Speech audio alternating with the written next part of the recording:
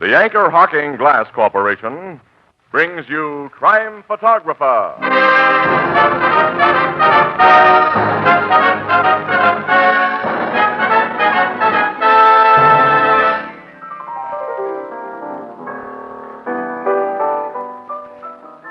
Did you have a good time at the UN yesterday, Tony? Sure did, Casey. Even attended a committee meeting. But what did you say when they asked whom you represented? Why, Anchor Hocking, the most famous name in glass.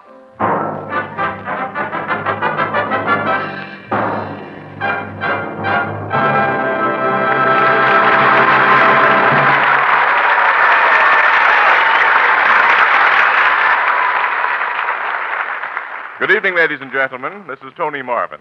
Every week at this time, the Anchor Hocking Glass Corporation of Lancaster, Ohio, and its more than 10,000 employees bring you another adventure of Casey, crime photographer, ace cameraman who covers the crime news of a great city.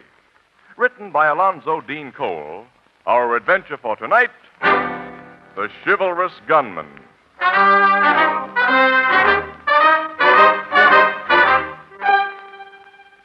Penrose Square in the daytime is a busy place. But now at night, lights shine behind a few windows of its old-fashioned office and loft buildings.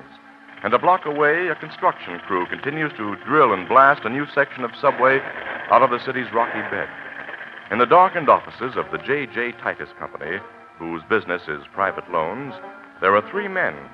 One is busily engaged at the door of a massive safe. Another holds a flashlight. The third lightly grasps a gun. How you coming, Gus? Almost ready to blow, Red.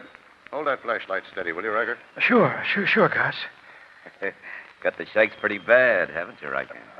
No, I'm all right, Ed. You're so scared I can hear your teeth rattle. Oh, it's the guy's first job, Gus. Weren't you scared when you cracked your first safe? I was scared the first time I killed a guy. I've never been scared. How many men have you killed, Ed? Oh, you've got a lot to learn about the rackets, Riker.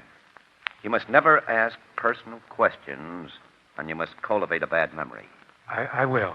I got the charge in and all wired. It's ready to shoot after I rig my pattern. You still scared, Riker? Well, sometimes people work in this building at night doing overtime. If the explosion is heard... Nuts. Nobody paying any attention to this blast. That subway work going on outside makes a perfect setup. I hope we find all the dough in that safe you say will be in it, Riker. There'll be at least $40,000 and maybe 50. I work in this office. I know what Titus keeps on hand. You'd better be right. I don't like to waste my time. I told you, fellas, how much money my boss kept here. I showed you how to beat the burglar alarm. Sure, Riker. You've done your part. Back with the wall, guys. I'll touch her off. Right. Here she goes. The door's blown clean off. Sure. I know how to crack these boxes. Now we'll see. The thing is full of dough. I told you. Hey, give me that suitcase. Help me load it with this dough, you guys. You and Riker loaded. I stay close to this hall door to watch and listen. I'm watching you guys, too, to see none of that dough sticks to your fingers. I want a full third of it. You'll get it, Ed. Sure, I will. Big bills and packages. Hey, there's all of 50,000 here. We'll count it up when we get to the hotel and make our split. Yeah, shake it up now. We've got it all. Hey, let's get out of here. You carry the bag with my tools in, Riker. I'll take the money suitcases. Oh, why can't Do I... as Gus tells you, Riker. Sure, Ed, okay. But let's get away. Quiet now. I'll open the door. Come on, there's no one in the hall. We'll go down the back stairs. Yeah, then it's only a block to the car and our getaway. Quiet. Somebody opened the door. It's down the hall there. That girl. Oh! Don't scream, babe. Don't. I won't, but why do you point that gun at me? Mr. Riker. She recognizes me, Ed. She's a stenographer who works in that office. She'll tell. And if she told the cops on you, you tell about us. You got to bump the scale, Ed. No, I don't know what this is all about. Please. Quiet. Let her have it, Ed. This girl's coming with us. Coming with us. Where? I know a spot out in the suburbs. You're going to kill me. Now, take it easy, baby. Come on, we're heading down the back stairs. Ed, you take her where you want to. Gus and I'll go to the place we agreed And on. take that dough with you? Yeah. Oh, no, Riker. The dough and me are going to stick together.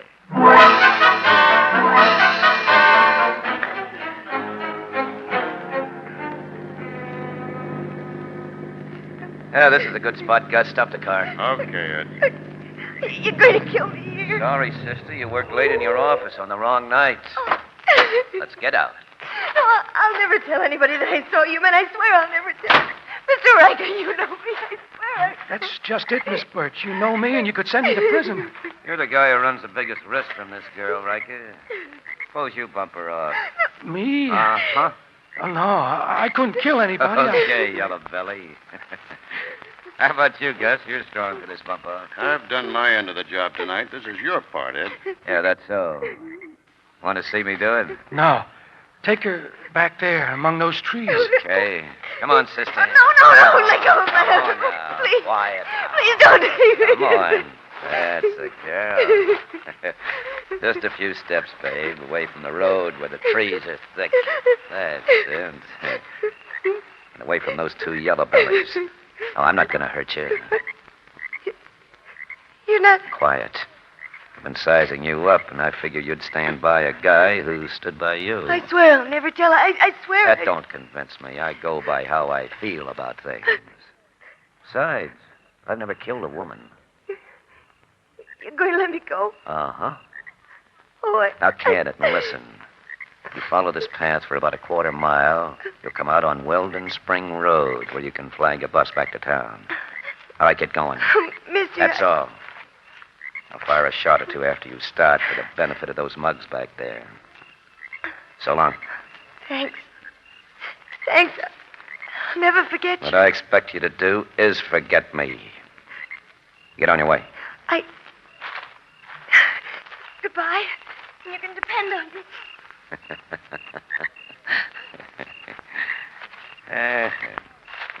That's swell double cross, Ed. Hey, what, Listen, I didn't trust you with that money. We followed you and heard everything you said to that girl. You did, Riker? We did. And you have a gat in your mitt, huh, Gus? Yeah. Guns aren't your racket, pal. You're a safecracker. I'll use a gat when I have to pay off a double crosser. That gal is never going to reach the bus line. And as for you, What about me? I'm giving you this. No, you don't. I said guns weren't your racket, Gus. You're too slow on the trigger. You killed him. I think so, Riker. Let's see. Uh-huh. He's dead. You never saw a guy get it before, I guess. Don't look at me like that, Ed. Not don't much guts, have you, Riker? You don't belong in the big leagues, and you wouldn't know what to do with big dough. So I'm taking all of what we got tonight. No. Not even a killer like you was going to take it from me. Shouldn't have reached for the gat. Poor Gus dropped, Riker. Guns aren't your racket either.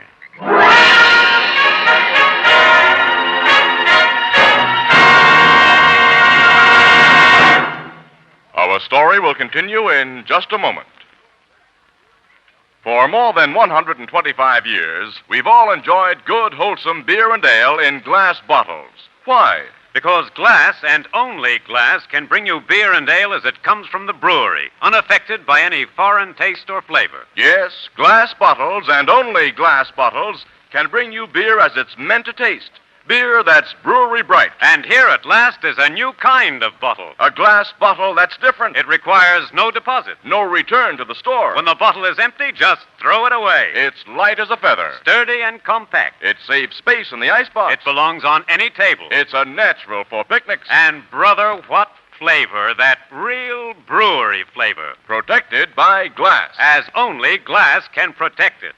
Yes, the revolutionary new Anchor Glass one-way, no-deposit bottle is sweeping America. For flavor, demand beer in glass bottles.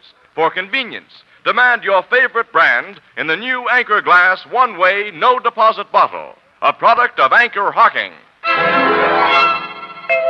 The most famous name in glass.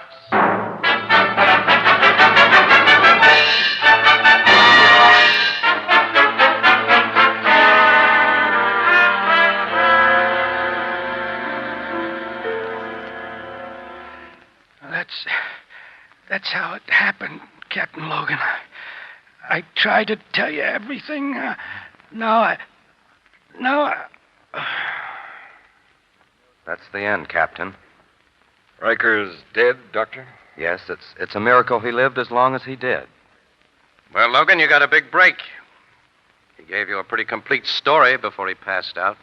Yeah, it was a swell break, Casey. But Riker didn't identify the killer for you, Captain. He said he knew him only as Ed.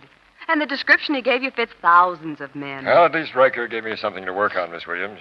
And there's this stenographer, Francis Birch, that the gunman turned loose. Logan, do you go for that part of Riker's story? A professional trigger man so chivalrous he takes a chance on his own hide by letting a witness go free? That's hard for me to swallow. Oh, screwy as this thing sounds, I think she got away safely. She'll be able to give me a good description of this killer. Women remember men. If the killer did let her go, and if she has any sense of gratitude, you're not going to get a thing out of her. Now, when she learns that her chivalrous gunman killed 2 guys tonight, well, as a reputable citizen... I'll bet she won't say a thing. We'll see. I'm starting to look for Miss Birch right now.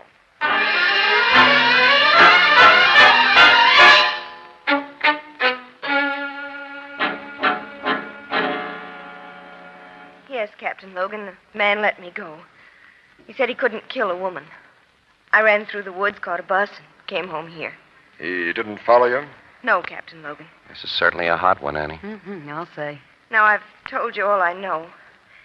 I've had a terrible experience tonight. Please leave me alone. I'm sorry, Miss Birch, but you haven't yet given me a description of this man called Ed.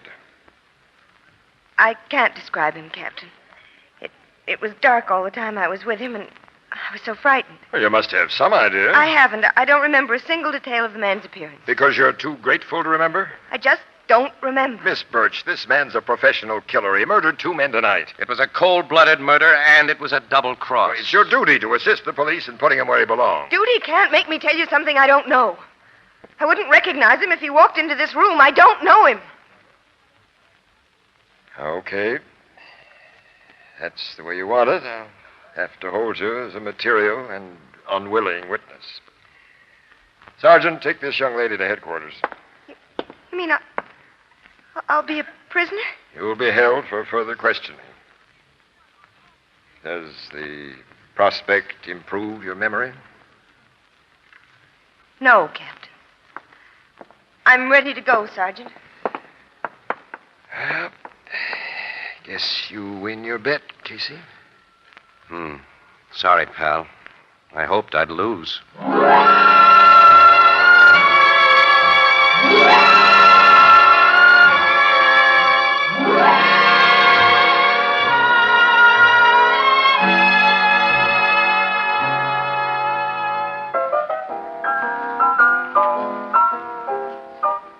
Mr. Ebersole, to everyone who's come into this bar, I've been predicting that this here baseball season is going to end with a big surprise. Hello, Ethelbert. Hi, pal. Casey, Miss Williams. Excuse me, Mr. Ebersole. Where you been all day? Oh, hang around police headquarters. Who's that guy? We're going back Just there a in a few fellow. minutes. Yeah, we've only got time for a small bottle of beer apiece, so give us some action, Ethelbert. Come Coming on. right up. You sticking close to headquarters, waiting for a break in that chivalrous gunman case? Yeah. Yeah, the thing's swell newspaper copy. The women especially are eating it up. Well, I'll say they are, Miss Williams. Every other femme who comes in here is talking about the killer who wouldn't hurt a lady. I think most of them are jealous of that Birch gal. They'd like to have met such a romantical character themselves. Oh, romantical character nuts, Ethelbert.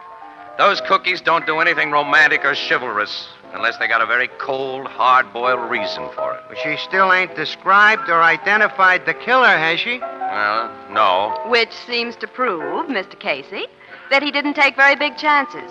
He was simply an excellent judge of character. Maybe. The thing still has a phony smell to me. I don't see why, Casey. He sized up the gal and figured she wouldn't rat on anyone who done her a big favor. That's all there is to it. That's the way it looks, all right. I admit. I suppose the cops have investigated the Birch gal pretty thorough, huh? Very thoroughly. And she's just what she seems to be, a plain-looking, capable stenographer. And her reputation is A1. But, Annie, nobody knows her really well. She has no close gal friends. She never went out much with guys. The cops didn't find anybody she'd ever been confidential with. Well, so what? Girls in a wolf town like this are smart to keep to themselves. Yeah. Well, she worked overtime on the night of the robbery at her own request, Annie. And her boss says that she's done that many times before. Yeah, I know. You got suspicions of Miss Birch, Casey? Well, I had, pal, but there seems to be no grounds for them. Casey had an elaborate theory that the appearance of Miss Birch after the Titus safe was robbed was timed. Timed? To make two of the robbers, Riker and Gus, agree to a change in plans. See, they'd intended to split the dough in a downtown hotel. Well, Francis Birch provided an excuse for this gunman Ed to get them and the stolen money out to a lonely spot in the woods where he could bump them off and take the entire haul. You figured Miss Birch and that Ed were working together, huh? Well, it was a theory. You mean a hunch? Yeah, only Logan can't find any connection between the Birch gal and any crooks. I don't think it was a very hot theory, anyways.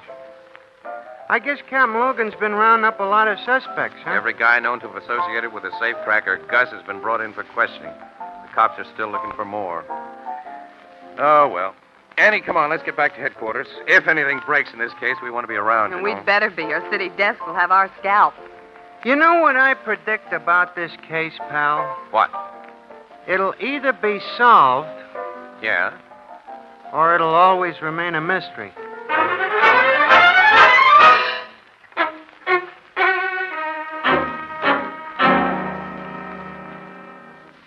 You and Miss Williams got here just in time, Casey. My boys have brought in another suspect. That's so. Who is he? A rod from Minneapolis named George Neal. Been booked for several trigger jobs in the Middle West, but always got out from under. He's been seen several times with Gus Lesser during the past couple of weeks, and he just might be Ed. Is the name Ed one of George Neal's aliases, Captain? No, not that we know of, Miss Williams, but that's a minor detail. An experienced crook wouldn't let an amateur like Riker know his real name or one of his usual aliases. Bring him in, Sergeant. Yes, sir. In a minute or two, I'll have Miss Birch in to give him the once-over. Oh, she won't identify anyone for you. I watch that gal very closely when she meets a suspect, Miss Williams. When she sees the right one, she may tell me more than she intends to. Oh, you think she'll give herself and him away? Could be. Now, you and Casey, keep your eyes open and let me handle this. Okay. Here's Neil, Captain. Oh, come in, Neil. Oh, thanks. Have a chair. You're too good to me. Well, what's this pickup all about, Captain? When'd you leave Minneapolis, Neil? Ooh, about 6 months ago. Been operating in this town ever since? I don't know what you mean by operating. You did quite a little gun work out in the Middle West? Oh, I wouldn't say that. I fell up against a couple of phony raps that weren't followed by convictions. Yeah. Yeah. You pulled some jobs in this town, Neil. Have I? Mm-hmm. Prove it. I'm going to try. Bring in our witness, Sergeant. Yes, sir. You have a witness? Yeah. Here she is, Captain. What do you want of me now, Captain? Now, take a look at that man, Miss Birch. Well, Have you ever seen him before? no. You're certain? Certain. That's all. Take her back to her quarters, Sergeant. Yes, sir. Well, your witness didn't know me, Captain. I noticed that, Neil. Am I at liberty to go now? You're being held for questioning. Take charge of him, Martin. Come on, Neil. Okay. You cops certainly waste an awful lot of time having a thing on me.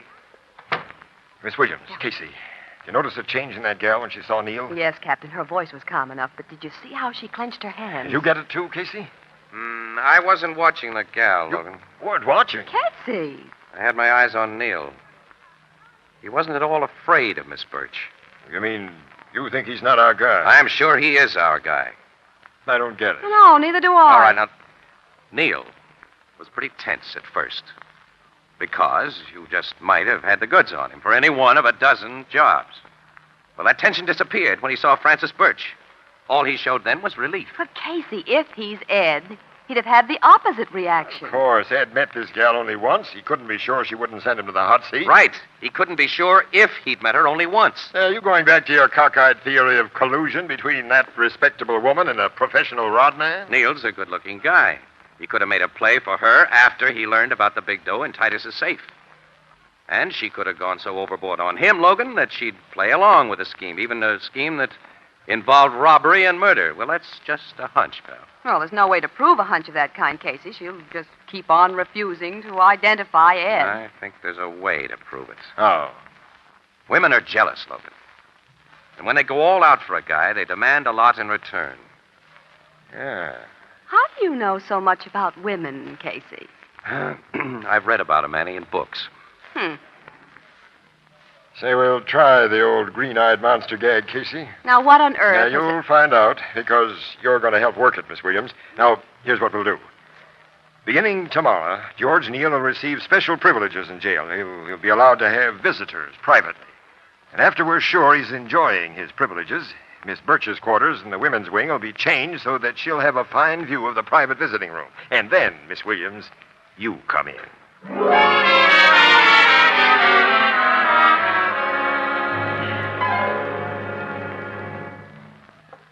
Come in, Miss Williams. Nice of you to visit me. Well, it seems the least I can do, Miss Birch. You must be terribly unhappy here. That's an understatement. I'm not in a barred cell, but I'm in a jail. I'm a prisoner. How much longer are they going to hold me as a witness against a man they haven't arrested and whom I can't identify if they do? Well, I don't know, Miss Birch. But they're making things more comfortable for you. They've given you nicer quarters than you had before. Yes. They moved me in here today. Huh? Oh, this would be quite a pleasant room if it weren't inside a jail. Yes, but it is. Oh, that's interesting view from this window. Interesting. Barred windows and stone walls. No, haven't you noticed the visiting rooms? They're a few floors below, across the court. You can see the real prisoners with their relatives and friends.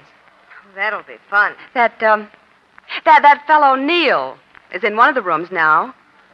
Neil? He's a good-looking guy. One of the men that you couldn't identify, remember?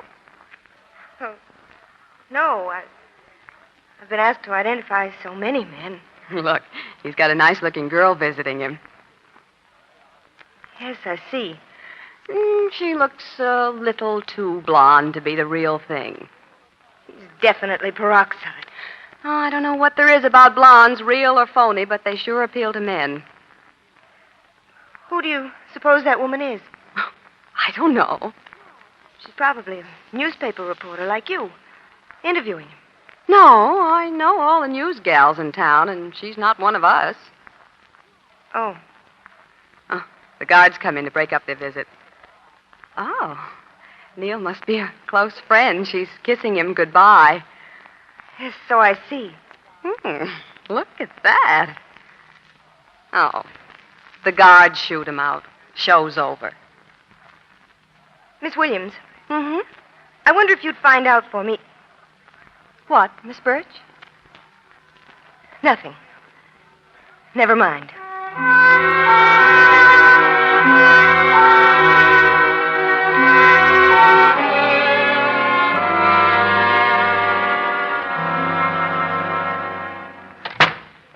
Oh, hello, Miss Williams. Hi there. I meant to come back sooner, but I've been so busy. It's good to see you. It's good to see anyone who isn't a matron or a policeman. You don't look very well. Have you been sick? I haven't been sleeping. Well, I don't wonder. You're not really a prisoner, but just... I'm in a prison. I'm in a prison.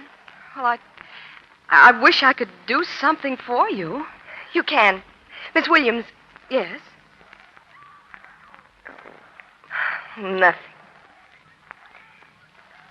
You know, I've had some amusement watching people in that visitor's room you pointed out to me. That man, Neil, I think you said his name was. Oh, yes. Well, do you know that same blonde woman's visited him every day? She must be a relative, don't you think? She's a relative, all right. I was curious enough to ask about her. She's his wife. His wife? Yeah. She flew on here from Minneapolis. His wife? Miss Birch, what's the matter? He's married. He was married when he met me. Married when he made me do the things I did for him.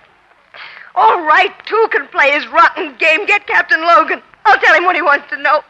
George Neal is Ed. He's that chivalrous gunman. He's the murderer I love. He's the man who promised to marry me. I I guess you've heard everything you need to, Captain Logan. Yeah, we heard, Miss Williams. And Casey wins another bet. This one, Logan, I didn't want to lose.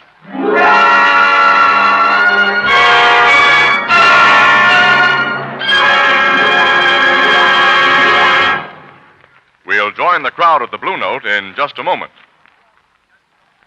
It's a funny thing, but nobody ever seems to have enough glasses. Attractive glasses, big, generous-sized glasses, particularly on these hot summer days and nights when you serve so much iced tea and lemonade. So why not put this note right on the top of your weekend shopping list? 6 oversized sunburst crystal glasses for long drinks of all kinds. These new sunburst crystal glasses cost only 10 cents apiece at your favorite 5 and 10 cent store or any other store selling household glass. They're crystal, yes, genuine crystal, with a beauty that can be compared only to rare and costly hand-cut crystal, the kind that mothers hand down to their daughters. Yet these sunburst crystal glasses cost only 10 cents apiece, only 60 cents for a half dozen, slightly more in distant cities. Now, you'll recognize them immediately by the distinctive sunburst design. But be sure to ask for Sunburst Crystal by name. Sunburst Crystal, product of Anchor Hocking. The most famous name in glass.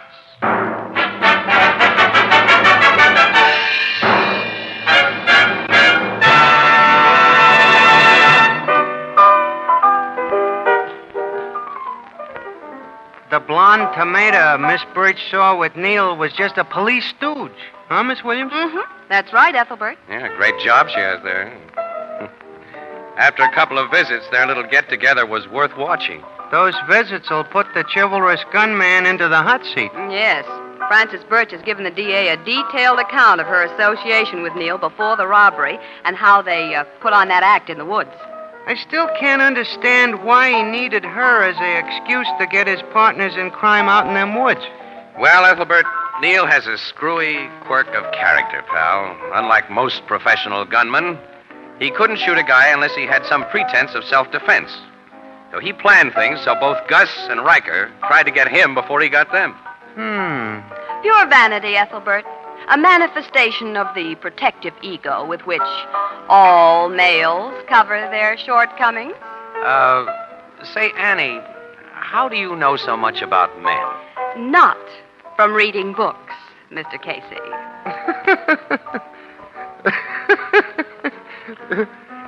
Huh?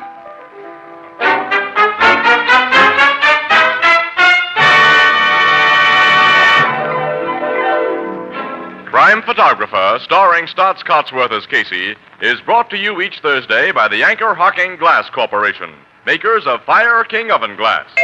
Anchor glass containers, Anchor caps and closures. All products of Anchor Hocking, the most famous name in glass.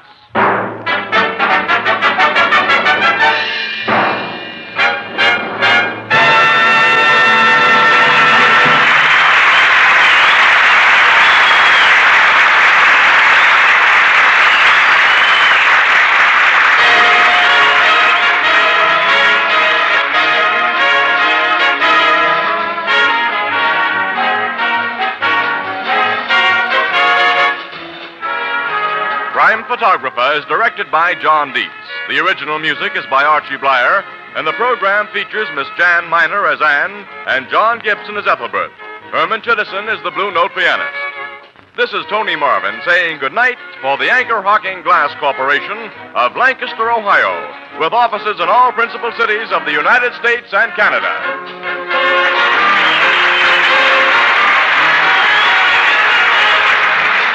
This is CBS, the Columbia Broadcasting System.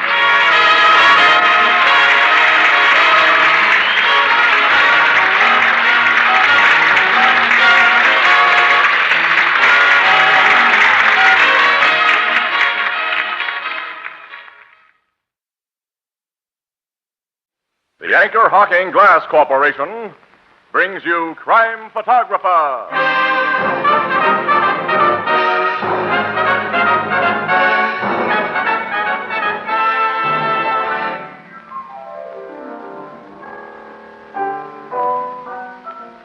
You know, wherever you go these days, you hear people speaking foreign languages. Mm-hmm, that's true. Why, only the other day, a little Frenchman came up to me and said, Anchor hawking, les plus fameux noms des vitres. What'd you say? Why, I agreed with him. Why? What does it mean? It means anchor hawking, the most famous name in glass.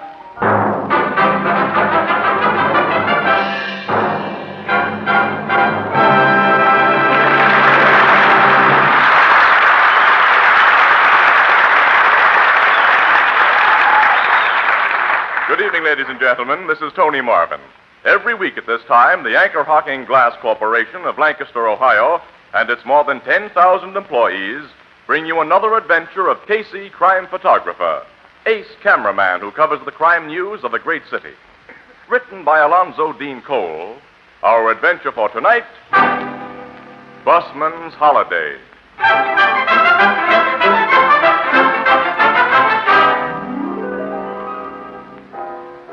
Late afternoon, the Blue Note Cafe.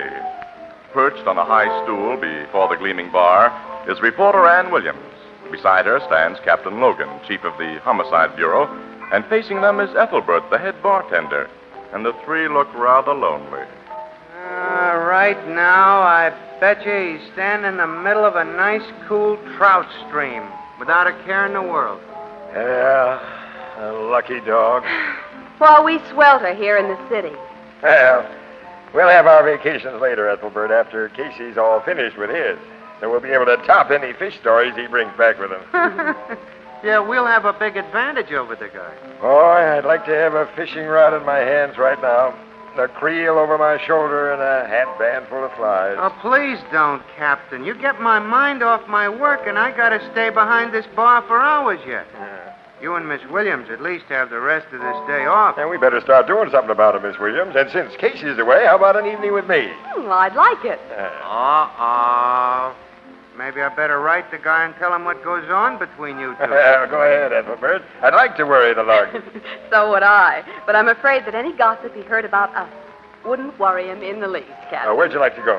Well- How about driving out to the beach? You can have a swim. Oh, that'll be perfect. You two are breaking my heart. We're sorry for you, wage slave. Let's go, Miss Williams. Come on. See you later, Ethelbert. So long. So long. Hey, Walter, bring up some more of those doggone lemons. Hey, it's after 4 o'clock, and I'm hungry. Me too. Or shall we go back into the Blue Note? Oh, I eat there so often. Let's go to Rodney's Diner. That little joint? Well, you can't get a better sandwich anywhere in town. And besides, I want to find out if Mamie got her engagement ring. Mamie? Mm-hmm. She's the cute little waitress at Rodney's. Oh, yeah, the very young one you and Casey like. Mm-hmm. She just turned 17, and she has a very heavy romance with a soda fountain boy at Slagle's drugstore. Okay, we go to Rodney's. Tell me about the heavy romance. Well, the course of true love hasn't been running smoothly. Harold, he's the boyfriend. The soda jerk. Mm-hmm. He's 18. He's formally proposed to Mamie and has been formally accepted. But she can't consider herself formally and properly engaged until he gives her a diamond ring. Practical gal. Oh, she doesn't care if the diamond's no bigger than a pinpoint, just so it's a diamond. Oh, sure. Harold told her he was saving his money and that she'd get the ring for her birthday. But he didn't give it to her then. What excuse did he make for not giving her the ring? He told her his money was tied up. But he promised faithfully that she'd get the ring yesterday. So I'm naturally curious as to whether he made good. Miss Williams, you're just naturally curious, period. Here's my car.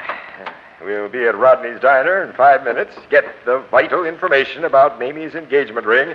Then it's us for the beach. Oh, with nothing to do but relax. Oh, isn't it grand to have a day off?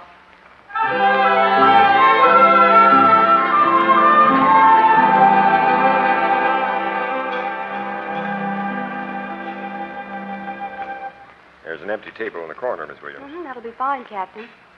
Oh, there's Mamie. Say, the kid looks as though she's been crying. Oh, and she hasn't a ring on. Harold didn't come through, apparently. Oh, I'm so sorry. She had her heart set on it. She's coming over here. Hello, Miss Williams. Hello, Captain Logan. Hello, Mamie. Hi, kid. What are you going to have? Why, just some coffee and lettuce and tomato sandwich. A double hamburger for me and coffee. I'll get it for you. Oh, wait a minute, Mamie. Yeah? Never mind. You want to ask me about Harold, don't you, Miss Williams?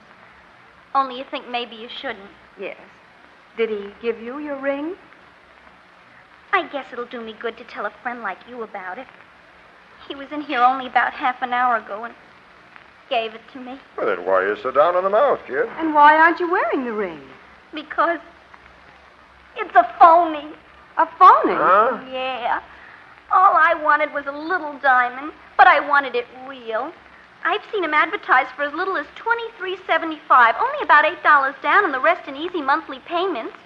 Genuine diamonds, set in genuine gold. I'd have been satisfied with one of them, but I didn't want a piece of 89-cent junk. Poor kid. Harold lied to me. For months he's told me he was saving money for my ring, but now I'm convinced that Harold Hertzheimer doesn't care anymore.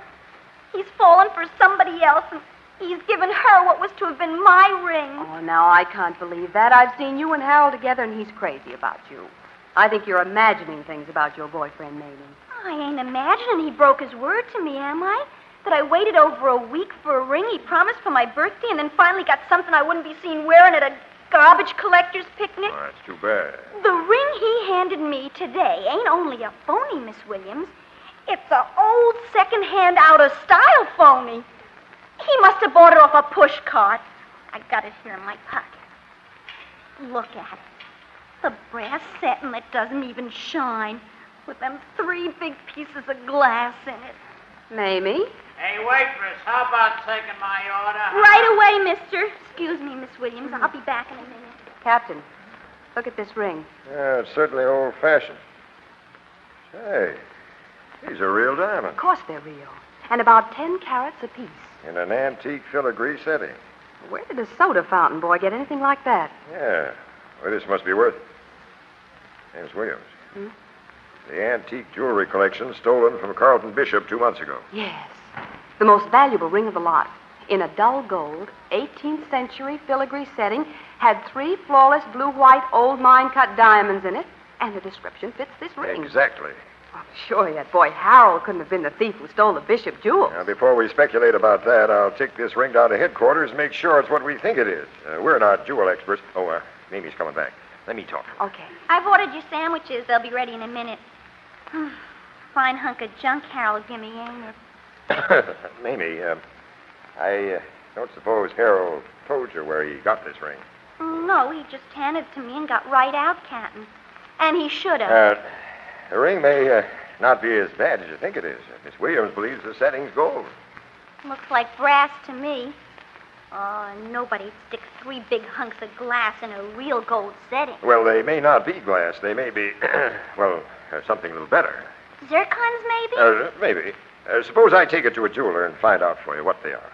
Okay. And, Mamie, don't tell anyone that you let me have the ring. Especially don't tell Harold. I won't even see that drip. Oh, the counterman's setting out one of my orders. Excuse me, I'll get him. Who will you see at headquarters about that ring, Captain? Now, Mallory is in charge of the Bishop robbery investigation. Captain Mallory, hmm? Yeah. You and he don't get along well together. Well, Mallory's a good cop, Miss Williams, but strictly off the record, he's a credit hog. He's butted into several cases of mine where he had no right to, and... What's that, for? This ring may be the key to the Bishop robbery, and I might teach Mallory a lesson by butting into one of his cases and cracking. Oh, that I'd love to see happen. Miss Williams, this is our day off. Shall we take a busman's holiday? Captain Logan, the beach is out. You sleuth, and maybe I get an exclusive story.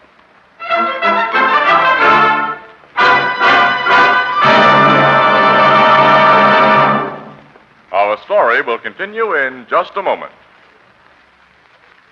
Let's have a quick question and answer session about beer and ale. Okay, shoot. All right. What makes good beer good? Good brewers, of course. Right you are. And what keeps good beer good? Glass? Glass. Glass bottles? Yes, because glass bottles and glass bottles alone can bring you beer and ale as it comes from the brewery, unaffected by any foreign taste or flavor. And now we have a new kind of bottle. A new kind of bottle? A glass bottle that's different. It requires no deposit. No returns to the store? When the bottle is empty, just throw it away. And its other advantages? 1, it saves space in the icebox. 2, it's a natural for picnics. 3, it belongs on the finest table. And 4, don't forget it protects the real brewery flavor. As only glass can protect it. Yes. The revolutionary new Anchor Glass one-way, no-deposit bottle is sweeping America. For flavor, demand beer in glass bottles. For convenience, demand your favorite brand in the new Anchor Glass one-way, no-deposit bottle, a product of Anchor Hocking. The most famous name in glass.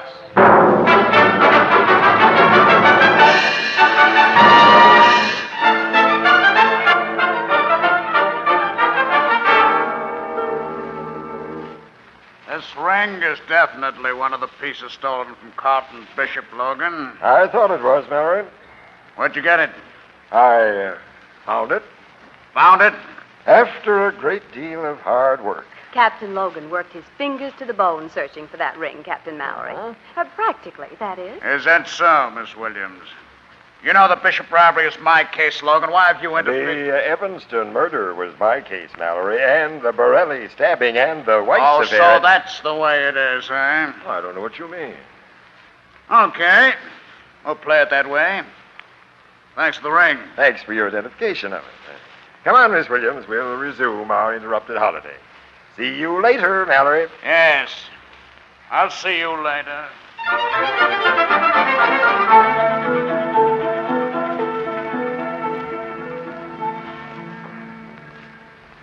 Harold's in the drugstore, Captain Logan. You can see him through the window. That long, skinny kid back of the soda fountain there. He doesn't look like a crook, Miss Williams. Then crooks seldom do look like crooks. Well, I can't believe that he had anything to do with the Bishop robbery. He had that ring Mallory identified. Does the boy know you? Mm-hmm, yeah. There are a lot of people in the store. Someone might recognize me as a cop. And, you go in and get the kid out. I'll talk to him here in the car. Well, what excuse shall I give him? Tell him who I am. I want to see him, but don't tell him why. If he has anything on his conscience, that'll worry him, soften him up.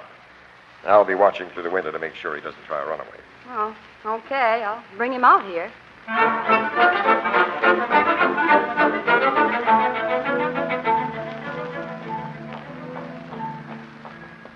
Captain Logan, this is Harold. Pleased to meet you, Captain Logan. Miss Williams said you wanted to talk to me. Yeah. What's this all about? Miss Williams was sort of mysterious. Haven't you any idea what it might be about, son? No, sir. It's about a ring. A ring? That ring you gave Mamie. The stolen ring. How'd you find out I stole it? Oh, you did steal it, Harold. No, it wasn't stealing, Miss Williams. I was only taking part of what he owes me. Carlton Bishop owed you something? Carlton Bishop? Well, who did you take the ring from, Harold? Oh, my cousin Louis. Cousin Louis? Yeah, I thought you knew. Well, we know, son, but won't you tell us the whole story? I might as well. I'll feel better when I get it off my chest. Of course you will. I know Mamie has talked a lot to you, Miss Williams, so you know I was saving money for her engagement ring. Yes, Harold. Well, I'd saved almost $100. I was going to get her a real swell diamond ring. Louis said he could get me one at wholesale, so I gave him the money. Louis didn't deliver, huh? No. I found out he'd lost my dough in a dice game. Nice boy, your cousin. Yeah. Oh, Louis swore up and down he'd give me my money back, but, well, he was going to be yesterday. He said he had a bet on a horse that was a sure thing. Louis seems to be quite an operator. And then came yesterday and no money from Louis. I couldn't even find Louis, Miss Williams. The day I got desperate, I went to his rooming house with my mind made up to wait there till he came in, no matter how long it took. And if he didn't pay up, I was going to take it out of his hide. That idea had merit. Now, how'd you get that ring, son?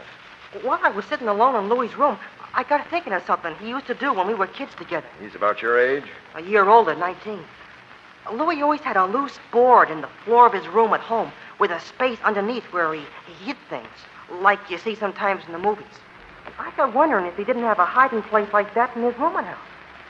I turned up the rug, begun looking, and pretty soon I found it. The ring was hidden there? The ring and a lot of other fake jewelry. Uh-oh. Old-fashioned stuff? Like the ring, Harold? Yes, sir. Necklaces, bracelets. All of it looked like it'd come out of a junk shop. I took that crummy ring because, well, the glass in it looked almost like diamonds, and I just had to have some kind of an engagement ring from Mamie. Did you take anything besides the ring? No, sir. I put the rug and the board back in place and left. Oh. But I ain't a thief, Captain. I only took back a little part of what that heel Louie owes me. We're going to pay a call on that heel, Louie. And if you told me the truth, son, you won't have to worry about what he owes you. There's a whopping big reward offered for the return of the Bishop jewels. Reward? Bishop jewels? We'll explain that on the way to Louis.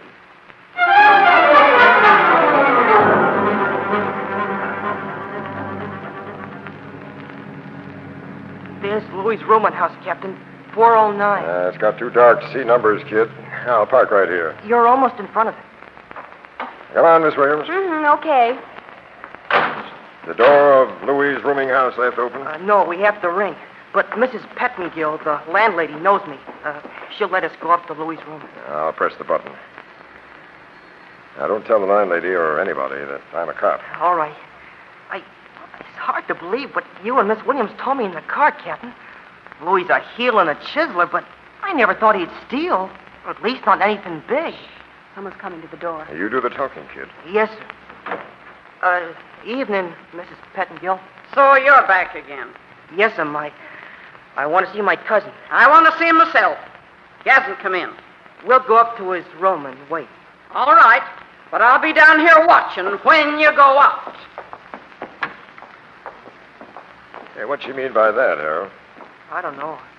She ain't a very friendly woman. Yeah. Now, where's Louis' room? 4 flights up. Oh, it would be.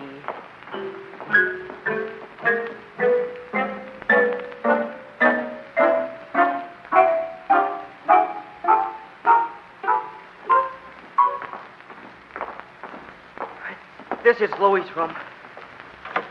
Yeah, the door wasn't locked. He never locks it. I'll turn on the lights. Now, let's close the door.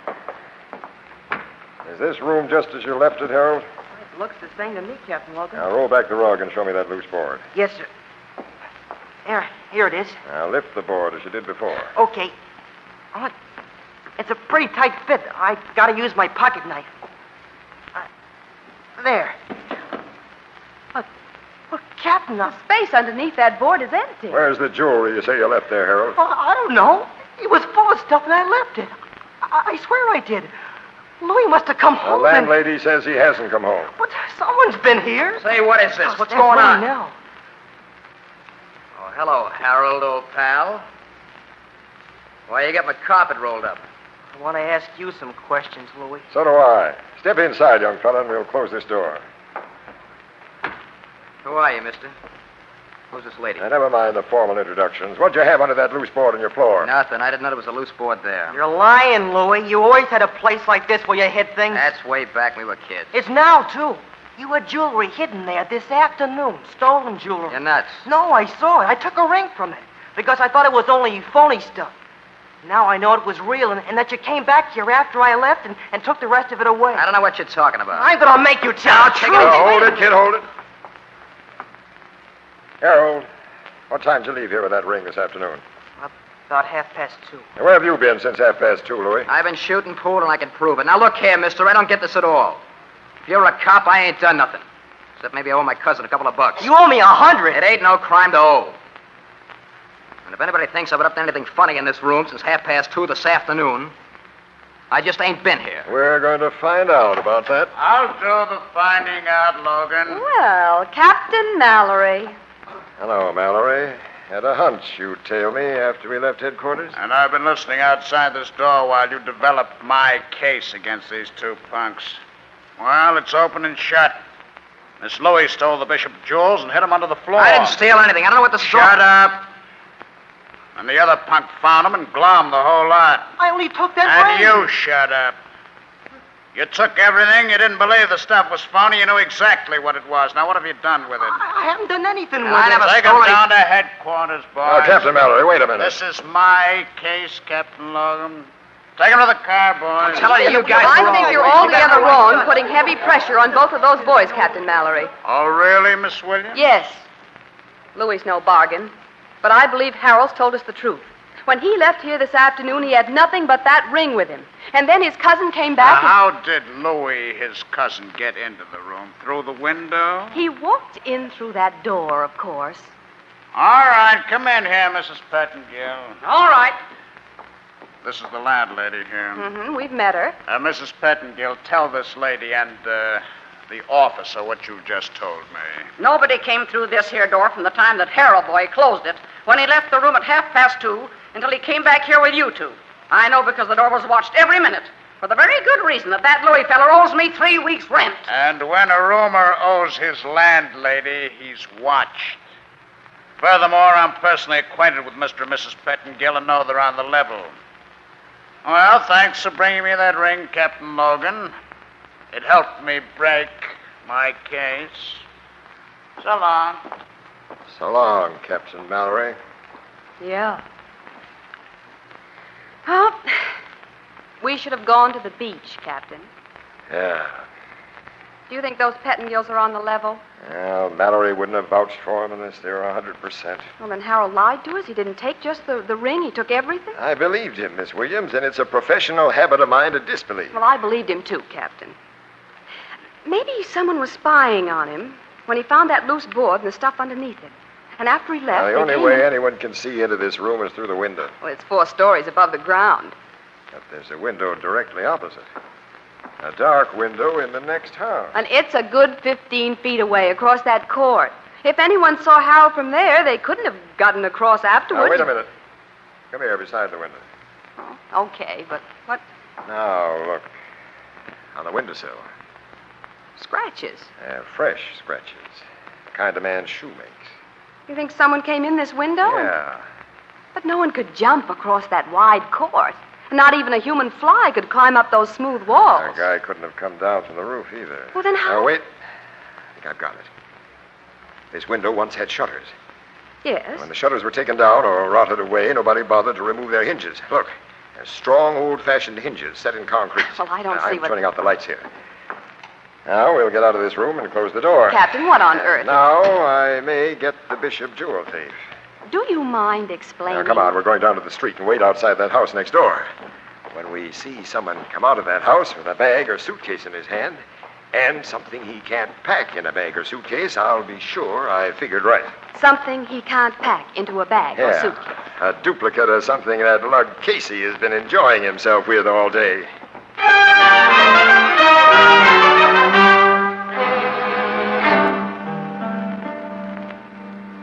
Now that we're all set outside the house next door, Captain, will you take me into your full confidence? Sure.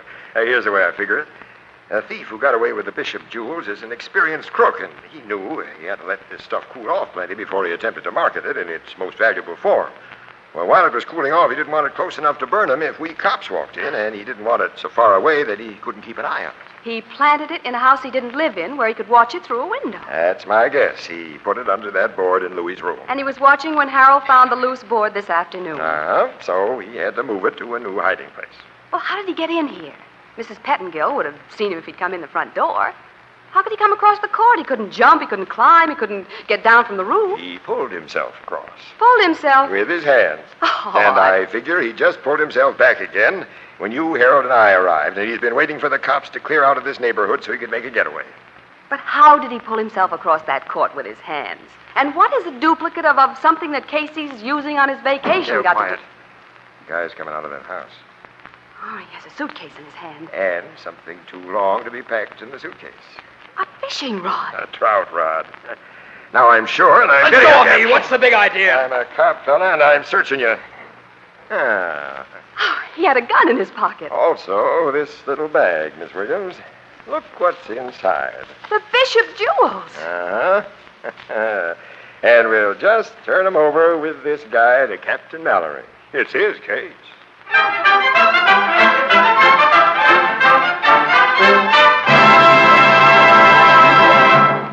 We'll join the crowd at the Blue Note in just a moment. Too many people are talking about the heat. I want to talk about something cool. So let's imagine a big frosty pitcher with ice cubes tinkling against its crystal sides, ice-cold lemonade or iced tea or delicious fruit juices. Now, whatever cool drink you serve, it will look better and taste better when poured from a new Sunburst crystal pitcher. Now, what is a Sunburst crystal pitcher? Why, it's a radiantly beautiful 2-quart crystal pitcher in the magnificent new kind of crystal the whole country is talking about and admiring. It picks up light like a diamond and scatters it in 1,000 flashing rays. And here's the surprise. You can own one of these magnificent, sparkling Sunburst crystal pitchers for only 50 cents. Yes, only 50 cents, or slightly more in distant cities. Look for it tomorrow in the windows and on the counters of the retail stores of America.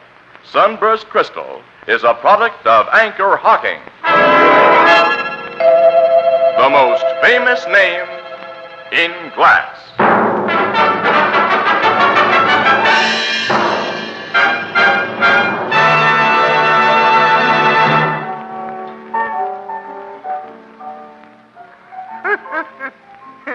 I'll bet Captain Mallory wasn't happy at all when you handed him them Bishop jewels together with a guy who really stole them, Captain Mallory. Oh, of course he was, Ethelbert. As a good cop, he was glad to see the case properly solved. Mm-hmm. He was as glad about it as a movie star when a co-star steals the picture. Sure. Say, you ain't told me yet how that thief got across the 15-foot court 4 stories above the ground. That was simple, Ethelbert. He pulled himself across with his hands. What? I don't get it, Miss Williams. I might not have tumbled to it if I hadn't been envying Casey his fishing trip vacation. Trout rods were on my mind. How does a trout rod... The thief had a 12-footer when the sections were fitted together. Holding it at arm's length, Ethelbert, and leaning out of his window, he could reach one of the old shutter hinges on the opposite building. And when he reached it... His rod didn't have a trout line on it, but a strong steel cable that hooked onto the shutter hinge. And he fastened the other end of the cable to a steam pipe in his own room. Then, using heavy gloves, he pulled himself across the cable hand over hand. Well, it wasn't a difficult stunt. And when he went back across the court, he unhooked the cable with his trout rod and drew it in. Oh. It ain't difficult when you figure it out. Or is it? You'll figure it out, Ethelbert. Does Mamie know, and has she forgiven Harold? Mamie knows everything, and she has forgiven Harold all. What's worse, she's going to marry the guy. And with the reward those 2 brats will collect from Carlton Bishop, Harold's not only buying her an engagement ring, but a wedding band and furniture. How about Louis? Oh, Louis still owes Harold $100. And chances are he always will.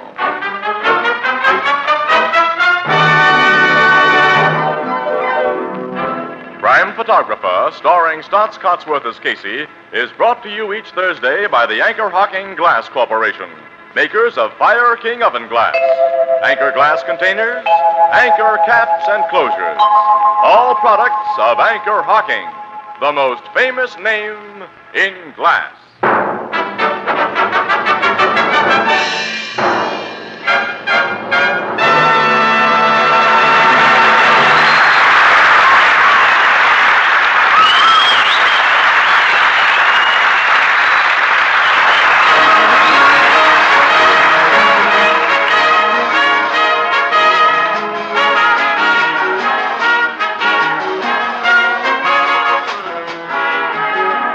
Crime Photographer is directed by John Dietz. The original music is by Archie Blyer, and the program features Miss Jan Miner as Anne and John Gibson as Ethelbert. Captain Logan is played by Bernard Lenrow, and Herman Chittison is the Blue Note pianist. This is Tony Marvin saying goodnight for the Anchor Hocking Glass Corporation of Lancaster, Ohio, with offices in all principal cities of the United States and Canada. Thursday night on CBS is the biggest show in town. So stay tuned for exciting dramatizations on Reader's Digest Radio Edition, which follows immediately over most of these stations. This is CBS, the Columbia Broadcasting System.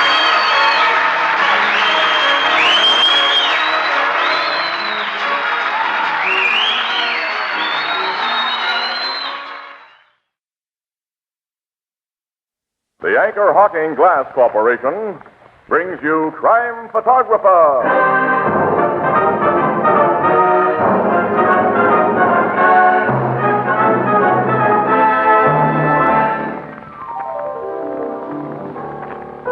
Where you going over Labor Day weekend, Tony? Well, Casey, I haven't any plans particularly. But everyone goes to see somebody over a Labor Day weekend. Everybody. Oh, I know, Ethelbert. I'm waiting for them. You mean everybody will come to see you? Excellent deduction, Casey. Yeah, but why should the whole world be to pass to your door? Why? I work for Anchor Hawking, the most famous name in glass.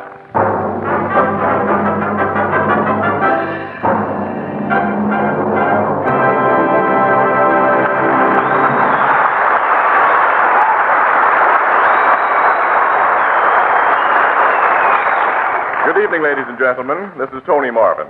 Every week at this time, the Anchor Hawking Glass Corporation of Lancaster, Ohio, and its more than 10,000 employees bring you another adventure of Casey, crime photographer, ace cameraman who covers the crime news of a great city. Written by Alonzo Dean Cole, our adventure for tonight, Hideout.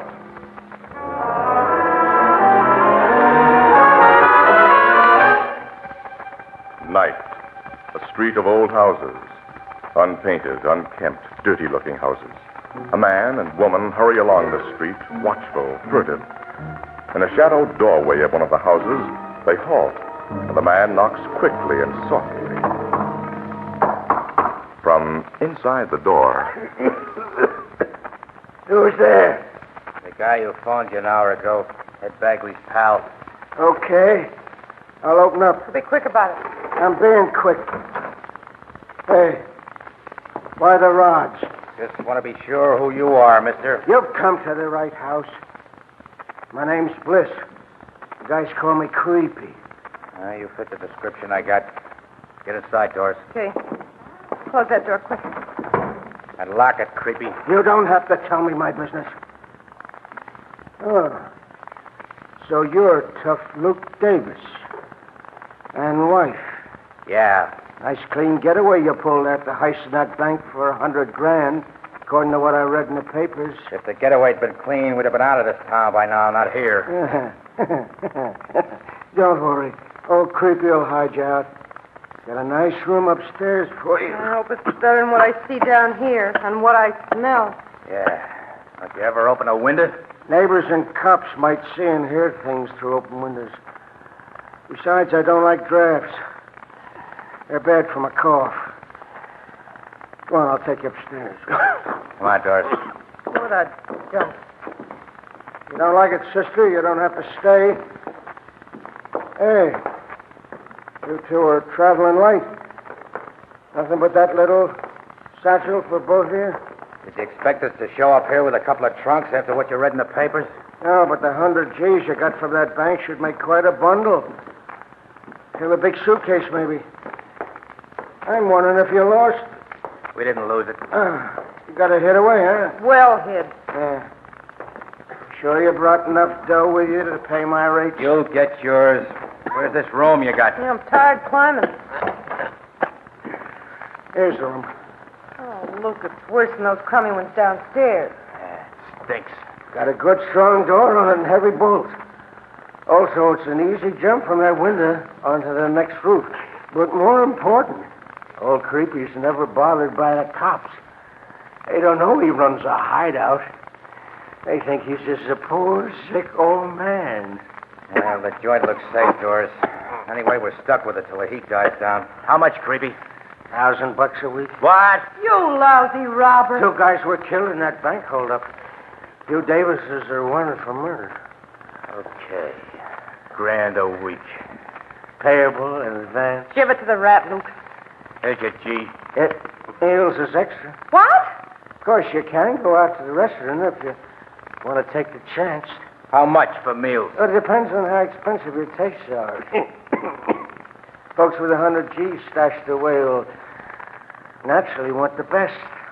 Yeah, we get it. But be careful, Creepy. I'm a guy who explodes under pressure. Don't put it on too hard.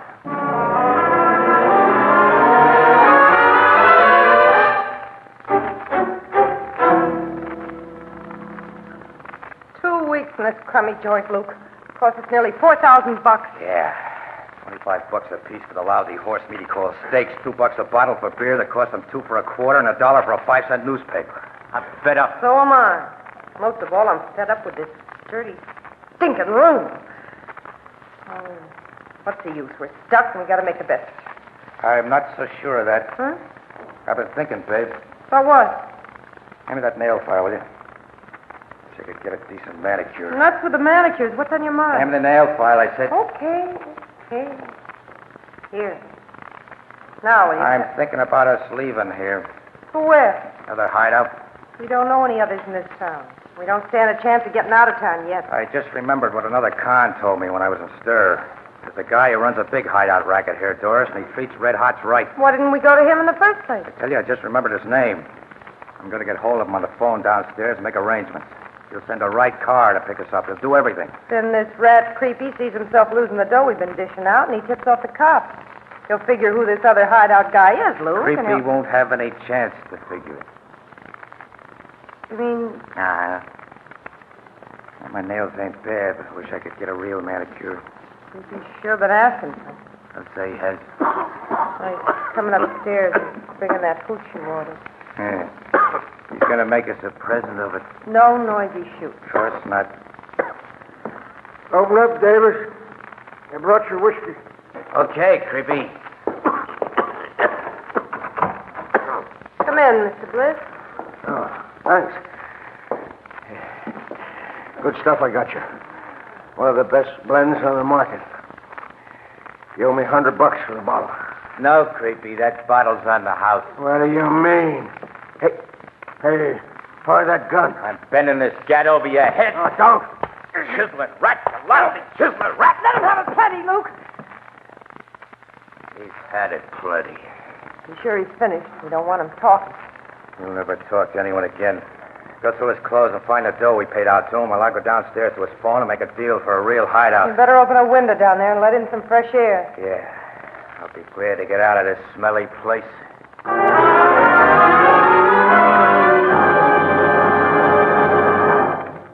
Our story will continue in just a moment. The time has come, the sponsor says, to talk of beer and ale. For brewery taste and purity, for goodness without fail. Use glass to keep the flavor right, for glass will never fail. That's it. Glass and glass alone brings you beer and ale as it ought to taste. Right. Glass bottles and glass bottles only can bring you beer and ale as it comes from the brewery, unaffected by any foreign taste or flavor. And now we have a new kind of bottle. The Anchor Glass one-way bottle. It requires no deposit. No return to the store. When it's empty, dispose of it as you would any food container. It saves space in the icebox. It's a natural for picnics. Easy to open, easy to drink from. It's always in good taste. And it protects that real brewery flavor. As only glass can protect it. Yes. The revolutionary new Anchor Glass one-way no-deposit bottle is sweeping America. For perfect flavor, demand beer in glass bottles. For extra convenience, demand your favorite brands in the new Anchor Glass one-way no-deposit bottle, a product of Anchor Hocking. The most famous name in glass.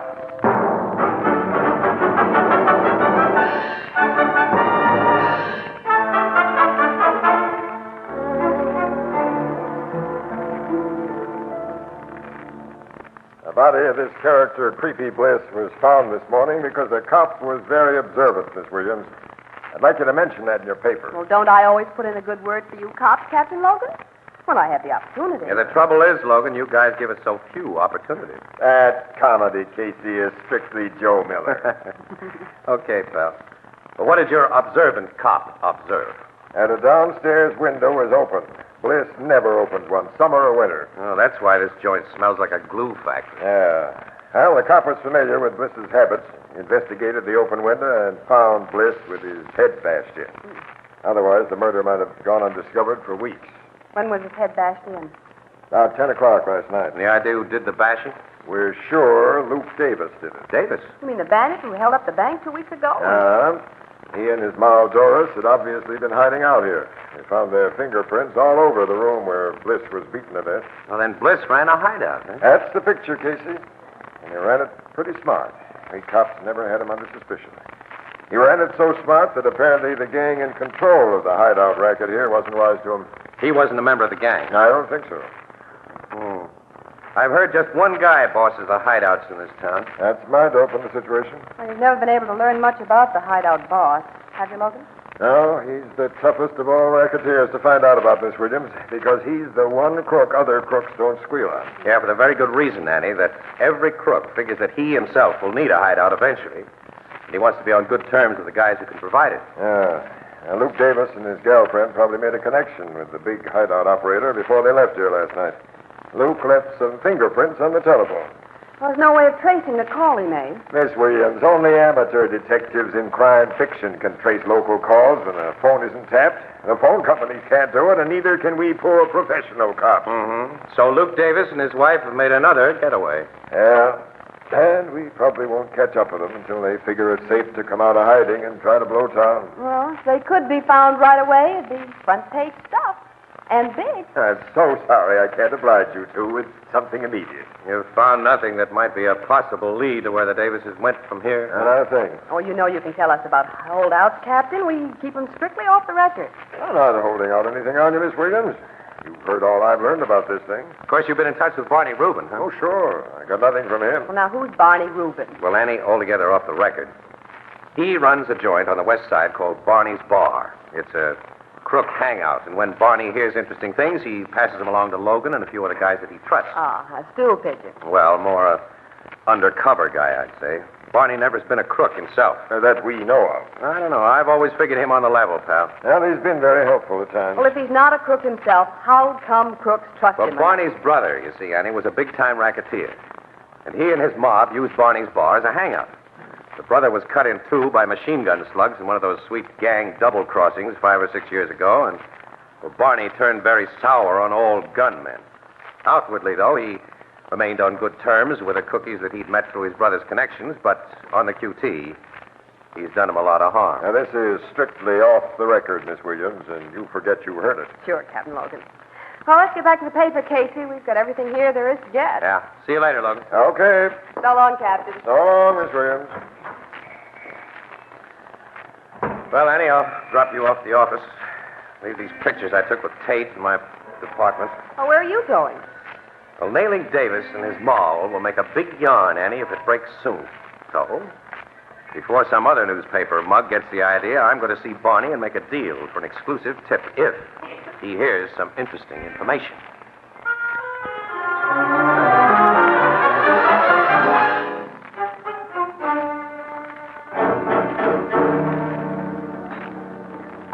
Casey, I ain't heard a word about Luke Davis and his moll, and I don't expect to hear any.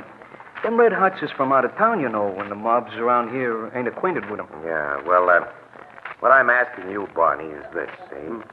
If you hear anything, let me have it first, see? At the same time that you pass it to the cops, I mean. Before other newspapers can get it. You know, I always return the favors that you do me. Sure, I know. Yeah, I might have been bumped off a couple of times if you hadn't persuaded certain wrong G's that I wasn't a student. Yeah. I give you tips and you do me favors. That's right. Well, do we play it that way again? Why not? But like I say, I can't hope for a thing on them two Davis red hots.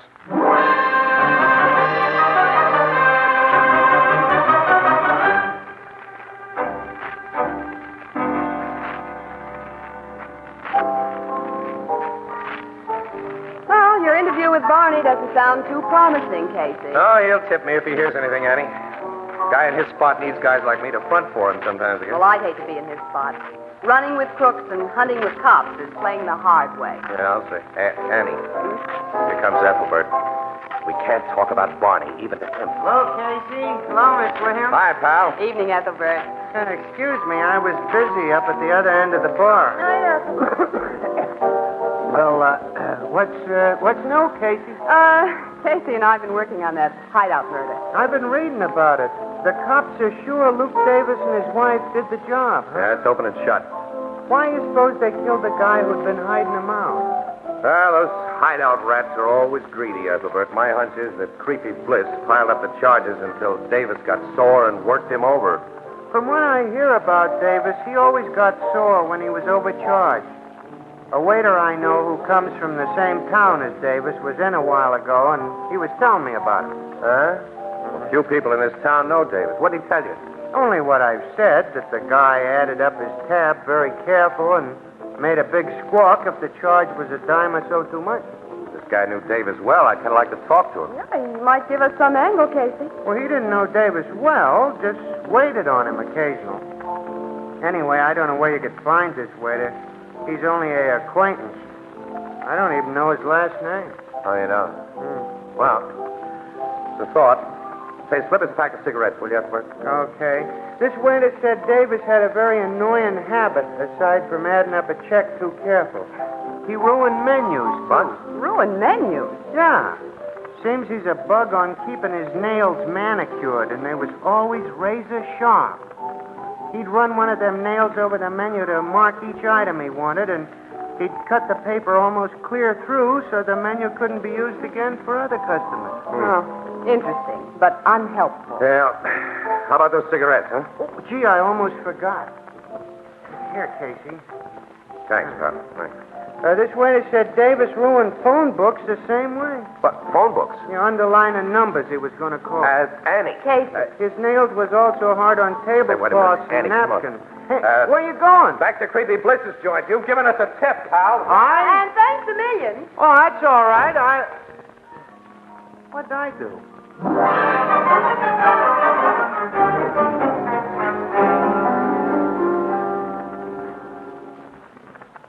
Say, maybe Ethelbert's given you and Miss Williams something, Casey. There's a notation on Davis's police record about his sharply manicured nails. And you're sure he made a call from here last night to arrange for a new hideout, huh? Yeah, we found fresh prints of his on the phone. Oh, where's the phone book, Captain Logan? On the table beside the phone. His prints are on the book, Well, let's go through that book. All right, now. Ethelbert's waiter friend said that Davis's nails cut almost through the paper where he underlined things, Captain. So his mark should be easy to spot. I'll find it if it's here. I'm taking the book page by page. All right, well, now, ripple through it first. We may save time that way. We'll see. Allen, Amherst, Austin. All right, the A's. Now the B's. Abbott, Aiken, Baker, Vanderger. Logan, wait a minute. Huh? There it is, Logan. Ah, deep nail mark under a name and number. Look at that name and number, Casey. Holy! Why, it's Barney's bar. But Barney? But both of you told me that this Barney was in with the cops. Looks like we were wrong, Miss Williams. Yeah, plenty. Sergeant, take this book and go over it page by page. If you find any other marks like this, let me know. Yes, sir. I don't think you'll find any more, Logan. Neither do I.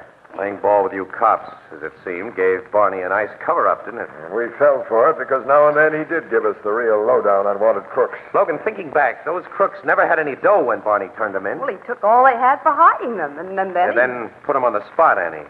Sometimes collecting a cash reward for doing it in addition to the goodwill of saps like Logan and yours truly.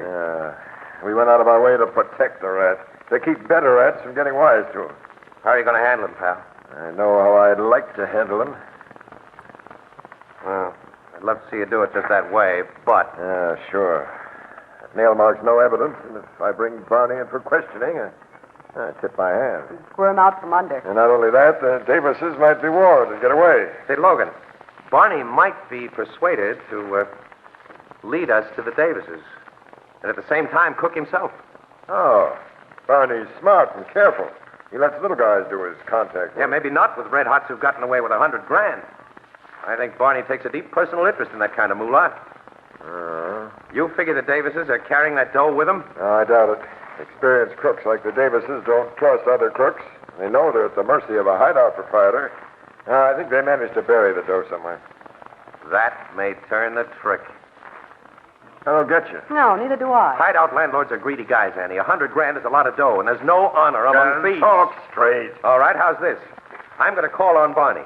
I've done him favors in exchange for tips he's given me. All right, tonight, I'll hand him a tip and hope he does me the favor of falling for it. Is that straight enough? Casey. Not the double talk. So long, pals.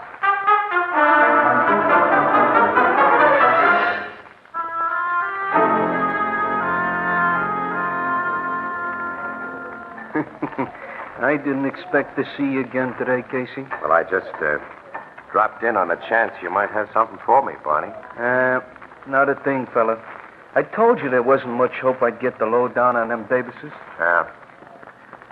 Well, I thought maybe, you know. I got a little new dope on him after I left you this afternoon. Yeah? Yeah, this is strictly confidential, Barney.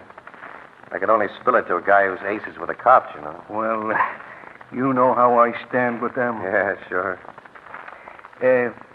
What's your dope? Not that it'll mean anything to me.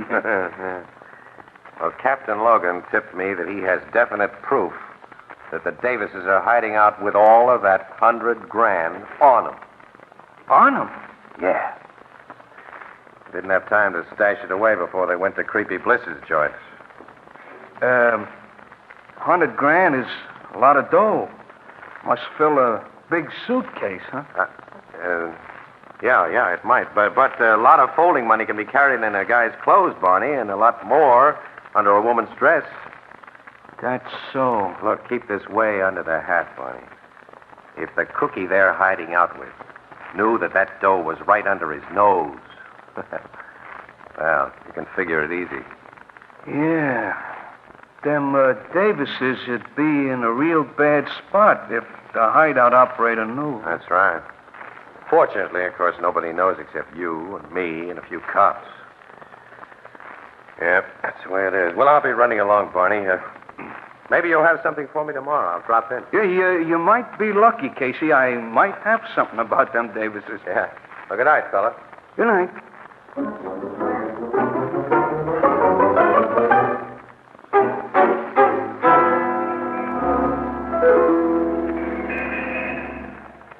Barney's getting into his car, Logan.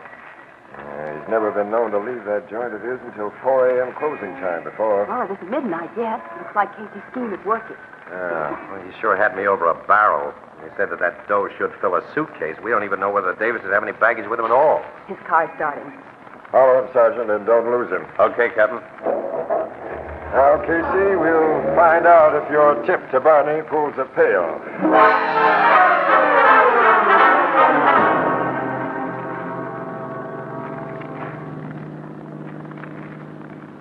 Barney's car is pulling into that public garage, Casey. Yeah, I see it, Andy. We followed the guy for half an hour, and all he's been heading for is the garage where he puts his jalopy to bed.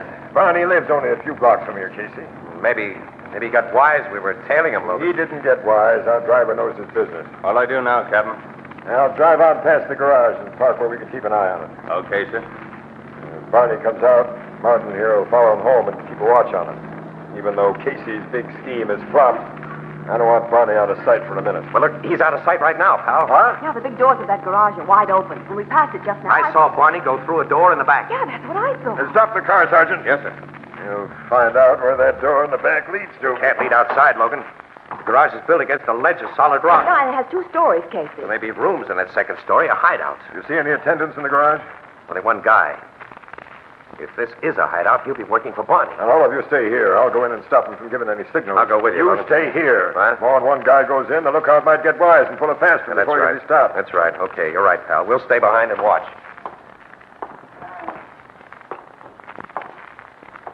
Good evening, friend. What do you want? I'm having a little motor trouble. My car's outside. You take a look at it? This is just a storage garage, mister. We don't do mechanical. I want to find out what kind of work is done here. That's what I call a very sweet, fast job of quieting the guy. You flatter me, Casey. Take care of this lug, Martin, and keep him quiet. Sergeant, post the men so no one can get out of this building. I'm going to see what's behind that back door. Yes, and this time I'm coming along. And me too. Well, there's no time to argue. Come on, but be quiet.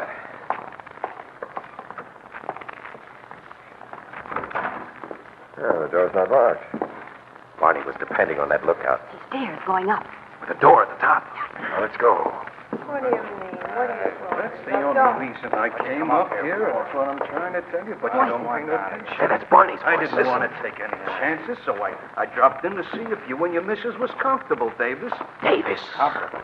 I've been in cells that were bigger than this lousy room. Coffins is much smaller than this room. Nobody's going to put Luke and me in coffins, Barney, not for a long while. And it'd be too bad if somebody did, Mrs. Davis. You two ain't got so much to live for. Not much. $100,000. But it's going to be too bad. Hey, why that gat? Got a silencer on it, Luke. And the door, Casey. Together. Drop that gun, Barney. No. If you wanted that. I got him, Captain. Don't reach for your gun, Davis. I got sense, Copper. I'll only reach for... Dave! Annie! He's got Miss Williams! In front of me, Copper, and I also got my gun. Now we'll shoot it out on terms I like. Oh, yeah? Look, You dopes always watch the guy with a gat and forget about the guy who hasn't any, Davis. This'll teach you to remember. Oh, Casey. That's what I call a very sweet, fast job of quieting a guy, Casey. You flatter me, Wilson.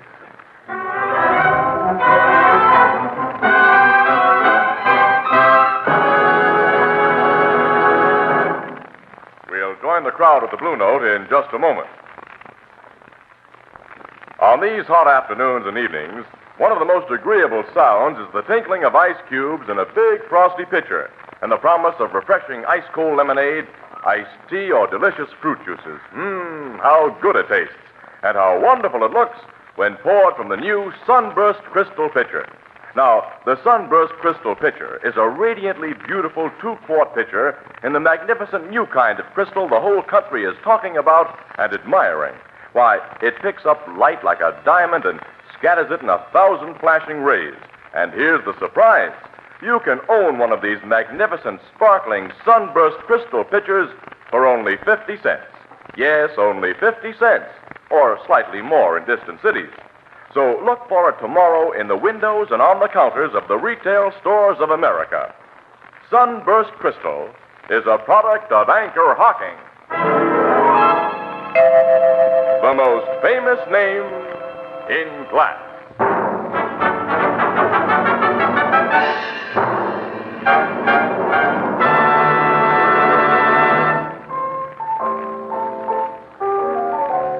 Good night, Ethelbert. Hello.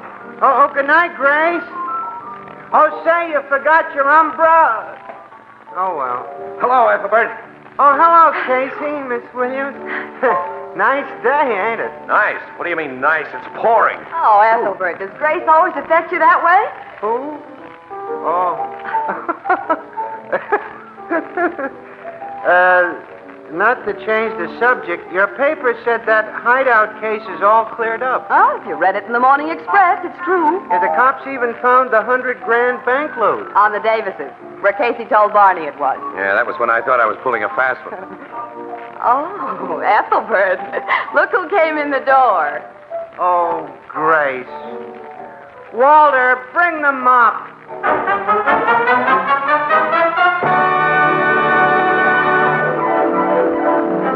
Prime Photographer, starring Stotts Cotsworth as Casey, is brought to you each Thursday by the Anchor Hocking Glass Corporation, makers of Fire King Oven Glass, Anchor Glass Containers, Anchor Caps and Closures. All products of Anchor Hocking, the most famous name in glass.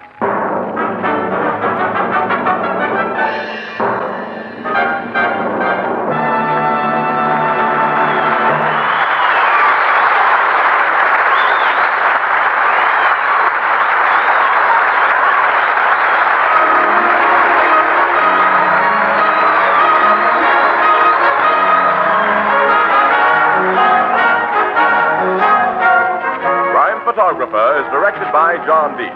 The original music is by Archie Blyer, and the program features Miss Jan Miner as Anne and John Gibson as Ethelbert. Herman Tittison is the Blue Note pianist. This is Tony Marvin saying goodnight for the Anchor Hocking Glass Corporation of Lancaster, Ohio, with offices in all principal cities of the United States and Canada. Thursday night on CBS is the biggest show in town. So stay tuned for exciting dramatizations on Reader's Digest Radio Edition, which follows immediately over most of these stations. This is CBS, the Columbia Broadcasting System. The Anchor Hocking Glass Corporation brings you Crime Photographer.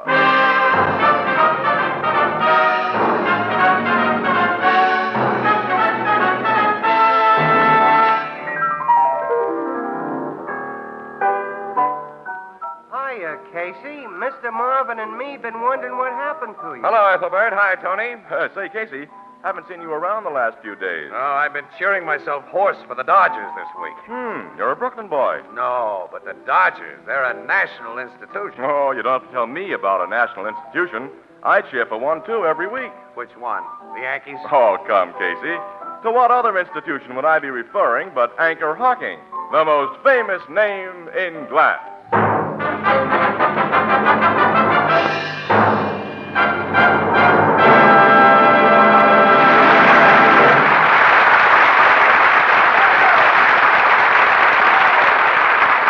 Good evening, ladies and gentlemen. This is Tony Marvin.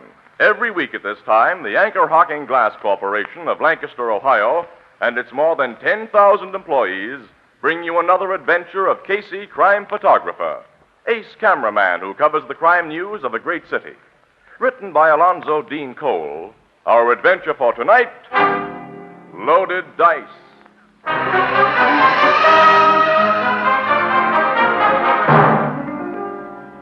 6 o'clock in the morning.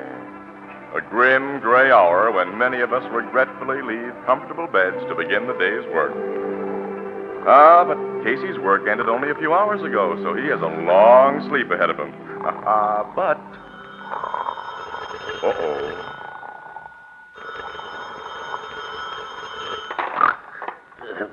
Hello.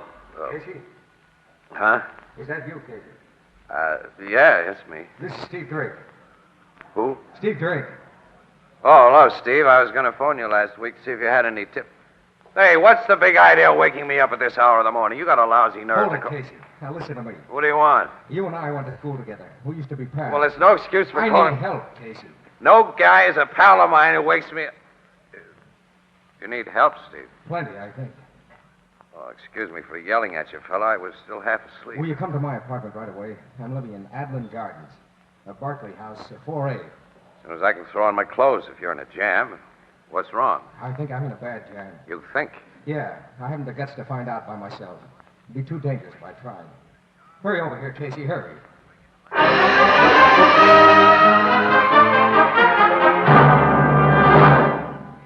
Come in, Casey.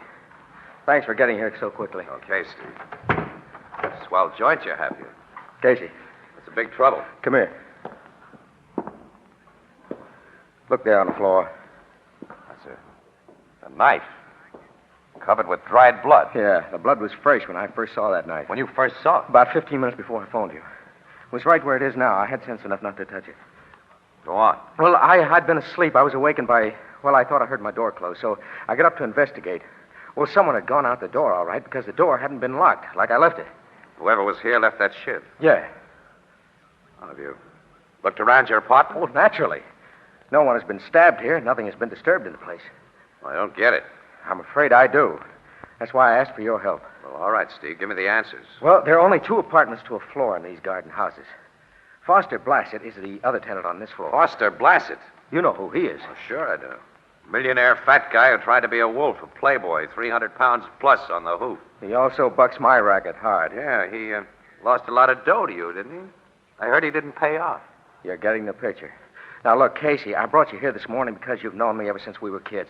We haven't played in the same league for years. I'm a professional gambler, in the dough today, broke tomorrow, while you stayed legitimate.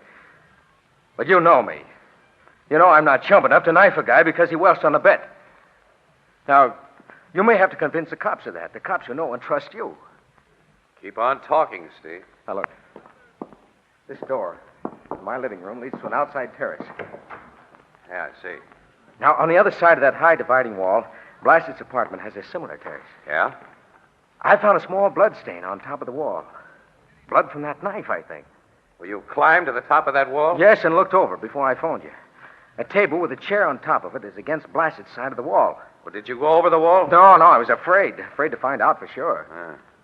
You moved this chair and table to your side of the wall when you climbed to look over it, huh? Yeah. Let's climb over the wall and see what's what. Will you go first? Okay. It's easy enough with these tables and chairs. Come on. I'm coming. Blassett's door to the terrace is open. Yeah, let's go in. Casey, that little stain on the rug.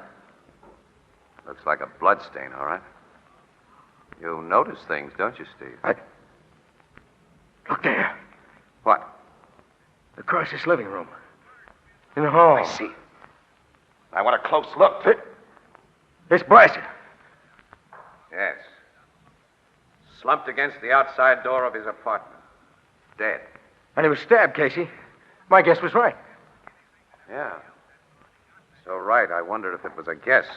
What do you mean? A little guy like you couldn't move Blvd after he fell against this outside door and blocked it. There was only one other way for you to get out of the apartment, the terrace, which led only to your place. And after piling up that furniture to get back over the dividing wall, you couldn't put it back where it belonged on this side. So you think I killed Blvd, huh? If our positions were reversed, what would you think? And you're the guy I thought would help me. Stand by me. Well, I have no chance the way things stand now. And I'm not going to be railroaded on a lousy frame-up. Oh, so you pack a gun. And I'll use it if you make me. Open the closet door behind you, Casey. I'm locking you in there, and I'm getting out of here. You'll lock me in that closet. You heard me. Open the door and get in. I don't think I will, Steve. I'm going to use Blvd's phone to call the cops. Keep away from that phone. No. Put that phone down. Why don't you shoot, Steve? Better give me that rod, hadn't you? Here. Take it. Thanks. You're a smart guy. Hello, headquarters. Give me Captain Logan. Homicide Bureau. Yes, Steve, you're a very smart guy. I was just too yellow to shoot you. That's what you meant. Oh, I wasn't worried about that guy.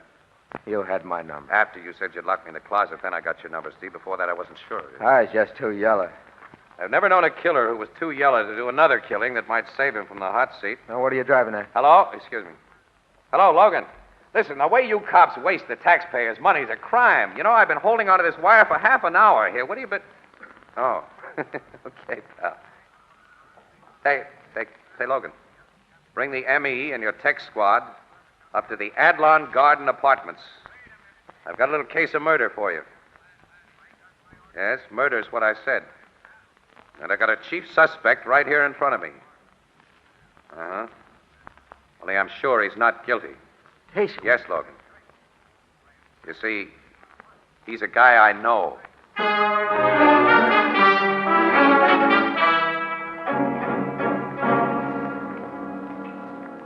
Okay, Drake, we'll talk some more about your story later.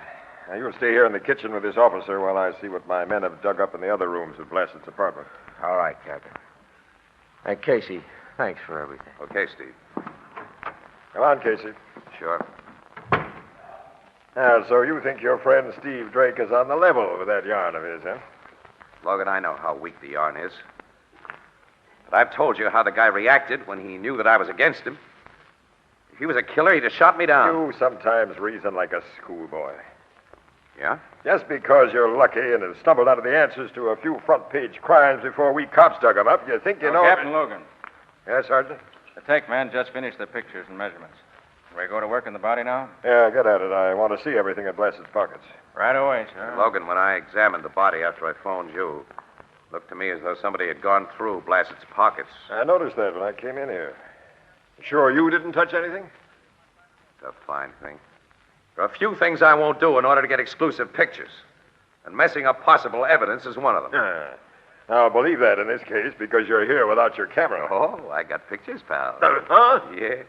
Poor Blvd had a swell camera hanging in his bedroom loaded with film. I got a whole pocket full of nice exclusives. You had no business to touch anything I around put the camera back exactly where I found it. Casey, someday I'm going to get... stuff was in the guy's pockets, Captain. Oh, now let's have it. Handkerchief, 2 busted cigars, a key, and a billfold. Billfold's empty. Empty. I see. But he may have a roll in his right pants pocket. The way the body lies against that door, we can't get at it. It's underneath him. Is it okay there? Yeah, turn him over. Right, give me a hand, will you, Jim? And this fat guy weighed a ton. I can get into that pocket now. Nothing but a handful of change and a pair of dice. Dice? They were the tools of his trade, as much as he had a trade. Not all Blvd ever did was gamble and chase the dames. Yeah. Finding no big money on him may mean he lost his wad in some game last night. Yeah, I started my men on a checkup of Blvd's movements last night right after you phoned me. We should get some reports soon. Sergeant, seal up this stuff from the dead man's pockets. Doesn't look very promising, but we'll have the lab go over it. Yes, sir.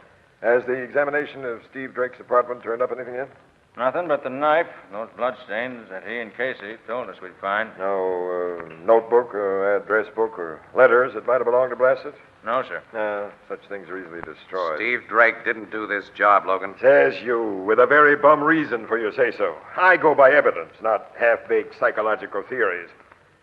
Sergeant, has the safe in Drake's apartment been opened? I had him give you the combination. Yes, Captain. Safe contained only what he said we'd find. Around $20,000 in cash. $21,700, to be exact, sir. A lot of dough to keep in an apartment. Not for a bookmaker. That's Steve's racket. I'll answer that, Sergeant. Okay, sir. Hello. Captain Logan speaking. Shoot, Martin. Yeah? Hap Everett's place, huh? Very interesting, Martin. Now, you've done a swell job. Now, find out anything else you can, then phone me at headquarters. I'll be leaving here soon. Goodbye. Something new, Logan? Only in a small way. Resuming our conversation, Casey, as you said, $21,700 is really small dough for a bookmaker who can afford to live in this swanky joint. Sure it is. Bookmakers sometimes take it on the chin. Their bankrolls get wiped out. Isn't that so, Casey? So I've heard, yeah. Sergeant, bring Steve Drake in here. Yes, sir. What are you going to pull? A little bluff. Now sit down and keep your mouth shut, Casey, and that's an order. Okay. Here I am, Captain. Drake, I hear you've taken a pretty hard beating in the races lately. Yeah, I've taken a beating. How bad? Well, frankly, the money in my apartment safe is all I've got. $21,700. About that, yeah. Exactly that. And until you killed Blassett, you had $20,000 left. I didn't kill Blassett. Oh, yes, you did. I just got a phone call from one of my men. He's learned that Blassett won close to $20,000 in a crap game at Hap Everett's joint early this morning. And a dependable guard saw him safely home in it. You killed him, Drake. It's Blassett's dough that's in your safe. It isn't so, Casey. I swear I'm putting this guy you know so well under formal arrest for murder.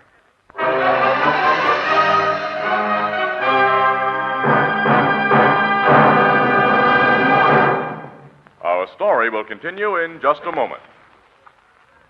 I like beer. I like ale. So you like ale. And you like beer. But I'm fussy. I want my beer in a glass. Me too. I want that flavor that's brewery bright. Brewery bright. And that means glass. Definitely. Right, because glass and glass alone brings you beer and ale as it ought to taste. Right. Glass bottles and glass bottles only can bring you beer and ale as it comes from the brewery, unaffected by any foreign taste or flavor. And now we have a new kind of bottle. The Anchor Glass one-way bottle. It requires no deposit. No return to the store. When it's empty, dispose of it as you would any food container. It saves space in the icebox. It's a natural for picnics. Easy to open, easy to drink from. It's always in good taste, and it protects that real brewery flavor. As only glass can protect it. Yes, the revolutionary new Anchor Glass one-way, no-deposit bottle is sweeping America. For perfect flavor, demand beer in glass bottles. For extra convenience, demand your favorite brand in the new Anchor Glass one-way, no-deposit bottle, a product of Anchor Hocking. The most famous name in glass.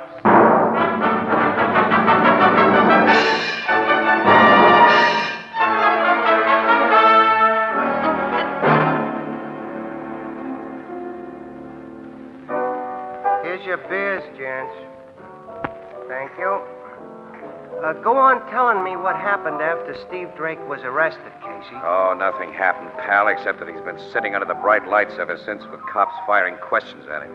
He sticks to his original story, huh? 100%. And Casey's still sold on that story. It don't sound very good to me.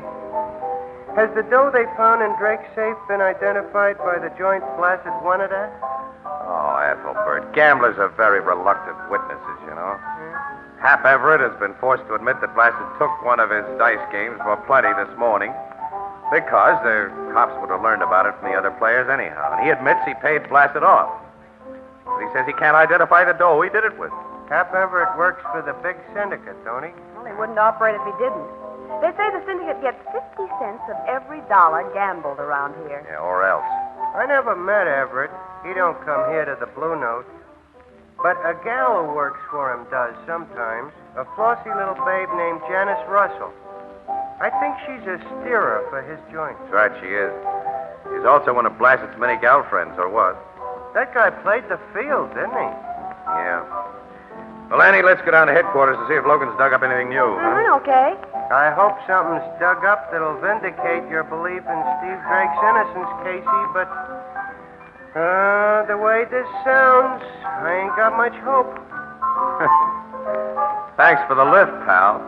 Pessimists like you always make me optimistic.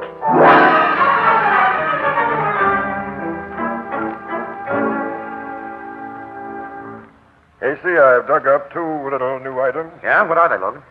First, I've had a personal talk with the bodyguard who went home with Blassett this morning. I wanted to know more about that bodyguard. Well, he's okay. I've double-checked that. The second of my new items may provide an answer. The lab just handed me a report on those dice Blassett had. Huh? They're loaded. Loaded? Uh-huh.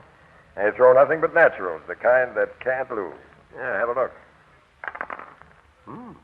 Look at that 7. Neat pair of cheaters, huh? Yeah. Hey, I get it. Blassett won with those dice last night, then Hap Everett found out he'd been cheated and sent a strong-arm man to... Annie, what you don't know about gambling would fill a 5-foot bookshelf. The best crooked dice ever made. Wouldn't get by a professional for a 20-grand payoff. And these galloping dominoes are plain robbers. The dumbest stick man at Everett's joint would pick 'em up after a few passes. Yeah, sure. Oh, guess I am a little ignorant about galloping dominoes. Say, wait a minute. If the stick man in charge of the game was in on the play, Logan, and Blassett double-crossed him about sharing the winnings... Hey, the picture's there, Casey. Sure it is. And Steve Drake is not in it. And after he killed Blassett for refusing to divide the winnings, the stick man searched him for those dice, knowing they were a tip-off to the murderer. That's it, Annie. And he couldn't get them because 300-pound Blassett fell on top of the dice when he was stabbed. Yeah. Come on, we're going to pay Hap Everett's joint a visit.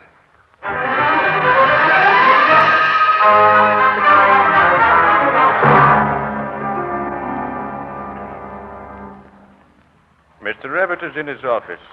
I'll tell him you gentlemen and the lady are here. Yes, do, and right away. Yes, Captain Logan. Swanky setup Hap Everett has. Yeah. Big syndicate Hap works for goes in for class. The game rooms must be behind those big closed doors. Beautifully soundproof, too. Just offices and reception room out here with service quarters in back of them. Service quarters? Yeah. Equipment rooms and restrooms for the game operators and hostesses. Hostess being the refined name for a come-on gal. There's one of them now. Casey, Hello, Janice. what are you doing here? Oh, just smooching around. Miss Russell, Miss Williams, How do you do? How do you do? and Captain Logan. Army or Navy, Captain? Police. Oh. About the Foster Blassett thing? You knew Blassett pretty well, didn't you, Janice? What gal around town didn't? Were you here when Blassett won all that dough last night? I work here, Captain. How did he pile up his winnings? The hard way or by throwing a whole lot of naturals? I don't remember.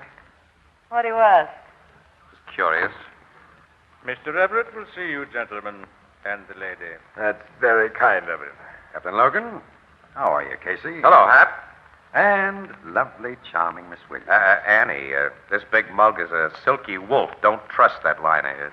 I like Mr. Everett's line. Well, come into my office and make yourselves comfortable. Well, I'll be running along. Now, don't run far, Miss Russell. I may want to talk to you later.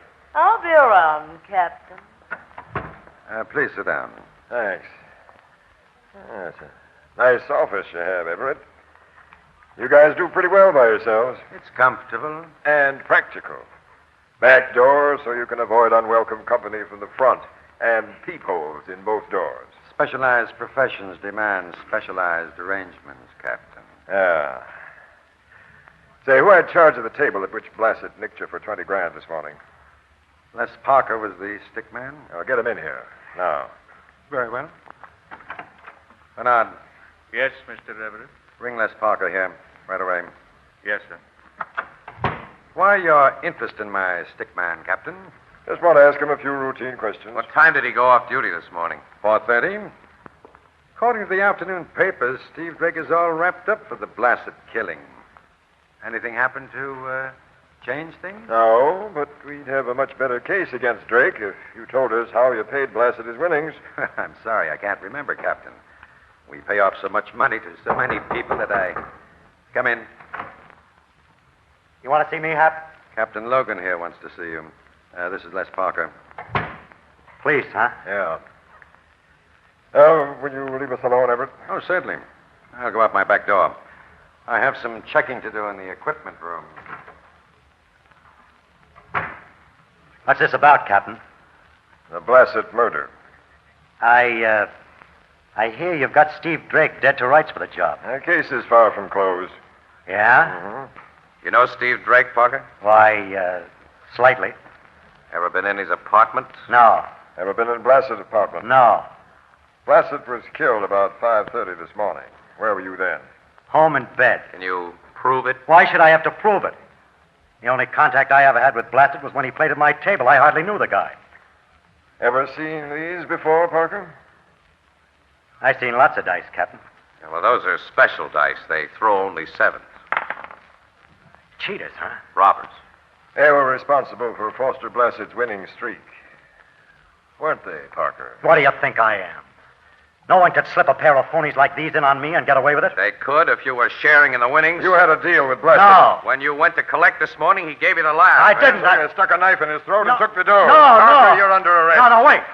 Wait, I'm not going to be a fall guy, not for a murder rap. There was a deal. But I didn't go to Blasted to collect. And if Steve Drake didn't steal that dough, I've been double-crossed, and I'll tell you who... The lights have gone out. I saw a gun flash from the peephole in this back door, Logan. Stop you or I'll shoot. I heard gunshots, Captain, and the lights went out. I just came out of this equipment room to see... I see, Everett. Stick your hands in the air. Okay. There's a switch box by this door, Logan. Yeah. Now we've got the light on this pretty situation. Oh, Captain. Parker got 2 bullets through the head. Looks like he's done for. There's the gun that did it, Annie, on the floor. Come in here, Everett. I can guess what Parker was about to tell us. You and he have been working together to beat the big syndicate. Certain players were allowed to win here with phony dice if you got a big share of their take. You let Blasted be one of those lucky players. But when you went to collect from him, he refused to fork over, so you killed him. And took the dough and framed Drake. You knew your stooge Parker was a weak sister, so when I came here to question him, you listened outside. And when he started to break, you shot him. Gentlemen, in the moment between those shots and the time the lights went out, I was out of that equipment room in time to get a glimpse of a woman. A woman? What? You'll probably find her hiding in the hostess's restroom there. Not exactly high. Janice. Oh, Miss Russell. I was listening. Now I'll do some talking. That we want to hear. I ran into Mr. Everett here in the hall a few minutes ago. My boss never misses a chance to paw a gal when nobody's looking. So he grabbed me and smeared my lip makeup. Look at his mouth. He's still smeared. That has nothing to do with... It was a big mistake on your part, Hat. If you'd kept your hands off me, I wouldn't have had to go in there to put fresh lipstick on. And I wouldn't have seen you shooting through the peephole. You saw him. He's crazy. Shut up, Everett. Go on, Miss Russell. Well, I just opened the door to come out when he fired and turned out the light. I'm an experienced gal who stays under cover when they're shooting, so I ducked back into the room She shot Parker, Captain. Check up on her. You'll find she and Parker were friends. Good enough friends to be partners in the deal, to cheat my games, but not good enough to trust one another. And you were playing around with Blasted, Janice. Just a minute, Hat. That's your revolver on the floor. It isn't. My gun is right here. Don't reach inside your coat, Everett, I'll see. And your shoulder holster is empty. Empty? That's what I said. She took it. She lifted it from me when she had her arms around me. That's a pretty thin story. Isn't it, though? Maybe not. Huh? Hap likes the gals pretty well. If he was worried about what Parker might tell us, I don't think he'd have taken time to give Janice that little squeeze. Why, of course I wouldn't. I'd have gotten her out of this hall. You did get me out of the hall because I had to redo my makeup. You have pretty good answers, Janice. You're a quick thinker. But you make bad mistakes. The dice were in a pocket underneath Blassett's 300 pounds. Hap here is a big boy. He could have moved the fat man. You couldn't. Check, Logan. Check, Casey. I mean, You loaded the dice against yourself this time, Miss Russell. You're under arrest. You've got nothing on me. Drake killed Blassett. Hap Everett killed Parker. We'll have plenty on you when we find the 20 grand you took from Blasted and tie it up to you. You can't identify money. I'll identify it. I'll give Captain Logan every serial number on the money. My, Hap, how your memory's improved.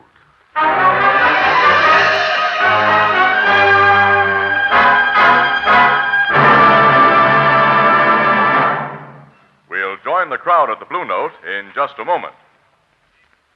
Here's real refreshment for you. A big frosty pitcher of ice-cold lemonade or iced tea or delicious fruit juices. How pleasing is the tinkle of the ice cubes, and how good it tastes, and how wonderful it looks when poured from the new Sunburst Crystal Pitcher. The Sunburst Crystal Pitcher is a radiantly beautiful 2-quart pitcher in the magnificent new kind of crystal the whole country is talking about and admiring. Why, it picks up light like a diamond and scatters it in 1,000 flashing rays. And here's the big surprise. You can buy one of these magnificent, sparkling Sunburst Crystal pitchers for only 50 cents. Yes, only 50 cents, or slightly more in distant cities. And here is the kind of crystal that's an heirloom in homes all over America. Look for it tomorrow in the windows and on the counters of the retail stores of America. Sunburst Crystal is a product of Anchor Hocking, the most famous name in glass.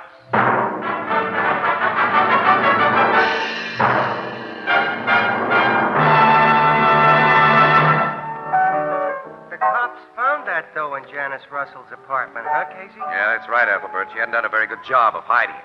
Well, she figured her frame of Steve Drake had been so good there'd be no suspicion of her.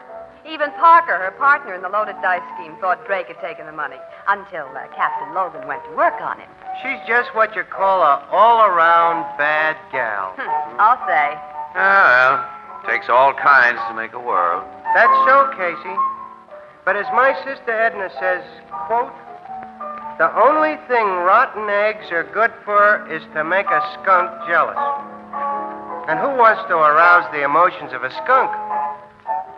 Did you say unquote? Oh, no, excuse me, unquote.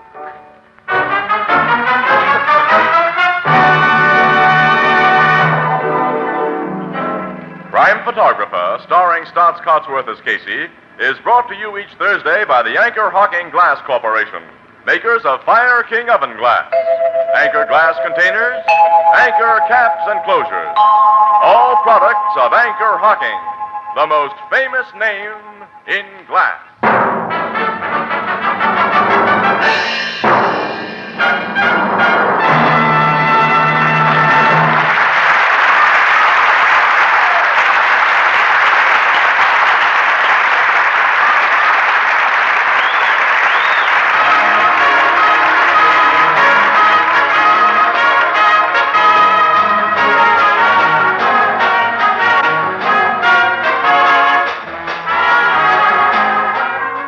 Photographer is directed by John Dietz. The original music is by Archie Blyer, and the program features Miss Jan Miner as Anne and John Gibson as Ethelbert. Herman Chittison is the Blue Note pianist.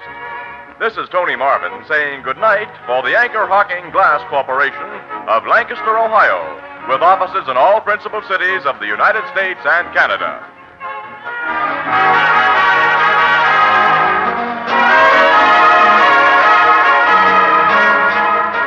Thursday night on CBS is the biggest show in town, so stay tuned for exciting dramatizations on Reader's Digest Radio Edition, which follows immediately over most of these stations. This is CBS, the Columbia Broadcasting System.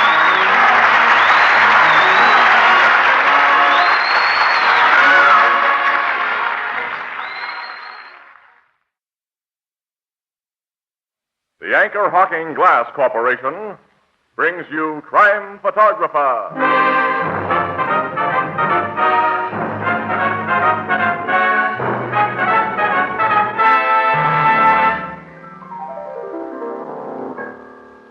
Casey, Mr. Marvin, all week I've been seeing the kids going back to school. Ah, school days, dear old school days. Education's a wonderful thing, all right. Sure is, Mr. Marvin. I didn't get past the fourth reader, but I learned something awful important since then. What was that, Ethelbert? You tell him, Mr. Marvin. Why, Anchor Hocking is the most famous name in glass.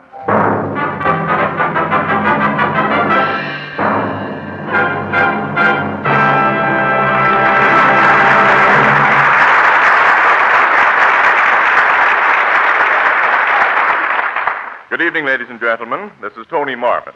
Every week at this time, the Anchor Hocking Glass Corporation of Lancaster, Ohio, and its more than 10,000 employees bring you another adventure of Casey, crime photographer, ace cameraman who covers the crime news of the great city. Written by Alonzo Dean Cole, our adventure for tonight, Graveyard Gertie.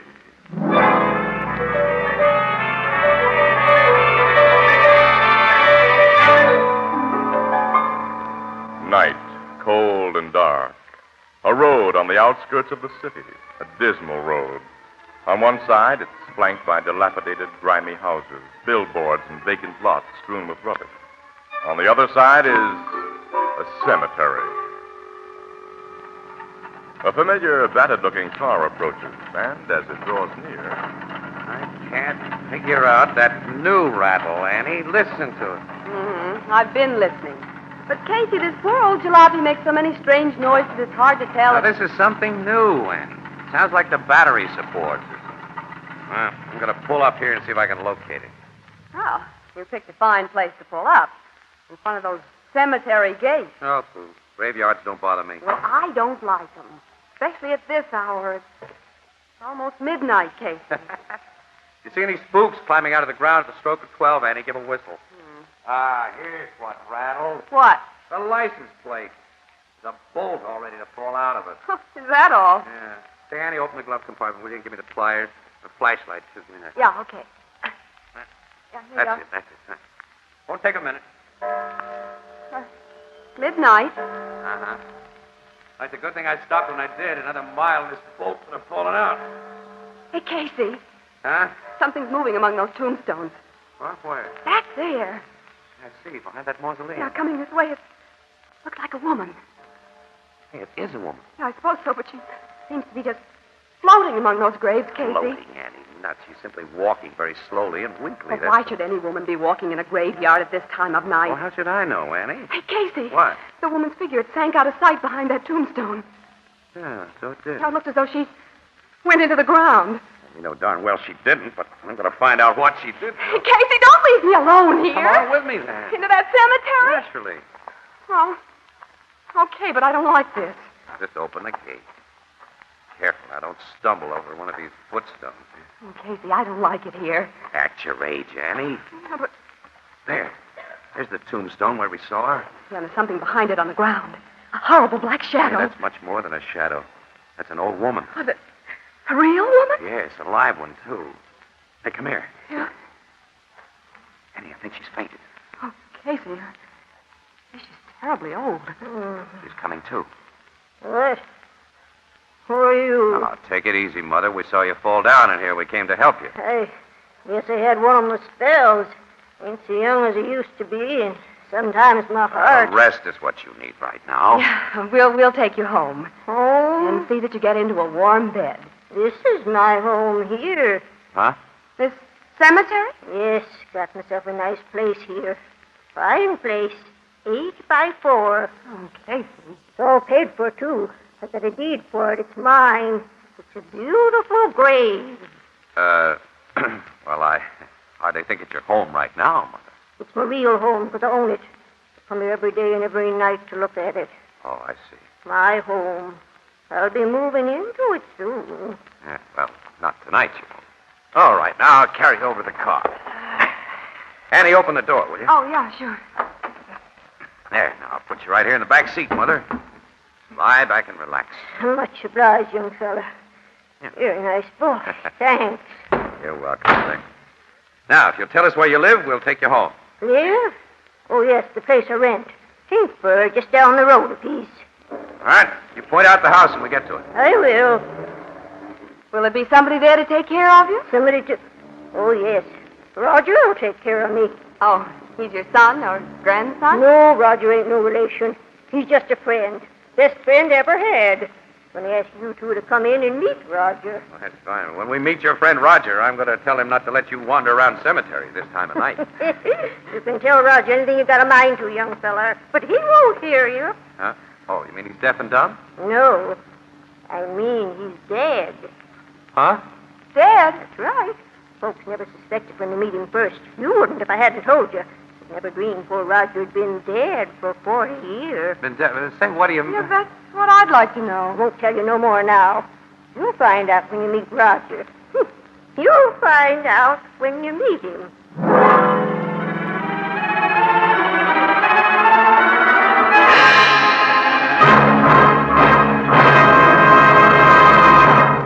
Our story will continue in just a moment. Is that good? Beer right from the bottle. Ah, yes, indeed, Alex. Beer right from the bottle. And that's the only way to serve beer. Beer in glass bottles. For glass and glass alone can bring you beer that's brewery bright. Beer as it's meant to taste. Well, what about this bottle, Tony? It's a new kind of bottle. The Anchor Glass one-way, no-deposit bottle. You mean I don't have to take it back to the store, eh? No, sir. I don't have to pay any deposit? Not a cent. The Anchor Glass one-way, no-deposit bottle is so light, so compact, so inexpensive to produce that you pay no deposit of any kind. Never bother about empties. When it is empty, dispose of it as you would any other food container. And let's not forget, Tony, that this no-deposit container is made of glass. And glass never affects the taste or flavor of beer or ale. No wonder the Anchor Glass one-way bottle is sweeping America. Yes, Alex, for perfect flavor, demand beer in glass bottles.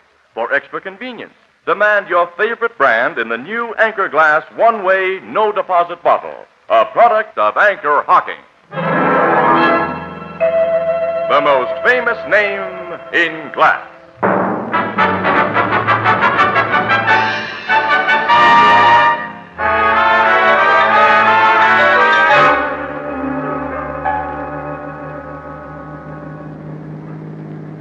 Here's where I live, young feller. You can stop your automobile. Okay. Terrible-looking shanty, Casey. Yeah. All right, I'll help you out, Mother. I'm all right, young feller. That ride was nice. Don't get to automobiles very often. I'm going to ride in one again pretty soon when I leave this place I live in and go home. Fine, big, black automobile's going to take me, and I'll be wearing a swell black dress and be resting in a box all lined with satin. We'll take you to your door. Then you're coming in to meet Roger. Well, it's very late. I think we'd better be going. No. You've got to come in. I'll go ahead and unlock my door, light a lamp, and tell Roger we've got company. Casey, what are we getting into? That Roger. He's something the poor old woman imagines, Annie. Her mind doesn't run in very cheerful channels. To say the least. Casey, she's unlocked 3 different locks to open that door. Yeah, one of her eccentricities, I guess. You young folks, got the lamp lit. I told Roger. Come in now. Okay, Mother. Come on, kids. I don't like the looks of that tumble-down shack, Casey, but... okay. Step in. Step right in. Now I'll shut the door. Hey, your place is nice inside, Mother. I sweep and mop and dust every morning. Oh, you're a wonderful housekeeper. Also got a kitchen. Come and see. Oh, you step. The dish cupboards are clean, too. I'll unlock them and show you. You, keep your dishes locked up? I keep everything I can locked up. But that's only to stop burglars who don't meet Roger first. Roger? He'd send them out of this house lickety-split. You were going to let us meet, Roger? Maybe I shouldn't have told you that Roger's here and that he's dead. But he's no fool. You two won't hurt me. Come back into my other room. Now, Roger's there. Where? In that big trunk. In that trunk? Casey. You'll be scared when you see him. I'm warning you. Folks was always scared of Roger. He ain't changed none since he's dead. Look here, Mother. Open that trunk and see for yourself. Just lift the lid. Trunk's the one thing in this house that's never locked. Lift the lid. Roger'll scare you, but he won't hurt you. Lift the lid. Casey, she's got a dead body in that trunk. That's right. I'll see. No, Casey, don't. The young woman don't trust me like I trust her. I'll lift the lid and show you what's inside. Here. Good Lord. A snake! A big snake. It's lifting its head. Oh, come on, let's get out of this house. I'm right with you, Annie. All right, I'll bust Wait. What? I warned you you'd be scared of Roger. I told you Roger's dead. This big snake is Roger. Look at him again. Annie, the thing is just a... Oh, it's just a stuffed snake.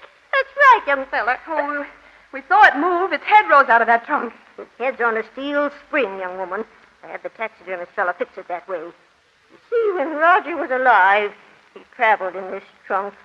When I opened the lid at the end of a trip, he always dipped his head like that and rubbed his throat against my arm. Roger'd been my friend and partner 20 years. When he died, I missed him so. I had him stuffed real lifelike. Roger was your partner?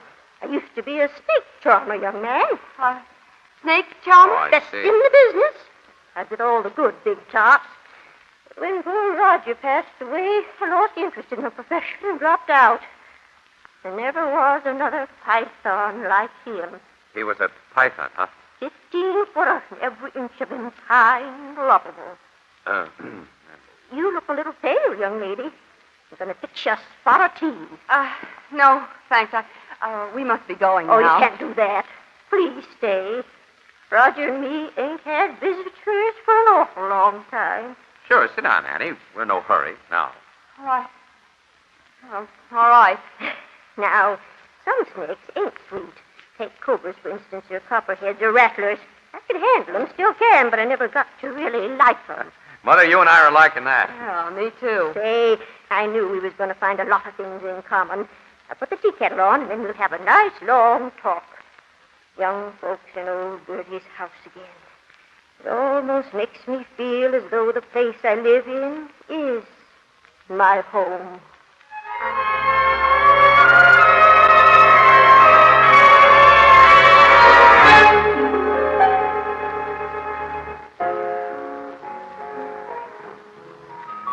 You and Miss Williams stayed up half the night with that old lady, huh, Casey? Sure did. We got a big kick out of it, too, Ethelbert. She had so many interesting things to talk about, old circus days and the gay 90s, and it was a wonderful evening. Outside of Roger. Oh, don't mention him. I'll never get over that shock. That snake. Poor old woman living alone with a stuffed snake. Yeah, wandering around that cemetery. You know, I found out that people in the neighborhood call her Graveyard Gertie. She's had nothing to live for except the prospect of a decent funeral. You say she's managed to put enough dough away for that? Yeah, skimped and saved a few dollars here and there. Casey sold Burke, our city editor, on the idea of playing old Gertie up in a Sunday feature for which she'll be paid. Paid? Sure, for letting me take pictures and for giving Miss Williams an exclusive interview. How much will your city editor pay her? Well, the tightwad said $100 was his limit. But Casey got him up to $300. Hey, that'll look like $1 million to the old gal. Mm-hmm. And we're going to call on her with the check tomorrow morning.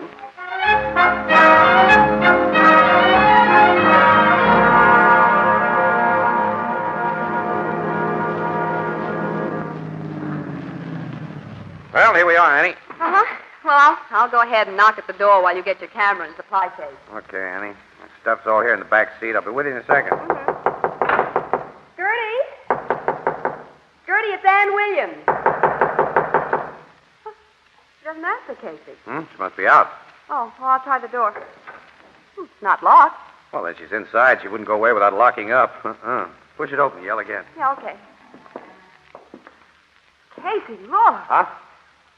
Hey, somebody's been tearing this place Oh, apart. the bureau drawers are all pulled out and those cabinets are open. Stuff's strewn all over the floor. And Roger's trunk is open. Ooh, that awful head sticking Well, out. never mind the stuffed snake. Where's the old lady? Oh, she's not in this room. Wait, I'll look in the kitchen. Yeah, okay. Oh, she's not in here. Annie, these kitchen cupboards have been opened, too. Look, everything she kept locked has been unlocked, Annie. Nothing broken open. Oh, she wouldn't give up her keys unless...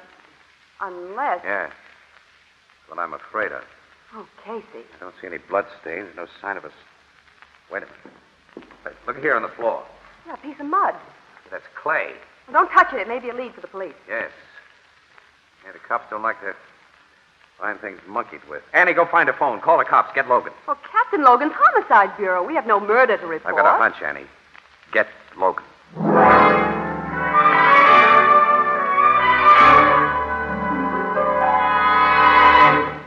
Casey, your hunch has wasted a lot of valuable time for me. My guys have searched every inch of this neighborhood, and there isn't a sign of that old woman or her body. What do they go over that cemetery, Logan? She walked in there every night. They've looked behind every tree and tombstone. You had no business to call me in on this. Before the homicide squad can go to work, they have to have a dead body. Yeah, sometimes I think they got one for a captain. Oh, yeah? Look, Logan, that old woman wouldn't have given up her keys without a scrap, and she was too frail to stand a scrap. Well, there's no evidence there was a scrap. This is a case for the precinct cops and Missing Persons Bureau. I'm going back to headquarters. Okay, smart guy, go ahead. But my hunch still says this is a murder case, and I'm going to prove it. Yeah, so long, Miss Williams. Goodbye, Captain. Looks to me as though you'd put yourself out on a limb with him, Casey. How are you going to prove this is a murder? Well, maybe I did talk a little too big. He got me sore. Piece of mud must have come off the shoe of whoever ransacked this place. But how did it get on his shoe? Well, how does anyone get muddy shoes? The cemetery. Annie, let me think, will you? Old Gertie had so many locks and bars around this place that the neighbors probably figured that she had dough hidden here. So someone in the neighborhood laid for her, huh? Somebody who was familiar with the neighborhood and her habits. He killed her. According to your hunch. Yeah. Be quiet, Okay, Annie. okay. Took her keys. Hit the body. Place unknown. Huh? I didn't say anything. Oh. And he came to this shack and searched for the dough that he thought was here using Gertie's keys. And he didn't find what he was looking for in a locked place, so he lifted the lid of that trunk that wasn't locked. And the head of that stuffed snake popped out. Yeah, the burglar reacted, Annie, just like we did when we first saw Roger. Only he got out the door, slammed it behind him, and kept going. Wait a minute. There's one place it's a cinch that burglar didn't look. And that's inside of Roger's trunk. The burglar thought the snake was the real McCoy and ran out. Annie, let's see. I'm right. Look. Hey, there's a metal box in the bottom of the trunk. Roger's coiled around it. A big cash box with a locked lid. Old Gertie did have money hidden here. If she did, it's in this box. Annie. Yeah? I think I see a way to prove that Gertie was murdered and to get whoever did it. How? Whoever used that old woman's keys still has them.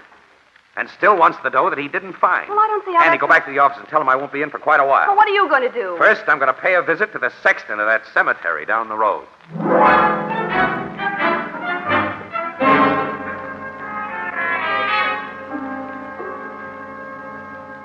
Yes, Mr. Casey, I know old Gertie. She's been a familiar figure around this cemetery. Of course, you know she's disappeared, Sexton. Kramer's the name. Mr. Kramer. Yes, the policeman who searched the grounds told me what had happened. They found her yet? No, they haven't. But they figure she's okay. She just wandered away. I sincerely hope they're right. Yes. My paper was about to publish a story on the old girl. Is there anything that you could tell me, Mr. Kramer? I've already told the police all I know, which is really nothing. Well, maybe some of your workmen, the grave diggers, for instance. Maybe they could give me some dope on her. Well, you might talk to them. You'll find most of them working at the northeast end today. Oh, well, I'll look them up and get acquainted. Was there a burial this morning? 3 of them. 3? Yes. Why do you ask? Oh, I just wondered how business was. Manner of speaking. I'll tell you a funny one. If a burglar killed that old lady, he didn't find her money. Didn't? I think the money is in a locked metal cash box beneath a big stuffed snake she had. Big stuffed snake? Uh-huh. Well, thanks for your courtesy, Mr. Kramer. I'll go out and talk to your grave diggers.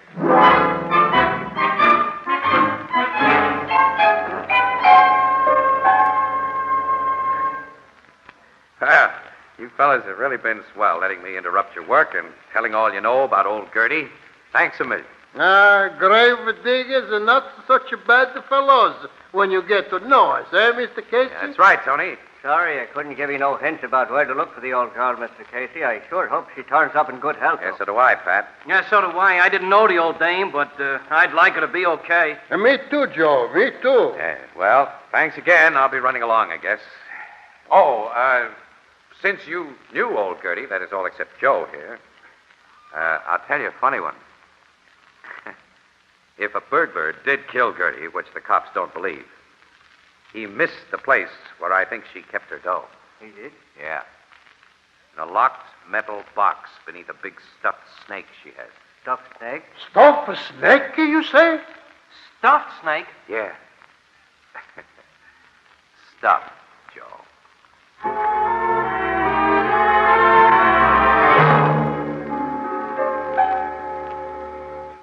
Casey, what makes you think the murderer will come to old Gertie's house tonight? I invited him to come. See, I talked to him today. I say, you talked to him? I think I did. I think he's a guy named Joe. That's identifying him for me. I also think I know where he hid the body, Logan. Huh? Where? I'll tell you. But first, look. First, you've got to agree to follow a plan that I've laid out. Now, is it a deal? All right, Casey, it's a deal.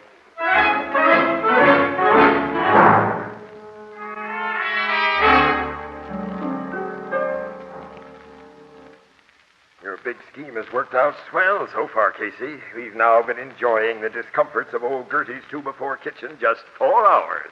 And in the dark. I don't think he'll show up at all. All right. We'll lay for him again tomorrow night. Oh, that's a pleasant prospect. Yeah. Standing in the dark. Yeah. Doing nothing. Yeah. Yeah. We can listen to Logan's sparkling conversation. Yeah. Nuts. Casey, what do you suppose is in that box of Gertie's? We'll find out, Annie, when it's opened. Well, I'm surprised you didn't have a locksmith open it, Captain Logan. Why should I? Hey, shh, quiet, listen.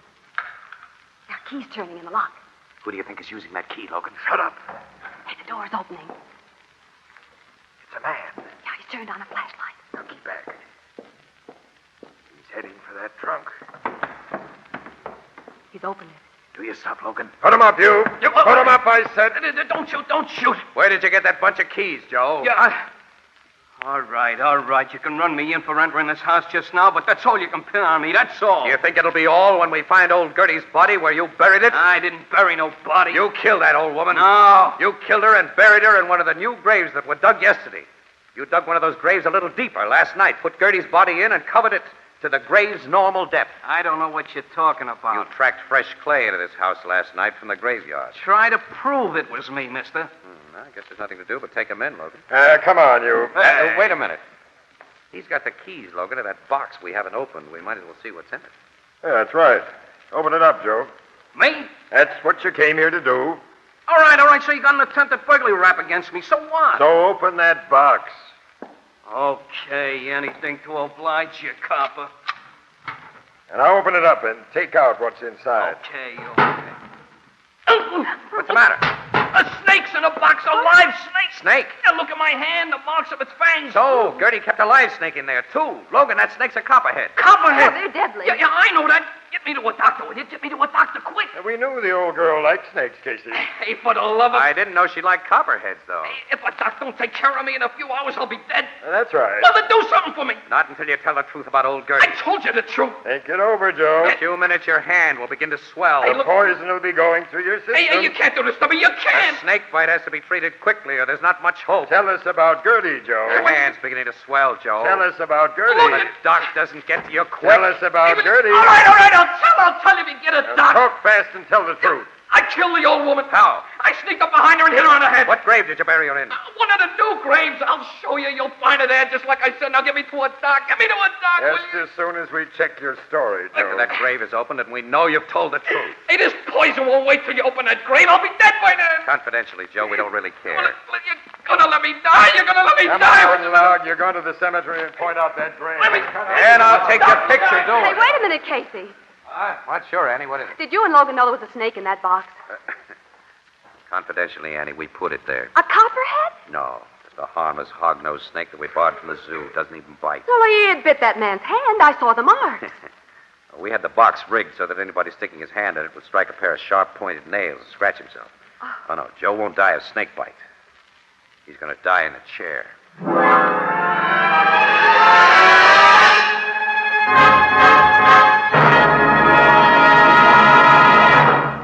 We'll join the crowd at the Blue Note in just a moment. Here's an interesting experiment. Take a sunburst crystal pitcher, set it down on a fine linen tablecloth, and then ask anyone to guess what this pitcher should cost. Well, guesses would run up to very large sums of money, many, many times as much as this sunburst crystal pitcher actually costs. Yet, believe it or not, you can buy this beautiful 2-quart sunburst crystal pitcher for only 50 cents, or slightly more in distant cities. It has the same diamond-like sparkle you see in the most costly hand-cut crystal, the kind of crystal that's handed down for generations as a family heirloom. Yes, here is truly an amazing bargain, a really great value. Now, you'll find this sunburst crystal pitcher and other equally great sunburst crystal values at any retail store selling household glass. Ask for sunburst crystal by name. You'll recognize the traditional sunburst pattern immediately. Sunburst crystal, is a product of Anchor Hocking, the most famous name in glass.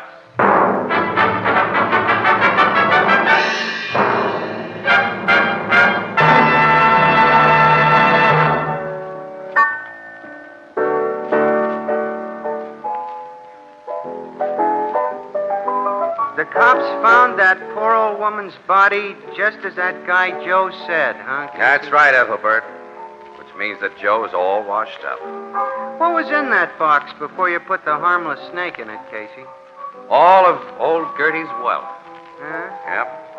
An old photograph of Roger when he was alive, the deed to Gertie's burial plot, and an undertaker's receipt for the funeral that she'd paid for in advance, and a $10 bill. Gee. And she's getting that proper funeral with trimmings. The $300 check that we weren't able to give her is buying her a nice monument. Well, she'd like that. Yes, she would. Say, Casey, what's going to be done with Roger, that 15-foot python in the trunk? Oh, say, I'm glad you mentioned that, Ethelbert. Yeah, we almost forgot. Gertie made a will the day after we met her, which leaves Roger, trunk and all, to Annie and me. What are you going to do with him? Say, bartender, is there a guy around here by the name of Ethelbert Gibson? Oh, yeah, that's me. What's on your mind? I'm from the Express Company. I got a big trunk outside for you. Where do you want me to put it? Come on, Casey. I think we'd better go. Yeah, so long, pal. So Huh? Wait, you mean a trunk? Well, what am I going to do with it? Hey, you can't do this to me.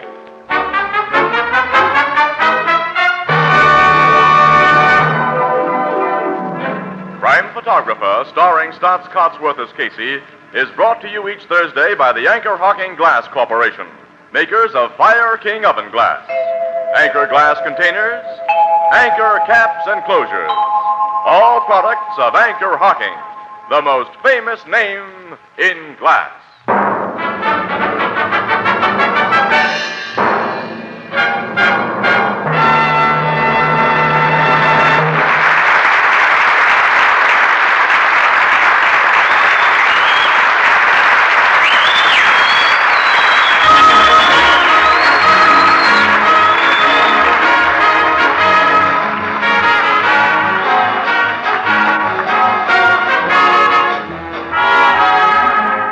Photographer is directed by John Dietz. The original music is by Archie Blyer, and the program features Miss Jan Miner as Anne and John Gibson as Ethelbert.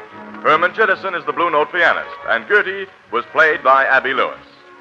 This is Tony Marvin saying goodnight for the Anchor Hocking Glass Corporation of Lancaster, Ohio, with offices in all principal cities of the United States and Canada. Thursday night on CBS is the biggest show in town. So stay tuned for exciting dramatizations on Reader's Digest Radio Edition, which follows immediately over most of these stations. This is CBS, the Columbia Broadcasting System.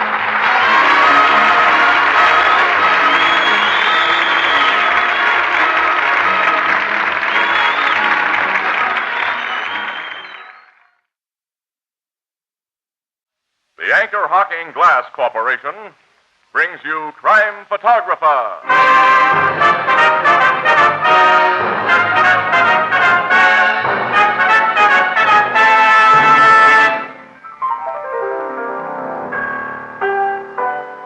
Well, Tony, what are you waiting for? 1950. That's when they hold the next elections for the Hall of Fame. Oh, you mean you think you'll get elected? Why not? Along with Washington and Jefferson and Franklin? Precisely. Yeah, but why? What is your claim to fame, Tony? It's irrefutable. I worked for Anchor Hocking, the most famous name in glass.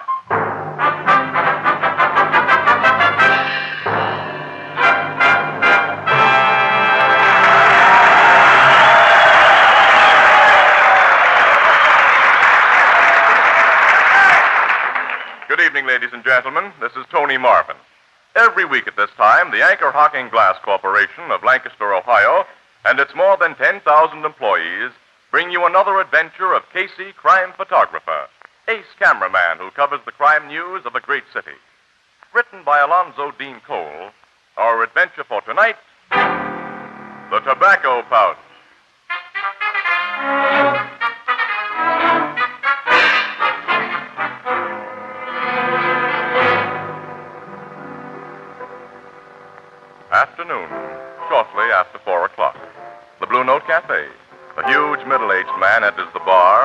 of beer, empties his glass in one gulp, tosses a bill to Ethelbert, the bartender, and starts out. Before he reaches the door, it opens and... Well, hello, Ben. Hello, Casey. How are you, Miss Williams?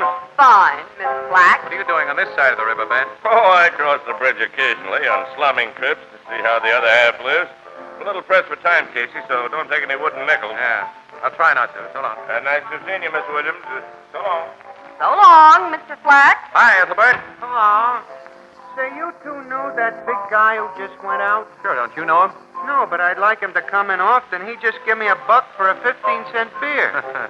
His face is awful familiar, Casey, but Well, you've seen his pictures in the papers hundreds of times, pal. That's Big Ben Flack. Big Ben? Yeah, the boss of Hook Ridge. He runs almost everything on the other side of the river. Oh, sure, I get him now. What's he doing over here? He probably came over to get a breath of clean air. The stench of his political machine must get too high for even Ben once in a while. Slip me a pack of cigarettes, will you, pal? Okay.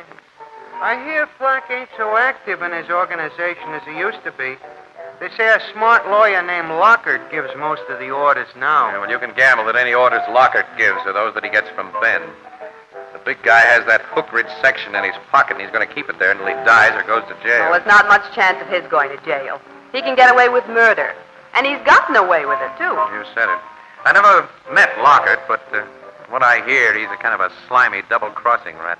Ben at least has guts. Here's for the cigarettes, pal. Thanks. You two are through for the day now, ain't you? Uh-huh. We're working the early shift this week. And I have some shopping to do before the stores close. Uh-oh. Well, I've got to buy a birthday present for my little nephew.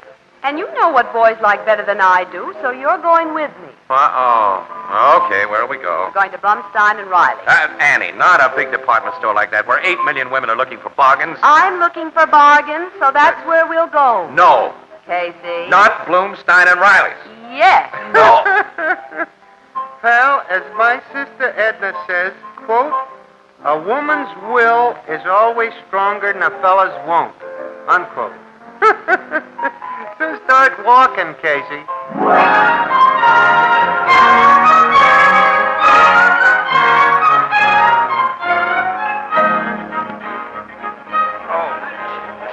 Women looking for bargains. And excuse me, lady. Stop crabbing, Casey. We'll be out of the store in a few minutes. What? Oh, they're having a sale on costume jewelry. Maybe I can pick up a pin to go with my new green dress. Annie, we came here to get something for your nephew. Yeah, but these pins look like real bargains, Casey. And if I can find a good-looking one for only $2.98... All right, all right. It won't take a minute to look them over. Oh, this isn't bad. Well, that's swell. Buy it. No, it isn't right. Oh. How do you like this one? That's perfect, Annie. Just the thing. No, it won't do it all.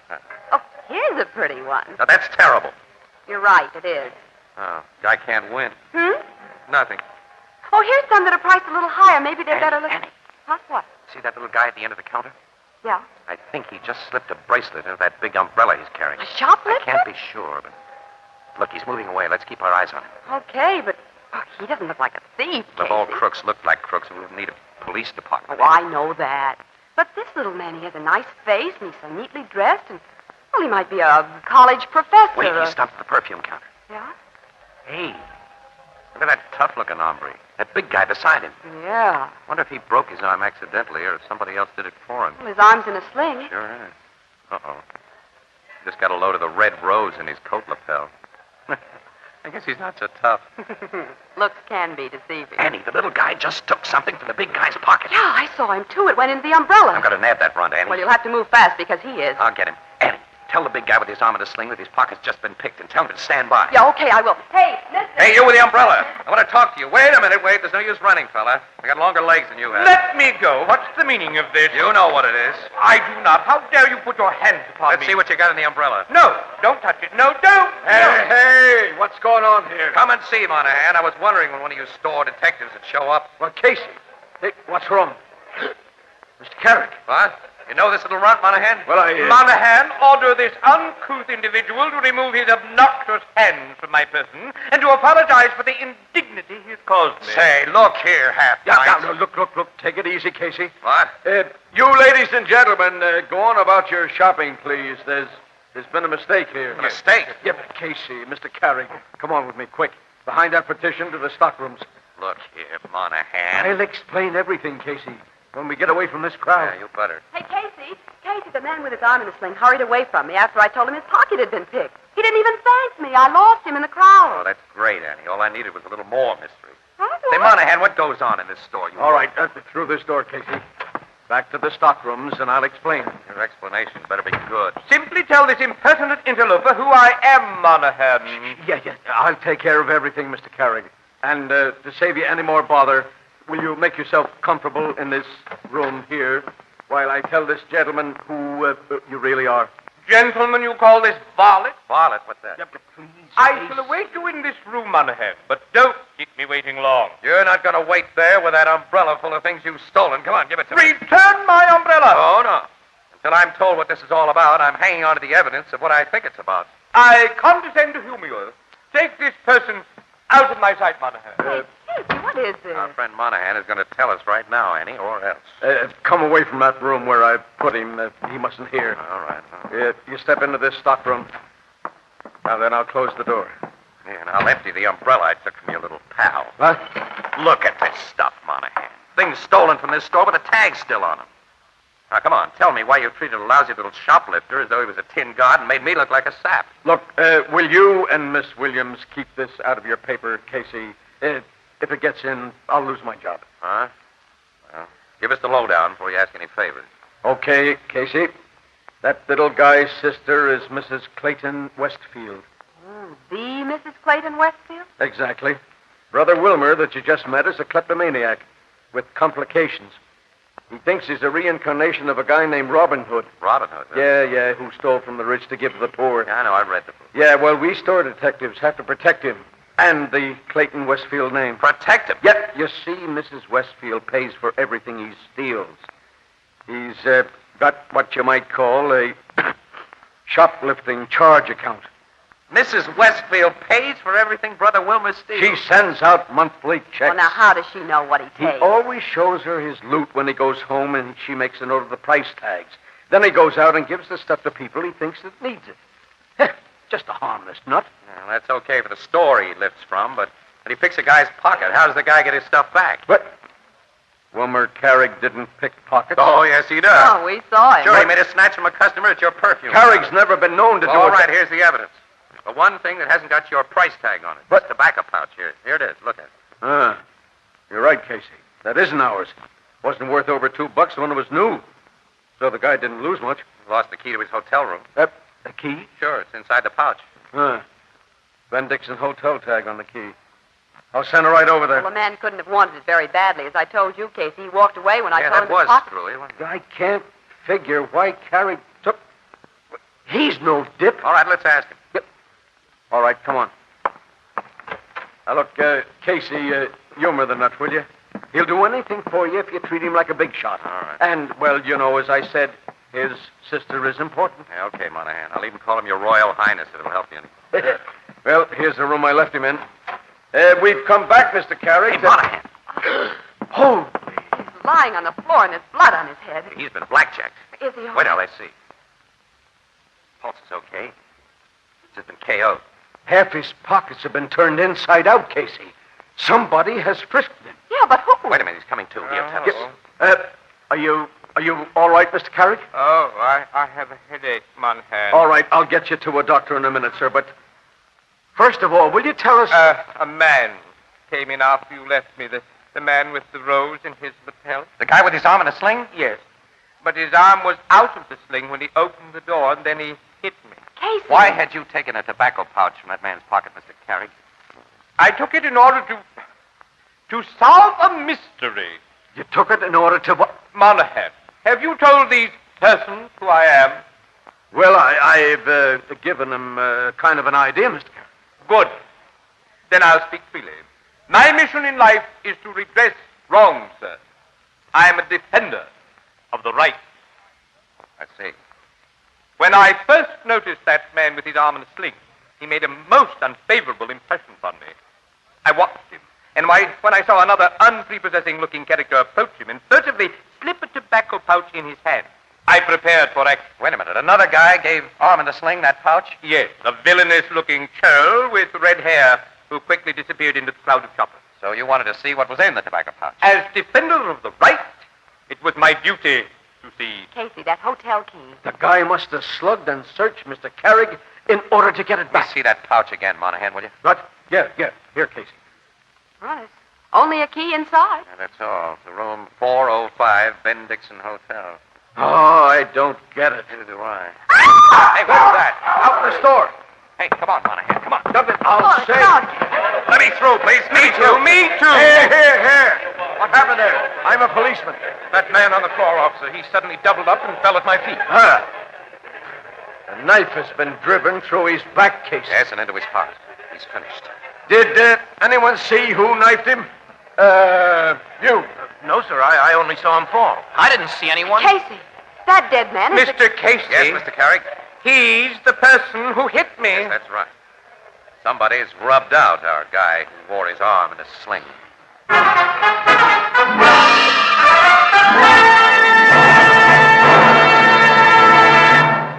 Our story will continue in just a moment. I've got a good word for everybody who likes good beer. And that good word is glass. Yes, glass. Beer in glass. Beer in glass bottles. For glass and glass alone can bring you beer and ale that's brewery bright. And now we have a new kind of bottle, the Anchor Glass one-way bottle. The bottle you never have to take back to the store. The bottle that cuts out the nonsense and nuisance of deposits. The Anchor Glass one-way, no-deposit bottle is so light, so compact, so inexpensive to produce that you never bother about empties. You just dispose of them as you would any other food container. And let's not forget that good word, glass. This no-deposit container is made of glass, clean glass, which never affects the taste or flavor of anything it contains. No wonder the Anchor Glass one-way, no-deposit bottle is sweeping America. If you want perfect flavor, demand your beer in glass bottles.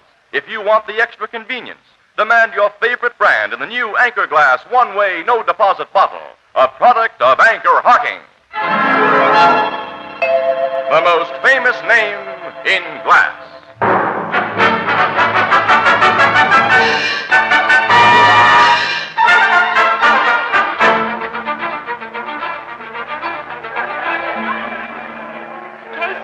Why are you pulling me away? You want to get out of the mob around that dead man, Annie. Annie, we may get an exclusive story if we work fast. How? I've got that tobacco pouch and the hotel key. Well, I don't see how Think that's... back, Annie. There was nothing the matter with that guy's arm. Well, why did he wear that sling and a red rose in his lapel? Oh, as a means of identification? Sure. To somebody who didn't know him. And the red-headed man slipped in the pouch. Containing only a key, which he tried to get back after Carrig took it, but which he wouldn't claim openly when you tipped him that it had been taken. Then he gets a knife in his back. Well, I'm going to use that key to find out why. Well, how'll you use it? You unlock room 405 at the Ben Dixon Hotel before word gets around that arm in a sling is dead. Oh, now, wait a minute, Casey. You give that key to the cops and let them... Yeah, let them grab a possible exclusive. But we may walk into serious trouble. Annie, you're not walking into anything. I'm going alone. Oh, no. Oh, yes, definitely, yes. If anybody's waiting in that room, they're going to be expecting a guy who'll show up alone. Well, the dead man is about my size and coloring, and I'll have my arm in a sling and a red rose in mine button. You have... Sure, come on, we'll buy him right here. Oh, no, wait a minute. This sounds too dangerous, Casey. I won't let Look, you. kid, you'll go with me to the Ben Dixon and park yourself in the lobby. If I'm not down within half an hour, you call the cops.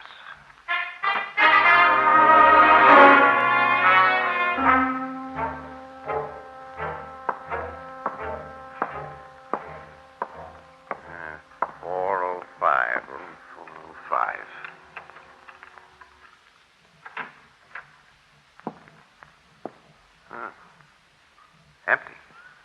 It's a bare hotel room. Nothing here. Uh-oh. Connecting room. Hello, Slate. Hello? I expected you sooner than this. I got here as soon as I could. Come on in. It's more comfortable in here. Peephole in the door, I see. I wanted to be sure the man I talked to wore the identification agreed upon by you and our friend in Chicago. You made quite a reputation for yourself, Slate, as a careful workman. Also, as a man who doesn't ask questions. If I ask questions, I'd want to know why you got your face covered up with a mask. I think you can figure that one. I'm careful, too. Especially when I hire a killer like yourself. It's smart to be careful. Now that we understand each other, I'll give you your directions. The man you're to kill is quite a big shot. Yeah? His name is Ben Flack. Flack, huh? That mean anything to you? Why should it? Here are several pictures of him. Study them this evening, then destroy them. Your man spends most of his time at the Ben Flack Community Club in Hook Ridge across the river.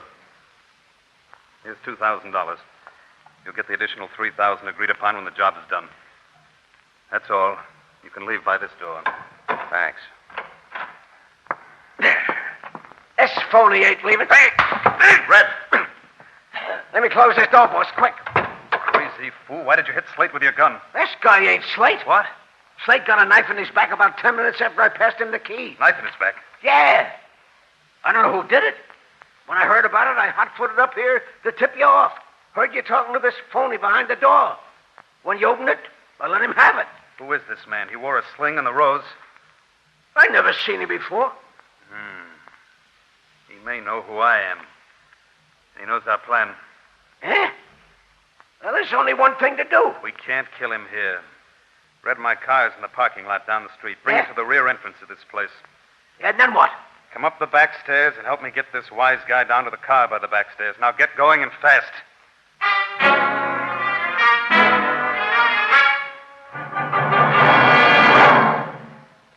He made me promise not to call you police unless he stayed upstairs over half an hour, Captain Logan. And then I called men from the nearest precinct station before I phoned you. What did the precinct men find, Miss Williams? Room 405 and the connecting room were empty, but there were bloodstains on the floor. Bloodstains? Yeah. Captain, they think somebody killed Casey and carried his body down the back stairs. Well, it'd serve him right. I warned the sap he'd butt into police business once too often, and I warned you. Oh, Captain. I'm sorry, Miss Williams. I often want to murder Casey, but nobody else is going to do it. I'll come right up to the Ben Dixon and try to pick up the Lug's trail. There's no trail to pick up, Captain, and no leads. He's just gone.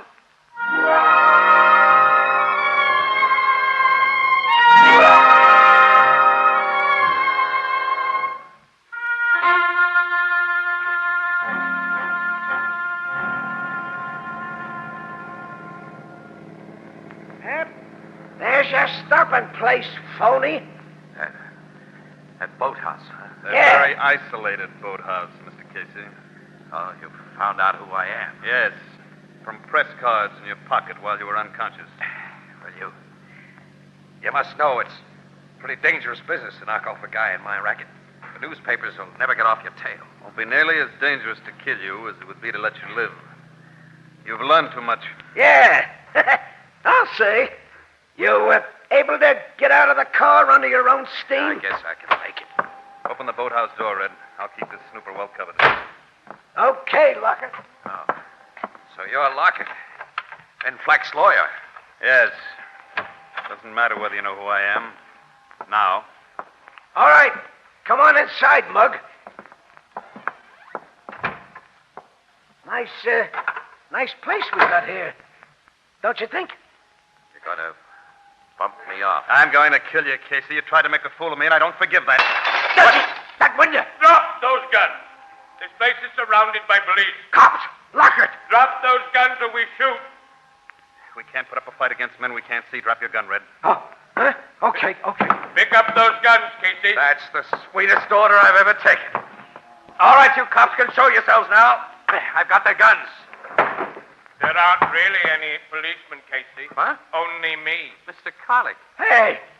Who's that little runt? That half-pint tricked us. Watch your tongues, varlet. Yeah, keep your mitts in the air. Mr. Carrick, I've never been so glad to see anybody in my life, but I don't understand. It's all very simple. You tried to steal my mystery. I tried to steal your... Certainly. I got that key from the man who was killed. Then you made off with it for your own selfish purpose. As defender of the right and redresser of wrongs, I naturally followed you. You followed? To the Ben Dixon Hotel. I proceeded up the back stairs to room 405, entered by the door you had neglected to lock, and listened at the door to the connecting room. You heard what I said to Casey? Yes, varlet. Oh, so that's what a varlet is. And what you said to your red-headed henchman there. Now, just... When he left your car at the rear of the hotel to assist you with Casey, I concealed myself in its fortuitously unlocked luggage compartment and rode here with you to the rescue. Wilmer, pal, you're some guy. Look, before we drive these two birds to the nearest police station, Mr. Carrig, will you give them a frisk? They just might have an extra gat on them. I was about to suggest such a procedure, and I am an expert at frisking. What? No. Oh, yes, I see what you mean. Don't try anything while he's going over you, Lockett. Or you, Red. Why, you... I'm not a gunman like you, Birds, but I'm a pretty good shot. All right, are they clean, Mr. Carrig? Quite the contrary, to be literal. But we need have no fear now that they'll produce a hidden gun. Okay, you two. We start with the cops. Look, Casey, maybe we can make a deal. Forget it, Lockett. Don't be a fool. Every man has his price. Mine's too high for you. Defenders of the right cannot be purchased. To the cars. Katie, wait. Outside, Lockett. You two, Red. We're going to the cops. No, they're not. Who is...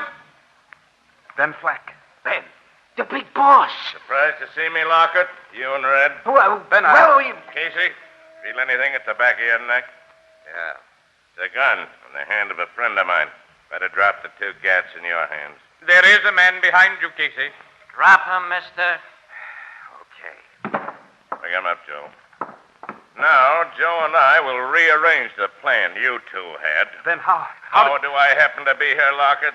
Oh, I've been keeping a steady eye on you and Red for a long time. You haven't made a move I haven't known about. The dirty double-crossing rats. You never put anything over on Ben Flack. I knew about the red-hot your Chicago pal shipped on here before he even got on the train. And one of my guys put a shiv in his back before you ever saw him, Lockett.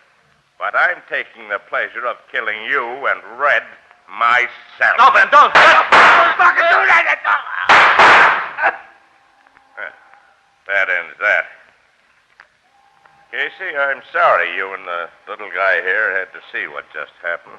I can guess what you mean, Ben. This overgrown murderer is altogether obvious, Casey. We are dangerous witnesses. That's it. Joe, Yes, boss. I've always kind of liked Casey, and I'm soft-hearted with guys I like. You do it. Sure, boss. Not if I can help it. Don't let me go. He's got me, boy. Don't get your gun. I'll clip him on the head. That you will not do. Now I'll shoot the other one. Wait a minute. You don't have to, Wilbur. I've got him under control. Hey, where did you get that gun you shot Ben Flack with? From Red. Huh? I found it concealed in his pocket when I searched him in the boathouse. You didn't tell me. I retain my old Robin Hood technique, Casey. I never tell anybody everything. Huh.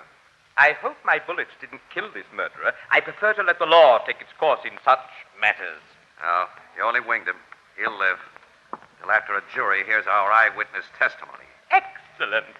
Well, I'll pile these two sleeping characters into the car, get them to the cops before anything else happens around here. We've had an adventurous afternoon and evening, haven't we? You said it, Wilmer. I've been conked on the head, taken for a ride. Thought twice I was going to be bumped off, and... you know, pal, I'm kind of all in. Oh, brother defenders of the right should not be too critical of each other, Casey, but I'm afraid you have no staying power.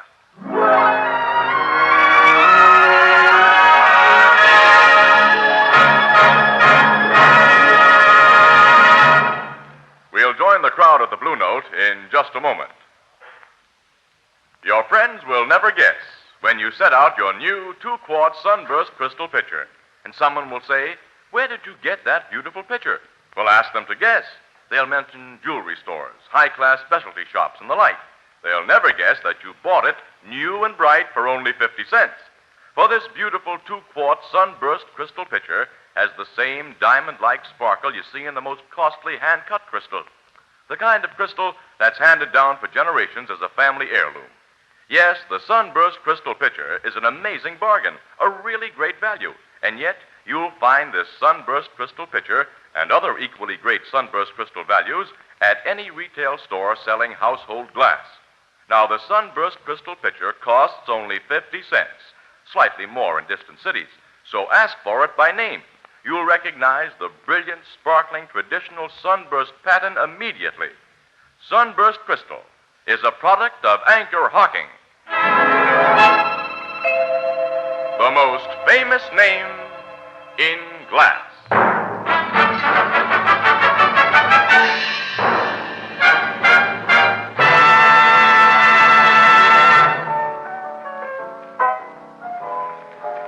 Walker dead and Flack got dead the rights for killing him and that redhead, Casey, it sure looks like you and that Wilmer Carrick has busted up the Flack political machine, huh? It'll be pretty hard to reorganize with the ringleaders out of the picture, Ethelbert. You don't seem very happy about having performed such a fine public service. Yeah, well, you see, I've just been talked to by Miss Williams and Captain Logan. They, sore at you? Yeah, and how? Yeah, and you know, to make the day absolutely perfect, I lost my watch somewhere. That's funny. Funny? Yeah, because a fella gave me a watch tonight. I stepped outside a minute to catch a breath of air, and a little fella comes up and says, "You look like a poor working man who needs a watch." Then before I could say anything, he stuck it in my hand and beat it. Let's see that watch. Yeah, here it is. That's mine. You mean Mr. Wilmer Carrick? Mr. Wilmer Carrick, a friend of the poor.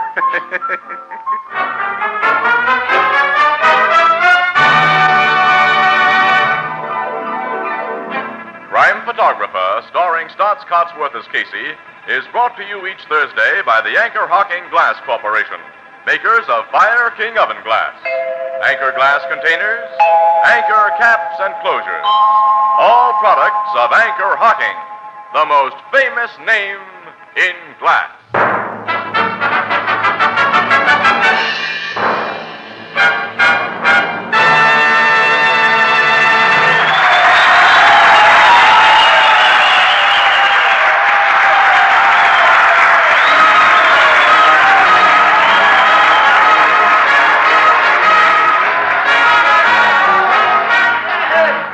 Photographer is directed by John Dietz. The original music is by Archie Blyer, and the program features Miss Jan Miner as Anne and John Gibson as Ethelbert. Herman Chittison is the Blue Note pianist. This is Tony Marvin saying goodnight for the Anchor Hocking Glass Corporation of Lancaster, Ohio, with offices in all principal cities of the United States and Canada. Thursday night on CBS is the biggest show in town, so stay tuned for exciting dramatizations on Reader's Digest Radio Edition, which follows immediately over most of these stations.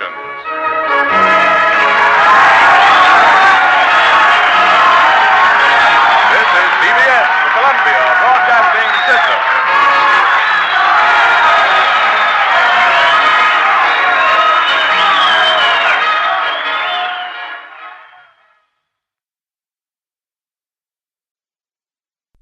The Anchor Hocking Glass Corporation brings you Crime Photographer.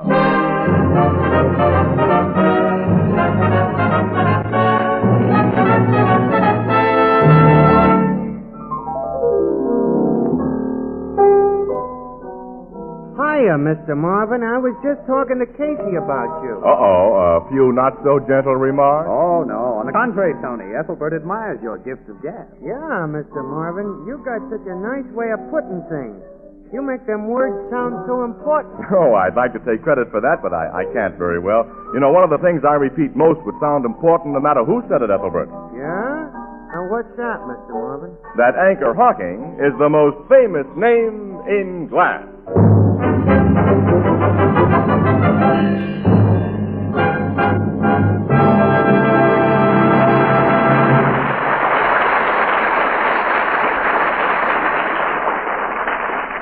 Good evening, ladies and gentlemen. This is Tony Marvin.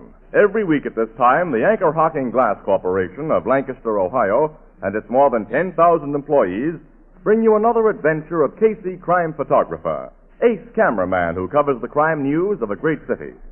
Written by Alonzo Dean Cole, our adventure for tonight, Treasure Cave.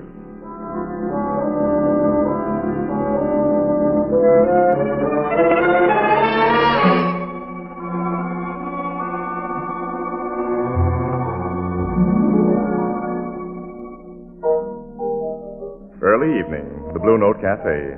Leaning happily on the bar is Captain Logan, chief of the Homicide Bureau. And Ethelbert, the head bartender, regards him with a look of unconcealed envy as...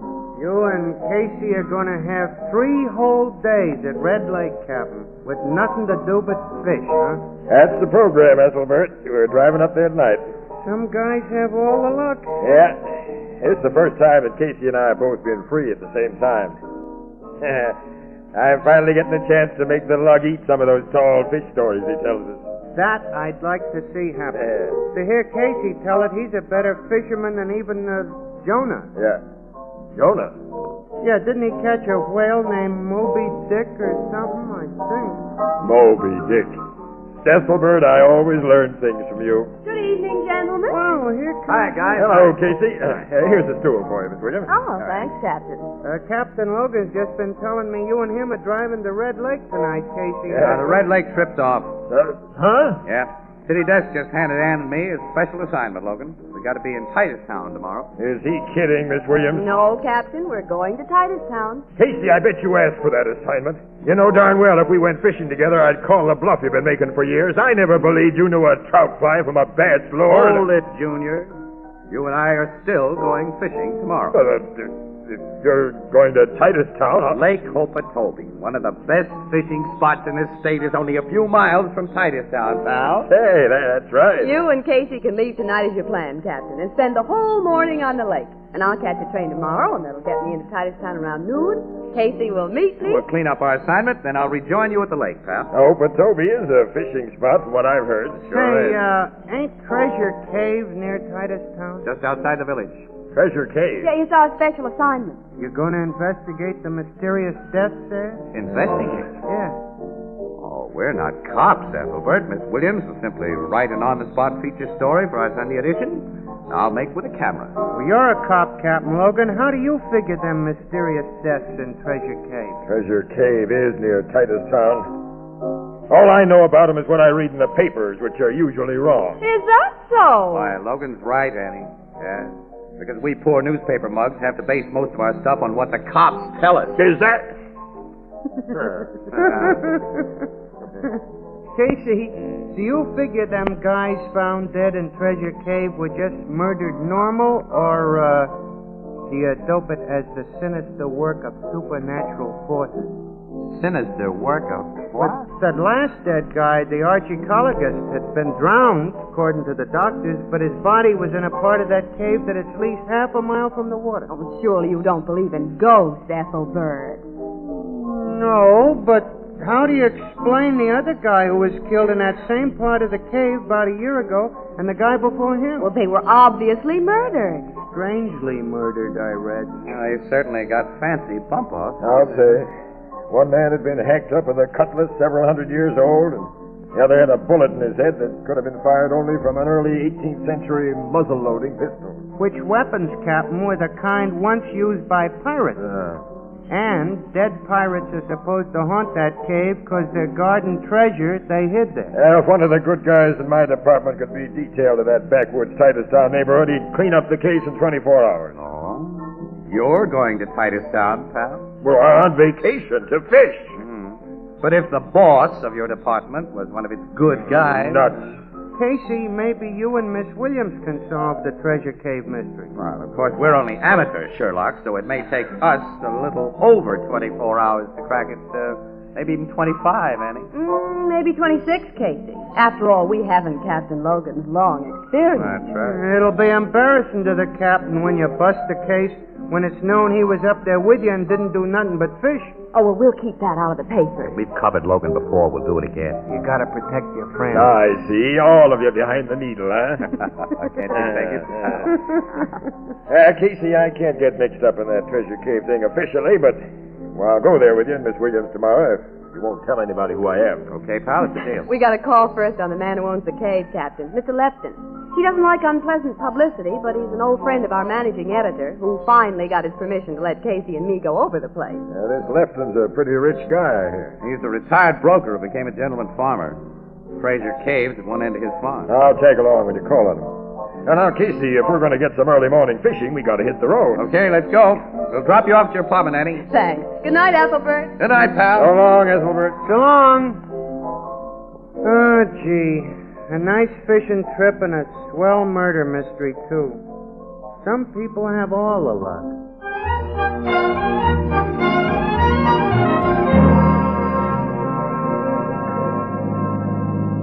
Don't tell me, Casey. Nobody ever caught fish with the wiggler lure you used this morning. Oh, is that so? Well, I've caught fish, and plenty with that wiggler. Well, it didn't work this morning because every time I got a near strike, you were splashing around with that pork rind bait. Pork rind's the best bass bait in the world. That's so. Why'd you catch something with it then? Not only because you were... Casey, Captain, What? please. Huh? Women are supposed to be gabbers, but no two gals ever extended a two-word subject like no fish into an hour-long argument. How about the two-word subject long skirts, Annie?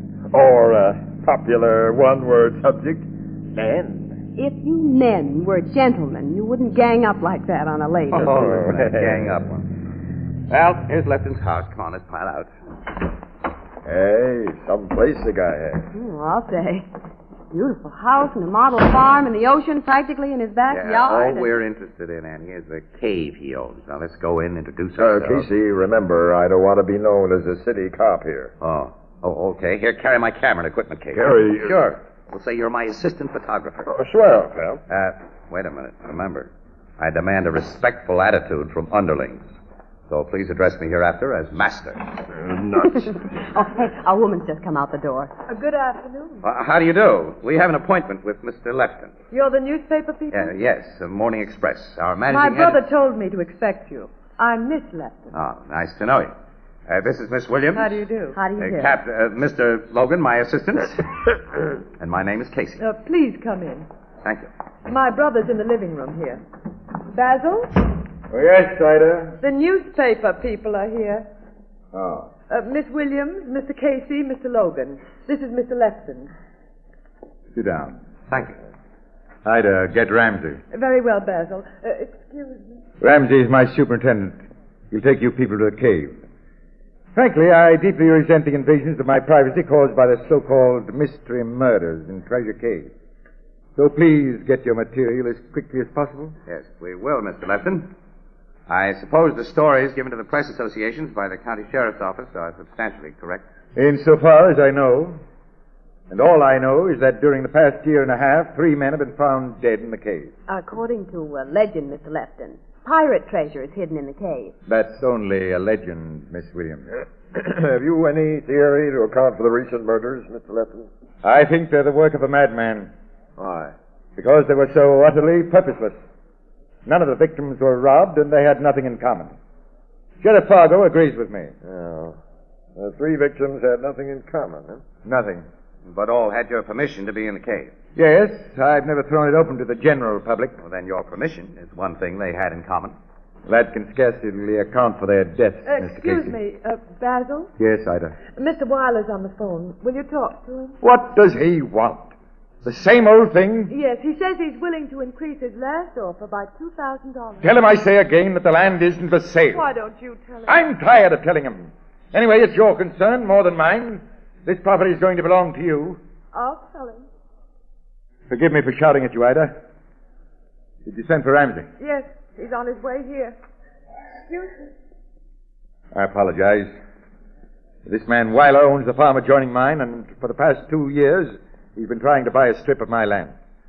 I'm completely fed up with him. Well, I guess we've all met tests like that. Mr. Lefton, Oh, yes, Ramsey. your sister told me to come right in, sir. Quite right, quite right. These are the newspaper people I told you about. Miss Williams, Mr. Casey, Mr. Logan. This is Ramsey, who runs my farm. How do you do? Very glad to know you. He'll take you to the cave. All right. We'll get going right away, Mr. Lefton, and thanks a million. Not at all. Take them by boat, Ramsey. It's the best way. Yes, sir. Come with me. Okay. Thanks again, Mr. Lefton.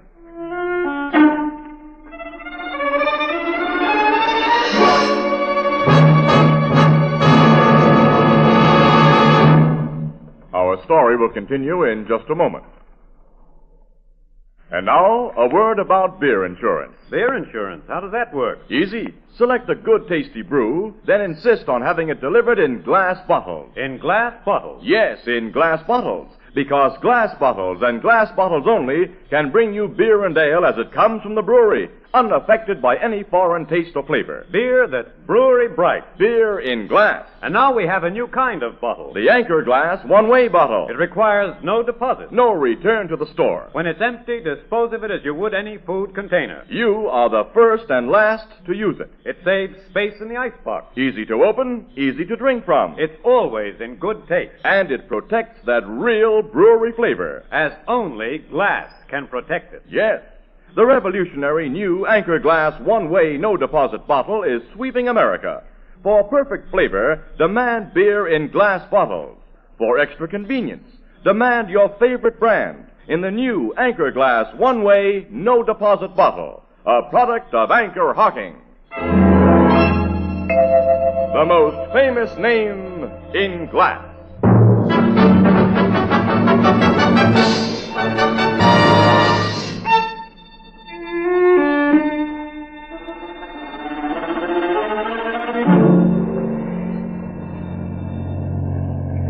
This motorboat will get us to the cave in just a few minutes. If it took you folks overland, it'd take longer.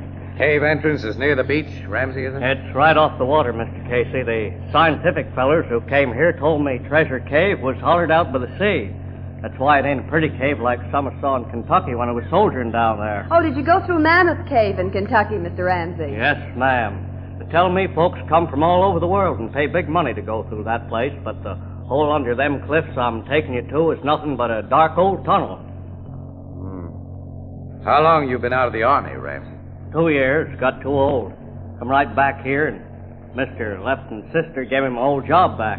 His sister keeps house for him? Yes, ma'am. Ever since his wife died 20 years more ago. I figure Miss Ida got married or never got married herself because she thought she ought to take care of him and his daughter. Lefton has a daughter? She's had 3 husbands, all no good. She supported on her father's money. Now he's paying for a 3rd divorce so she can marry a 4th bum. The old man's crazy about his only kid, so she gets anything he's got and throws it away. Guess he has plenty. We heard him refuse to sell a part of his farm at any price this afternoon. That guy Weiler? Yeah. The boss won't sell the cave. The cave? It's on the strip of land Weiler wants to buy. It ain't worth much. Guess that's why he willed it to his sister. That no good daughter of his gets everything else when he dies. You can see the cave entrance now at the foot of the cliff. Oh, that big hole there? Uh-huh.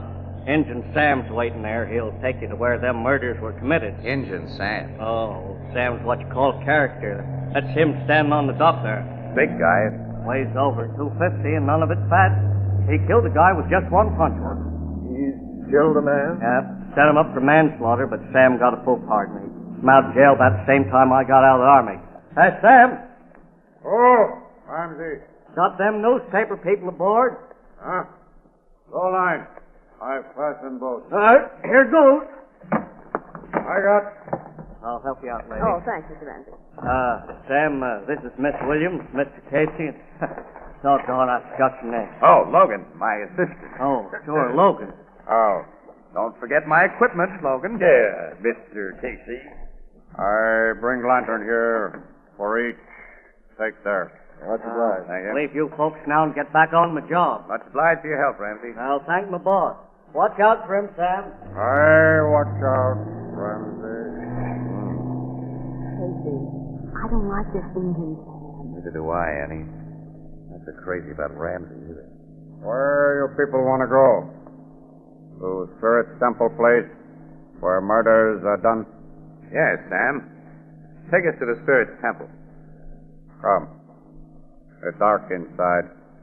Use lantern and watch your step.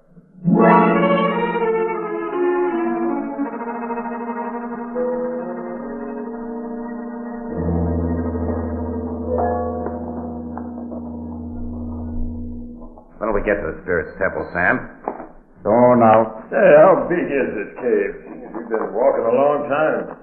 Half mile. And most uninteresting, just a dark, dreary tunnel. Yeah, certainly no tourist attraction. Cave made by spirits. Ever run into one of those spirits? I hear and see many things in caves that make me afraid. I not go alone to Spirit Temple anymore. When did you see and hear those things? After I come back here from prison. Have you told the police about it? I tell Sheriff Fargo. He say I crazy. I go ahead now. Cave gets very narrow here. You follow. Hey, how does that guy strike you, Casey? You think he's nuts or putting on an act? I don't think he's nuts, Logan. He makes a swell suspect for all three of those murders. Apparently the county sheriff doesn't think so. Sheriffs are sometimes better politicians than they are policemen. Said a mouthful there. I'll say. Hey, the cave has gotten narrow. Yeah, there's only a passage here. Winds around like a corkscrew. Watch that back there. Shine lights on floor. You go downward now. We're watching, Sam. Careful, Annie. Yeah, I'm being careful. It is deep. And now the passage is getting wider. There's a squeeze back there for guys our size, Casey. A much tighter squeeze for an Indian sand. This guy's built like a battleship. Hey, we're coming out in a huge chamber. Hey, ceiling must be 100 feet up. Here is Spirit's Temple where men die. Yeah. Show us where those dead men are found. Oh. Man killed by pirate sword died here. Oh, the rocks are stained with blood, Casey. Yeah.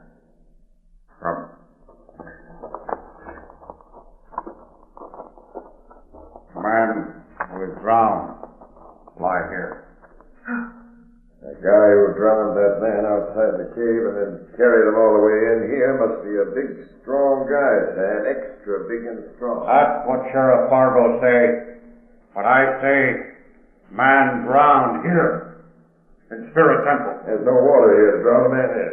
Spirit's rainwater. Spirit drowned that man. I'll believe that after I see his spirit at work. I'm beginning to wonder what kind of a law officer this Fargo is. He good sheriff. He good little man. He my friend. He's obviously your friend. What you say? Logan didn't mean anything, Sam. That's just his way.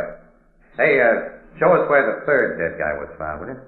The one who was shot with the old-time pistol. He was on other side. Behind Temple also. Logan, you've got to take it easy. Can't make cracks about this sheriff. I know, I got sore. Why hasn't he put that big guy through the work? Smells like out-and-out protection to me. Me too. Well, okay, but Sam's watching us. Come on, break up this huddle. Did you call that big rock formation the Temple Altar, Sam? Is that it? That is what they call. Yeah, looks like a giant-sized altar. Yeah, and the rocks around it look like giants praying. It's spooky. Here is where man found with bullet in... Mr. Casey, Mr. Logan. What? Look there. Oh, a man. There's an arrow through his throat. Logan, went clear through. Look at the head of it sticking out. A flint arrowhead. His old Indian arrow. Very old. You know this dead man, Sam? Yes. He... Sheriff Fargo.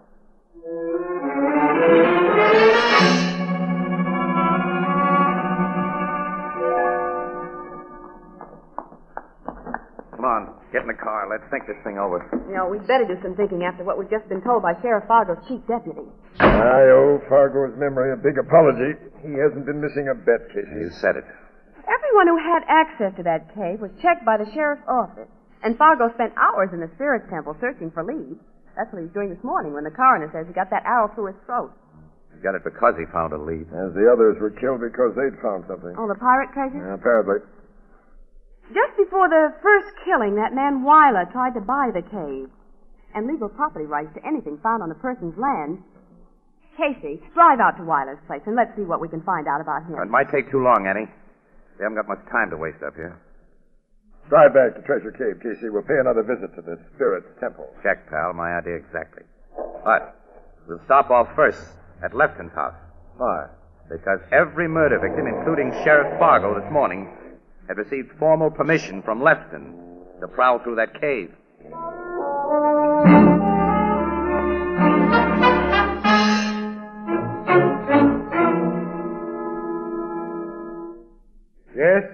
You gentlemen and Miss Williams may go again to the cave. Thank you, Mr. Lefton. Ida, will you phone Ramsey's quarters and ask him to take these people by boat? Right away, Banky. I'm terribly distressed by Sheriff Fargo's death. Terribly distressed. He was a friend of mine.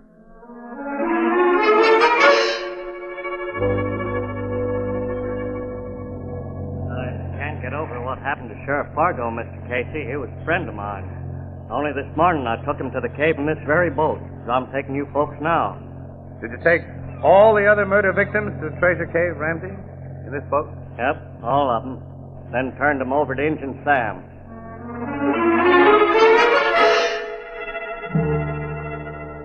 No.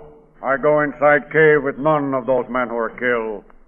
They say they want to be alone. So I give them lanterns. Then go up to my house on cliff. Shall I guide you again to Spirit Temple? No, Sam. We want to be alone. Just give us lanterns. Okay. I give. Then go my house. Quite a few little things those murder victims had in common.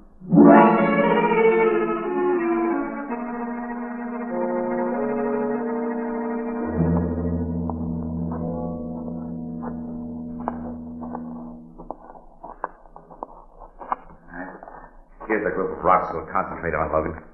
They're set close together. Yeah. Only a small man could wedge himself between any of these big stones. Sheriff Fargo, like the other murder victims, was a skinny little guy. Another thing they had in common, Casey. Yeah, there's so many rocks around here, so many possible passages. Now shine your lantern into each crevice as we're doing it for you. Yeah, try to spot a place that a little guy might squeeze through. Or a little woman. What? Don't move, any of you. Ida! Miss Lefton. You're armed with a very modern weapon this time, Miss Lefton. Yes. A bow and arrow or an ancient pistol can be effective against a single man. But when you left my brother's house, I sensed that I might have to kill all three of you. You reach your private passage through your brother's house? I enter it from a point near the house. No one knows the spot but me. I'm sorry. I must kill you now. Well, spoil the game you've been playing if you bump us off with anything so unfanciful as that rifle, Miss Lefton. I haven't been playing any games. I've been protecting my personal interests. I discovered this passage while Injun Sam was in prison. And since there are superstitions about this cave, I killed the men who discovered my secret in an unusual way. Your secret is the pirate treasure. No, Miss Williams. This passage leads to another cave that extends for endless miles with ceiling of crystal-like gypsum and pillars of white onyx, a fairyland of beauty. People will pay to see it, pay millions, pay me, because I inherit the cave. Why did you have to keep it a secret? Because of Basil's worthless daughter. She'd get it if Basil knew the cave was of any value. He'd change his will. You see now why I protected myself in the only way I could, by killing those who threatened the security I've earned. I'll kill everyone who threatens. Oh! I've got her, Logan. You got her. Yes. I've got her. We've all got her. You got so interested in what you were saying, you came too close to us, Miss Lefton. Yeah. Here, that's where you pull a gun. When a woman starts to talk, you just gotta stop her.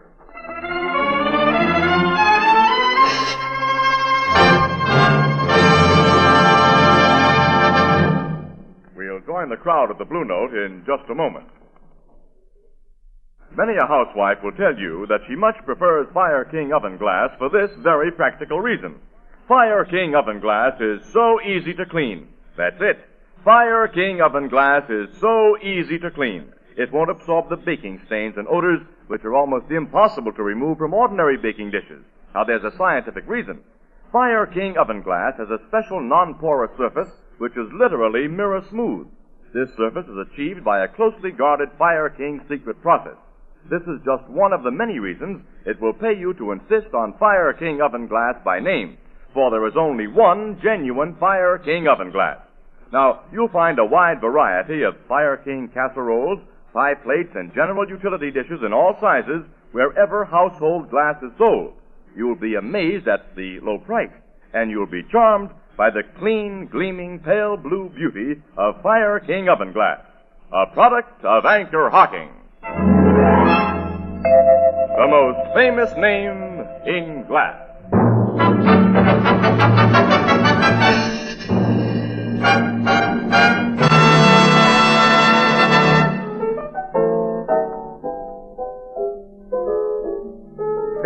was busted in less than 24 hours, huh, Miss Williams? In less than 8 hours, Ethelbert. 8 into 24. Gee, that's only a third of the time Captain Logan said. There were 3 of us working on it. 3? Well, Casey and Captain Logan makes only 2. Oh, you. Yes. There's a few things I don't get, Miss Williams. How did the guy get drowned in that spirit's temple half a mile from water? Well, it doesn't require an ocean to drown a man, Ethelbert. A small pail of water will do the job if you first hit him on the head with a rock and then dunk his face. So that's how. That's how. Clever, you women. Thanks. The only thing I got against women is they talk too much. Oh, yeah? Casey and Captain Logan still up at the lake catching fish. They're still at the lake, not catching fish. And they're talking about no fish. Talking, talking, talking.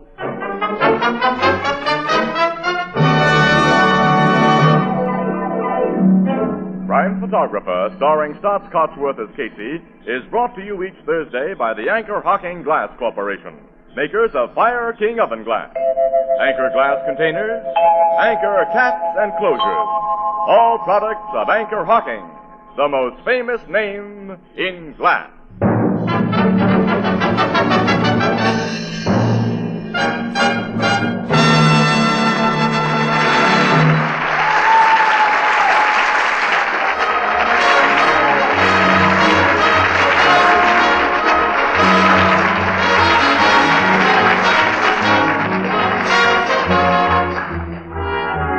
Crime Photographer is directed by John Deep. The original music is by Archie Blyer, and the program features Miss Jan Miner as Anne and John Gibson as Ethelbert. Herman Tittison is the Blue Note pianist. Daylight saving time ends next week, and the entire country will be on Standard Time. If your area has not been on Daylight savings time, tune in Crime Photographer 1 hour later.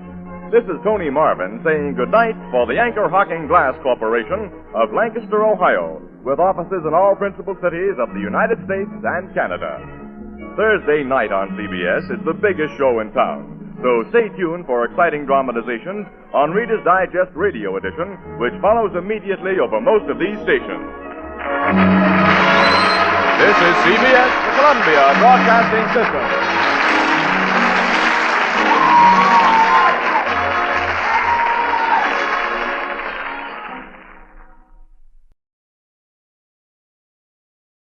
The Anchor Hocking Glass Corporation brings you Crime Photographer.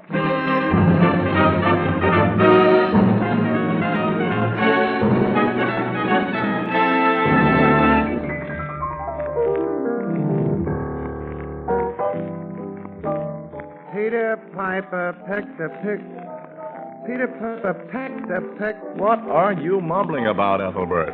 Well, I got a bet with Casey, Mr. Marvin. He didn't think I could say 3 times running, Peter Piper pickled a Peter. You know, it doesn't look to me as though you could even say it once, Ethelbert. That's why I got to practice.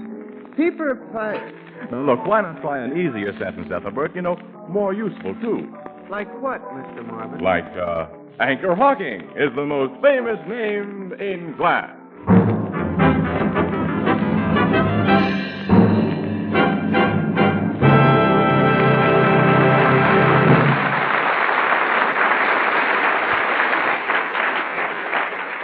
Good evening, ladies and gentlemen. This is Tony Marvin. Every week at this time, the Anchor Hocking Glass Corporation of Lancaster, Ohio, and its more than 10,000 employees bring you another adventure of Casey, Crime Photographer, ace cameraman who covers the crime news of a great city. Written by Alonzo Dean Cole, our adventure for tonight, Miscarriage of Justice.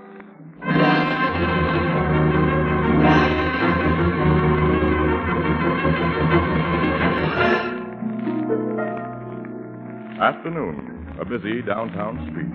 A darkly handsome, flashily dressed woman alights from a taxi cab. Mercedes. Huh? Mercedes. What's the idea of grabbing my arm? I don't know you. You know me very well. I never saw you before in my life. You say that to me? Your husband's father? If you don't let me go, I'll call a cop. No. I call for a cop. Police! Police! Stop that. Let's go someplace and talk. No, you bad woman. Every day I pray, I send you sometimes, and all my prayers is answered. Let me go. Hey, what's going on here? This crazy old man, officer. Arrest him. Come to jail, Mr. Policeman. But I'll tell the truth. She's Mercedes Domingo. Oh, no. It's a lie. Now, hold it, both of you. Just who is Mercedes Domingo and why? 10 years ago, Mr. Policeman, my son Carlos was sent to prison for the murder of his wife. Only he and I know he's not guilty. Now the world will know. Because this woman is the wife he did not kill.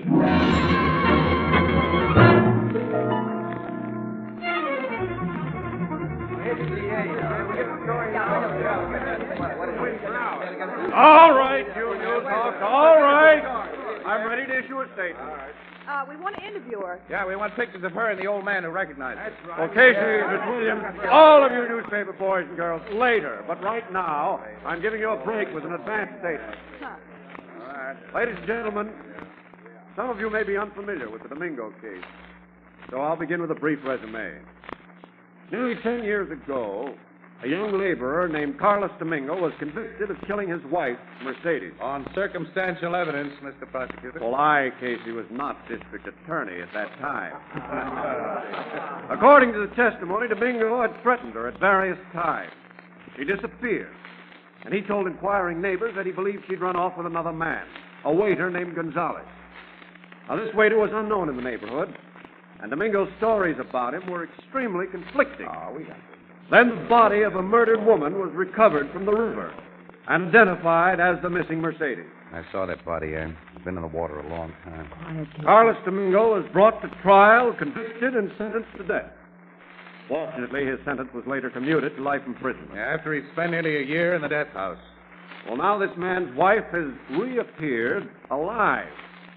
She's been positively identified as Mercedes Domingo. Well, what did she say about letting her husband be sent up for her murder? Well, she claims she didn't know anything about it, Miss Williams. She denies knowing any waiter named Gonzalez, and says she was working in a small town in Texas at the time Domingo was arrested and brought to trial. She says the papers down there didn't carry the story, and she may be telling the truth. She's in the chips now. What's she been doing for herself while hubby's been sweating it out in the big house? She's done very well, Casey. Several years ago, she acquired a piece of land in Texas that later proved to have oil underneath. Oil? She's now worth a couple of million. And that's the whole gist of the story, except that Mrs. Domingo has also gotten herself another husband without bothering to divorce her first. Yeah? He's a Texas racketeer named Alfred Jenkins. Alfred Jenkins? Unfavorably known to the police as Alf the Barber. Well, this yarn gets better and better. Yeah, but the biggest thing about it is, Mr. Prosecutor, how soon can you spring Carlos Domingo out of the pen? Take this as a direct quote. My office will take immediate steps to effect this poor man's release.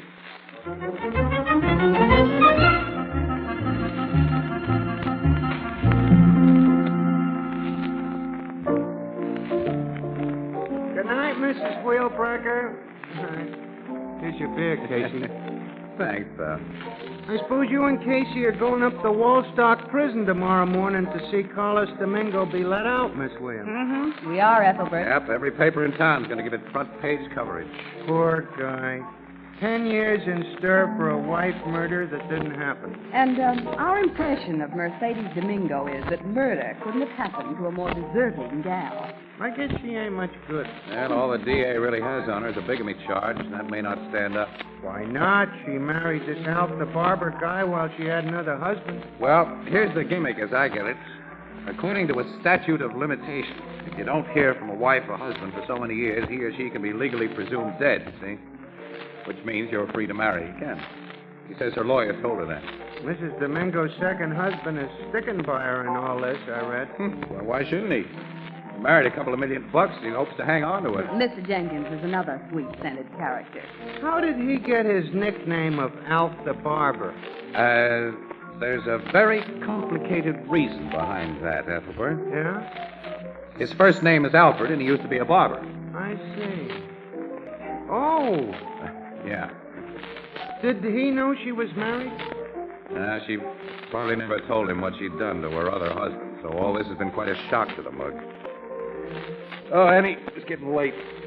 We've got to make an early start at that prison in the morning. Mm-hmm. Quite a drive to Woolstock. Let's go home and get some sleep. Who's going to pay that poor guy for all he's been through? Well, the state will end up by giving him a few $1,000, I guess. But even at that, he's been a fall guy for nothing. Guess he's thinking plenty about that and is pretty sure. I'd be. Well, in prison, guys learn to keep their thoughts and their feelings to themselves, pal. Yeah. Well, let's go, Annie.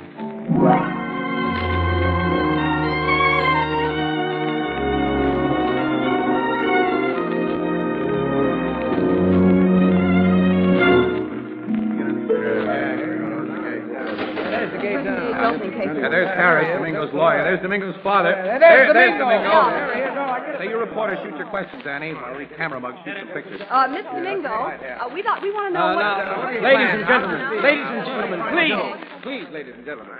My client is anxious to cooperate with the press, but one at a time. Okay, Mr. Harris. Mr. Domingo, what are your immediate plans? My only plan is to go home with my father here. Carlos, at my house you will see no more high walls, no more barred doors. Oh, my son. Bud. Hold on, will you? Let father and son picture be a honey. Yeah. Mr. Domingo, your wife's a rich woman now. Do you intend to bring a civil action against her? Oh, excuse me, Miss Williams. That question should be addressed to me, not my client. Oh, okay. What's your answer, Mr. Harris? Well, civil action in this case must be an outgrowth of criminal action against Mercedes Domingo. The authorities are trying to establish a basis for criminal prosecution. But at the present time, I cannot reveal the extent of their findings. Fair enough, Mr. Harris. Only, you can answer this one, Mr. Domingo. How do you feel about your wife? Feel? I feel nothing, Lily. Well, you must. You'd be inhuman if you didn't. Since I was a very young man, I've been locked inside this prison. Once they came and shaved my leg and head to make me ready for the electric chair. All for a thing I did not do. Human? I forgot how a human being feels. Ask me, this boy's father, how I feel about that man. I tell you, for what he has done to Carlos, my son, I like to cut her heart out. I like to see her die.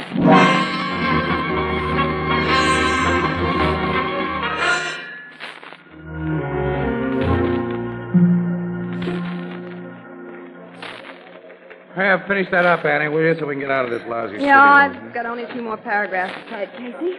Press is sure milking the Domingo case. You're telling me. All the facts have been in print dozens of times since the story broke. Hey, there's your phone, kid. Oh, yeah. Oh, answer it, will you? I'm checking over this last Okay. case. Yeah. Williams desk, Casey speaking. It's for you, man. Oh, hello, Claus.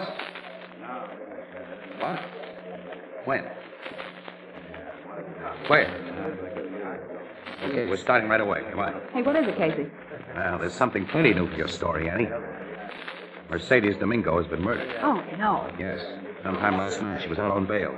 Her body has just been found in her hotel room. She was slashed to death with a razor.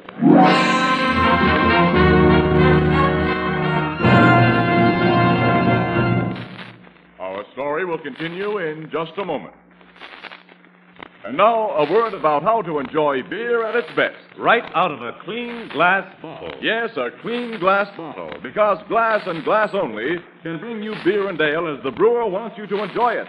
Clean, clear, sparkling, unaffected by any foreign flavor. That's it. Beer that's brewery bright. And now you have a new kind of bottle, the Anchor Glass one-way, no-deposit bottle. One way means that when it's empty, you dispose of it as you would any other food packet. You are the first and last to use it. No deposit means no empties to be returned. No deposit, no fuss. This bottle also saves space in the icebox. It's easy to open. Safe to drink from. And it protects that real brewery flavor. As only clean glass can protect it. Yes, the revolutionary new Anchor Glass one-way, no-deposit bottle is sweeping America. For perfect flavor, demand beer in glass bottles. For extra convenience, demand your favorite brand in the new Anchor Glass one-way, no-deposit bottle. The clean bottle, a product of Anchor Hocking. The most famous name in glass.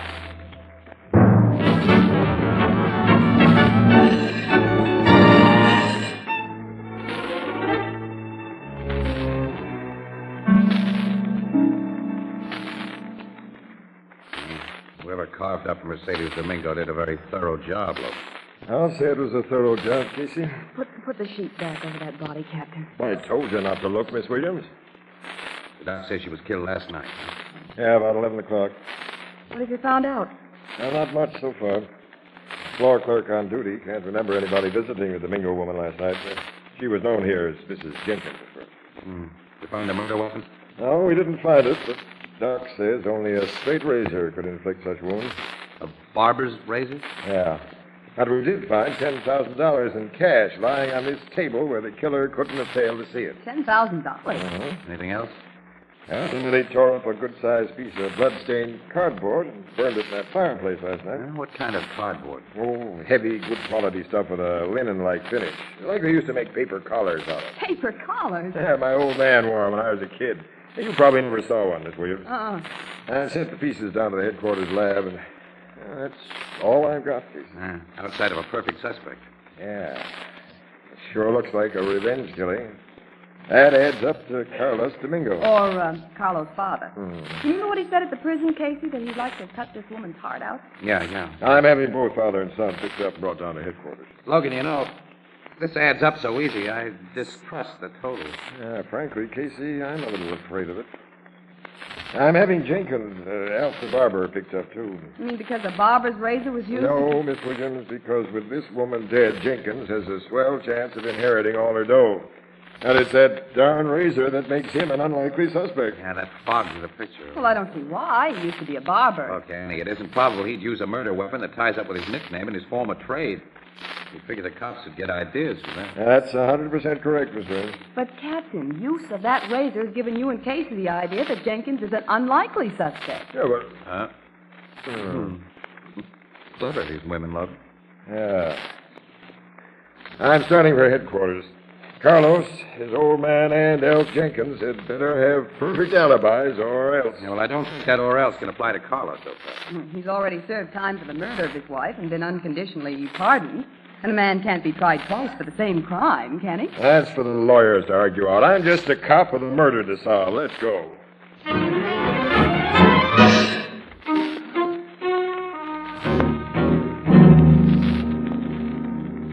At 11 o'clock last night, you were out walking, Carlos. Walking alone, you say? Yes, Captain.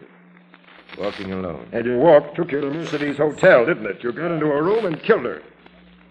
If you think so. You admit it.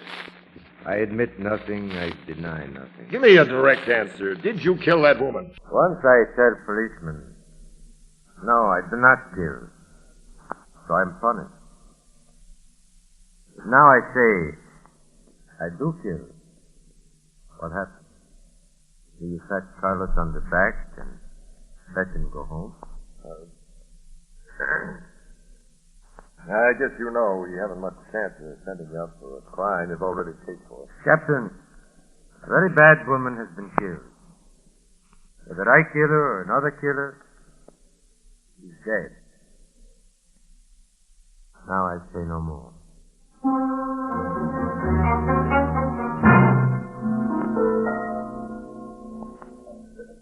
Domingo, your son says he was out between 10 o'clock and midnight. You can't prove you didn't leave the house, go to that hotel, and kill Mercedes.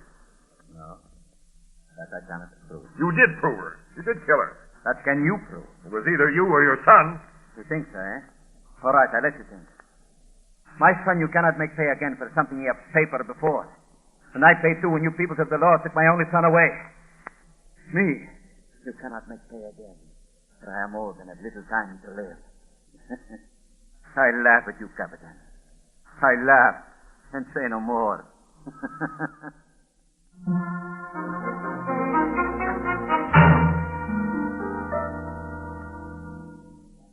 You were in the lounge at the Hotel Marbury at 11 last night, Jenkins? I never left the place from 9 last night till almost 2 this morning. Were you alone in the Marbury lounge, or was somebody with you? 2 very well-known gents. I mean gentlemen were with me. My attorney, Louis West, and Lieutenant Brenner of your own headquarters police. Lieutenant Brenner? He was at my table constantly from 10 o'clock till after midnight. Okay, Jenkins. I'm afraid your alibi will be as good as you say.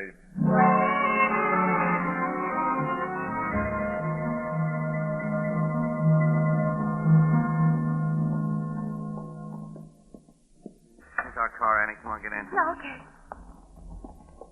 Casey, Huh? do you think Carlos or his father did the killing? No, they're simply 100% behind anybody who did. And Jenkins had a perfect alibi. Yeah. Say, Annie, wait. Hmm? The floor clerk at that hotel didn't remember seeing anybody visit Mercedes' room. Of course he wouldn't. Why not? Those scraps of burned cardboard Logan found, they reminded Logan of the material used for paper collars, huh? So what? Well, something else is made of the same material. Paper dickies, Annie. Dickies? Yeah, those false shirt fronts, the starch kind. When it gets dirty, you throw it away and stick a fresh one under the collar button. Waiters wear 'em, Annie. Well, I don't see what Waiters that... wear 'em, Annie. And who'd notice a waiter in the halls of a big hotel? But Logan said none of the employees seemed possible suspects. Well, this waiter didn't have to work in the hotel. Oh, then any man could have put on a tuxedo? No, not any man. He had to actually be a waiter to get by the way he did, or to kill the way he did. He had to be... What? That Gonzalez, Gonzalez. the waiter Mercedes left Carlos for 10 years ago. She walked out on Gonzalez, then double-crossed him as she's double-crossed every other guy she's known. Yeah. We're going to try to find Gonzalez. Well, how Annie. can we? Carlos' chief defense lawyer, Harris, he's got a picture of Gonzalez. He has? Yeah. And Harris let me make a copy of it a few days ago. I thought City Desk might want to run it. Annie, we get that picture, and then we go to work.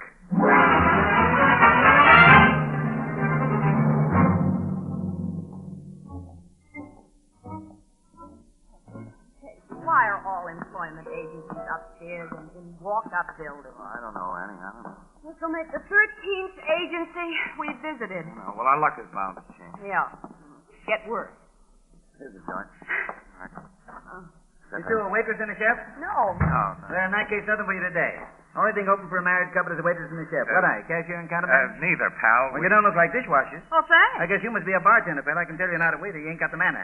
And here are registry cards to fill out and give me 50 cents a piece. Mister, let me say something. Go ahead. Who's stopping you? Well, we're not looking for jobs. Oh, you want to hire people. Well, step into my office. Sit down. Make yourself at home. What do you want? Help a restaurant, a hotel, lunchroom? or Look, what? we're looking for a waiter. I've got thousands of them. But we only want one. A special one. Here's his picture, look. You don't want this waiter? You know him? Of course I do. His name's Frank Gomez. Frank Gomez. Yes, used to be a fine waiter. He's undependable now. I lost 2 jobs I got him. You don't want him. He's just the guy we do want, mister. Okay, I've warned you. Give me your address and I'll send him to you. No. Give us his address. I don't do business that way. No? What's that $20 bill for? Gomez's address. Well, I like to do business. Where'd I find his card? Say, that other fellow must have been looking for Gomez. Huh? Other fella? Guy was in there a half hour ago. What did the guy look like? A big fellow, well dressed. That's all I noticed. Here's his address. Thanks, pal. Come on, Oh, Annie. thanks for the double supper. Bye. Okay. What do you think? Who do you think was looking for Gomez? One of Logan's cops, Annie. That lugger's figured those scraps of burned cardboard just the way I did. He's put his guys out to find Gonzalez. If we want an exclusive story, Annie, we've got to get to this address before Logan beats us to it.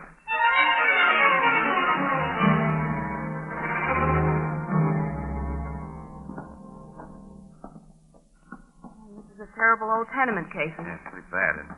I think we're on the wrong track. No man who lives in a place like this would have passed up Mercedes $10,000. Soon find out. Here goes.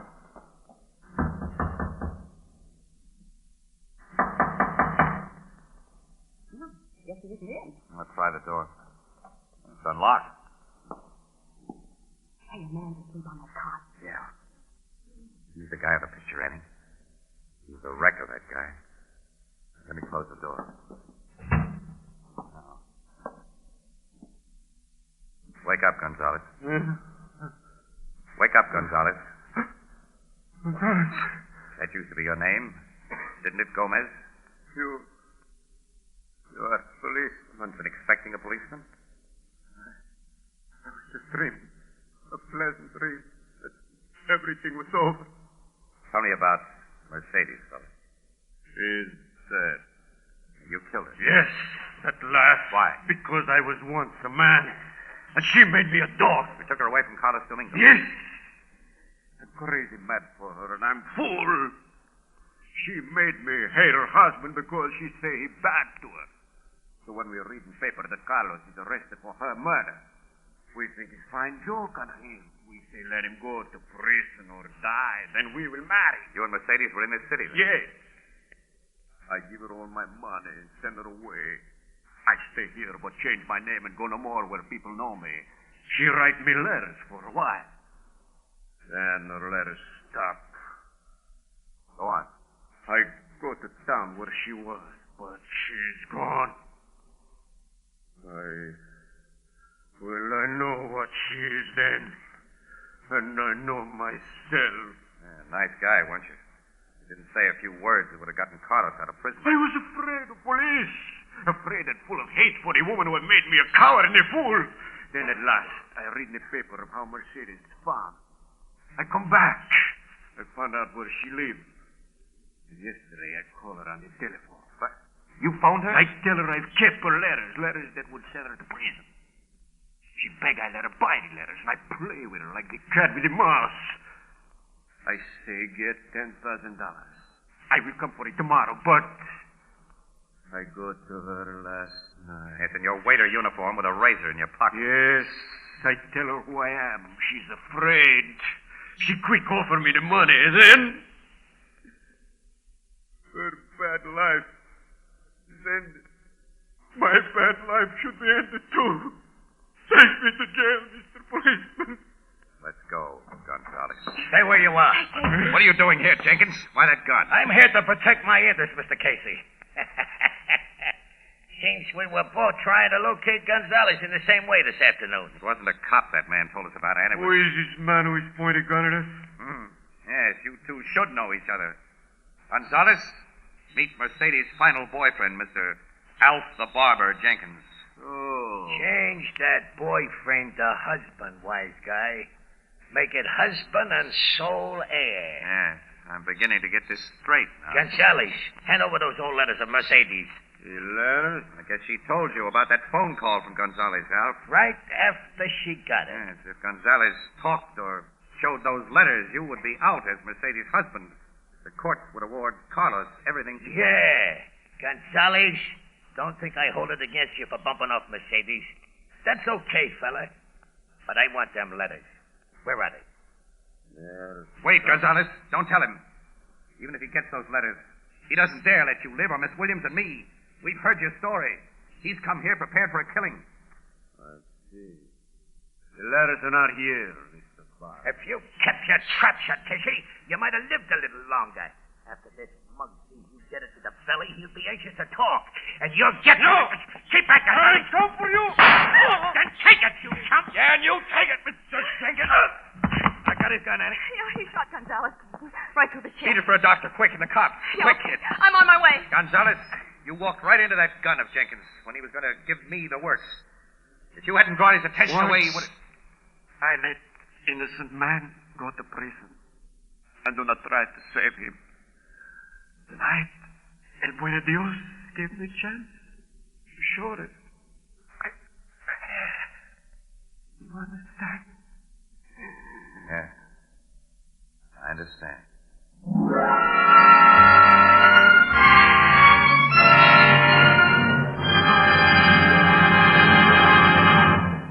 We'll join the crowd at the Blue Note in just a moment. We've told you how much easier it is to prepare better dishes in Fire King oven glass.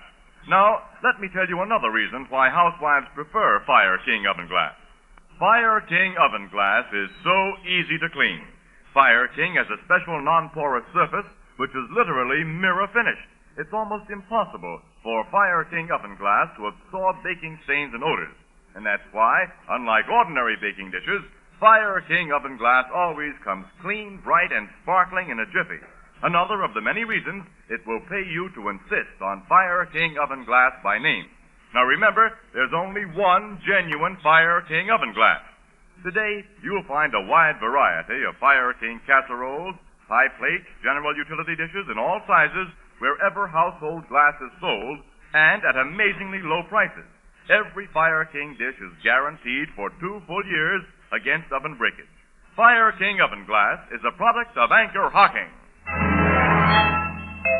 the most famous name in glass.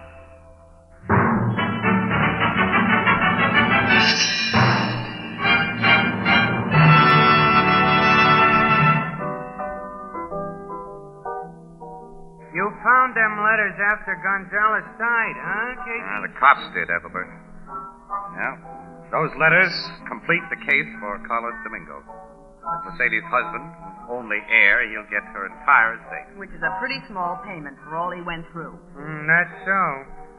Now I guess that Alf the barber will get more than a sample of what Carlos went through. Oh, yeah, much more. He'll get the work. Some husbands of Mercedes don't have such a good time of it, do they? She was what you call a femme fatale. Huh? Well, that's a Greek word meaning female troublemaker. Like Cleopatra and Helen of Troy and Mrs. O'Leary's cow. Mrs. O'Leary's Cow? Don't you two know your history? That cow kicked over a lantern once and burned up most of Chicago. a femme fatally, Casey. Annie, a femme fatally. What's the matter? Ethelbert, tell us more.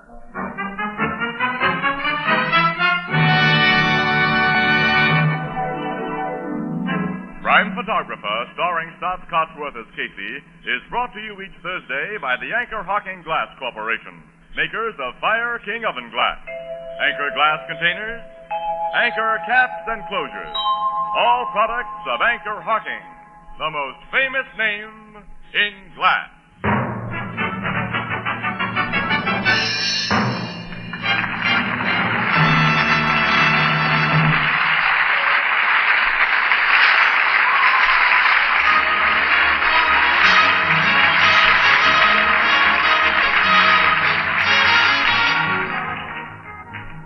Photographer is directed by John. And the program features Miss Jan Miner as Anne and John Gibson as Ethelbert. Herman Chittison is the Blue Note pianist. This is Tony Marvin saying goodnight for the Anchor Hocking Glass Corporation of Lancaster, Ohio, with offices in all principal cities of the United States and Canada. Thursday night on CBS is the biggest show in town, so stay tuned for exciting dramatization on Reader's Digest Radio Edition, which follows immediately over most of these stations. This is CBS, the Columbia Broadcasting System.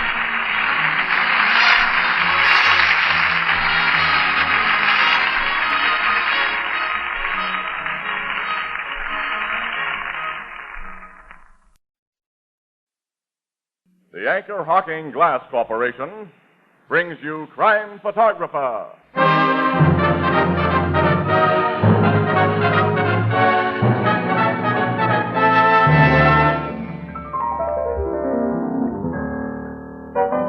Today is the anniversary of the Great Chicago Fire.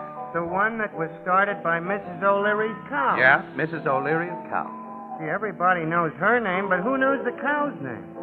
That should be a famous name, too. Maybe Tony knows. Oh, I'm sorry, fellas, but that's one famous name I don't know. But I do know that Anchor Hocking is the most famous name in glass.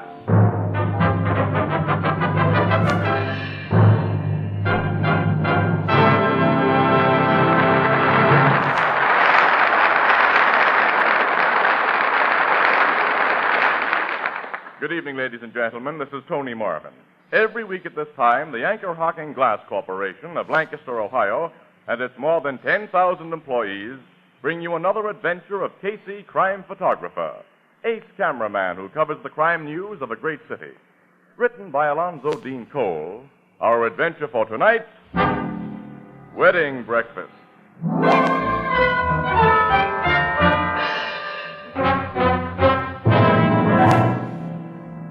5 o'clock in the morning, a dull and dreary 5 o'clock. In the big Morning Express building, an elevator halts at the floor of the photography department, and... Get out here with me, Annie. Oh, I've got to report up to city room, Casey. And if you do, the boss is liable to sock you with another assignment before you got time to recover from the one we just had. Come on, Annie. Okay. I need a breather. Yeah, me too. I'll hand in the pictures I got for developing. We'll hop out and grab a cup of coffee. 2 or 3 cups. Strong. Yeah, let me get that door for you. Oh, thanks. Hi, Casey. Huh? Morning, Williams. Oh, there's been nothing good about this morning, Pollock. You two look kind of beat up. Well, if you'd seen 4 dead bodies spread over the pavement in accidents like we've just seen, you'd look beat up, too. Here are the films I exposed, Pollock. They're not pretty. Run them through the developer, will you? Okay. My desk phone. Probably the guy who's been trying to get you ever since you went on that accident What? thing. Somebody's been calling me? He gave his name as Jimmy Hackett. Wouldn't say what he wanted you for. I don't know any Jimmy Hackett. Hello, Casey speaking. Oh, finally I get you. This is Jimmy the Hacky, Casey. Jimmy who? The Hacky, you know, the cab driver you got out of a jam when them cops... Oh, Jimmy. Yeah, Casey. When a guy does me a favor, I ain't happy till I can do something for him. Now I got what I think is an exclusive story for you. Hey, shoot it, pal. You know Sylvia Loomis, the multi-millionaire? Well, I know of her. You know anything about a party named Duke Pavel? He's got fancy marshal hair and he don't talk good American like you and me. Baron Rene Dupavu? Yeah, that's the guy. Oh, well, what about He and this Loomis chicken got married tonight. What? This is straight goods, Casey. Hey, listen to this, Andy. Go ahead, Jimmy. Go ahead. About 3 this a.m., I pick up 3 couples outside the club Casbah. Yeah? They told me to drive to Fieldston, just over the state line. They get a justice and a piece out of bed, and one of the couples gets married. What do you Well, know? from talk I heard, it seems they got a license last week sometime, but the girl had started to welch on the ball and chain idea. This Duke Pavel and his friends fed her quite a few drinks at the Casbah tonight and talked her into going through with it. Well, it was only during the drive back to the guy's apartment that I get wise to who the newlyweds was. Sylvia Loomis and Baron Rene Dupavu. Huh? That's right. I took them and their friends to Duke Pavel's apartment, the Wilshire Manor. They plan to have more drinks there and a wedding breakfast. This hot news for you, Casey? It's plenty hot, Jimmy, and thanks a million. Don't thank me. I'm still thanking you for getting me out of that jam. Goodbye. Goodbye, kid. You heard that, Annie? Oh, this is front page stuff, Casey. Sylvia Loomis is one of the richest gals in the world. And the guy Jimmy says she's married is an A1 rat, Annie. Dupavu's never done a decent day's work in his life. But what a handsome hunk of man he is. Huh? Oh. Say, that Loomis girl. She was engaged to Artie Mason. I wonder what...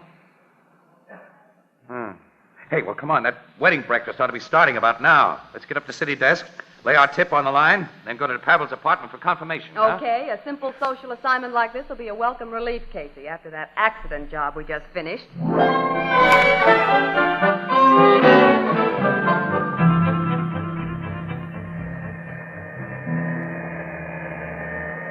We got a lucky break, Casey. If that elevator man hadn't been enjoying a nap, we'd never have gotten up here to do Pavel's apartment unannounced. Not in a swanky joint like this. Oh, did you press the third floor button? Yeah, here we are. According to the directory downstairs, his apartment is 3D. Oh, here's 3A. D ought to be that door at the end of this hall here. Yeah. Hey, look. A woman's coming out of there. Oh, she's in a big hurry. She's running down the stairs. Yeah. As though something was after her. Huh. I think she's going away so fast because she just had an unpleasant surprise, Annie. What do you mean? I recognize that dame, man. That's Mrs. Fred Gardner. The Mrs. Fred Gardner? Mm-hmm, the. According to gossip, she's been one of Pavel's gal friends. It must have shocked her to meet his brand new bride. Oh, the meeting must have been a shock to everyone concerned. I don't hear any sound in there of what is laughingly called merriment. Now, wait, I'll ring the bell. The door's partly open, Casey. Yeah. There's a sound from inside. No one answers your ring. Let's have a look inside. Huh? The living room's empty. Boy, there's been a party in there. Eyeball glasses all around. Maybe everybody went out for that wedding Annie, breakfast. come in. Let me close this door. Have a look around. Hey, Casey, we have no right We'll to... take the right. Mrs. Gardner had a reason to run out of here the way she did, Annie. Hey, look at this. What? Pieces of the marriage certificate. That's what it looks like. Well, somebody tore it to bits. Stick again in that next room. Looks like a library. Casey! Holy That man on the floor. That's Dupavu. His skull's been crushed in, and he's dead. The body's still warm. Hey, the woman we saw leave here, Mrs. Gardner, she's the one. Quiet. Huh? Listen. Someone's in this room. Here the guy is, on the floor behind the sofa.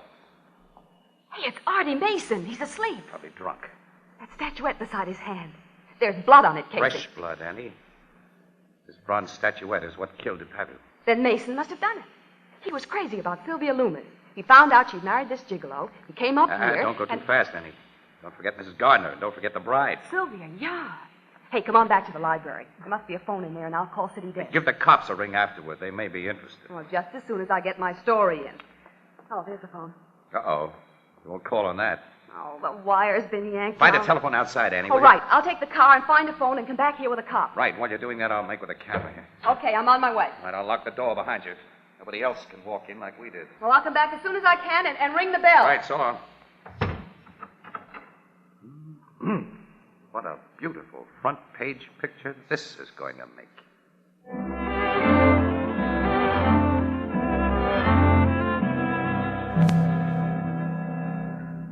Another shot of the dead man from another angle. He made a quick trip. Just a second, Annie. I'll let you in. What? Who are you? Who are you? Larkin's the name. I want to see DePavel. He isn't here. He'd better be here, and he'd better see me. Out of my way, Wait fella. a minute. I said out of my I don't way. like being pushed around like that, mister. That's too bad. Tough, huh? Plenty. Now go tell DePavel I'm here for the stuff he promised. What stuff? He knows. Just tell him Horseshoe Larkin's here. Oh, I've heard of you. You're one of the gambling racket guys I never ran into before. On your way. Get DePavel. I'll take you to DePavel. Step into the library here. Okay. There he is. What? I'm afraid he isn't going to give you the stuff he promised. When did this happen? Not very long ago. Did you? No. I didn't kill him. Maybe the guy over here did. Artie Mason. You know Mason? Yeah.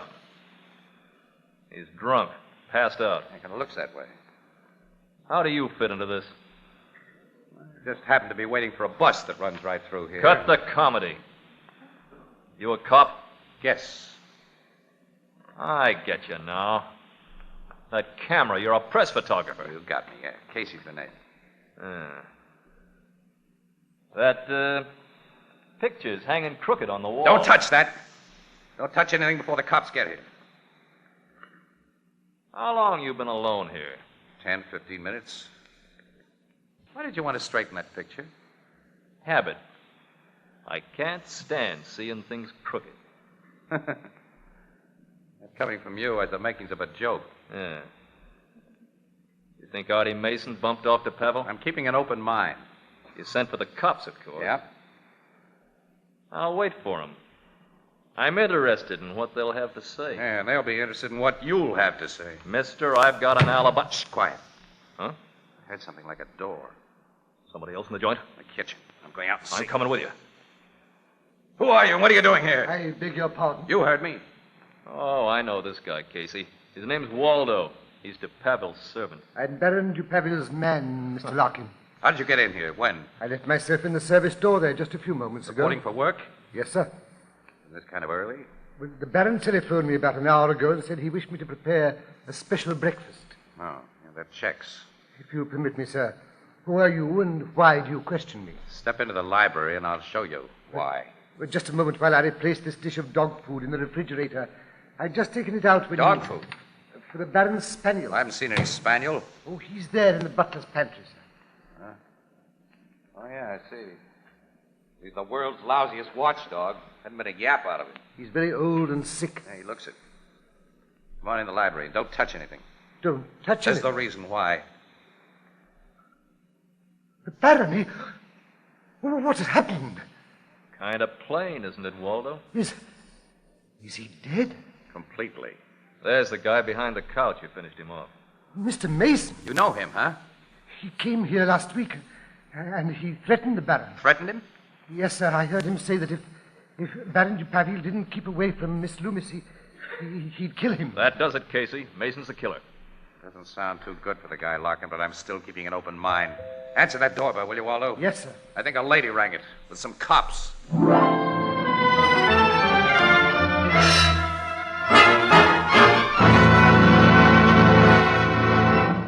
Our story will continue in just a moment. In honor of our great American wine industry, next week has been designated as National Wine Week. We have a right to be proud of American wines, and we're glad to acknowledge a debt of gratitude to those who've accomplished so much for us in vineyard and winery. They've made it possible for us to enjoy wines of exquisite taste and superb character. These wines appear on our table bearing the legend, grown and bottled in America for the world to respect and enjoy. Make it a point to serve delicious wines with your meals. And what a choice you have in American wines. Wines that bring you the taste and bouquet of the living grape. Wines that delight the eye with gem-like colors that range from the pale glitter of the topaz to the deep glow of the ruby. All of them good, all of them delicious, all of them American. American wines come to you in clean glass bottles, for glass bottles only can bring you wine as it comes from the winery, unaffected by any foreign taste or flavor. Now, quite naturally, the American wine industry comes to Anchor Glass for carefully made wine bottles. Another product of Anchor Hocking. The most famous name in glass.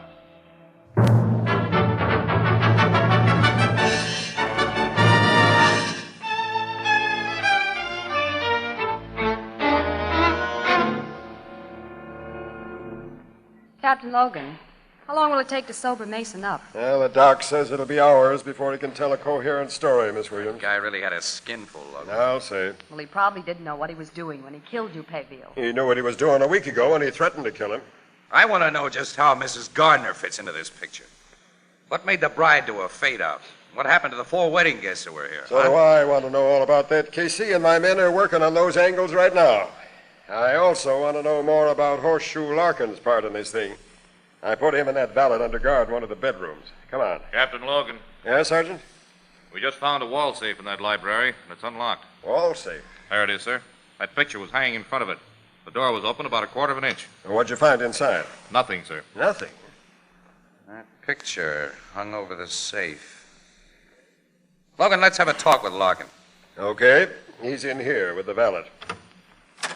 So you're finally getting around to us, Captain. Around to you, Larkin.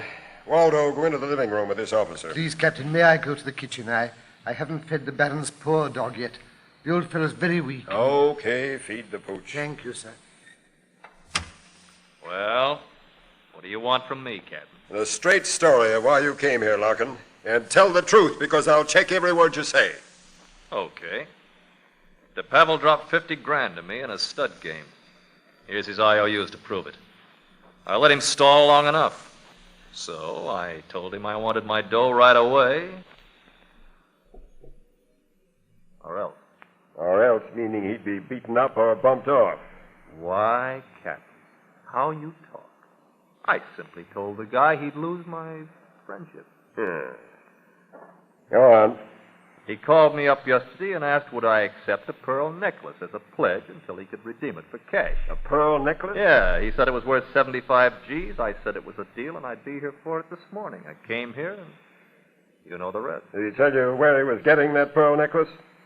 I don't ask guys personal questions like that. And he said he had the necklace.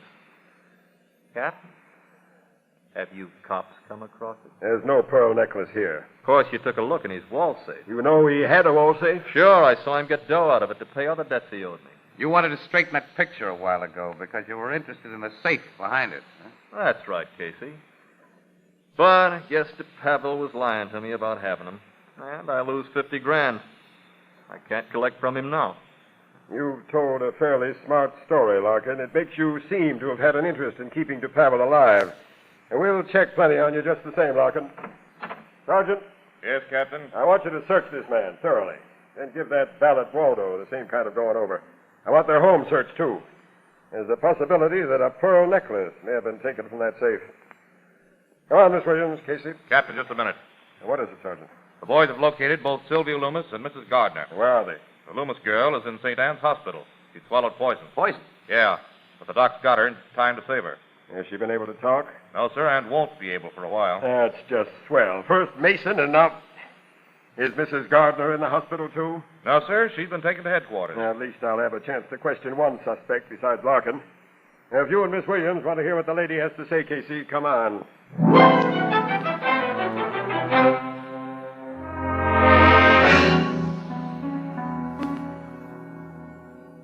Believe me, Captain, René Dupavie was dead when I came into his apartment this morning. I swear he was. All right, now just take it easy, Mrs. Gardner, and start from the beginning. You've been seen a lot with Pavel. You were infatuated with him, weren't you? Yes. Is that all? I've been keeping René supplied with money. Ah. Several days ago, he told me he owed a gambling debt to a man who might kill him if the debt wasn't paid. Did the debt amount to $50,000?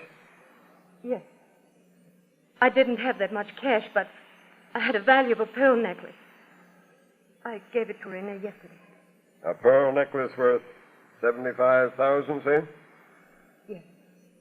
But last night I learned that Renee and Sylvia Lewis were going to be married. You went to Pavel's apartment to have a showdown with the gentleman. Yes. You were pretty sore at him, huh? I had a right to be Mr. Casey. He made a fool out of me only a few hours before he'd made love to me. I'd given him my necklace. You found him apparently alone in his apartment. You picked up that bronze statuette and you hit him over the head. No. He was dead when I got Huh? there. And who let you in his place? Yeah, tell me that, Mrs. Gardner.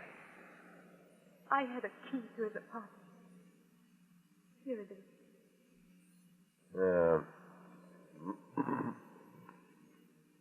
What'd you do after you saw Pavel's dead body? I rushed out of the place. These newspaper people saw me leave. Mrs. Gardner, did you recover your necklace before you left? Can you believe I'd even think of the necklace after I saw Renee lying in his own blood, Mr. Case? Lieutenant, you take over. If she changes her story in any vital detail, let me know. I'll talk to you later, Mrs. Gardner. Come on, Miss Williams, Casey. My guys should have rounded up the rest of the suspects by now.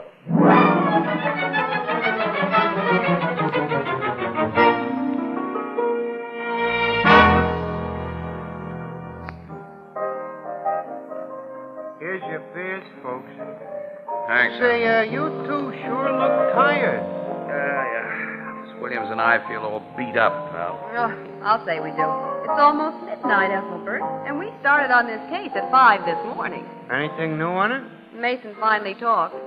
So did Sylvia Loomis. And the wedding guests told their story. What'd they say? Well, it boils down to this, Ethelbert. Huh? By the time the wedding party reached Pavel's place, they'd all sobered up a bit and they were all tired. After Pavel telephoned this guy, Waldo, to come in and whip up a breakfast, the guests all reneged on the whole idea and decided to go home, which they did. And according to Sylvia, she and DePavel were only alone about 10 minutes when Mason appeared. Lit to the eyes, too. Someone had tipped him off about the marriage, and he spilled DePavel's setup with Mrs. Gardner to Sylvia, the new bride. And when she learned that her new husband had been palsy-walsy with Mrs. Gardner only a few hours before the wedding, she blew up and tore up her marriage certificate and, well, this is her story, ran out of the place, went home, and swallowed poison. She left Mason alone with Dupavel? Yeah. So she says. She also says Mason had passed out cold by that time. Sylvia may have done it while Mason was blacked out. Mason may have snapped out of his blackout after she left and done it. Or Mrs. Gardner may have done it. Gee, who done it? Well, you give us the answer, pal. How about Horseshoe Lock? No, his alibi stood up 100%. And the pearl necklace has completely disappeared. Oh, let's forget it, Annie. I'm going to fall asleep on my feet if I don't go home and hit the feathers. Come on, baby. I'm more than willing. Good night, Ethelbert. Here's the beers, pal. So long, kid. Good night.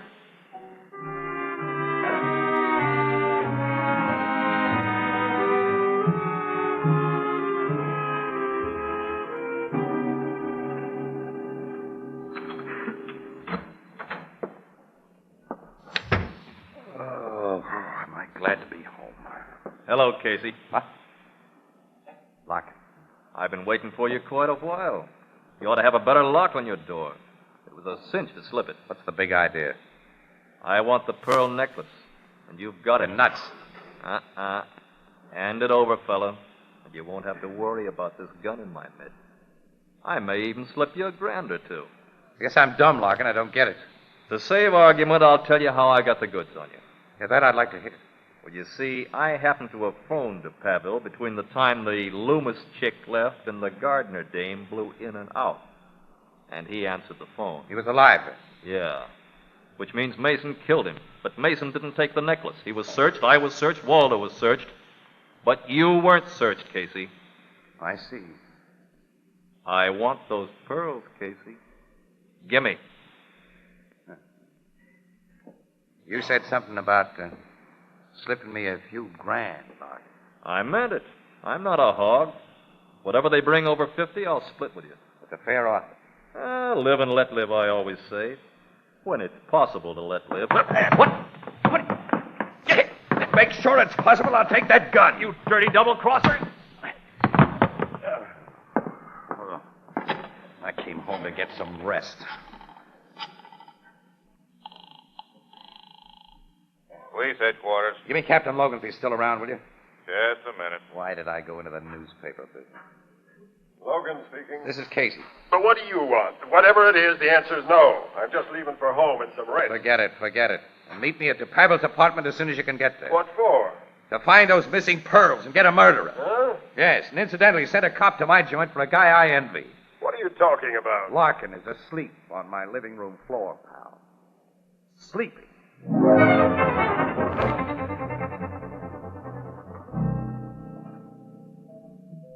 Doorbell, Logan. Sergeant Flanagan will answer. Oh, you're back, Waldo. Thank you for letting me in once more, Sergeant. How is the poor old dog? He was asleep last time I looked at him. May I see him? Sure. I'm greatly attached to him. He belonged to the Baron, but he was really Oh, Captain Logan and Mr. Casey. Hello, Waldo. Hi, fella. Just looking over your kitchen again. I've come to see the dog. I'm worried about him. You've been here before tonight? Yes, the poor old fellow is so weak. If he isn't looked after... Look after him, Waldo. Thank you, sir. Oh, he's still and cold. I think he's dead. Really? Poor old fellow. The spaniel's dead, all right, Logan. Yeah. Too bad. Gentlemen, perhaps I'm unduly sentimental, but may I take him with me and bury him decently? Why, certainly, Waldo. Thank you, Captain. After an autopsy is performed? Autopsy? It's a rule where a crime has been committed. I never heard of that rule. Oh, very well, gentlemen. I'll call to his body later. Good night. You're not leaving, Waldo. Not until you talk. What's the meaning of this? Let me go. Talk, Waldo. Talk. I don't know what you mean. You came into this apartment by the service entrance as Sylvia Loomis was telling DePavel off. You saw your chance and made your plan. You hit DePavel with that statuette, thinking Mason would be blamed. You'd just gotten the necklace when Mrs. Gardner let herself in. You hid in that butler's pantry. Miss Williams and I came in, you were stuck there, right? The old dog offered you an out, you thought. You mixed the pearls in the ground meat prepared for that spaniel. You fed it to him right under our noses. After putting in some roach poison you had in his kitchen. And then you posed as a dog lover while waiting for him to die so he could walk out with his body and the pearls. Right, Waldo? Yes. It was just as you say. Take me to jail, gentlemen. I'm very tired. You're tired? Are we tired?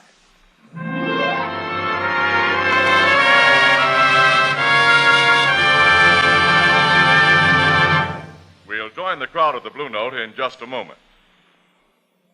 Of the many special features which make Fire King oven glass different, housewives most frequently talk about how easy Fire King is to clean. Yes, Fire King oven glass is amazingly easy to clean. And if you use old-fashioned cooking utensils, you're in for a pleasant surprise as soon as you change to Fire King oven glass. You see, Fire King oven glass has a special non-porous surface that's literally mirror smooth. This surface is the result of a carefully controlled scientific process exclusive with Fire King. And that's one more reason why it pays to insist on Fire King oven glass by name. There is only one real and genuine Fire King oven glass. You'll find a wide variety of Fire King casseroles, pie plates, and general utility dishes in all sizes wherever household glass is sold, all at amazingly low prices. And you'll be charmed by the gleaming pale blue beauty of Fire King oven glass, a product of Anchor Hocking, the most famous name in glass.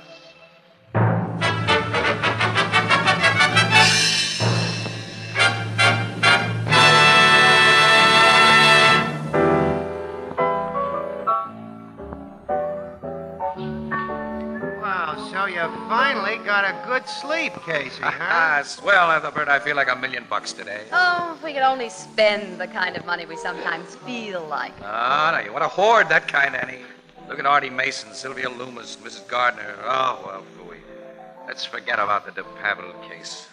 Well, just to change the subject, Ethelbert, what do you think of the new styles for women? Well, Miss Williams, as my sister Edna says, quote, it don't matter how women's fashions change, 'cause their designs always remain the same, unquote. You get it? The signs, Casey. The signs. You better change the subject again, Annie. Definitely, Casey.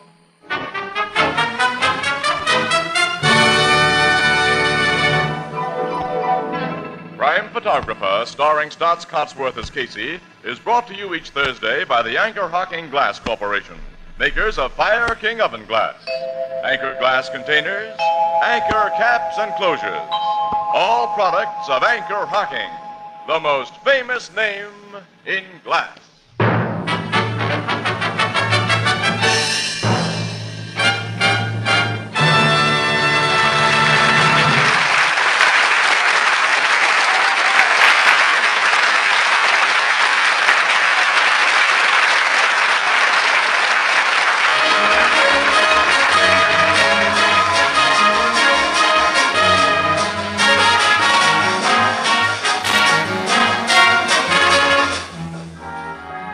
Crime Photographer is directed by John Dietz. The original music is by Archie Blyer, and the program features Miss Jan Miner as Anne and John Gibson as Ethelbert. Herman Chittison is the Blue Note pianist. This is Fire Prevention Week. Even now, during this program, fires are breaking out in the United States at the rate of 1 every 38 seconds, with fearful penalties and loss of life, painful injury, property destruction. Do your part by observing the simple but all-important rules of fire prevention. Make every week a Fire Prevention Week. This is Tony Marvin saying goodnight for the Anchor Hocking Glass Corporation of Lancaster, Ohio, with offices in all principal cities of the United States and Canada. Thursday night on CBS is the biggest show in town, so stay tuned for exciting dramatizations on Reader's Digest Radio Edition, which follows immediately over most of these stations. This is CBS, the Columbia Broadcasting System.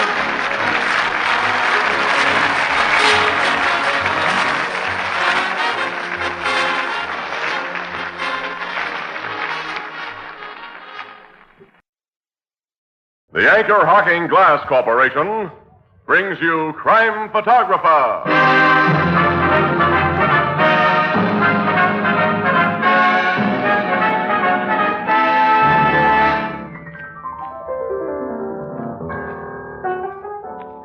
Say, Mr. Marvin, who do you think will go to the Rose Bowl this year? Well, I don't know, Ethelbert. Do you think the weather will turn any colder, Tony? Well, I can't say, Casey. Tony, you like skirts the way they are this year? Or do you think they should be shorter? Can't answer that one, Anne. Tony, haven't you anything to say this evening? Oh, definitely, Casey. Anchor Hocking is the most famous name in glass.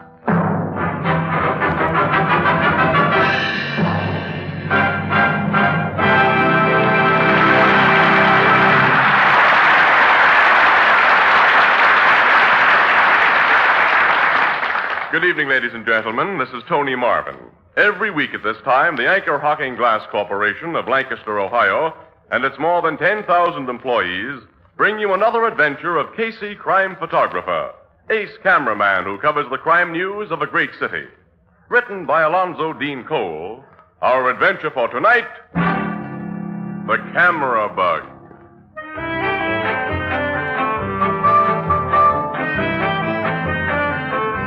Mid-afternoon, the photographic department of the Morning Express. Casey sits sprawled at his battered desk, wearing the scowl of a man who began his day with a dull razor and cold coffee. The door opens and a young man enters. Excuse me, is Mr. Casey in? Yeah, that's me. My name's Forster, Mr. Casey. Alan Forster. I've heard a lot about you. Yeah, I know. I'm on all the sucker lists. What are you selling? Oh, nothing. That is, well, you see, I'm a photographer. Huh? Who isn't? Sometimes I think every guy in the world is a camera bug. What's on your mind? Looking for a job? Yeah. See the city editor. His name's Burke, fourth floor above here. Well, I've already seen Mr. Burke, and he says there aren't any vacancies here. Oh. I've been to all the other papers, too. I thought you might advise me how to get a start. How old are you? 21. You got a job now? I work in a camera supply store. I know a lot about taking pictures, honest I do. And, well, my wife and I decided that it's time for me to break into the line I've always wanted. And you got a wife? You got a job with regular hours, and you want to break into my kind of racket? Yeah. Oh, boy. My advice is forget it. This is the lousiest game there is. You're out at all hours. People shove you around. You can risk your hide to get a good shot, and the city desk may stick it on page 10 if it's used at all. This is a dog's life, kid. Keep out of it. Yeah, but you get around and you see things. Oh, you see things. I guess you believe all you hear on the radio, huh? Well, okay, camera buck. Here's the only way I know how to break in. You put in about 12 hours a day on the streets with your eyes open and your camera ready. Occasionally, you'll get a news picture you can sell. If you're lucky, you may get a real hot shot that you can trade to the city editor for a steady job. But you got to be lucky. Huh? That's all I can tell you. Well, thanks a million, Mr. Casey. I'll do exactly as you say. If you do, you're letting yourself in for a lot of grief. Excuse me, man. Hello. This is Ann, Casey. You busy? Not very. Oh, I got an awful cold. How about going over to the Blue Note? I'll meet you there in 5 minutes. Okay. Gee, you got to rush somewhere in 5 minutes. That means an important assignment, huh? Yeah, very important. Well, I won't keep you, but thanks again a lot. Good luck to you, kid. What's your name again? Forster. Alan Forster. Well, so long, Alan. Drop in again sometime, and remember, I've warned you. Guys in this racket lead a dog's life.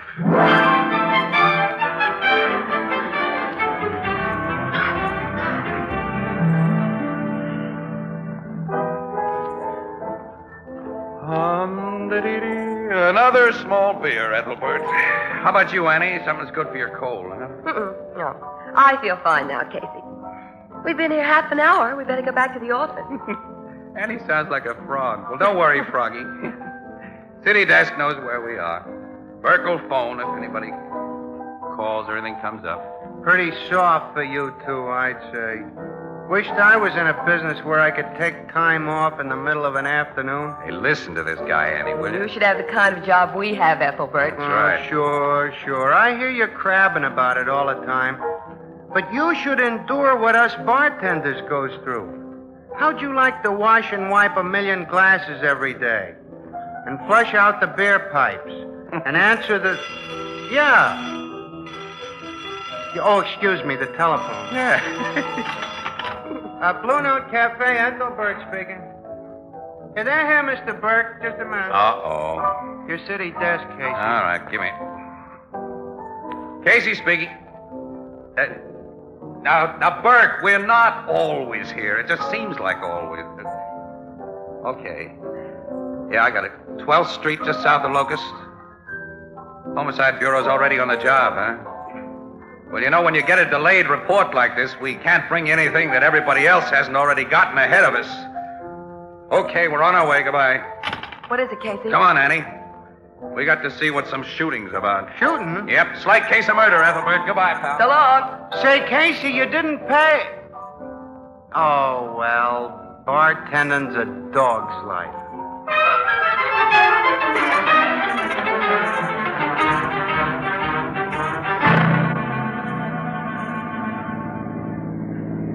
Hey, they've got the street roped off, Casey. Yeah, we'll leave the car here, Annie. Come on. They're lifting a stretcher into the morgue there. Oh, I'm going to get a shot of that. Okay. Well, that means the medical examiner's finished his Now, job. let's get inside those lines. Will you let us through, please? Oh, there's Sergeant Flanagan. Hey, Flanagan. Oh, hey, Casey. Hi. Hello, Miss Williams. Hi. You two are getting here kind of late, aren't you? Now, don't rub it in. Hey, who did they just haul away in that meat wagon? The not too much lamented murder victim was a gent unfavorably known as Max Blake. Max Blake? The lawyer? Oh, don't let decent lawyers hear you call him that, Miss Williams. Max Blake was a shyster. That rat wasn't even straight with his own clients. Well, the cops know who killed him. We not only know who killed him, but we've already got the mugs who did it. This case is all sewed up. Give, Sergeant. Let's have the details so I can get them to my paper. Okay. According to eyewitnesses, the late Max Blake, who just stepped out of the barber shop behind us here, suddenly flopped in the middle of the sidewalk about where you're standing now. At the same time, a gunshot was heard, and a second later, a green sedan which had been standing across the street started away in such a big hurry that it crashed into the back of a truck, only a few feet away from the traffic cop on the corner. Who do you think they were? Santa Claus and the Easter Bunny, huh? They were Butch Silver and Tony Russo. Boy, They're a nice pair of hot shots. Two of the sweetest gorillas in town. And you've got him dead to rights, Sergeant? I've told you and Casey all I'm allowed to say now to the newspapers. You'll have to get anything else from Captain Logan. Yeah, where is Logan, by the way? In the back room of the barber shop, they're questioning witnesses. All right, come on, Annie. Let's go in. Wait a minute, Casey. Nobody goes in there. Now, Flanagan. I got my orders, Casey. Look, you and I are pals. Sure, but you keep out of that barber shop, pal. Is that nice? It's what goes. Now, if you'll be a nice guy, Casey, and won't try any tricks to get where you're not wanted, as you've done too many times before, I'll give Miss Williams a tip. A tip? Oh, it's not anything I'm not allowed to tell you, understand? It's just something I forgot to mention to the other newspaper boys and girls. All right, it's a deal, Flanagan. No tricks. What's the tip? One of the witnesses to the shooting is quite an important guy. Who?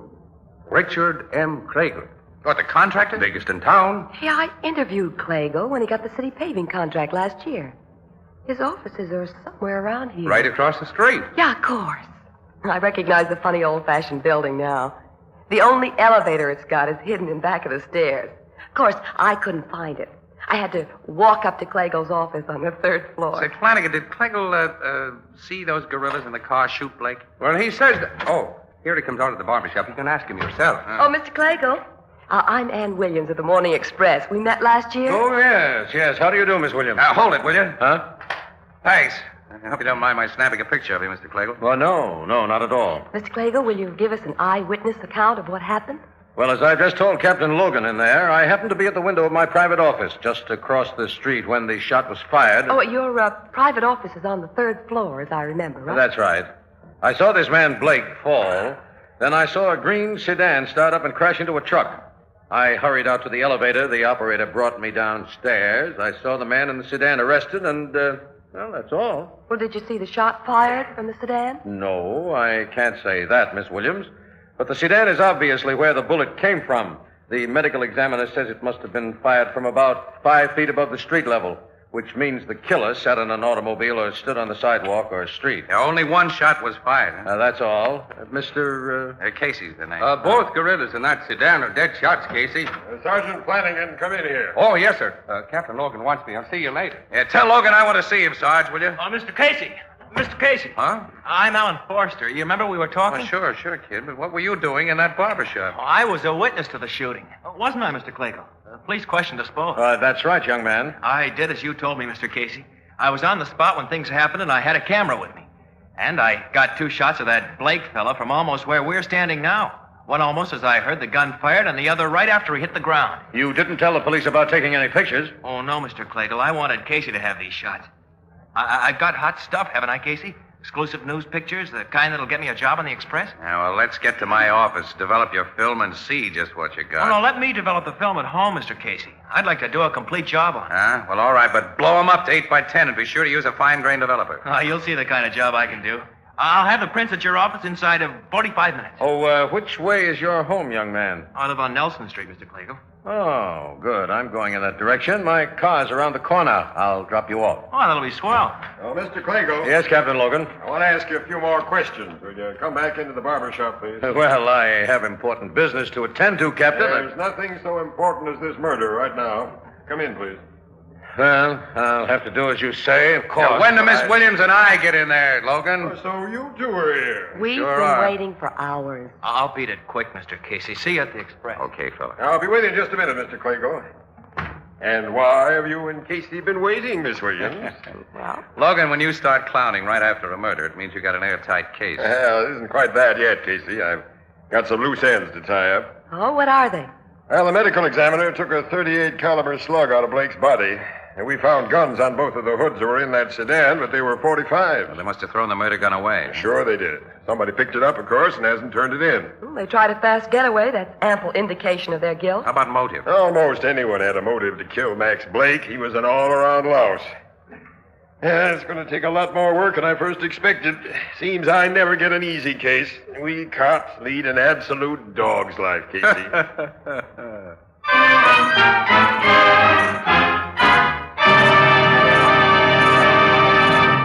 Our story will continue in just a moment.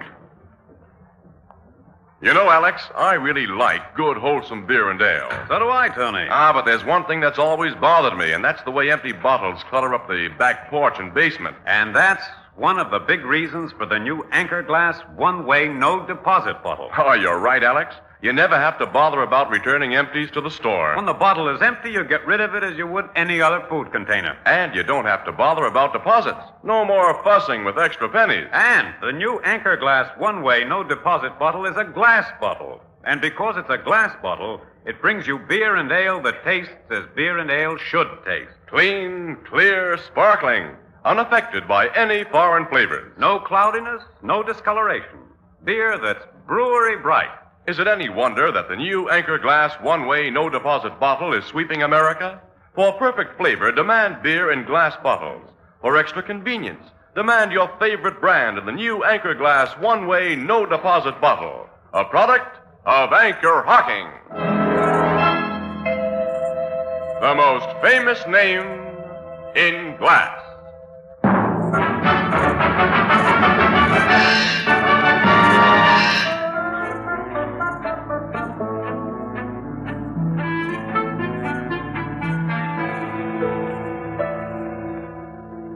I've got the prints for you, Mr. Casey. Told you I'd have them here in your office inside of 45 minutes. Yeah, you're a fast worker, Al. Oh, I'd have made it even sooner if a guy hadn't stopped me outside your building. Guy wanted to buy the pictures. Who? Oh, he's from another paper, the Globe. He offered me $200 for the shots I got. Well, how did the Globe know that you... Well, he said somebody who saw me take them tipped off a Globe reporter. That could happen, all right, I guess. But I wouldn't let him even see what I've got. These pictures are yours. Yeah, well, don't say that until we talk to City Desk. Burke might not go $200 worth. Oh, I don't care about that. It's a job I want. Well, let's see your prints. Come on. Yeah, here. Mm-hmm. Nice work, fella. You can really see Blake starting his fall in this one. The body's sagging, growing limp. Yeah, he just hit the ground in this one. I shot it as quick as I could wind the film and focus. Hey, these are worth $200 and a steady job here besides. Come on, we're going upstairs to Burke, and I'm going to tell him just that.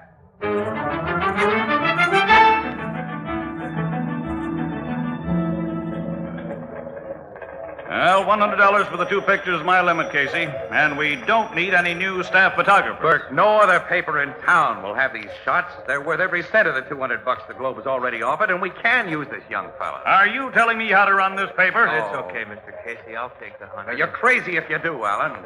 You seem to be acting as this young man's agent rather than as an employee of the Express, Casey. What's to be your rake-off on this deal? What? You don't mean that, do you, Burke?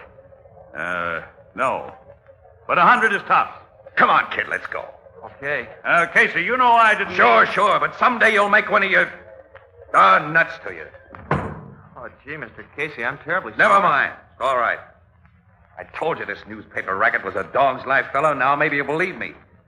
Take these pictures to the Globe and get you $200. Well, I hate Will you be crazy to do anything else? Did you, make any extra prints of those shots? Yeah, 2 of each. Well, could I have the extras? I won't use them, of course. Just that they're nice, clean camera jobs. I'd like them to remember Burke by. Sure, here they are. Thanks. Now, take the others to your Globe guy right now. In this racket, a guy has to sell to the highest bidder. I tell you, it's a dog's life.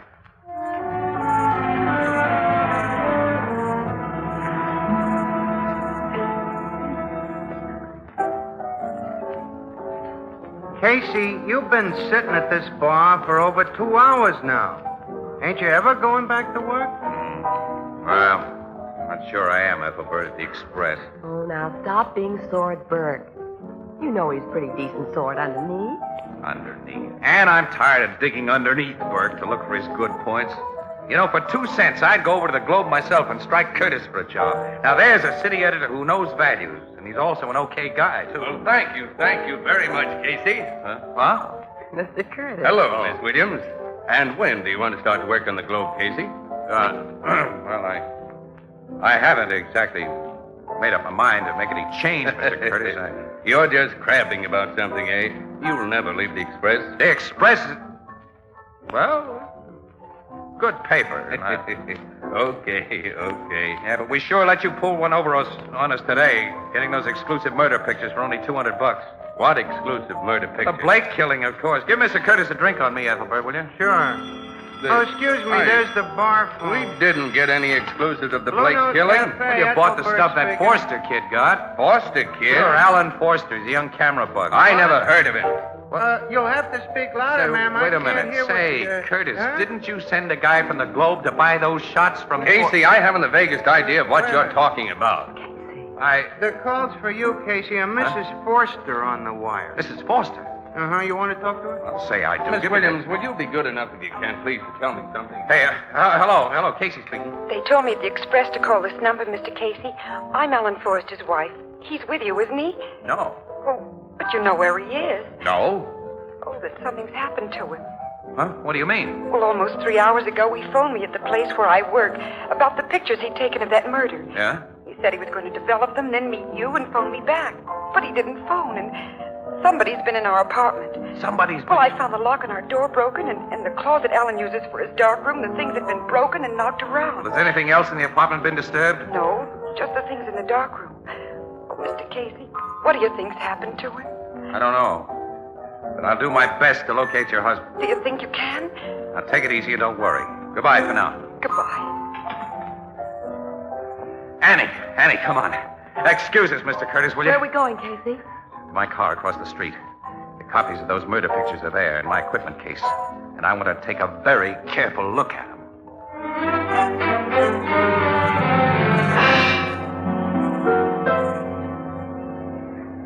Oh, Annie. If I'd only looked carefully at these prints before. What do you see, Casey? How Blake was murdered. How Blake? Yes, look. Look. When Forster took the pictures, his lens was stopped down to get a good depth of focus. Yeah? He got not only Blake, but a sharp picture of the building across the street. Yeah, Well, in the first picture, the bullet has just struck Blake. He's slumping. He's beginning to fall. And a ground floor window of that building is partially open, Annie. Look. Yeah, just a few inches. Yeah, but in the second picture, which shows Blake lying on the sidewalk, that window's closed. He was shot from behind that window, and the killer closed it right after he fired. Right, that's it. Now, look at this third floor window in both pictures. It's the one that Richard M. Clegel said he was standing behind when he heard the shot. Well, did you see anybody there? No, Casey. Clegel could have gone down to the first floor and waited for Blake to come out of the barber shop. And... Yeah. Then, after he shot him, Clegel closed the window, did a quick dash up the stairs to the third floor, and rang the elevator bell. Yeah? The operator picked him up there, and Clegel was supplied with a pretty good alibi, Annie, because the bullet entered Blake's body on a horizontal line. He couldn't have been shot from the third floor. But Clegel's a reputable businessman, Casey. Why did he kill Blake? Well, never mind. That doesn't matter now. Point is, he must have killed him. And Clegel is the only person beside you, Forster, Burke, and me who knew about those pictures. He was with us when the kid told about taking him, remember? Oh, yeah. And he offered to take the kid home right afterwards. And if Captain Logan hadn't detained Yeah, him... he'd have gotten the films then, sure. He sent somebody to wait outside the express building to buy those pictures. But Forster wouldn't sell until after he'd seen me. And then I played into his hands by telling the kid not to accept Burke's chiseling offer. You know, the phony Globe reporter got him into a car after he left you and kidnapped him. Because the kid only had prints of the pictures, Annie. Clegel had to have the negatives, too. So he or the guy working with him broke into Forster's apartment and got him. Evidently, Forster didn't let on that he'd given me a set of prints, or I'd have received a call from him, too. Well, maybe they've killed him by now. Well, Annie, if they've killed that kid, I'm partly responsible. Oh, that's crazy. I gotta find Logan right away. We're gonna start for headquarters as soon as I can unlock this ignition. Don't make a move. Clegel. There's a gun in this pocket, Casey. You remember that too, Miss Williams, and that a man in danger of the electric chair will stop at nothing to protect himself. I'm getting into the back seat. Start your motor, Casey, and drive as I direct. Okay. Guess you heard what we were talking about. And not by accident. Young Foster did say you had prints of those pictures. I waited a long time for you. Now start driving. Straight ahead for the time being. That gun makes you the boss. Mind giving us a hint of where we're going? We're joining young Foster. He hasn't been harmed yet.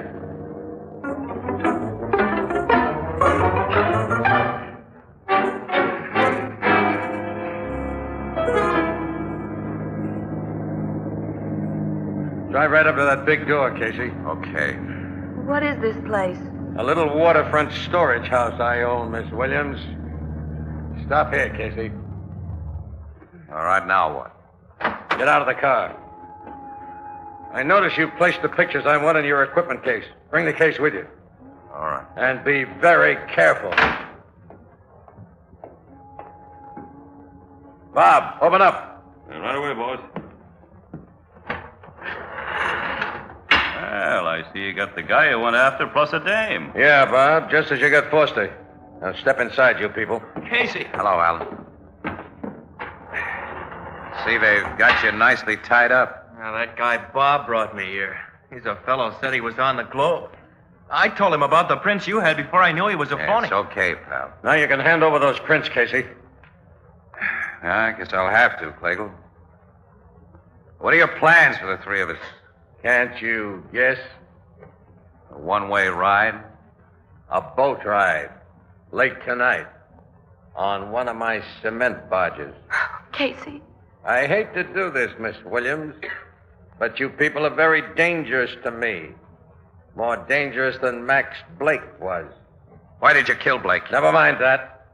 Give me the pictures in your plate case. Okay. Don't let him think he's missing that case, boss. There may be a gat in there. There's nothing in this case but films and flash bulbs and your pictures. Maybe not, but take your hands out of there. Huh? All right. You're the doctor. Get him yourself, then. He's got something in his hands, boss. Can't you see they're only flash bulbs? I took them out so you can get at the prints easy. Unstrap the case from his shoulder, Bob. I've got it. Take out the pictures. I want to be sure. You got a flash bulb between the eyes, Clay. Shoot him, Bob! My eyes are cut. That's right. I can't see. I'm blind. He's got my gun, Clagle. You shouldn't try to handle a gun and a film case at the same time. Bob! Bob! You got him, Casey. And here's one for you, Clagle. You got them both. They're out.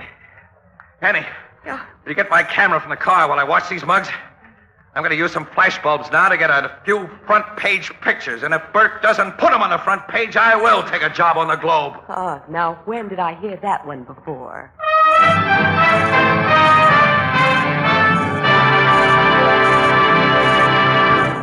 We'll join the crowd at the Blue Note in just a moment. If men had to clean pots and pans every night, they'd really do something about it. They'd go right out and invest in a complete set of Fire King oven glass. If only because Fire King oven glass is so amazingly easy to clean. Now, if you've been using ordinary pots and pans, you have no idea how much kitchen drudgery Fire King oven glass will save you. You see, Fire King oven glass has a special non-porous surface that's literally mirror smooth, the result of a scientific process exclusive with Fire King. And then, too, you save dishwashing by using a single Fire King baking dish to serve, bake, and store leftovers. Now, you'll find a wide variety of Fire King casseroles, pie plates, and baking dishes in all sizes at your favorite chain and other retail stores where household glass is sold, all at amazingly low prices, all guaranteed for 2 years against oven breakage. Beautiful, practical, inexpensive Fire King oven glass, a product of Anchor Hocking. The most famous name in glass.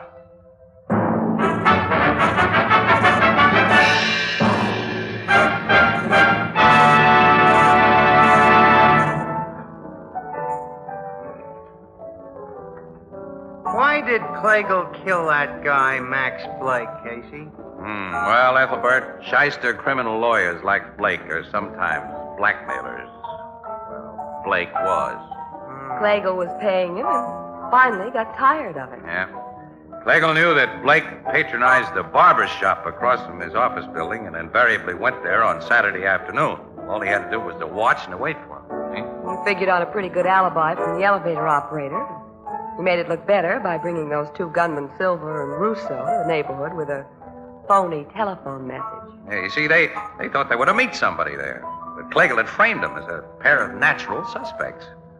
They knew that with their record, it wasn't healthy to be caught at the scene of a killing, so when they heard the shot, they tried to beat it, which made them really look guilty, you think? I see. After what the Forster kid went through, I guess he'll be glad to go on working in a store. Yeah? Oh, no. He's got the stuff it takes, the kid.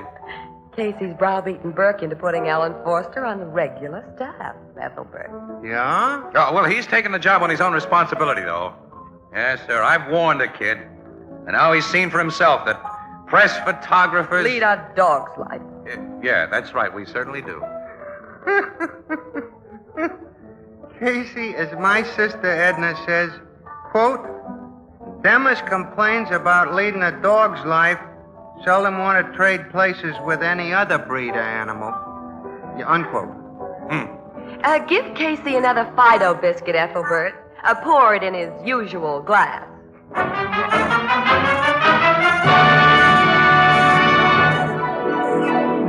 Crime Photographer, starring Stotts Cotsworth as Casey, is brought to you each Thursday by the Anchor Hocking Glass Corporation, makers of Fire King Oven Glass, Anchor Glass Containers, Anchor Caps and Closures, all products of Anchor Hocking, the most famous name in glass.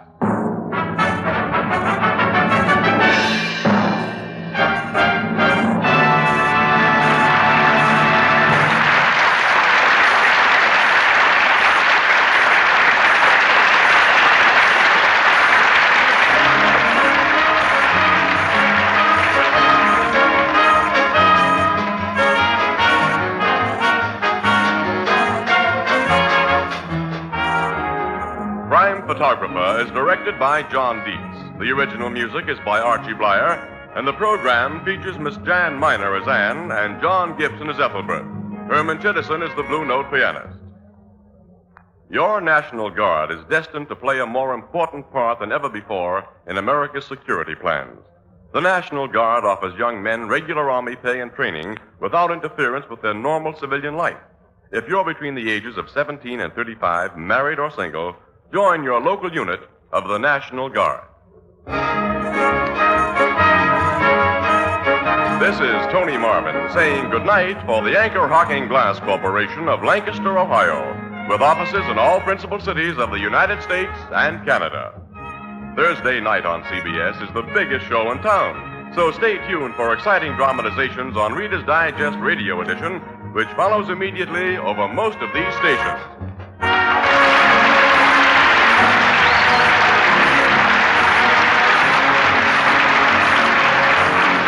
This is CBS, the Columbia Broadcasting System.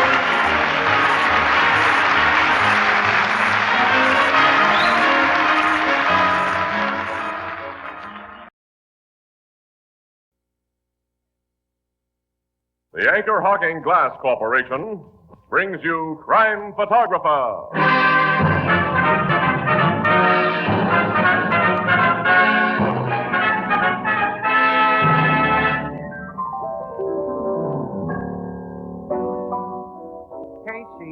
What does E-M-A-N-S-O-U-M-A-F spell? E-M-A-N-S-O-U-M-A-F. Well, what? Spelled backward, it's famous name. Famous name? Did someone say Anchor Hocking? How come Anchor Hocking? Why, everyone knows that Anchor Hocking is the most famous name in glass.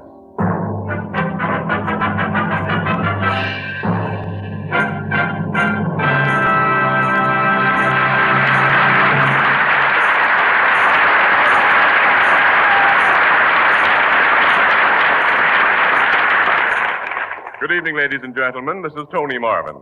Every week at this time, the Anchor Hocking Glass Corporation of Lancaster, Ohio, and its more than 10,000 employees bring you another adventure of Casey, crime photographer, ace cameraman who covers the crime news of a great city. Written by Alonzo Dean Cole, our adventure for tonight, Lady in Distress.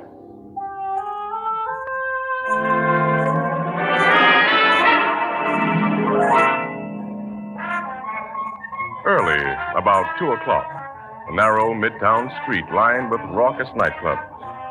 Wandering lazily along it is a tall, slim man whose costume in this metropolitan center is, well, bizarre to say the least. For from his 10-gallon hat to his high-heeled boots, he's every inch the cowboy. Suddenly, from a shadowed doorway, he hears... Mister. Huh? Mister, please. You talking to me, ma'am? Yes, come closer. Here, where we can't be seen. Well, sure, ma'am, but what? I'm in desperate trouble, and I simply can't go to the police. Not yet. When I saw you, You're appearing in the rodeo, aren't you? Yes, I'm at the Coliseum. And you're from the South, like me. I come from Texas. You're not a part of this town, this street. I can trust you. Well, I reckon you can, ma'am. What you want I should do, Get a cab here for me and then ride with me to Union Terminal. Well, I'd be glad to, but why? All I can tell you is some men are looking for me, and if I'm found, I may be killed.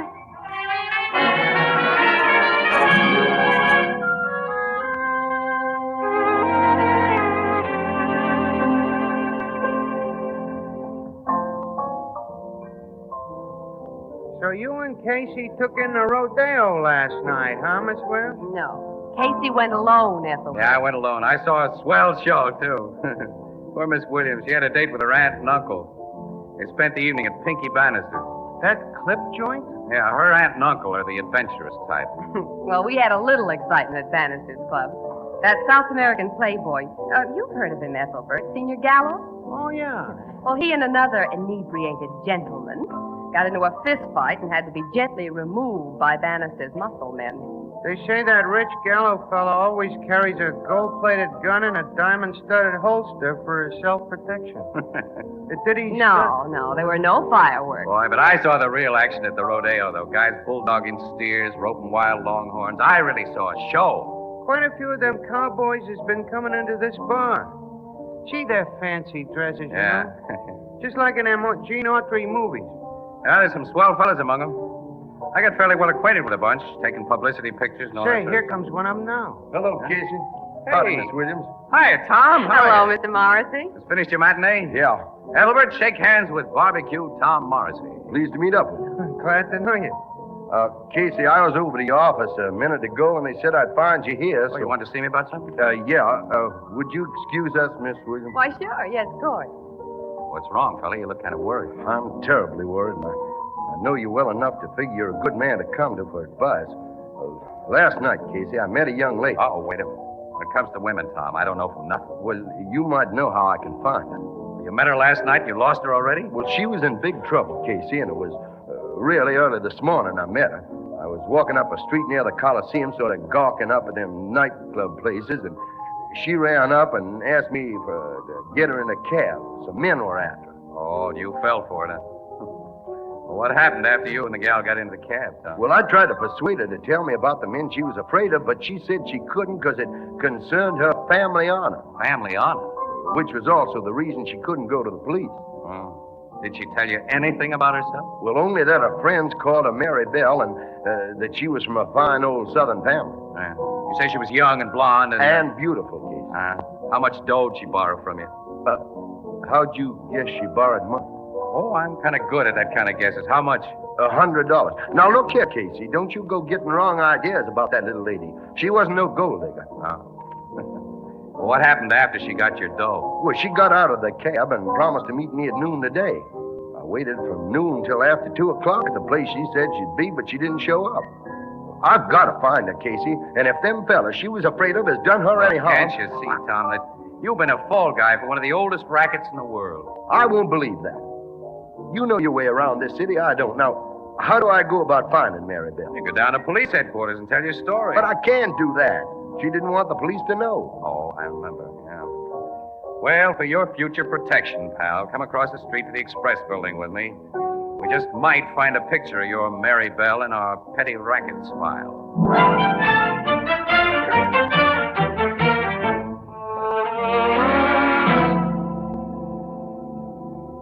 Casey, I told you I wouldn't find anyone who looked like that little lady among your pictures of female crooks. Well, she's been smart enough not to get mugged for our files, I guess, that's all. Will you do now as I asked you to do at first?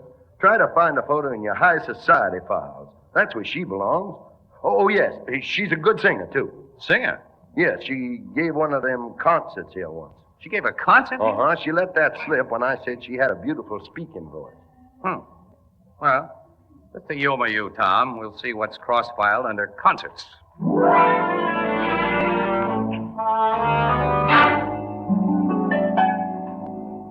That's her, Casey. That's a picture of Mary Bell. You sure? Wait a minute, Tommy. You sure? Of course I'm sure. What's the stuff in the file say about her? Mary Bell Warren. Daughter of Stephen Warren, socially prominent banker. You see, Casey? Yeah, I see. Concert, May 1945 at Maxwell Hall. House guest of Mrs. Donald P. Burgess. Hey, your Mary Bell must be the real goods. Mrs. Donald P. Burgess is big stuff around I told here. you. Okay, I've been wrong before. Yeah. Now I want to find this gal and know what goes on as much as you do. This looks like the beginning of a front-page story. Let me get that phone. What you gonna do? Wait a minute. Hello, this is Casey, operator. Get me Mrs. Donald P. Burgess.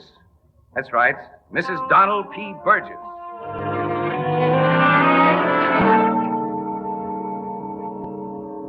Yeah, thanks very much, Mrs. Burgess. I know I've given you cause for worry, and I'm sorry.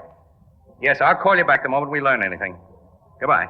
What'd she say, Casey? Mary Bell Warren phoned her shortly after 2 o'clock this morning. That must have been right after she left me. That's right, Tom. She asked Mrs. Burgess if she could come up to her place, that she had to have some advice. You see? Something happened to her. Well, yeah, the girl never did show up.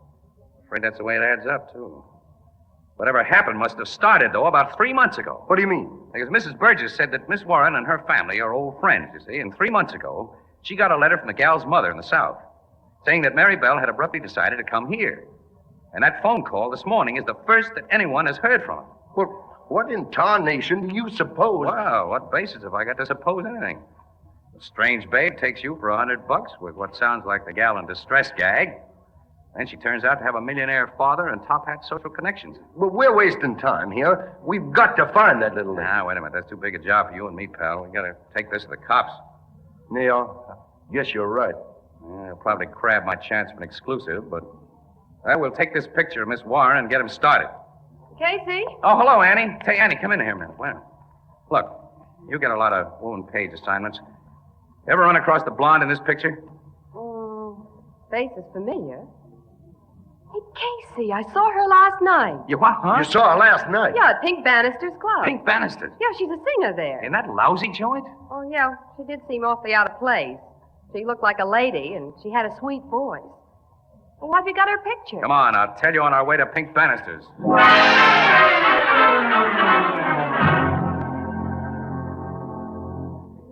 What makes you interested in my blonde singer, Casey? Oh, Miss Williams heard her here last night, Pink. Thought she was good. That's Good enough to deserve a little free publicity, Mr. Bannister. This cowboy gonna help you get it? I've already explained that Tom Morrissey is a friend of ours. We just brought him along. That's right. What's the girl's name, Mr. Bannister? I didn't catch it last night. Her name's Lottie Dunbar. Lottie Dunbar. Yeah. How long she worked for you? Oh, about 2 months. Where does she live? Montrose Hotel. Oh, it's not a very classy joint. How late does she work here? Well, our last floor show is 3 a.m.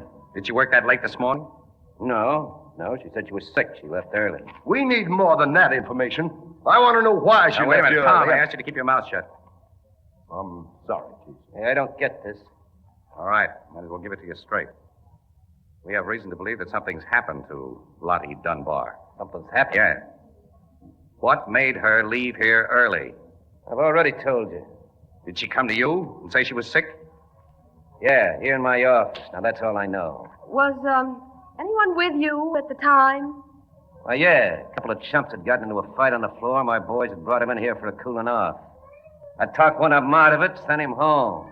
The other was still in here with me. Well, that checks, Casey. I told you about that fight, and I saw Gallo leave this office, and the other man hadn't come out when I left with Uncle Wilmer. Hey, who was this other man, Pink?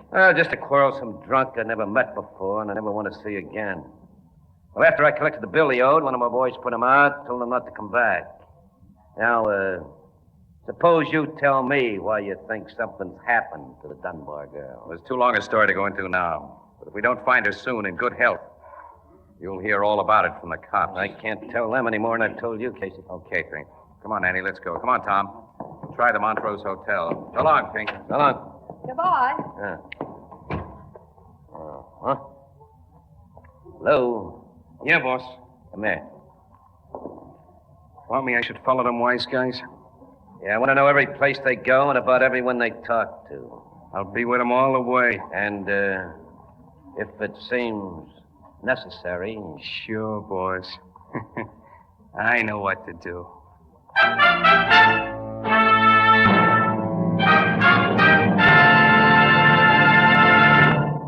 A Our story will continue in just a moment. Well, Alex, here's tonight's question. What was the world's first one-way container? Shoot, Tony. What was the world's first one-way container? An egg. An egg? Say, you're right. When you open an eggshell, you know that you're the first and last to use it. And it's the same way with the new Anchor Glass one-way no-deposit bottle. It's never been used before. It will never be used again. The Anchor Glass one-way bottle brings you beer and ale as it's meant to taste. Clean, clear, sparkling. Beer that's brewery bright. Unaffected by any foreign flavor. And when you've enjoyed the beer, you dispose of the empty bottle as you would any other food container. No deposit, no fuss, no empties to be returned. The one-way bottle, the safest, most convenient way to buy beer. Yes, indeed. And that's why the revolutionary new Anchor Glass one-way no-deposit bottle is sweeping America. For perfect flavor, demand beer in glass bottles. For extra convenience, demand your favorite brand in the new Anchor Glass one-way no-deposit bottle, a product of Anchor Hocking. The most famous name in glass.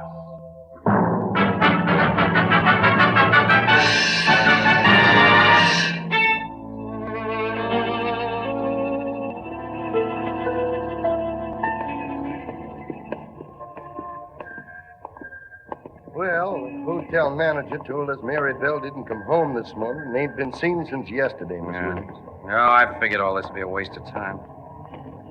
Well, let's get back to the car. Okay. Only one thing to do now, let's go to the cops.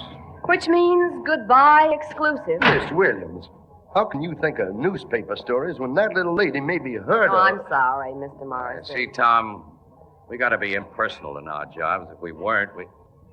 Hey, wait a minute. What? That guy getting into the green car up ahead of us. Yes. Seems to me that green convertible was behind us when we drove up here. It was. I noticed it. Hey, Casey, I've just placed that man. He was one of the bouncers who broke up the fight in Bannister's place last night. Oh, that's very interesting, Annie. All right, I'll start our car and see what he does. You and Tom keep an eye on him. Okay.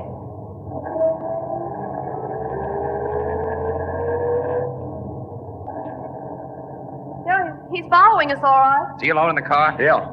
He may be closer to information about Mary Bell Warren than we figured a few minutes ago. If that guy is tailing us, I've got an idea.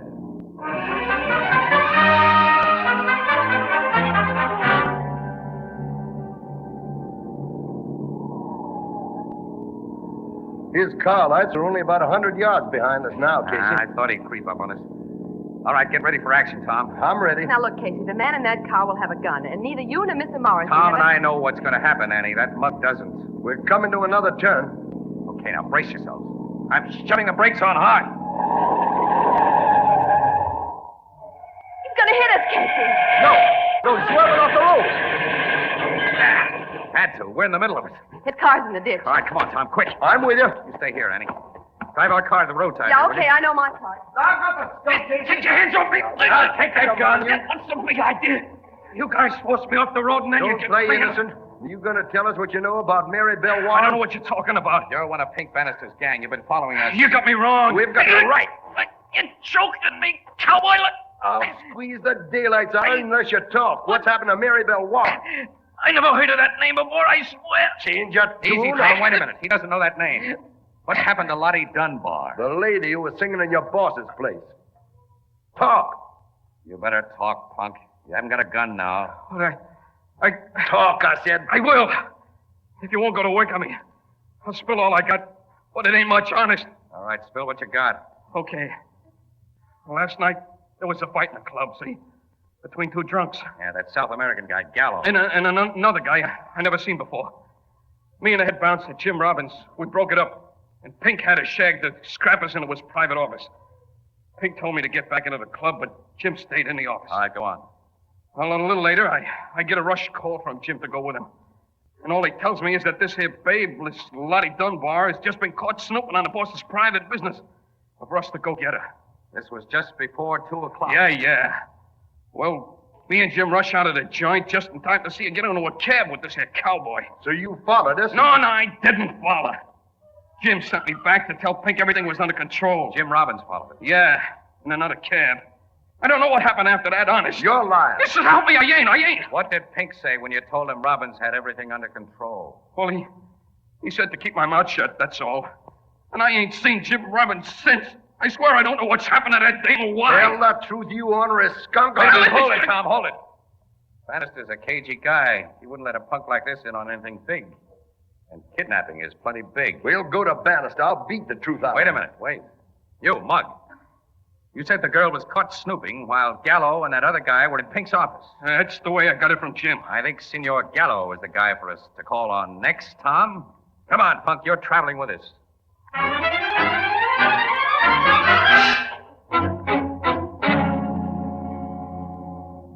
I can tell you nothing more. When I was in that Bannister club last night, a strange man insulted me, and I struck him. Then in his office, Senor Bannister made the man apologize, and I came back here to my hotel. That is all that happened in Senor Bannister's office. I think you're forgetting something that happened there, Mr. Gallo. No. Yes, look here. The girl has been kidnapped, possibly killed, because she saw or overheard something in Bannister's office that you can tell us about. You're going to cover up for the rats that snatched her? I do not know. You do know. I'm sure of it because you're scared. You're scared, and it shows in every move you make, every word you say. What are you afraid of, Gallo? Well, If you don't tell us, mister, we'll find out. Yes, you will find out. And the police. I was a fool to think it could be kept a secret. Let's have it. Last night in that office, I killed a man. You? Casey. You killed a man? Yes, I am a murderer. Who did you kill? The man who insulted me. I was drinking too much champagne, and I have bad hot temper. In that office, this man insulted me again. I remember that. Then I struck him. Then he hit me back hard and knocked me down. Everything went black. When I again knew what was going on, Senor Bannister and a man who worked for him were holding my arms. The man who hit me was on the floor, dead. And it was my gun that shot him. What happened then? Senor Bannister, he said he will not tell police. He said he and that man who worked for him will hide the dead body and protect me. That's what Mary Bell overheard, Casey. Yes, of course. What did Bannister say it'd cost you for his protection, Mr. Gallo? He did not say anything. He only told me to go home, that he will take care of everything, and I will hear from him. Oh, you'll hear from him, all right. We've got all we need to nail Bannister now, Casey. I'll say we have. While you call the police to arrest this murderer, I'll be on my way to Bannister's place. I'm going to make him tell me what's been done to Mary Bell, and if she ain't alive... Wait, Tom, wait. You'd only be tipping our hand, maybe losing our chance of finding that girl. Casey's right, Miss Morrissey. Well, what shall we do? Well, first I'll call the cops. To arrest me? Yes, Mr. Gallo. Thing doesn't add up. Not at all. What do you mean, Casey? I'll pin him. Oh, hello, headquarters. Connect me with homicide, will you, Captain Logan? Tom, here's what I mean. Yeah. If Miss Warren was snooping on Bannister while he covered up a murder, he had reason for kidnapping her. But why was she snooping? Why was she working in his joint? Why didn't she run to the cops? Yeah, there's a lot of funny things. Yeah, including that crack about her family honor. And another thing. Oh, wait a minute. Hello, Logan. It's Casey speaking. Listen, Logan, I'm going to be down to headquarters in about 20 minutes with a very wealthy Senor Jose Gallo. Because he says he's a murderer. Yeah, he just made a confession. Yeah, well, wait a minute. Now, let me tell you something now that's really important. Put a tap on Pink Bannister's telephone lines, Logan. Yeah, right away, yes. And put a shadow on him, too, the best you got. I'll tell you why when I see you. Logan, it's too long a story to go into now. But do it, will you, pal, and quick. We're starting right away. Goodbye. Tom, I think we can expect action from Mr. Pink Bannister very soon. You want him shadowed? And his phone line's tapped. Because he's going to receive a report from one of his hired hands as soon as it's done. Who? The punk right here. Who, me? Yes, you. With my fingers around your neck. And you'll tell him you're still spying on us. That we've been talking to Senor Gallo, that we've just left his hotel with him, and you overheard us say we were taking him to police headquarters. We'll be at police headquarters when you phone that report. I get it, Casey. Bannister will guess that Gallows confessed to us, and he'll make some kind of a break. I think so, Annie. You know, I've acquired a hunch about that family honor gag of Mary Bell's. Oh? What is it? No. The kind of hunch I might talk myself out of if I talked about it. Let's get down to Logan's.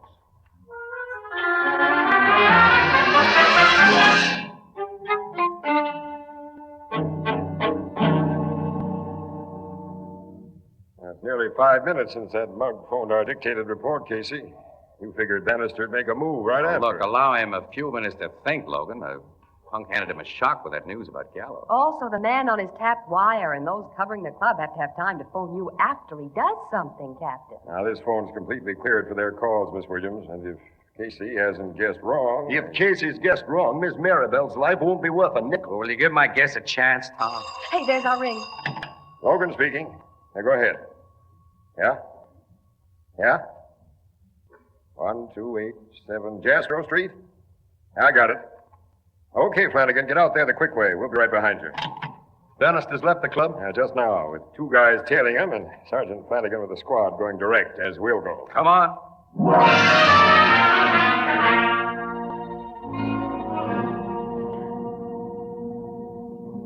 He's gone into the house, Captain. That's all I've been waiting for, cowboy. My men have the joint completely surrounded. Come on. That big window in front, Logan? Yeah, watch out for flying glass, Miss Williams. Yeah, my head's down, Captain. Here goes.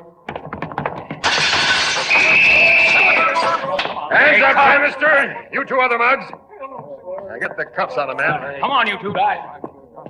Hey, that black-haired man, Casey. He's the one Gallo had the fight with. Alive. That proves my hunch, Annie. He's the guy Gallo was supposed to have murdered. Supposed to have murdered? Yes, Logan. There wasn't any killing. Those guys simply put on an act that was convincing to Gallo.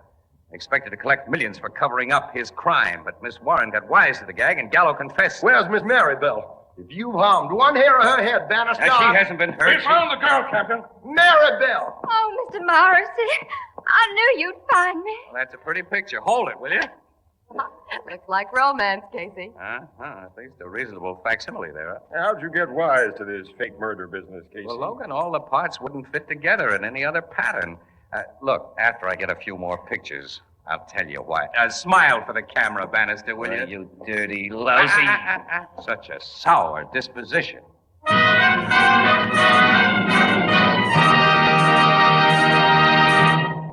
We'll join the crowd at the Blue Note in just a moment. You've often heard a woman say, I don't mind washing dishes so much, but oh, those pots and pans.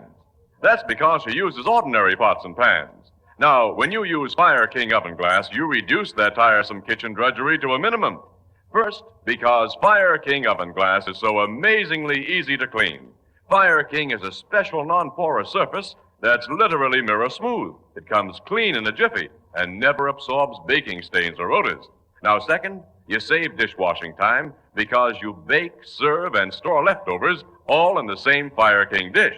You'll find a wide variety of Fire King casseroles, pie plates, and general utility dishes in all sizes at chain and department stores and wherever household glass is sold, all at amazingly low prices, all guaranteed for 2 years against oven breakage. Ask for Fire King oven glass by name. Fire King is a product of Anchor Hocking,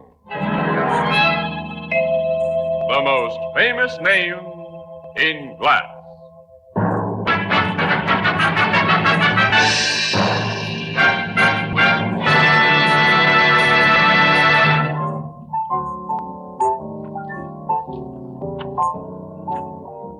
You figured Mary Belle Warren had taken a job at Bannister's joint in order to spy on him, huh, Casey? Well, we know now, Ethelbert, that Bannister worked his fake murder gag on Miss Warren's brother about a year ago. Has been blackmailing him ever since. Her brother finally confessed the supposed killing to Maribel, and she refused to believe that he'd murder anyone. So she came down here under an assumed name to get the lowdown. That guy Bannister had some racket, making people believe they were murderers and then blackmailing them. Yep. That's exactly what they did to Maribel's brother, who, like Gallo, had been drinking too much to think straight, you know. There's one thing I don't quite get yet. What's that? Miss Maribel Warren had money. Why did she borrow 100 from that cowboy? Oh, she's a smart babe, pal. In case Bannister's mugs caught up with her, you see, as Jim Robbins did. Huh? Well, she figured the loss of $100 would make Tom try to find her. She's convinced now that he didn't need such an incentive. Think him and her are gonna team up this way? Looks like an order for a double harness. Yeah, it really does.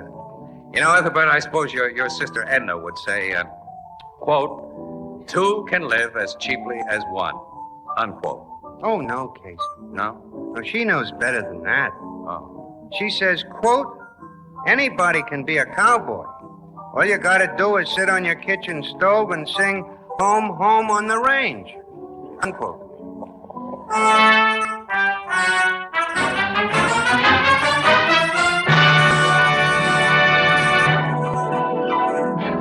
Crime Photographer, starring Stotts Cotsworth as Casey, is brought to you each Thursday by the Anchor Hocking Glass Corporation, makers of Fire King Oven Glass, Anchor Glass Containers, Anchor Caps and Closures, all products of Anchor Hocking, the most famous name in glass.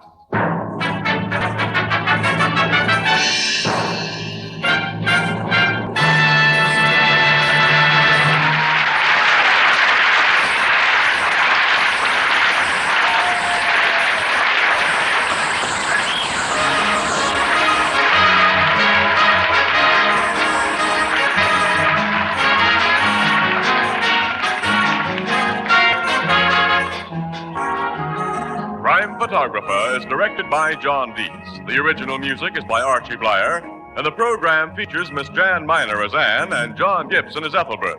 Herman Chittison is the Blue Note pianist.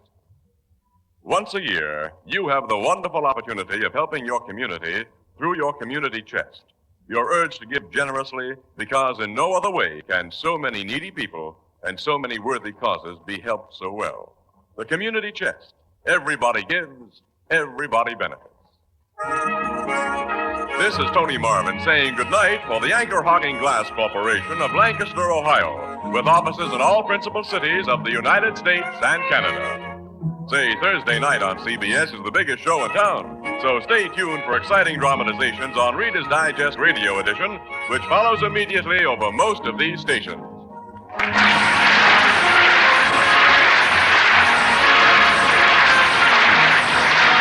This is CBS, the Columbia Broadcasting System.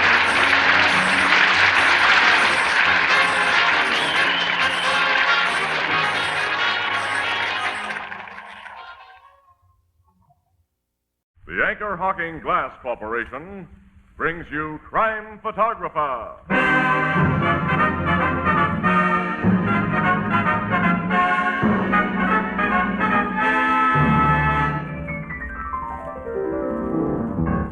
Hi, Ethelbert. Why the grin? Well, Casey, tomorrow's Halloween, and I keep thinking of old Lem Peabody. Why him? Old Lem could think up more tricks for Halloween. Nobody could beat him. He was famous for his tricks. Well, I suppose that's one way to get famous. To do something better than anyone else. Ah, you're so right, Casey. And you know, when you make something better than anyone else, you become famous too. And that's why Anchor Hocking is the most famous name in glass.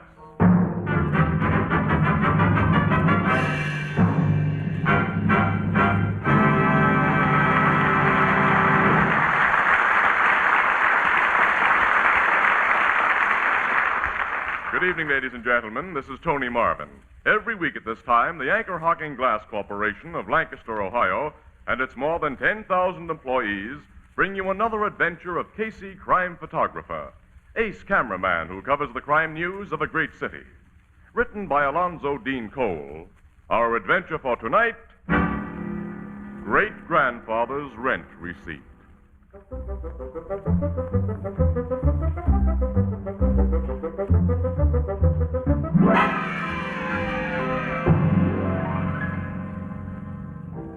The Blue Note Cafe, the night before Halloween. Strange, that's tonight.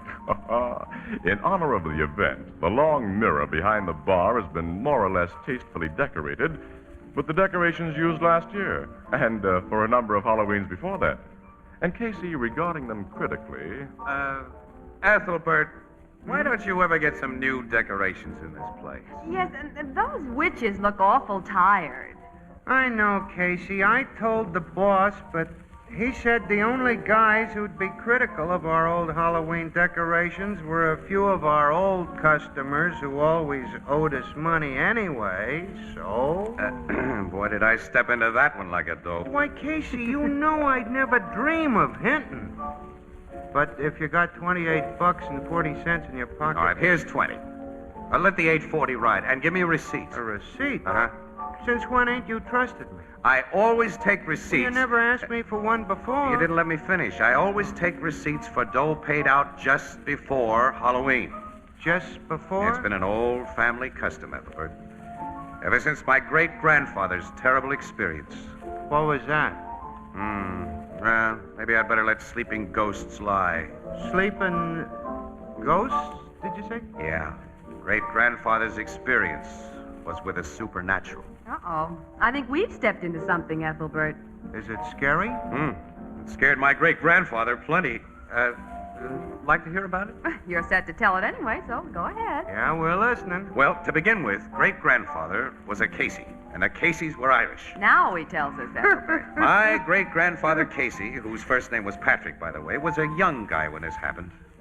And by his own admission, he was one of the laziest lugs in County Cork. Oh, so you get it from him. I'll ignore that.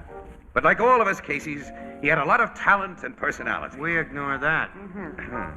Well, he was a fine fiddle player, and all the girls around were crazy about him, especially Molly McBride, to whom he'd become engaged. Well, one fine October day in Ireland nearly 100 years ago, the two of them were on their way to pay the rent. Patrick, will you get up off that log and stop your fiddling? Ah, now, Molly, darling. How can you delay so when what we have to do is so important for us both? By noon, you promised to pay Sir Timothy the rent you owe him. Dark night will be upon us before you reach his lordship's door. Ah, the old man won't mind. Sir Tim dotes on me, Molly. Why, when I served under him in the army, Pat, my boy, he used to say, Pat, my boy. Give me that fiddle. Here, now, let go, Molly, you'll break it. Patrick, last night when me father, against his better judgment, lent you the farm rent you owe Sir Timothy, 'twas faithful you promised him you'd settle down to work and stop idling with your tunes. That is a promise I'm keeping from the day you and me are married, on the day after All Saints' Day. Oh, so you're putting off keeping it. Patrick Casey, unless you make up your mind and turn over a new leaf this very second, there'll be no marriage between you and me. I promise.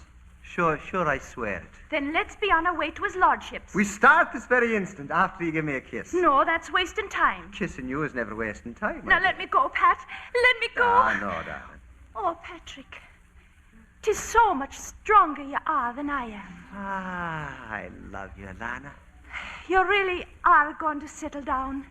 You'll no longer be just procrastinating Pat, the lazy fiddle player, as folks call you. I so want you to be known as Mr. Patrick Casey, the ambitious businessman. 'Tis that I am right now, Molly. Then let's be on our way to Sir Tim's. 'Tis like the wind I'll go there, but first let's have another kiss. No. Ah, just one, Molly. No, I tell you, Patrick, no. Ah, no. Oh, Patrick, 'tis so much stronger you are than I am.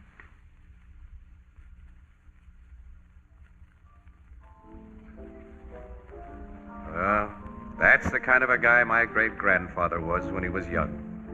And that's the kind of a gal Molly McBride was. Well, I hope she finally bent that fiddle over his head, Casey. She didn't, Annie. Great-grandfather got what was coming to him another way. Go on and tell us. Well, Ethelbert, the two of them got to the landlord's house about 5 or 6 hours late. This landlord was a tough old character. And the rent owed him was long overdue. And outside his door, Pat had an attack of cold feet.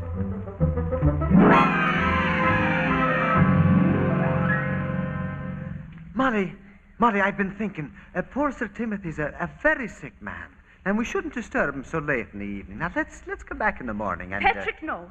It's not a second longer. I'll let you procrastinate. Here, now, don't pull that bell cord, Molly.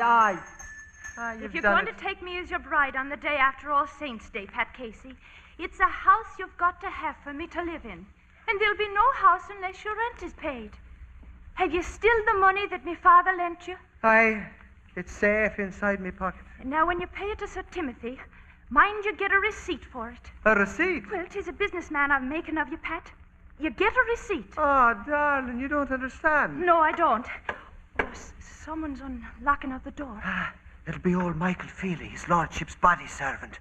And another hard, rough man. He was once a sergeant over me. Oh, so it is you, Pat Casey. You're late. Get you inside here. Yes, sir. Come on, Marty. Here he is, your lordship. Oh. At last you stand before me. Good evening, your lordship. Good evening, you bid me. When at noon you said you'd be here. Come close to this chair I'm chained to with me sickness, and I'll twist your lying throat. Stay where you are, Pat. Yeah, I will, Marty. Blood and bones. He's brought a woman with him for protection. He did no such thing. As a responsible tenant of your lordship's, he brought me here to introduce me. Do it, Pat. Sir Timothy O'Hare, this is Molly McBride, my future wife. You are the future wife of procrastinating Pat? I am going to marry Mr. Patrick Casey on the day past All Saints' Day, your lordship. Mr. Patrick Casey? Oh, me fat size. Me condolences, young woman, and me heartfelt pity. But future wife or no wife, Pat, I want the money you're owing for a full term's rent. And since you can't pay, as I knew you couldn't, I'm going to wring your neck. Lordship? I have the money for you. Huh? Here, look. It's in this bag. Oh, Michael Feely. Bring me brandy quick. For the full term, your lordship. I borrowed it to pay you with. Oh, borrowed it, yeah. That explains everything. For a moment, I thought you'd gone to work and earned it. Give me the money, Pat, and may the Lord help its lender. Me father lent this money, sir. Your father? And sure, you mustn't take a word I've said in earnest. See, I told you this man dotes on me. Molly, we'd best be going now. Not till you get your rent receipt. Molly, I beg you. 'Tis a matter of business. The man might die and we'd have naught to show. Sir Tim will never die. Because heaven won't have his likes and the devil will be fair to take him in. What are you two whispering to yourselves about? Please, your lordship, for the rent Patrick's paid you, we want a receipt. A receipt? No, your lordship. Yes, your lordship. You Scotty's the guard to mistrusting O'Hare. No, sir. But just the same, we want a receipt. Oh, brains and bones. All right, young woman. You shall have it. Pat, you've picked a colleen for yourself who knows what she wants and gets it. And a seat she wants for procrastinating Pat. And she's going to marry the ninny. The master has a poor weak heart, Pat. You should take shame for yourself making him laugh like that. Your lordship, what's the matter? Pat, he slumped over in his chair. Michael Feely. Meeting a master, Sir Timothy. He's dead. Dead? I was mistaken about the devil. He wasn't afraid to take his lordship. Pat, we didn't get our receipt. It's all right, Molly. The silver we paid is here to prove our claim. Where is the silver? He laid it beside him on the table. Well, it's not there now. Molly, the money's gone.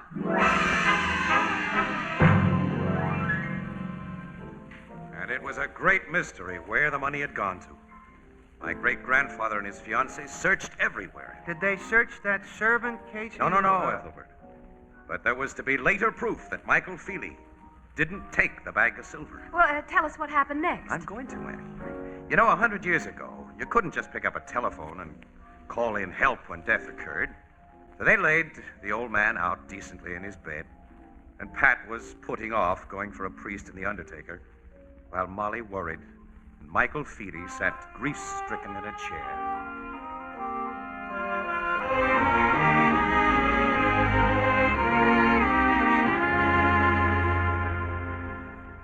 We've no receipt to show you ever paid that money, Pat. When Sir Tim's son John takes over the estate, he can hold you for the whole term's rent again. Why, he can do no such thing, Molly. Not when there's Michael Feely to testify that he saw us pay it. I'll testify if I'm able, Pat. If he's able, he says, Pat. Mind you don't start him laughing himself to death. I can't realize me dear old master's gone. Pat, do you really think the devil took him, as you said a while ago? Well, as one who knew Sir Tim's character, Michael, in both war and peace, I hardly think the blessed saints would want the man. Wherever he's gone, he's all alone. I'm all alone after being his friend and servant 40 years. Pat, where do you suppose our rent money went to? To my mind, the solution of that is very simple, Molly. Knowing how his lordship loved money, I think he took the silver with him. Sure, and it'll be entirely melted by now. But you shouldn't be talking to the dead this way. Whatever else you may say of him, Sir Tim was a man. And now I shall hear him not call me Michael Feely no more. Michael Feely. Michael Feely! Michael Feely! Patrick! Molly! Michael Feely! Michael Feely! 'Tis the voice of me master. I'm coming, Sir Tim. Old Michael's come to join you. Stop him, Pat. He's our only witness. Here, Michael, wait, come back. I'm here, your lordship. Again. We together again. Here, Michael. Michael. Here, now stand up, man, and speak to me. Ah, Molly. He's not. Yes. The man's dead. Oh. Now we've got nothing to show for the rent. What are we going to do?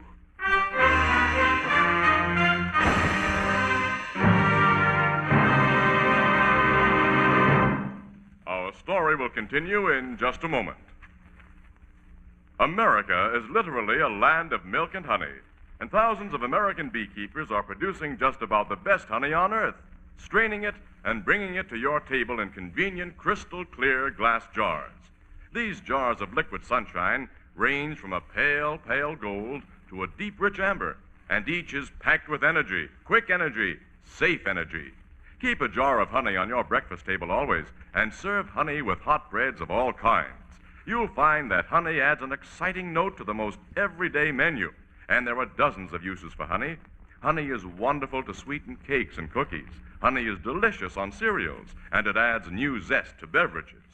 Strained honey comes to you today in crystal clear glass containers, for glass highlights honey's brilliant color, lets you see at a glance its clarity and purity.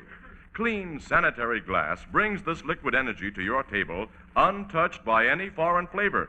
And of course, glass jars are easy and safe to open. Anchor glass containers and easy-to-open anchor caps, so widely used by the packers of honey, are products of Anchor Hocking, the most famous name in glass.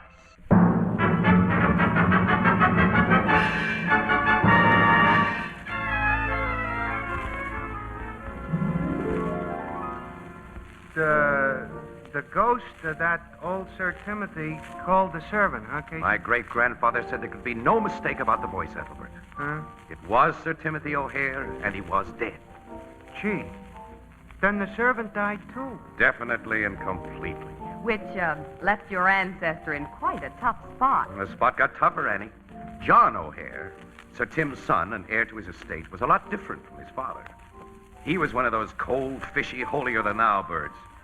And the old man had despised him. Naturally, he demanded the past due rent on Pat's farm. And when he was told...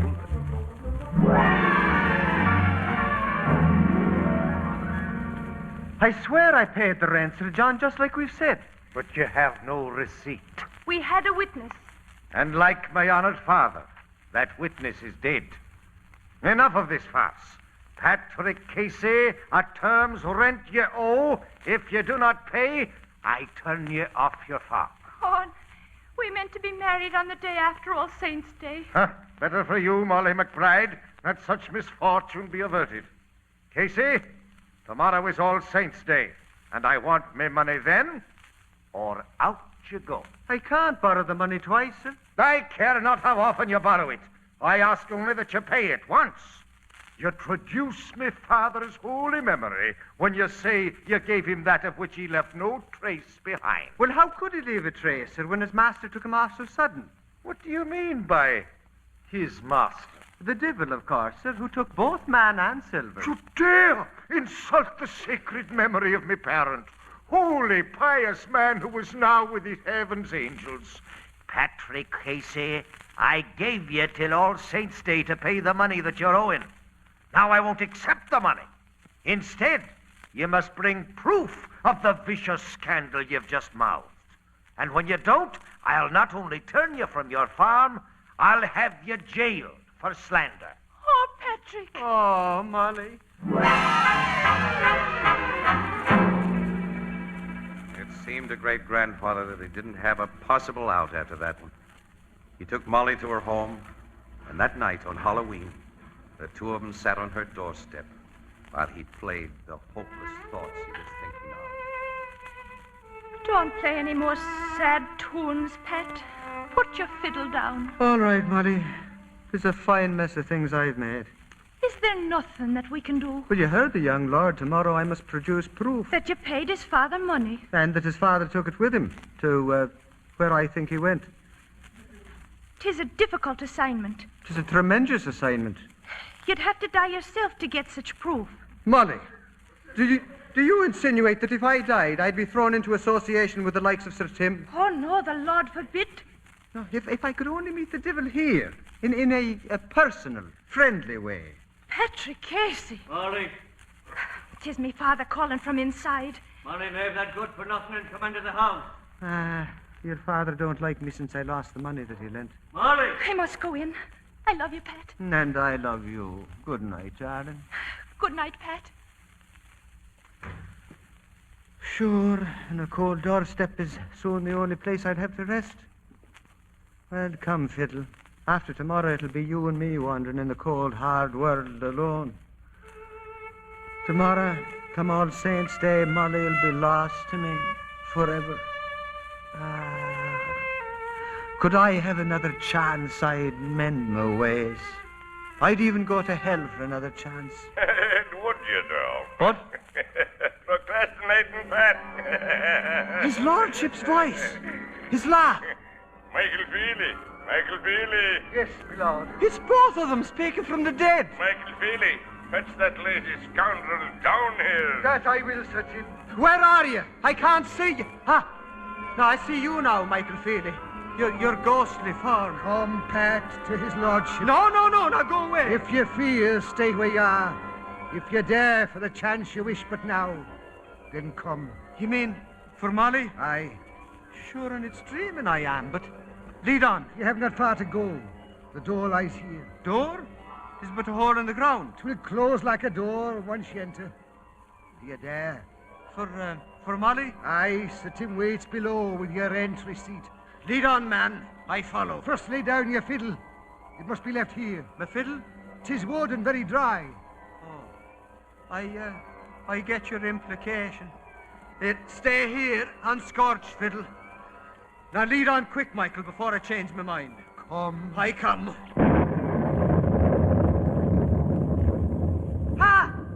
The earth is closed above me. Here, let me out!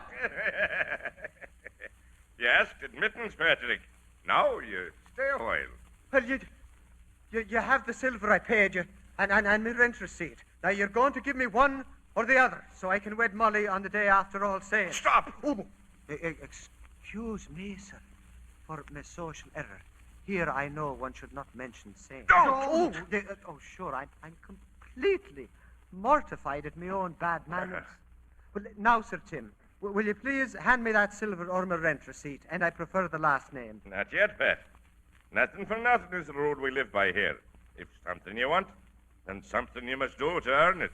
For what you hold, I'll do anything at all. You're a fiddler, boy. Will you play us a tune? It'll be a pleasure of the finest. But above, Sir Michael Feely, had me leave my fiddle. Yeah, because here we have a special one for you to play. Here it is, Pat. Tis one of metal that glows with white hot heat. You can leave this place as you came in, a worthless vagabond, or you can leave with self-respect and win the calling that you love. Which fiddle will you play? The one you left outside, or this one here? For Molly, you'll give me that rent receipt? Or the silver to prove your tale to the fool who is my son. I advise the receipt. 'Tis asbestos. The silver has been here over long to ever cool. I'll play your white hot fiddle, sir. Yeah, Michael Feely.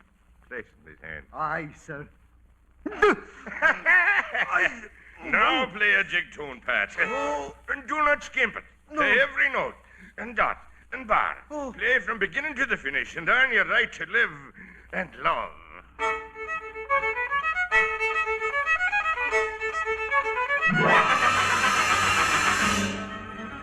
Great-grandfather didn't remember the details of what happened right after that. But next morning, on All Saints' Day, The sexton found him lying in the churchyard in a peculiar place and in a peculiar condition. He ran to tell Molly McBride, and she lost no time in coming back with him. Speak to me, Patrick. 'Tis me, your Molly. His eyelid fluttered open then. The man's coming to. Oh, thank heaven. He lives. How come he to be lying on old Sir Tim O'Hare's grave? Oh, look at his poor hands. They're burned to the bone. Yet he's clutching something in them, something white. Second chance. He's speaking. Tell me you're all right, Pat. Oh, Tell me. Molly, darling. Oh, Patrick. I'm a cushner, Lana. Oh, even now, Pat, you're so much stronger than me. Why are you lying here? And what happened to your poor hands? Oh, my hands. Molly, what day is it? All Saints' Day, Pat. Tomorrow's our wedding day that was to be. This is to be, you mean. Lead me to Sir John. What do you mean, Pat? Da. Soon you'll know, for yonder Sir John rides. Run, Patrick. This is your last day of grace. Run and hide before he has you jailed. Sure, and I'll not run from that man. There's the vagabond we want. Whoa, whoa, whoa. Barney, Column, seize that worthless scamp for me. No, no. Touch me not, I warn you all. Here, Sir John, is your parents' rent receipt. Pat! What stuff is this? But do you go at morning? You said you had none from his hand. That was a day ago at morning. Do you know your father's writing? Holy saints, his very scrawl. But yesterday it's dated. It was made last night, to be exact. Eve of All Saints' Day. When came you by this? Perhaps, Sir John, for your family's honour, it is a matter we should discuss in private. Yes. Everybody step aside. Not I. You'll have no discussions, Patrick, that I don't know about. Perish the thought, darling. Now, your lordship, that we're all alone, the three of us together, you'll note this receipt is writ on unburnable material. It is in my father's hand. Dated since his death. I see that you've drawn your own conclusions. Patrick, where on earth did you get that writing? Nowhere on earth, my darling. Well, your lordship, is this the proof you demand? Patrick, my friend, if you'll just give me that receipt, we'll let the matter drop. To preserve the reputation of your sainted father, I'd be glad to let you have it, sir. But this receipt is all I have to show that I paid me rent. I'll give you another gladly. Well, now, I have a fancy for this one. I'll give you a receipt for 2 years, Pat. No, now I'm thinking that the signature of a dead man on asbestos will be worth much more than that to autograph collectors. We'll say 5 years free rent, and the money you borrowed I'll pay back myself. Pat, take it quick. Hold your horses, Molly. I am thinking, Sir John, that the bride I take tomorrow should have a fine wedding trousseau. That too I'll give. And a wedding trip the two of us would like across the seas to America. It's yours, and I'll throw in a personal gift to boot, Pat. I'll buy you a fine fiddle. That you won't. From the feel of my hands, I never want to see a fiddle more. But all else is a bargain, your lordship. Bring that that paper to the manor, and we'll put it all in writing. Goodbye to you now, and blessings on your wedding. Oh, Pat, 5 years free rent, a bridal trousseau, and a trip to America. Kiss me, my darling. Would you have me waste time before I get the deal in writing? I am now Mr. Patrick Casey, the ambitious businessman. Oh, Patrick, I don't like you this way. Oh, and don't you know? Come to me, Molly, my darling. You know, your way. 'Tis much stronger you are than I am.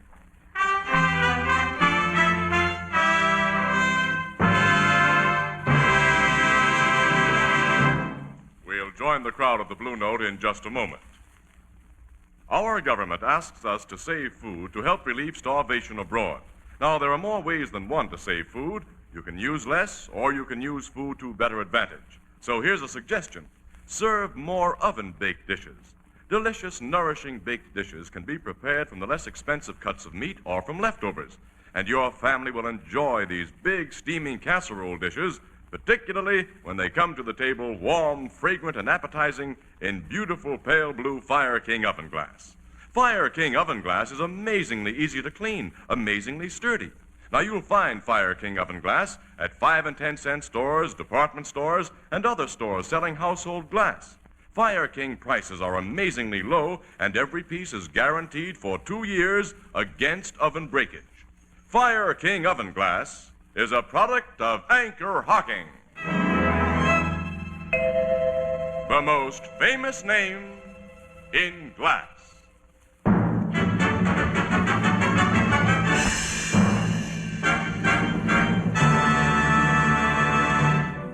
So your great-great-grandfather married Molly McBride on the day after All Saints' Day, huh, Casey? Yes, Ethelbert. And when they came to America on their wedding trip, they liked the place so well they stayed there. Eventually contributing one press photographer to their adopted country. And a very good press photographer, Annie, if I may say so myself.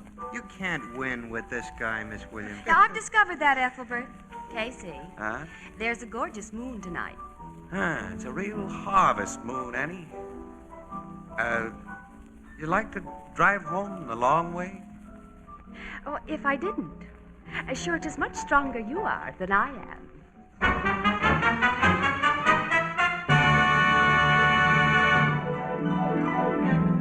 Crime Photographer, starring Stotts Cotsworth as Casey, is brought to you each Thursday by the Anchor Hocking Glass Corporation, makers of Fire King Oven Glass.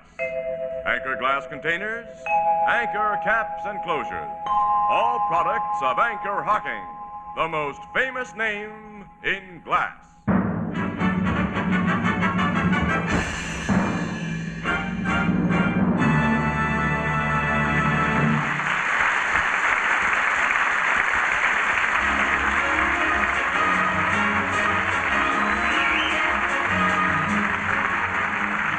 Crime Photographer is directed by John Dietz.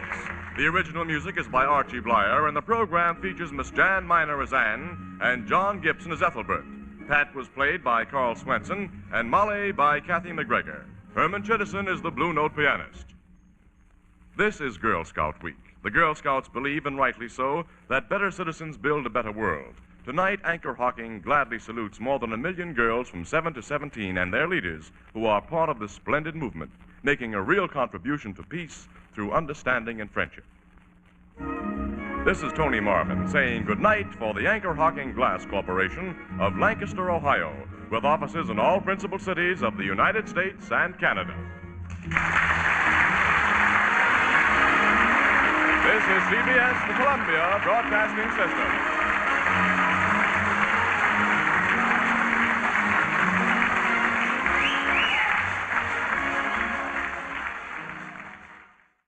The Anchor Hocking Glass Corporation brings you Crime Photographer.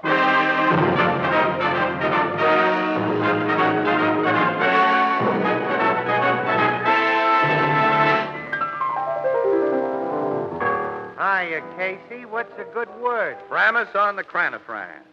Framus on the cranifran. Huh? Hey, what kind of talk is that? That's double talk. Huh, Tony? Well, I don't know anything about double talk, but I know good single talk when I hear it. What's good single talk? Well, straight facts like this. Anchor Hocking is the most famous name in glass.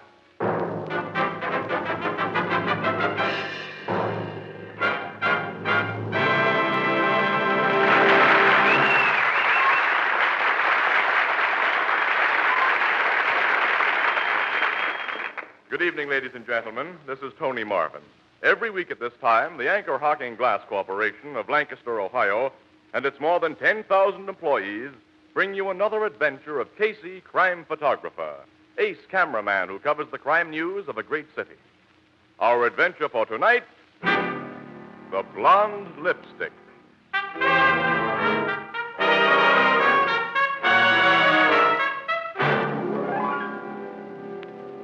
9 o'clock in the evening at the Blue Note Cafe.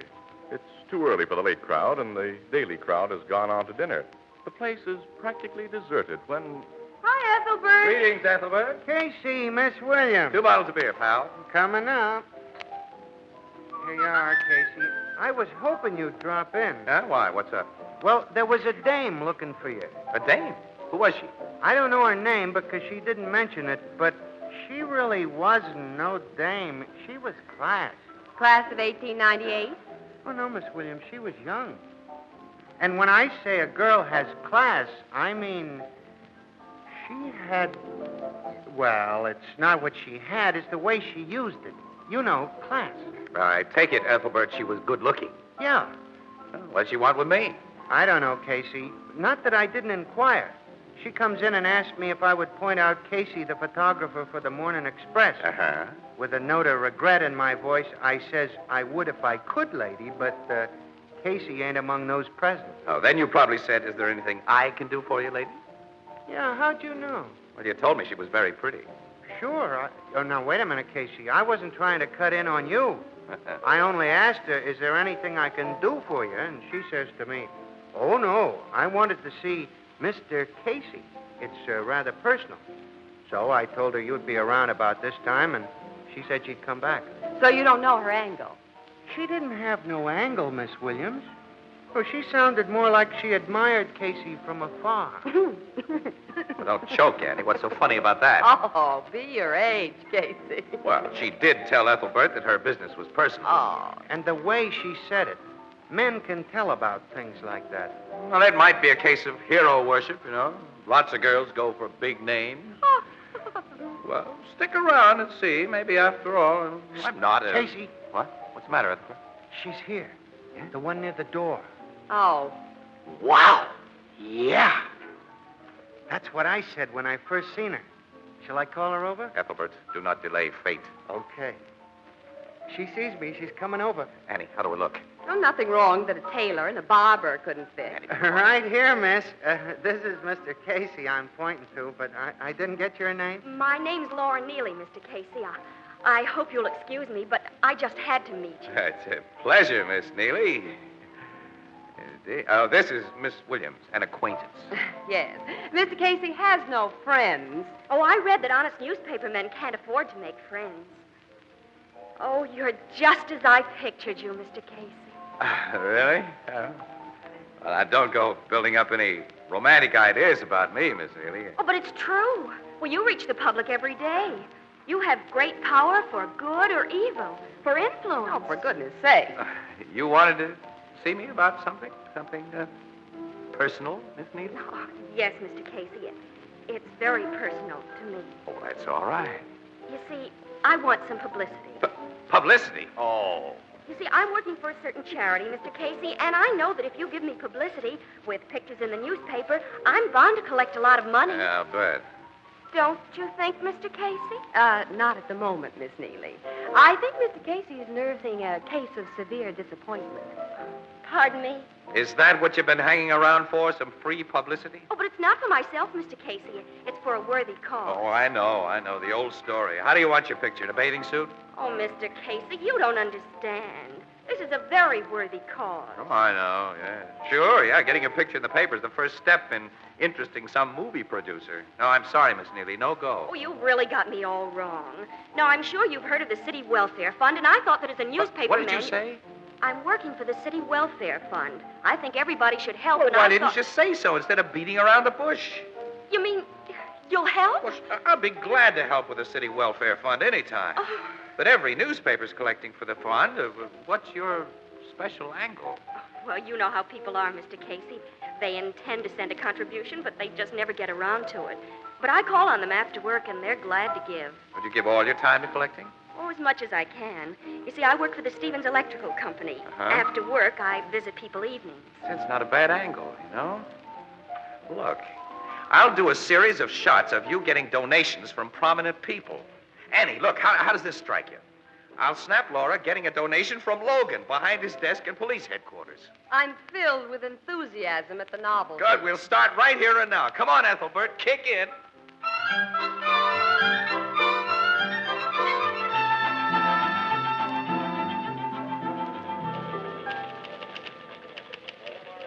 Hello, Annie. How's the news department? Fine, Casey. 1 murder, 2 arsons, and a nightclub fight between 2 movie stars. In other words, I'm not writing up that baby-faced space grabber. Now, Annie, she's collecting for the City Welfare Fund. Collecting a lot of glory for herself. Well, so what? She's working for it, isn't she?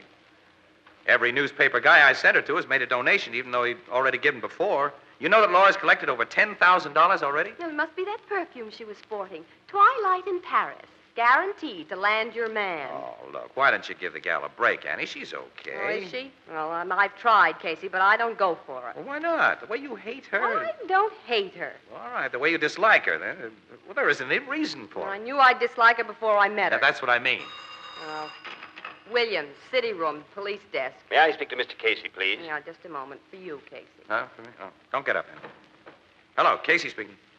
My name is Thomas Stevens, Mr. Casey, president of the Stevens Electrical Company. It sounds familiar, Mr. Stevens, but... Miss Laura Neely is my secretary. Oh, yes, Laura mentioned you. And she told me about you, Mr. Casey.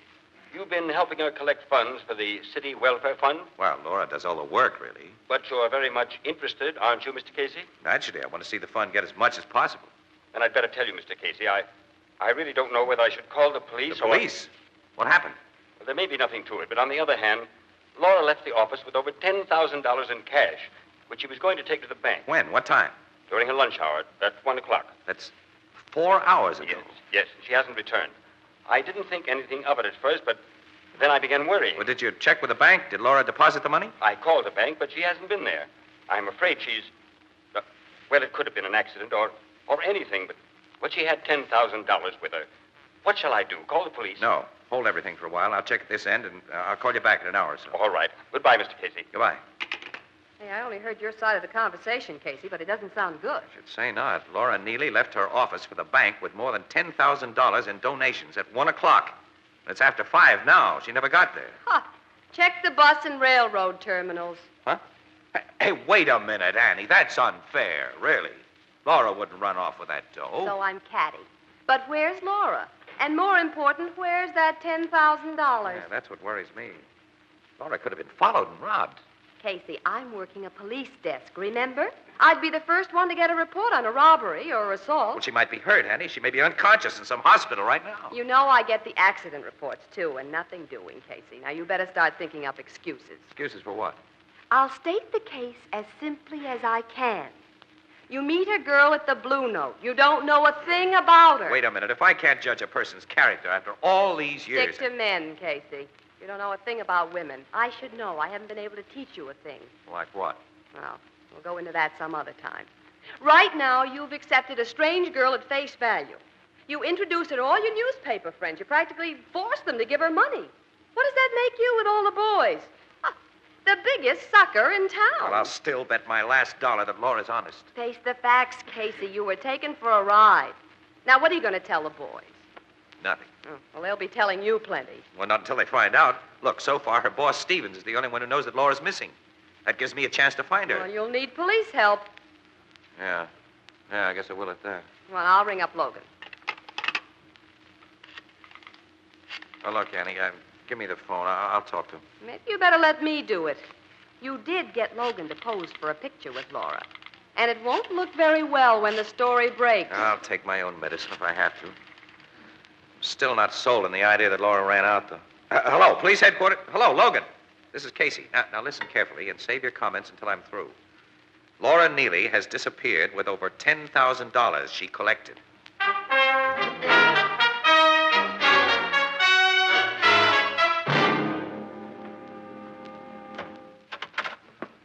Come in, Miss Williams. How are you, Captain? Fine. And who's the gentleman with you? Oh, cut the comedy, Logan. The gentleman is Mr. Casey. Impossible. Oh?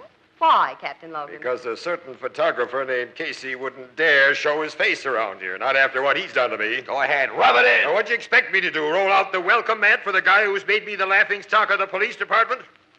Every paper in town's going to dig up the picture of me handing a donation to Laura Neely. And are they going to go to town? Quote, Captain Logan gives official sanction to bunco game, unquote. Now, hold on, Logan. I'll admit it looks bad for Laura now. Oh, and you'll also admit that Hitler might have been guilty, I suppose. When you cut the sarcasm, we might get to work. Laura disappeared. She was carrying 10 grand. Well, now, lots of guys in this town could knock her off for less. Why don't you investigate before you jump to conclusions? You know, Casey, the same thing occurred to me, too. I did investigate. Did you find out anything? Not much. Laura Neely was making $55 a week. And last week, she buys $970 worth of dresses. Well, so what?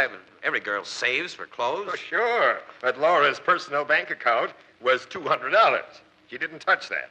And on top of the $970 for dresses, she spent $300 for 2 suits and bought $150 worth of luggage. When I got all those reports, I began to suspect that Laura might have been preparing for a trip. How about the railroad and bus terminals? Well, my boys checked them, but not a trace. Well, you see, now. But I found the record of an automobile sale in her name. Yesterday, Laura bought a blue convertible roadster from a second-hand dealer. Today, she's gone. She bought a car. Huh? Pick her up fast in a blue convertible. Not many of them on the road. So we pick her up. Then what? We put her on trial, and the whole story comes out. How she took the wise boys in town, the newspapermen and the police. All right. I'll take the blame for that, Logan. The boys will be glad to pass the buck to me. But, if you take all the blame, Casey... What else can I do, Annie? I fell for a story. I introduced her around. Well, it would be pretty hard to live it down. Who's worried? Yeah, I can always get a job. Who says I've got to be a crime photographer? I can go around snapping baby pictures. Captain Logan, I'm afraid for him. He'll blow his top and then calm down. Well, I'd better stay with him. If Casey ever needed me, he needs me now.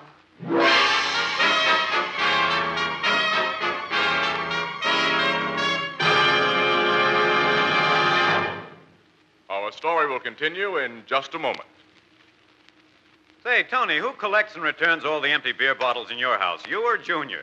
Empty beer bottles? Well, say, hasn't anybody told you about the new Anchor Glass one-way, no deposit, no return bottle? Say, that's right. There's no need to save one-way bottles. No deposit is required. You never have to return them to the store. And they're a tremendous convenience, too. So light, so compact, and they take up so little space in the refrigerator. And the Anchor Glass one-way bottle is a glass bottle. And because it's a glass bottle, it brings you beer and ale that taste as beer and ale should taste. Unaffected by foreign flavors. Clean, clear, sparkling. Beer that's brewery bright. No deposit, no fuss, no empties to be returned to the store. And when you've enjoyed the beer, you dispose of the empty bottle as you would any other food container. You are the first and the last to use it. Yes, and that's why the new sanitary Anchor Glass one-way, no deposit bottle is sweeping America. And that's why, when you buy beer, you should say that you want your favorite brand in the new Anchor Glass one-way, no deposit bottle.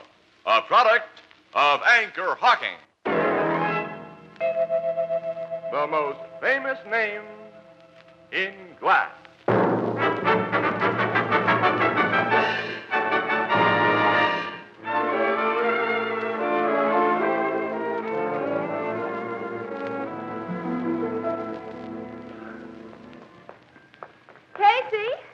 Casey, wait. Sorry, I'm in a hurry, Ann. Oh, now, Casey, I'm going with you. Why should you?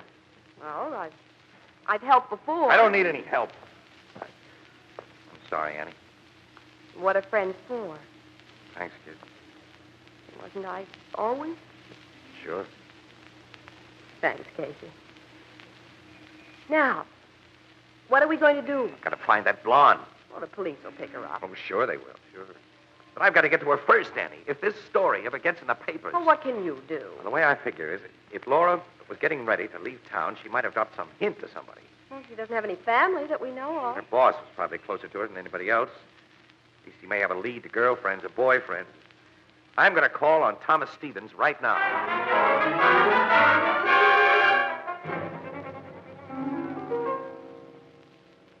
You'll make yourselves comfortable in the library. I'll tell Mr. Stevens you're here.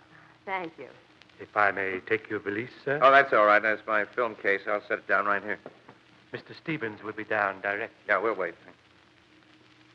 Boy, the electrical line must pay off plenty. This is a lovely house. Oh, an original painting by Van Houten. Oh, good evening. Do you like my wife's portrait? Oh, good evening, Mr. Stevens. Your wife is a beautiful woman. Oh, thank you. She's out of town right now, Miss... I'm sorry. I'm Miss Williams, and this is Mr. Casey. Oh, yes. I spoke to you on the phone, Mr. Casey. Yes.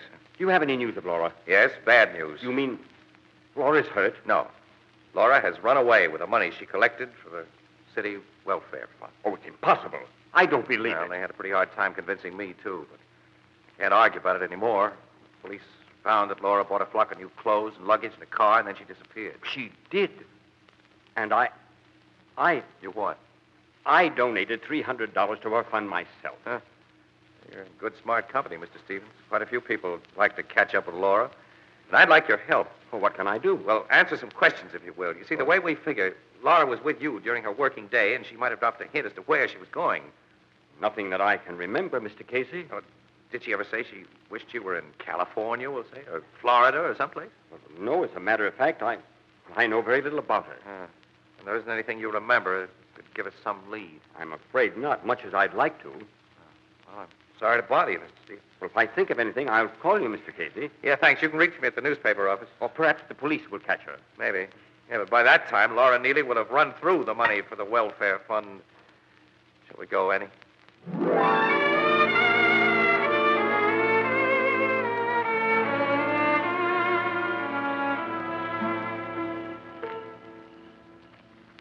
Well, visit was a complete bust. Oh, I don't know about that. What do you mean? Stevens didn't know a thing. So he said. Come on, let's get into the car. Here we are. Go ahead, Annie. Okay. Now, will you please tell me why you think Stevens knows something? Casey, I've got something I want to show you. Switch on the dashboard light. Huh? All right, here it is. Now, what do you think of this? Well, what it? Oh, a tube of lipstick. Well, look closer. Well, let's see it. All right, I still think it's lipstick. Of course, but it's strawberry lipstick. Get it? Strawberry, huckleberry, raspberry. What difference does it make? Oh, none to a man, I guess. But this is the lightest shade of lipstick made. It's used by very blonde women. Well, keep talking. You remember when I sat down on the couch? Well, I found this lipstick between the cushions. That shows that Laura was in Stevens' library recently. Annie, you got Laura on the brain since you met her.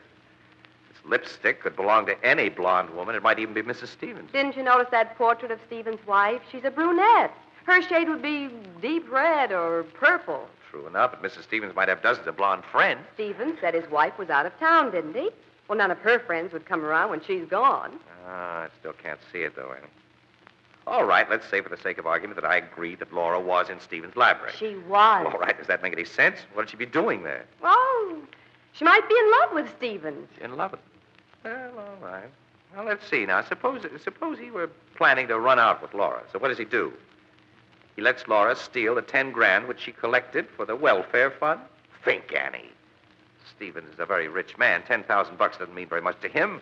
Why would he let Laura take the money and get the police after them? Well, when you put it that way. Well, sure, those are the facts. Stevens is no dope. How do you get around that? Oh, I don't know, but I do know that this is Laura's lipstick. How? What are your reasons? When something is true, you don't need reasons. Oh. And I know this is Laura's lipstick. And if we could get back into Stevens' home, I'll bet that you'd find more clues that she was there. What am I supposed to do? Tell Stevens that I think he's harboring Laura and search the house, or shall I pull a gag about reading the gas meter? All right, get sarcastic if you want to. But I'd get into that house if I wanted to find Laura. Well, we could wait till Stevens left the house. Then I could walk in and tell the butler I left my film case behind. Yeah, that's it. That'll give us a chance to examine the library again. Well, okay, Annie. But I'm doing this for one reason. Oh? What reason? Your intuition was right once about Laura. And even if it's 1,000,000 to 1 against you being right again, I'm not leaving myself open.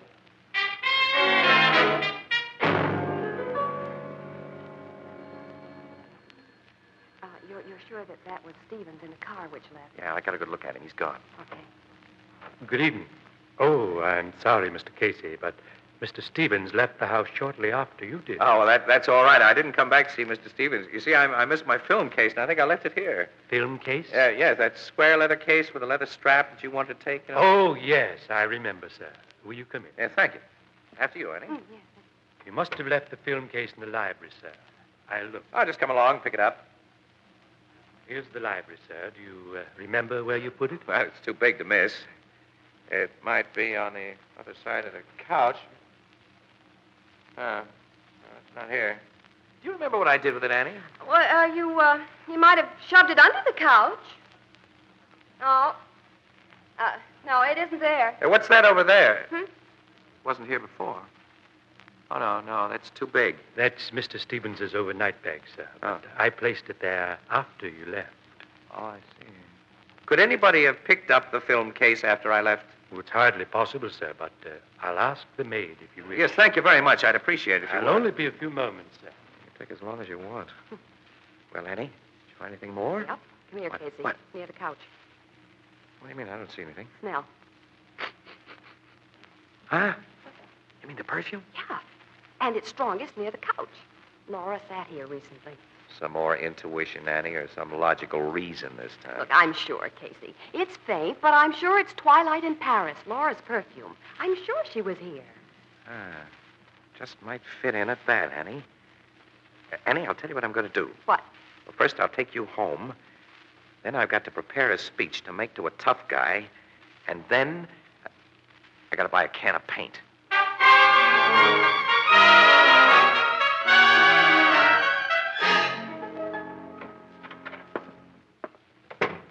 You're late, Tom.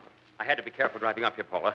Where's Laura? In the cabin. Did she give you any trouble? Everything went like we planned. She came to the house with some papers from you, and I offered her a drink. That stuff you put in the liquor kept her out cold. And nobody could possibly have seen you put her in the car? Nobody. All the servants had the day off. Fine. All your friends, Paula. I must have told 1,000,000 people that my wife was out of town for a few days. This summer cabin of ours is certainly out of town. Where's the blue convertible roadster you drove up? In back of the fence, naturally. It can't be seen from the road. Every policeman in the state is looking for that car.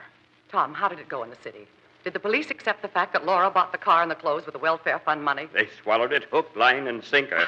The blonde wig was an inspiration, Paula. Buying stuff in Laura's name wouldn't have been enough if you didn't fill her general description. So they accepted the story exactly as we built it up. Yes, I have from that newspaper photographer, Casey, that the police are convinced it was Laura who bought the car and the clothes with the fund money. Good. And now when Laura is found dead... Paula, we have to kill the girl. After all, it's not her fault that I carelessly left my second set of books on the desk. What difference whether it's her fault or not? She did see the books, and she does know that you didn't pay nearly $1 million income taxes. I wish I hadn't listened to you, Paula. Don't be a fool, Tom. They'll send you to jail, and think of me. But to kill. Look, Paula, that's murder. Tom, we can't take chances. If you had to pay fines on the $1 million you held out, we'd be ruined. And you'd go to jail. Oh, no, Tom, I couldn't stand the disgrace. Well, I don't like it, Are Paula. you falling for her baby face, too? Well, I'll take care of her. I've got too much to lose if... Tom, what's that? All right, put up your hands, both of you. Tom! Sergeant Hahn, State Police. Keep 'em covered, boys. Look in the back room. A guy named Casey said we'd find a beautiful blonde around here.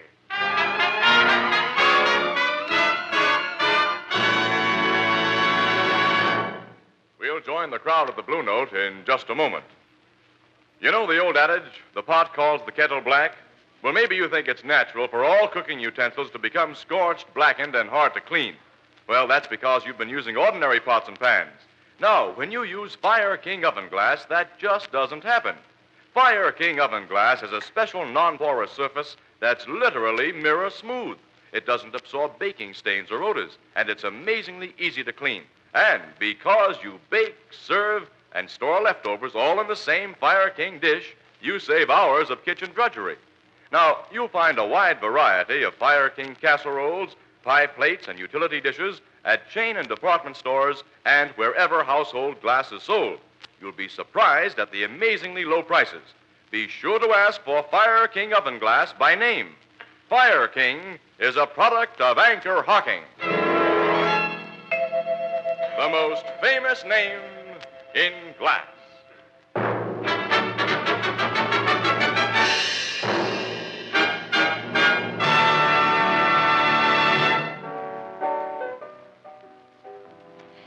Casey, I'm just about to bust with curiosity. Yeah, me too. Goodness, Annie, doesn't your feminine intuition supply the answers? All right. So I was wrong about Laura. I know that Mr. and Mrs. Stevens are under arrest, and that Laura is coming back with the money for the city welfare fund. Casey, Miss Williams, here Huh? comes Laura now. Oh, Mr. Casey, you saved my life. You got the police to Stevens' cabin just in time. Well, I could kiss you. Well, I was just getting ready to like you. Oh, I'm so excited, I don't know what I'm saying, Miss Williams. Oh, I sure thought I was a goner when I laid there tied up and Mr. and Mrs. Stevens talking about killing me. And everybody thought I had stolen the fund money. Except Mr. Casey, of course. well, there were moments when I had my doubts. But to give credit where it's due, it was Anne who spotted the lipstick and the perfume odor in Stephen's house. Which started you off on a train of thought. Sure. That and the fact that when we came back with a phony excuse, I saw that Stephen's bag was packed for a trip. Yeah. Well, so I decided to see where he went. And that reminds me, when you left me, you said that you had to prepare a speech for a tough guy That's and right. buy a can of paint. Now, what did you mean? Well, I knew that we'd make Stephen suspicious if we followed in a car, so I had to get a plane. Now, who would you say is the toughest guy in the world, Annie? A city editor. That's right, Burke. Well, I got our city editor to authorize the use of our news plane. And once I had that, I needed a can of paint to mark the top of Stephen's car so we could follow it. Oh, I see. A cub reporter phoned the airport when Stevens left. Well, we spotted the marks on Stephen's car from the air and followed him to his summer cabin in the woods. From above, we could see the blue convertible. hidden from the road. So I knew that Laura was there. Well, how'd you let the police know? Annie, have you forgotten? Our new Morning Express plane is equipped with two-way radio. Oh, of course. Well, there's your story, Annie. You better get back to the office with it. Oh, there are a lot of things which I don't understand yet. Huh? How about coming up to the office while I write the story, Casey? Just to help a slow-witted pal. Well, sure. Oh, Miss Williams, I don't think you're slow-witted at all.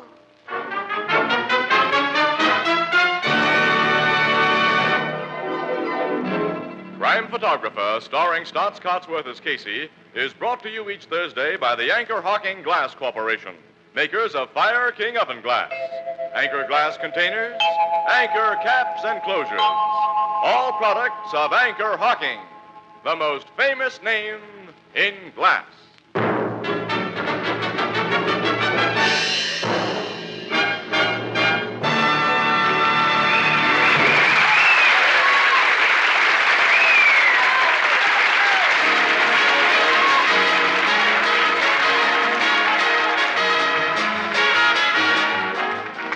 Crime Photographer is directed by John Dietz. The original music is by Archie Blyer, and the program features Miss Jan Miner as Anne and John Gibson as Ethelbert.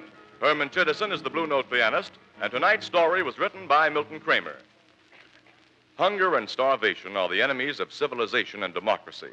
It's up to every American, man, woman, and child, to save a little food each day. In that way, the people of Western Europe can be helped in their fight for decency and freedom. This is Tony Marvin saying goodnight for the Anchor Hocking Glass Corporation of Lancaster, Ohio, with offices in all principal cities of the United States and Canada. This is CBS, the Columbia Broadcasting System.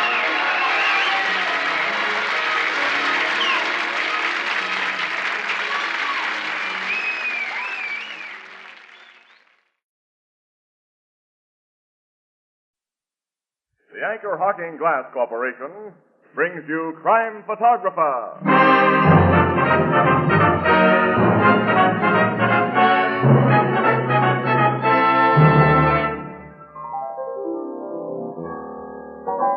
What's new, Ethelbert?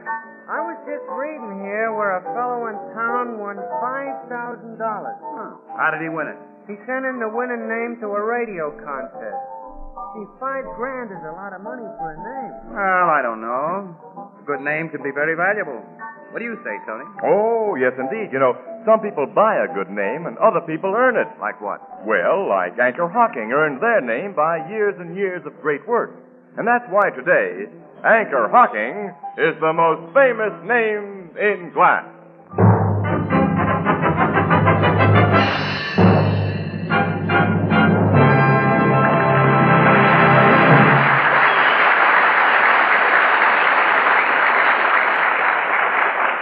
Good evening, ladies and gentlemen. This is Tony Marvin.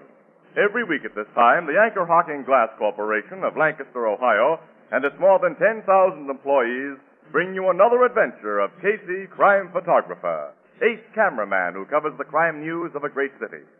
Our adventure for tonight, Too Many Angels.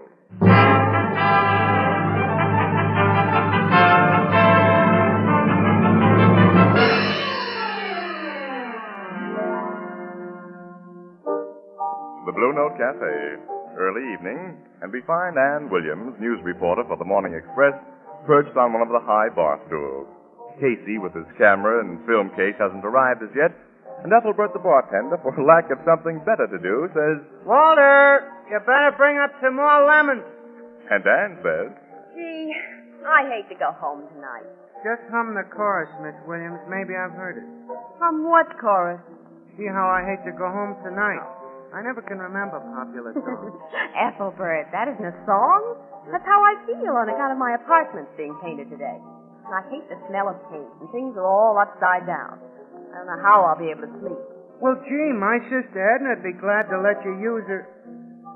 No, I guess you couldn't sleep on that. It's kind of... Oh, thanks. Anyway, Ethelbert, maybe Casey will barge in with one of those all-night assignments. I was hoping to catch you here, Annie. I got a great idea, Annie. What'd I tell you? Speak of angels, and you hear the flapping of their... Make mine the same, Ethelbert. Yeah, sure, Casey. Coming right out. Huh? Now, what's that about angels, Annie? You tell me.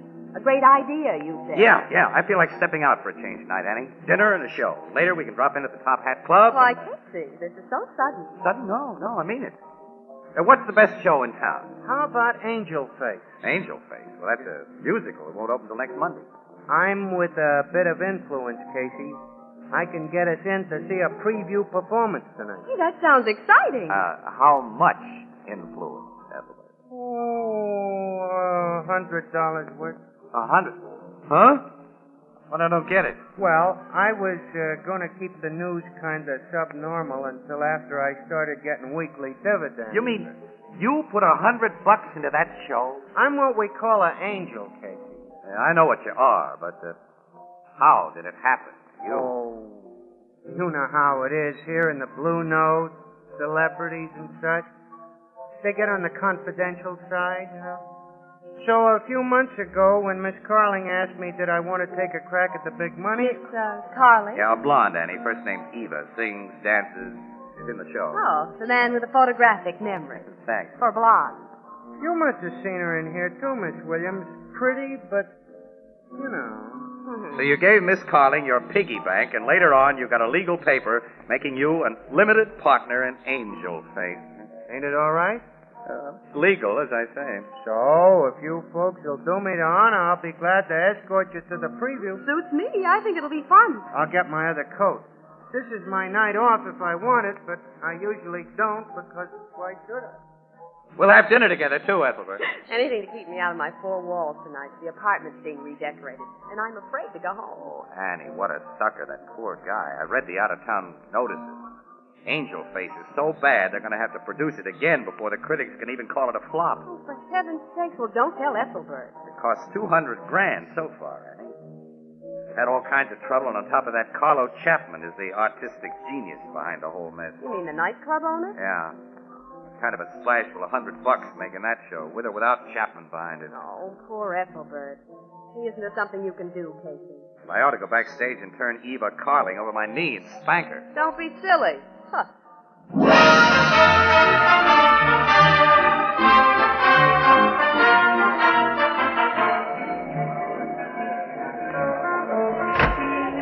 I'll pay the taxi, Casey. Okay. Well, it seems to be quite a crowd going into the theater. Yeah, friends, relatives, and chief mourners. Now, don't let Ethelbert hear you. That was a funny driver. I gave him a dime tip and he handed it back. Said I might need it myself. Well, let's go in by the stage door. Why the stage door? I want you should both meet Miss Carling. Miss Williams, she's a very charming chanteuse. What? That's theatrical language for singer, Casey. Oh, I see. You're Yeah. studying up. Yeah. Okay, Ethelbert, let's go.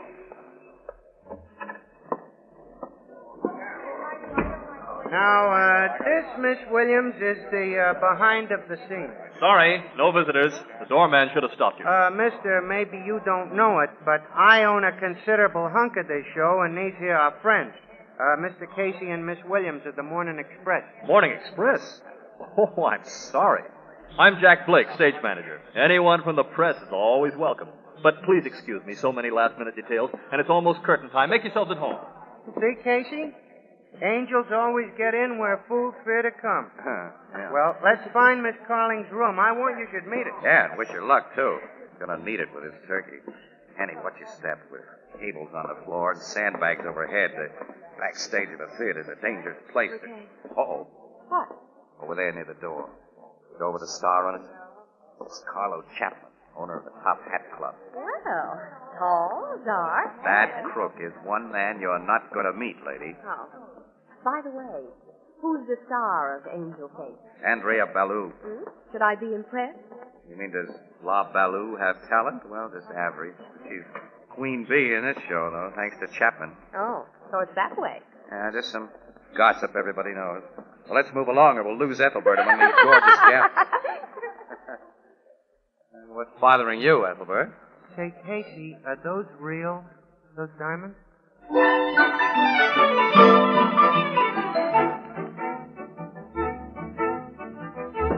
Overture, Mr. Hanson. Overture, Miss Bosley. Overture coming up, Miss Carling. Overture, Miss Carling. Well, we've enjoyed meeting you, Miss Carling. We'll get on out front. Good You luck. look lovely, Miss Carling. That's the very original hairdo, sort of Veronica Lake-ish. Yeah, it certainly hides your sort of blonde, I mean. Thanks.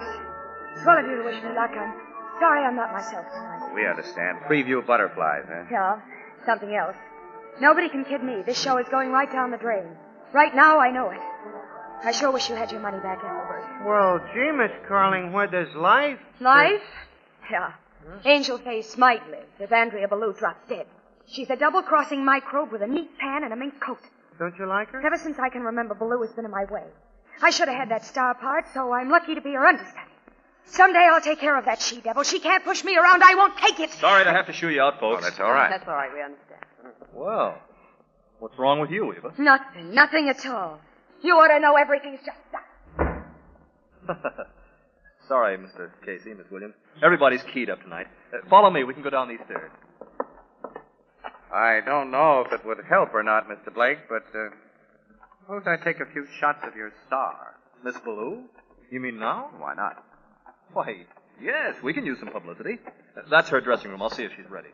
This is your night to howl, all right, Mr. Wolf. Why, Annie. Only trying to help Ethelbert's investment. Miss Ballou, I have a gentleman outside. Ah, the diplomat. I'd better put my head inside and ask if it's safe. You know how temperamental he is.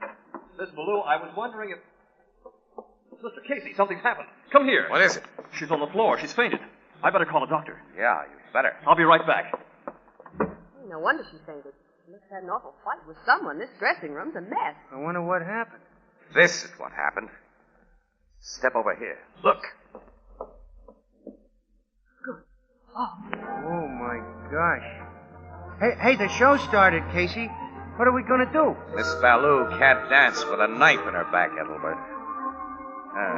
Angel Face has too many angels, including a dead one.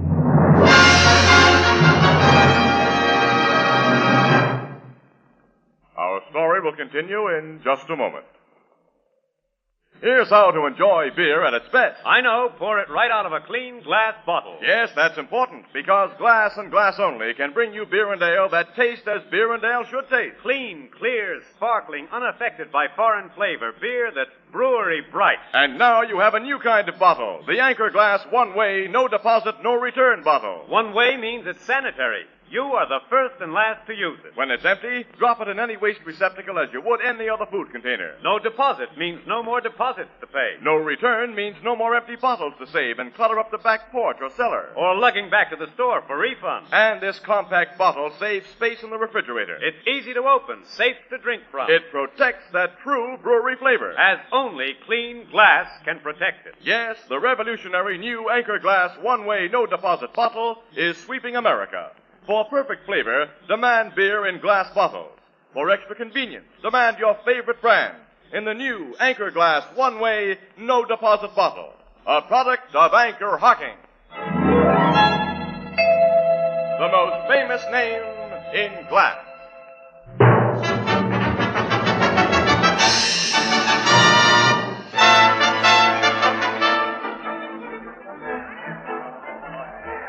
Let me through here. Which dressing room door's which? Say, who's in charge backstage? Get these people out of here. Let me through. Who was he, anyway? Ah, Miss Williams. You got here mighty quick. This way, Captain Logan. So did you. I suppose Casey's somewhere. He most certainly is. In here. Hello, Logan. What are you doing here? I'm a news photographer, remember? I just happened to be driving by and got the radio report myself. How'd you find out about it? A knifing, huh? Yes. We were attending the preview of this show. I asked Blake, the stage manager, if I could take some pictures of Miss Ballou. We knocked, and nobody answered, so we came in. Found this. Well, our tech squad will be here in a few minutes. In the meantime, I hope you haven't disturbed anything in here. Wait a minute, Logan. Act your age. You know me. Just a few pictures, that's all. Maybe I can save you some time, the though. looks of this place, it must have been quite a fight. Get that stage manager in here. I'll get him, Captain. A fight between two gals. Gals? Yeah. Look here. Strands of yellow hair caught in her nails. A blonde. Stage manager Blake. We'll wind this business up quick. Blake, round up all the blondes in this company. I think there's only 4 of the girls. Yeah, the one I want has scratches on her face or arms. She's probably tried to hide them with makeup. I'll catch the girls now before they leave the theater. There's Miss Carling, who might have something to hide behind a cocker spaniel hair. We'll get to her. Now, about this knife. Oh, hello, Chapman. So you're here, Why shouldn't I be? I have an interest in this show. They tell me there's been an accident. That's too bad. You ever see that weapon before? I didn't come here to answer no questions. But I'm one of those fellows like to help the cops. I had a falling out with Andrea tonight. I got nothing to hide. That's my knife. I recognize it. Had it in my desk at the Top Hat Club. Disappeared 3 weeks ago. Your lawyer tell you to say all this? If you figure you can hang anything on me and make it stick, just say the word. Chapman, I'll talk to you later. Right now, all I want is a blonde. Yeah, that's all most men want, Logan.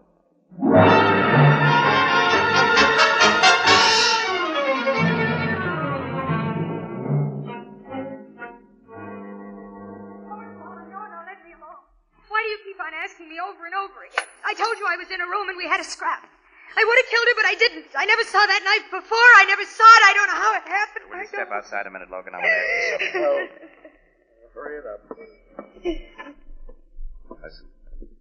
This Ballou was killed, Logan, by a single, clean knife thrust in the back. Well? Now, is it logical, after a wild fight between 2 women, that the knife was only used once? No other cuts or slashes?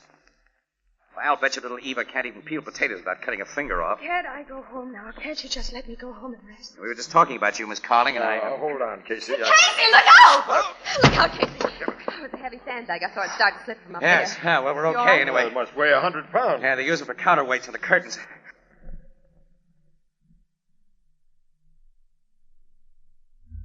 Yeah. Look at this cord. Yeah. It didn't wear out or come loose. It was cut with a knife. Flanagan, get some more light on back here. Come on, Casey. We'll take a look up there in the catwalk, all right? I'll go up to the flies this way, Logan. If anybody's up there, we'll soon find out. Careful, Casey.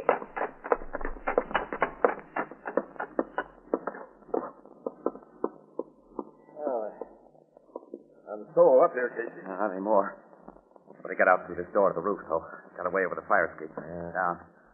Now, Logan, listen. Will you give me a break now? It depends. Eva Carling couldn't have cut that sandbag loose. She was standing right beside us. Yeah, that's right. She's pretty worked up. I'll tell Annie to take her home. You can pick her up later if you want her. Okay. Let's go over and have a talk with Carlo Chapman.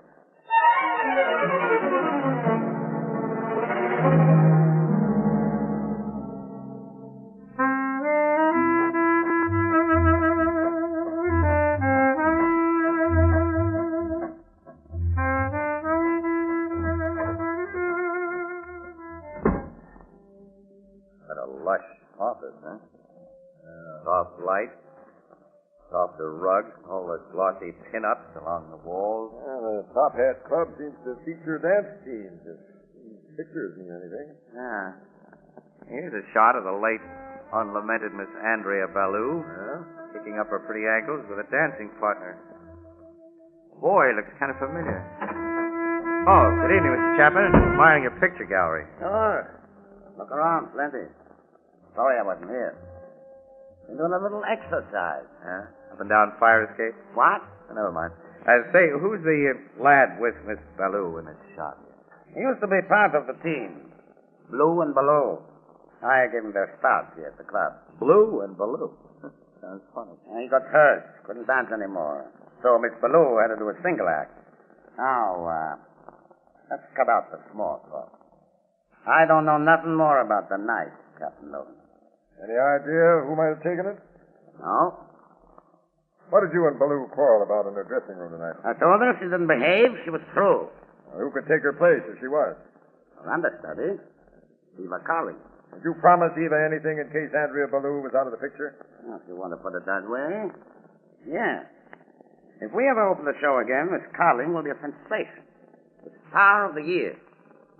I see. Come on, Chapman. I'm arresting you on suspicion of murder. And after I've taken you to headquarters, I'm also picking up Eva Carling.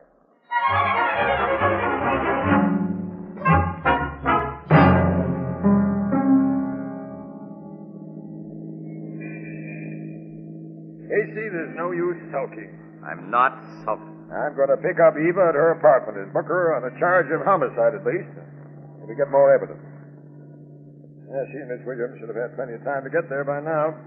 Yeah, I guess so. Now, look, Casey, Miss Carling was Chapman's new girlfriend. She knew Ballou was in her way. She had a motive, all right. So she took Chapman's own knife, stuck it in Ballou's back. All of which would point the finger at Chapman. I'll go this far with you, Logan. Little Eva may have a hunch who did put Ballou out of the way. Right now, I'm trying to dig something out of my memory, though. Ever since we were in Chapman's office, I've been scratching my head. So where are we? Eva Carling.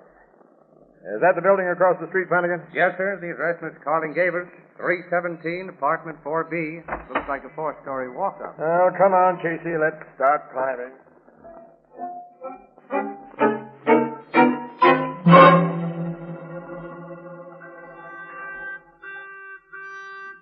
Don't act. Don't let them come in. Now, you just relax. Nobody's going to hurt you. Whoever it is, I don't want to see anybody. I'm afraid. I didn't do it. I told you everything. I told you the truth. You believe me, don't you? Yes. Yes, of course I do, Eva. Maybe it's Carlo Chapman ringing the bell. No. He wouldn't ring, Miss Williams. Why not? He doesn't have to. Oh. Whoever it is, let them ring. Don't answer it.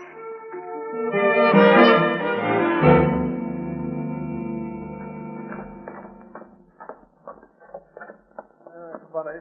Miss Williams and Miss Carling haven't gotten here yet. All that climbing we did for nothing. Well, instead of coming here to Carling's apartment, they probably went to Annie's place. She's got an extra room. That's where they are. Climb in. Hey, Logan, I think I've got it. Got what? Look, remember that photograph in Chapman's office, the dance team of Blue and Ballou? Well, let's go, Flanagan. Well, look, he said the kid got hurt some years ago. Wasn't able to dance anymore. Well, I've got a memory for faces. You know, you get that way in my business. Now, hold it a minute, Flanagan. Casey, that fellow going into the apartment house, isn't that? Yeah, that's Blake, the stage manager. Yeah. That's Blake, all right. Uh-huh. See how he drags one foot? I didn't notice it before. Yeah, he does walk with a kind of limp. I wonder why he's calling out Carling's apartment.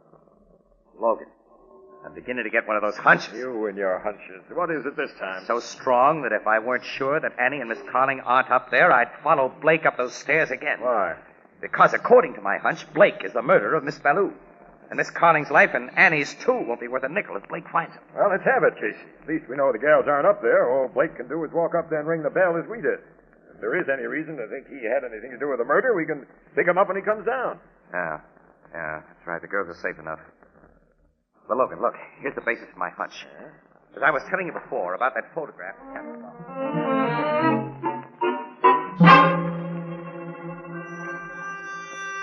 There they are. There they are again. Don't let them know we're here. Believe me, Carl. I think you should answer them.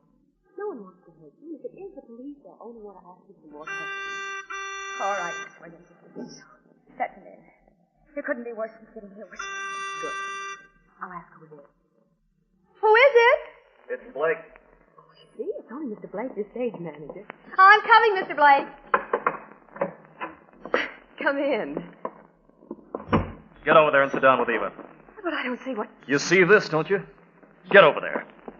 It's a lot more effective than a knife. What do you want, Jack? You saw me go into Ballou's dressing room just after you came out, after you scrapped with her. But you'll never tell the police. No, I didn't see you go in, Jack. I tell you, I didn't. I thought I'd pick you off with that sandbag, but now I'll have to try again. You're a fool to think you can use that gun and get away with it. Listen, I waited a long time to take care of Andrea. 7 years. She knew Chapman crippled me, so I couldn't dance again. Well, she'll never dance again either. When I leave here, I'll take care of Chapman. I couldn't make the cops think he used his knife on Andrea. Too bad you had to be up here tonight, Miss Williams. But that's how it is.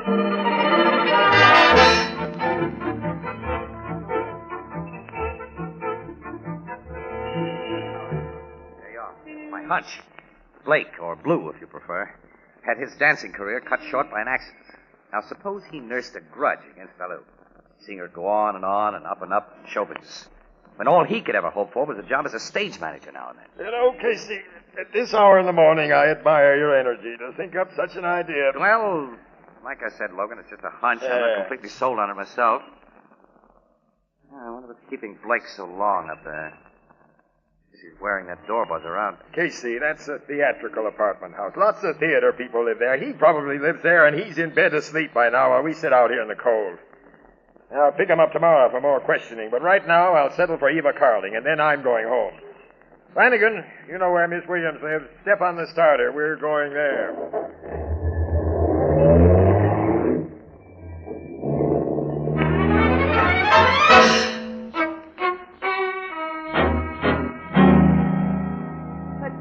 Didn't Chapman recognize you backstage? He never notices anything unless it wears skirts. But as a stage manager of Angel Face, surely Miss Ballou would remember you as her former partner. Sure, she knew I had the job. She didn't mind. She thought it was nice to have me under her thumb, like throwing bones to a dog. But, what about... You've stalled long enough. We're going to have some radio music. I'll turn it up real loud for a few minutes. No, I'll never tell about you, Jack. I'll go away. Miss Williams, promise him I'll do anything but make him listen to me. No, don't, please, Jack. Don't shoot. I'll do anything. All my life, Jack, I'll do anything. Only don't. I got him, Logan. Grab his gun, Flanagan, and get the cuffs on it. I'll take care of him, Captain, and let's turn off that radio. Hey, Captain Logan. You all right, Annie? What about the girl? Is she hurt? No, I mean, yes, I'm all right. I guess Eva fainted now. Casey, you and the Marines. He almost made 2 more angels out of it. Casey, don't ever tell a newspaper I'm bawling. I won't, Annie. Good thing I remembered one thing, Annie. Yeah, you remembered just in time. Remembered? Remembered what? Well, never mind now, honey. Come on. I think we can just make the Blue Note before it closes.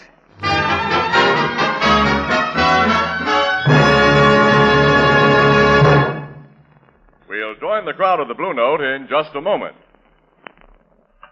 It's not far from Thanksgiving, and all reports are that turkeys are plentiful and big. And that means in most homes there'll be lots of delicious turkey leftovers. And many a smart housekeeper is going to make delicious, tasty dishes from leftover turkey because she's going to oven bake them in a big Fire King casserole. And how the family will enjoy those big, steaming casserole dishes, particularly when they come to the table warm, fragrant, and appetizing in beautiful pale blue Fire King oven glass. Now, Fire King oven glass is amazingly easy to clean, amazingly sturdy. Now, you'll find Fire King oven glass in 5 and 10 cent stores, department stores, and all other stores selling household glass. Fire King prices are amazingly low, and every piece is guaranteed for 2 years against oven breakage. Insist on genuine Fire King oven glass by name. Fire King oven glass is a product of Anchor Hocking, the most famous name in glass.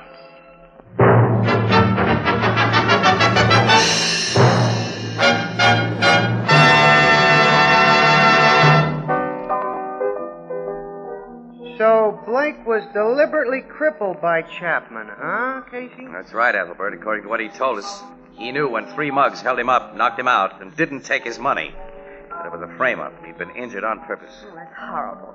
That was 7 years ago, you say? And there's no way to pin it on Chapman? Well, if Miss Ballou was alive, she might, but... But why did Chapman bother with Blake 7 years ago? Well, Blake and Ballou had an ironclad contract that neither could break. Mm-hmm. Miss Ballou met Carlo and saw her big chance to latch onto the big time. But Blake was a drag, so Chapman helped out by fixing Blake so that he was through as a dancer, because that nullified the contract. There's a 5-letter word for a louse like that. Or is it 6? Well, he'll get his some night in a dark alley. To think Chapman can walk around unfettered while poor Blake winds up in the chair. Yeah, for murder. He almost got me with a sandbag. He was just going to add Eva Carling and our own Annie to his list. He was sure anxious to cover his tracks. When you broke in, and it was heavenly timing. Yeah, Casey, how come? Well, Logan and I started to drive to Annie's place, but at the last moment I remembered that her apartment had just been painted. She wouldn't go there if she could help it, so I knew you must be at Eva's place, Annie. We did a quick turnaround and got there in time to hear the radio tuned up. Well, boys, don't think it hasn't been fun. But I'm going home to my new smelling apartment and collapse.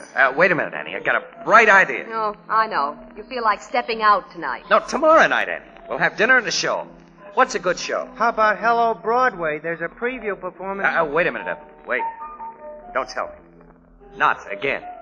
Well, as my sister Edna says, quote, Most of us keep one eye on the temptations we pray not to be led into. Unquote.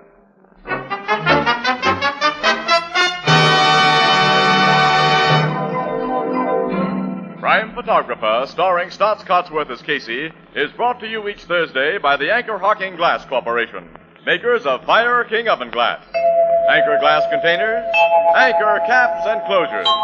All products of Anchor Hocking, the most famous name in glass.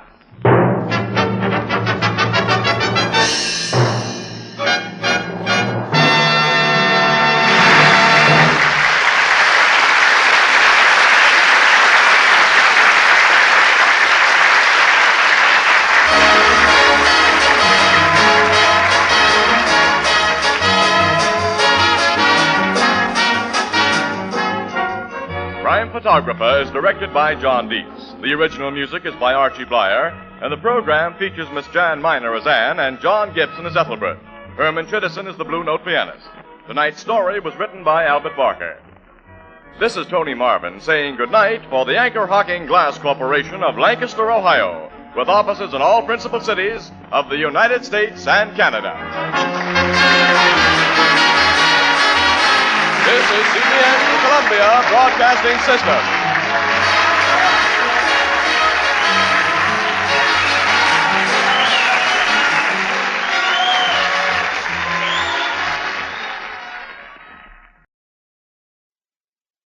The Anchor Hocking Glass Corporation brings you Crime Photographer.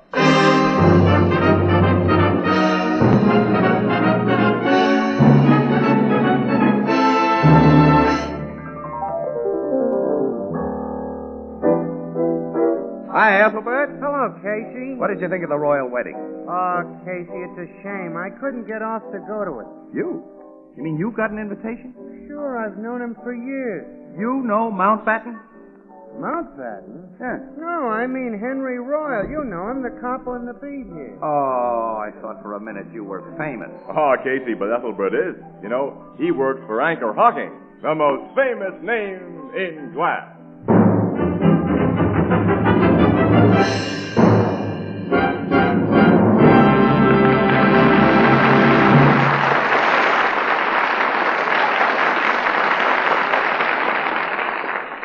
Good evening, ladies and gentlemen. This is Tony Marvin.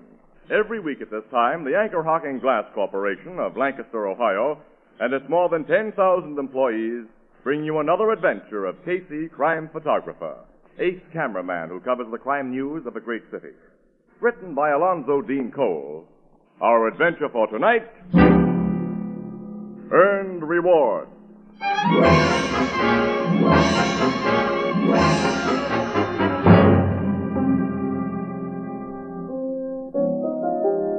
8 o'clock in the evening, the Blue Note Cafe. Casey, camera slung over his shoulder and a heavy equipment case resting beside his high stool, is sitting at the bar when a little man carrying a similar press camera and photographer's case enters from the street and... Hello, Casey. Shorty, glad to see you, fella. I thought I'd find you here. You wanted to see me? Didn't you think I'd be looking you up? This is payday. You lent me $100 last week, Casey, so here's 10 of it back. Put that dough back in your pocket. Your kid's still in the hospital. But she's okay now. Came through the operation swell. That's good. And the missus made me promise I'd give you this today. That century pulled us out of a mighty tough spot. Now, you tell the missus to forget it for a while. If one camera guy can't help another without women butting in, it's too bad.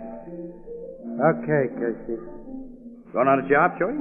Oh, just a political meeting in the old Caledonian Hall on Farley Street. Oh, one of those backstage fillers, huh? Well, after the beat you got on that Bernstein killing, you can afford to sit back for a while. I got the break of a lifetime on that Bernstein job, didn't I? Yeah, I'll say you did. You were only a few feet away when Joe Mosley shot him. Oh, not that close. Mosley had made his getaway before I could get a real hot shot of him. But I got swell close up to Bernstein lying in the gutter before the cops showed up. Yeah, you know, it's too bad hot pictures like that were wasted. What do you mean, wasted? I should have been running a good paper like the Express instead of that lousy sheet you work for. Oh, nuts to you. Here you are, Casey. Thanks, Ethelbert. You know Shorty Irwin of the Globe, don't you? Sure. Hiya, Shorty. Oh, fine, Ethelbert. Casey tells me you're the guy who beat him and all the other press photographers on the Bernstein murder. Yeah, that was my lucky day. Say, I see a reward's been offered for information leading to the capture of Joe Mosley, who shot Bernstein. Yeah, $5,000. That's a nice piece of change. I could sure use it. You and me both. I hear the cops been looking for him almost 2 weeks now without finding hide or hair of him. He's a smart cookie. Just a dumb, kill-crazy gorilla who's had a lot of luck and a clever, crooked lawyer for a brother. And now, when the cops catch him, even a mouthpiece like his brother Frank can't save him from the chair after that Bernstein job. Well, Frank usually has some shyster trick up his sleeve, Casey. He'll go all out to save Joe like he did for his other brother, Tony. Got him out after 2 years. Hey, there's 3 Mosley brothers? Oh, sure. Tony was a camera guy like Casey and me, Ethelbert, on the old Inquirer, until he got caught doing a blackmail business on the side. He got 2 years for that. Should have had 10. Well, he's back in this town now, running a little photo studio on the south side. I guess he's been keeping his nose clean, though. I wouldn't lay any bets on that. Oh, say, I gotta get down to East Farley Street. Yeah, I gotta be moving toward the office. Now, I'll see you guys later, and, I'm much obliged, Casey. Forget it, Shorty. Give my best to Mrs. and the kid, huh? I will. So long. So long, fellas. So long. So long, Shorty. Nice little guy, Shorty Irwin. Yeah, he's tough. I hear his kid's been sick. She's okay now, he says. Oh, that's good. One of the fellas on his paper tells me he's had an awful lot of expense with her. Said Shorty even had to hock his life insurance to raise dough. Did you hear that? No, I didn't. He was thanking you for something when he went out. Casey... he was thanking me for a tip on a horse I gave him. Oh. The tips you give out on horses don't call for gratitude. They call for revenge. Nuts to you. Well, I gotta be going. Put this sandwich on the cup, Ethelbert, will you? After Annie and I stepped out last week, angel face, I'm a little short. Okay. Yeah. Well, so long. So long. Well, here comes Miss Williams. Oh, hello, Annie. Hi there. Hey, Casey, there's a big fire downtown, and City Desk told me to pick you up and get down there right away. What kind of fire? Where downtown? An old frame tenement house. People are trapped in Hey, it. that's front page stuff. Sure, come on. It's on East Farley Street. Yeah. East Farley Street? Yeah. Holy smoke. The Shorty's already on his way there. That little mug will see that fire and get another beat on. Well, he's a pal of yours, Casey. What do you... I got no pals when it comes to getting pictures. Come on, Ann. We gotta make this fire before that shrimp gets all the gravy.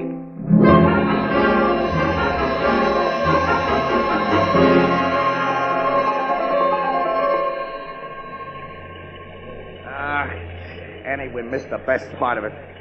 Another 5 minutes, they'll have the fire out. Boy, it must have gone up like a haystack. Shorty probably got it while the blaze was at its best. He had a head start, too. Well, take another shot. It won't be any good. Well, hurry up. I want to find the fire captain and get some dope on the people who are trapped in there.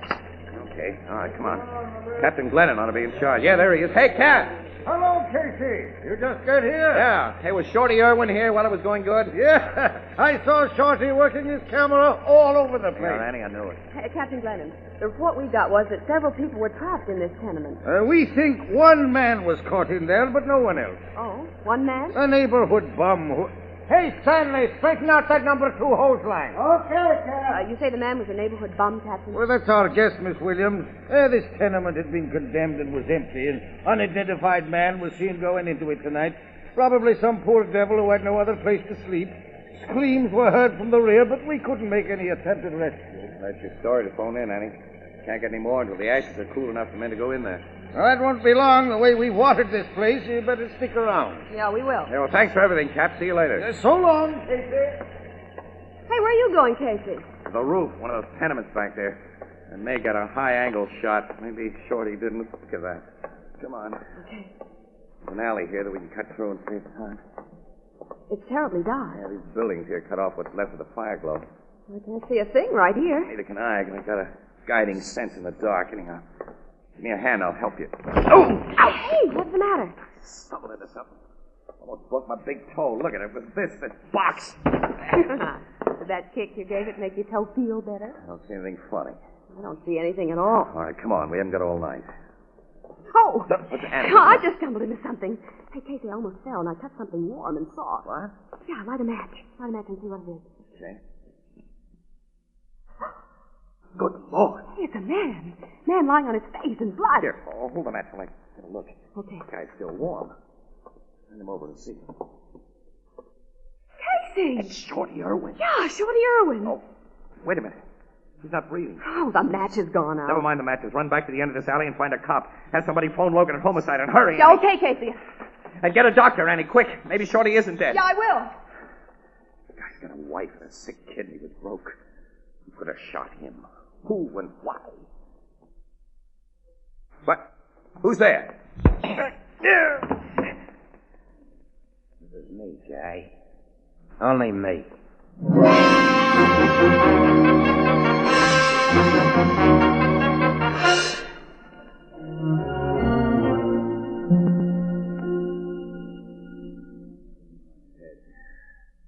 All I know, Logan, is that I heard somebody moving just behind me, and then something hit me.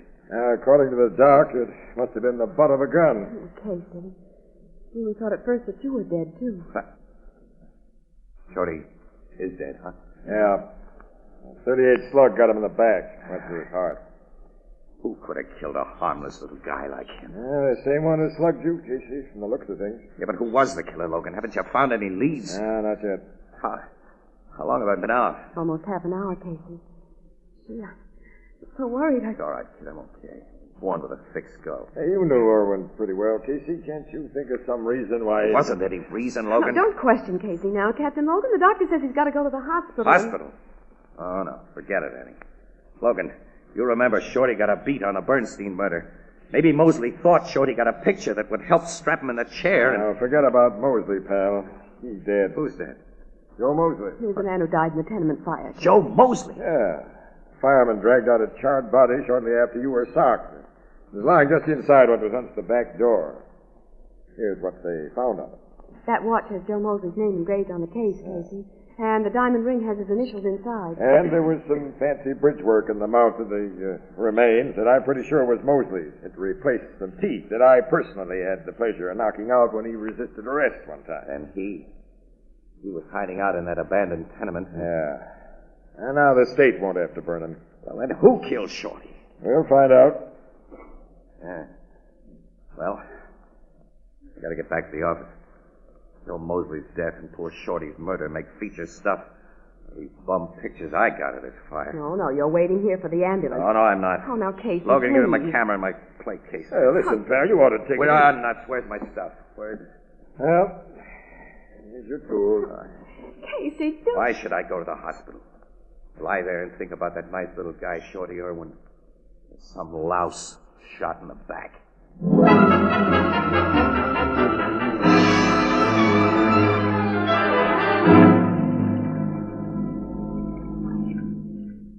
You're not fit to be working, Casey. That's Even all right. City Death wants you to go home unless somebody Will you else lay off, finishes- please? Look, wait a minute, will you? I'm trying to develop these films that I shot. You got no business in the darkroom anyway, Annie. Okay, if you want me to go on. I'm sorry, kid. I'm sorry. I didn't mean that. Okay, I know. I understand. See what I've got here. Hey, I don't remember shooting anything from this angle. Here, let me see another. Annie. I didn't take these pictures. What? Well, there's a shot here of... Get on the phone outside and call Logan right away. Sure, will but you? what's it all about, Casey? What have you found? I won't be sure until I made a print of this negative. But I think I've got a picture of Shorty Irwin's murderer.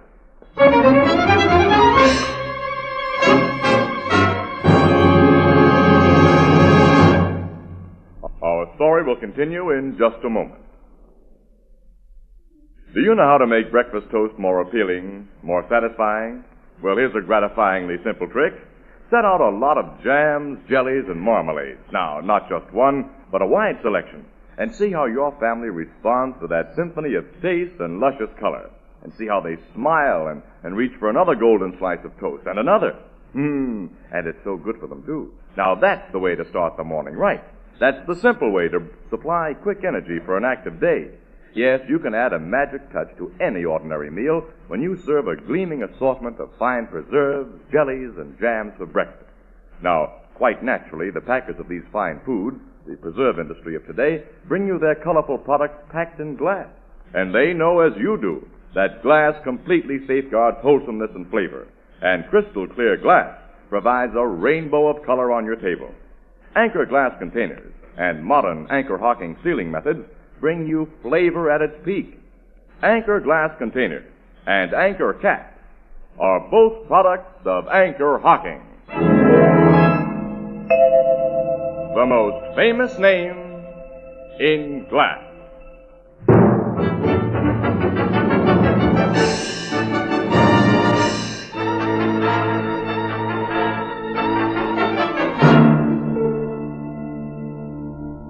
How'd you get this picture, Casey? Logan, I didn't get it. Shorty got it.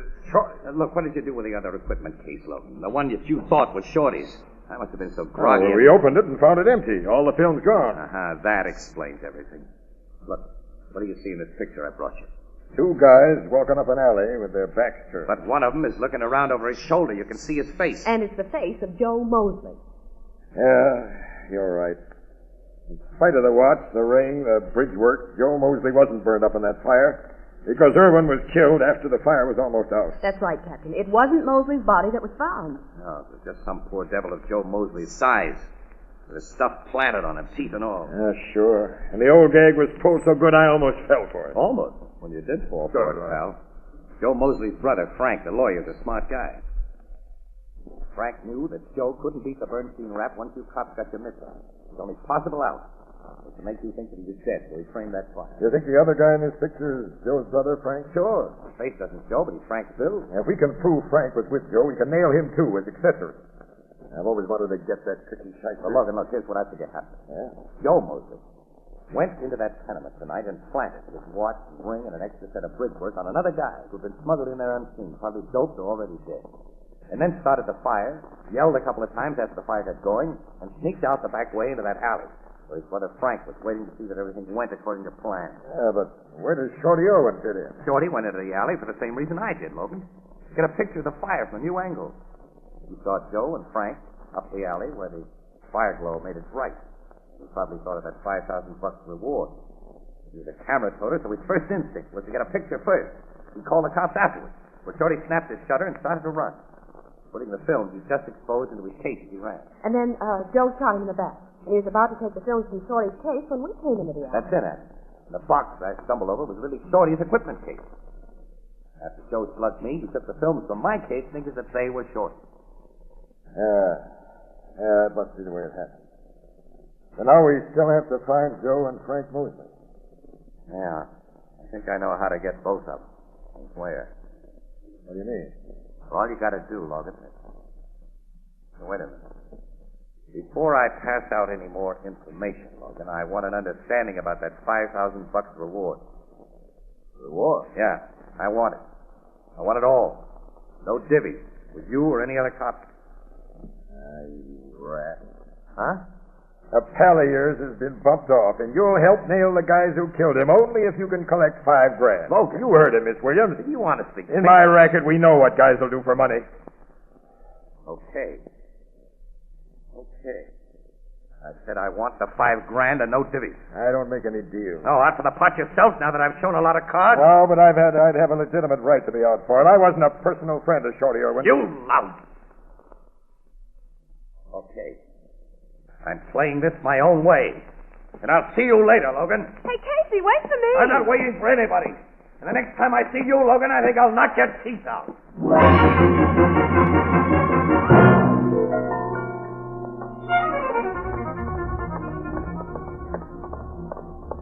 Casey, where are you going? Get in my car, Annie. Go home, please. I'm going with you. You know, Logan didn't mean what he said. Didn't he? No, he couldn't have. He spoke of it so suddenly, Casey, out of a clear sky. It took him by surprise. And,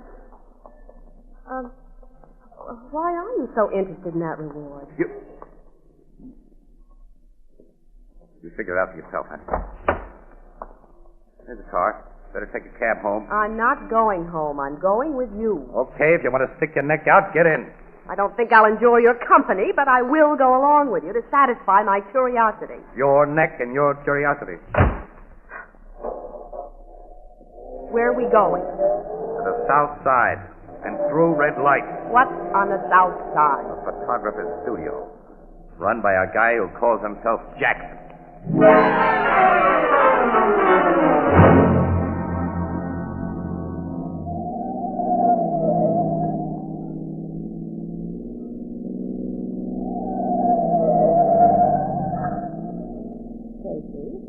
Now that you've thought out enough to tell me that one of Joe Mosley's brothers runs Jackson's studio, I would like Annie, to know... wait a minute. I'm sorry I acted like a heel to you, but with Logan, he made me so sore. Well, say for it, Logan, if you want to, but will you explain why you're going to call on this Jackson, who is really Tony Mosley? Well, Frank Mosley will want to have the film that Joe thinks that he took from Shorty's kid developed. Make sure that they have the incriminating picture.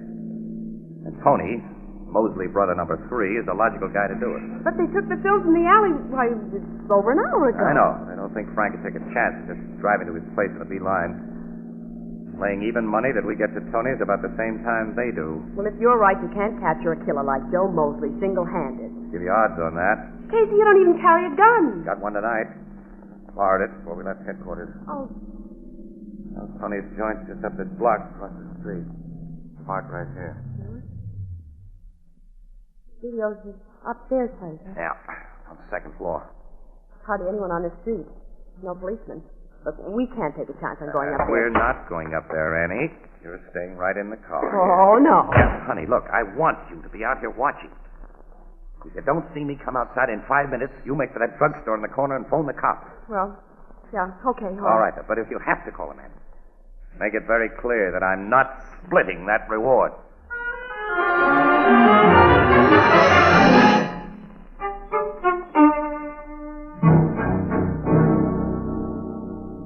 Well, have you developed every film, Tony? Every exposed one you brought me, Frank. Sure, there's nothing but pictures of the fire here. I see. Maybe I rubbed out that little guy for nothing, Frank. Yeah, but we saw him with his camera pointed at us in that alley. Yeah, you're so brainless, you rubbed out Bernstein before witnesses. But even a lawyer like me can't make a jury believe you didn't do it. Now, I think you've done something dumber than usual. Only you can't figure out what. Stop calling me dumb, Now, Frank. shut up, you screwball. Now, let me think. Now, then that other guy, the one you slugged in the alley. You don't know who he was? How could I know? It was pitch dark. With a girl, you told me. Didn't you hear them say something that Hey, she called the guy, Casey, I think it was. He seemed to know the guy I just shot. She called the guy Casey, Joe? Yeah. I know. Casey, Morning Express. Sure, he's the answer. He'd carry an equipment case. Those were his films you got, Joe. Then the film you wanted, Frank? The cops probably have it by now. Hey, we gotta make tracks and fast. Then get out of my studio. Here, quick. I don't want to be mixed up in your murder. Yeah, we're going, Tony. We're going. But burn those films you developed and forget your thoughts tonight. No one will learn anything out of me, Frank. But you and Joe get out. Get out. Come on, Frank. Wait a minute. That auto horn. Broke the signal. What do you mean? Yeah, we left a lookout in the car, Tony. That horn meant somebody's coming up here. Cops to trail you to my place. No. That signal don't mean cops. So I'll open the door quick. You take care of whoever's coming up the stairs, but no shooting unless you have to. Yeah, okay. I open the door. Pick up your Mr. Zion, quick. Drop that gat in your hand. I'll let you have it. Okay. Never had any luck packing a rod. Shut up anyway. and step inside and keep quiet. Frank, it's Casey. I know. How are you, Frank? Hello, Tony. Mug with a gun, of course, is brother Joe. What were you doing on them stairs? Was coming up to have Tony take my picture. A wise guy, you ain't... Shut up, Joe. Where's the film, Casey? What film? Come clean. I figured out what happened. Yeah, I guess you have. The cops have the film, Frank, and the cops have this joint surrounded right now. Now, take it easy, Tony. That bluff won't work, Casey. We have a lookout on the street who would have let us know if any cops were around. Just as he tipped us to expect you. Oh, yeah. Should have thought of that. The sock on the head Joe gave me didn't do my brains much good. You're going to get more than a sock on the head this time, wise guy. That's right. I can guess why you had a hunch to come here, Casey. You can't figure out why you were sap enough to come along. You know, you put yourself in quite a spot now. You better not pull any rough stuff, Frank. I wasn't such a sap as you Hold think. it. Someone's coming up the stairs, Frank. Yeah, I hear him. This guy makes a whisper, Joe. You know what to do. Yeah. They sure didn't give us any signal. What? Yeah, Schultz is north. Go on, let him in. Oh, you look at her. Yeah. Let me in, guys. Okay, Schultz. Hey, who's that dame with you? Casey. Annie. Get in there, lady. All right. I saw the big guy leave the skirt in the car when he started up here, boss. So after I gave you the signal, I kept an eye on her. She started toward the drugstore with the telephone a minute ago. You put a gun in my back, Casey. That's all right. Well, you done a nice job, Schultz. Well, Casey, if it depended on this girl to bring the cops, she won't now. I'm sorry, Casey. You two have acted so dumb in coming here alone. I got an idea you've been even dumber. If you didn't turn that film over to the cops. You're wrong, Frank. Captain Logan of Homicide has got that Nuts. film. If he knew about it, he'd have come here with you. Now listen. You listen to me. Where is that film? Casey just told You're going me to tell us the truth. Tell us where it is. All right. Joe, you know how to make them talk. Yeah, I know. And start with the dame. Right now. Let her go. Keep the guy covered, Schultz. He was too slow. Right? Breaking my arm, boss. Get my gun. Go. I'll fix him, Frank. Casey, look out! Got it. Now, Mr. Casey won't bother us for a long time. Mug socked me before I KO'd him with my gat. And when Doc Joe Mosman gets away with it, I'm going to beat his head in. No, don't hit him again. Just don't. watch me. Hey, what's this? Joe's been shot. Come up, you guys. The cops! Hey, they're at the window and at the door. When your lookout came up here with Miss Williams, Mosley, it gave me a chance to post my men. You killed Joe. You killed my brother. I've saved the state expense. And if you make a move that gives me any excuse, I'll save it another bill for juice. Get the cuffs on him, boys. Logan, how did you know we came here? There's no way of keeping you quiet tonight, is there, Keith? You've recovered from another knockout. My head. Casey. That's all right, Eddie. I'm okay. Logan, I ask you, how did you know? I simply followed your car, you sap. You didn't think I'd let a bloodsucker like you collect the $5,000 reward. I see. That's all yours, Logan. You won it. You earned it. Only you wanted it. For Shorty Irwin's widow. Well, she's going to get it. Logan. I knew that was your idea from the first. And I got sore at you for trying to make a deal with me instead of coming clean. Shorty's picture earned that reward for his family, no matter what anyone did afterward. And the next time you infer that I'd cheat a widow and a kid, I'll knock your teeth out. Okay, Logan. I got it coming. Only just the teeth, please. Please don't anybody sock me on the head again tonight.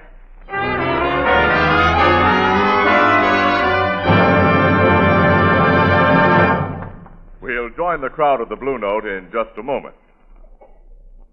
It's just a week to Thanksgiving and a real old-fashioned turkey dinner with all the fixings. And to make that fine meal even finer, serve plenty of delicious oven-baked side dishes. You know, there are so many tasty dishes that'll make your dinner look better and taste better when they're baked in Fire King oven glass. Sweet potatoes, baked onions, baked tomatoes, cornbread, pies, and puddings. Why, your family will enjoy those steaming casserole dishes when they come to the table warm, fragrant, and appetizing in beautiful pale blue Fire King oven glass. And it cuts down the work after the meal because Fire King oven glass is so amazingly easy to clean. Now, you'll find Fire King oven glass at 5 and 10 cent stores, department stores, and all other stores selling household glass.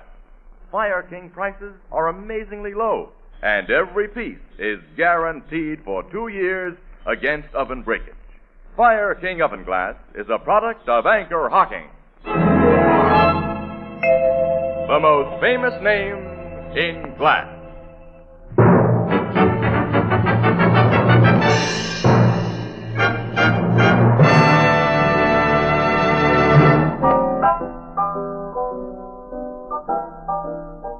Hello, Miss Williams. Captain Logan. Hello, Ethelbert. Say, where's Casey? He's home in bed, Ethelbert, on Dr. Logan's orders. You sent the guy to bed, Captain? That's right, Ethelbert. And the 2 men I assigned to take him home have orders to make sure that's where he goes. What's so funny? Hey, look who's coming in the door with those bandages on his head. What? Casey! Hiya, folks. Meet my pal. Sergeant, I thought I told you to see that Casey... Wait a minute, Logan. That's not their fault. What do you mean? They brought me here.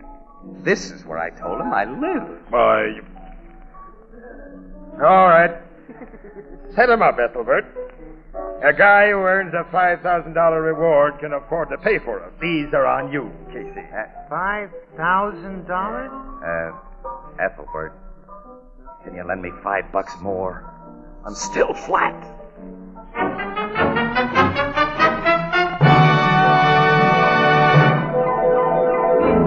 Crime Photographer, starring Stotts Cotsworth as Casey, is brought to you each Thursday by the Anchor Hocking Glass Corporation, makers of Fire King Oven Glass. Anchor glass containers, Anchor caps and closures. All products of Anchor Hocking, the most famous name in glass.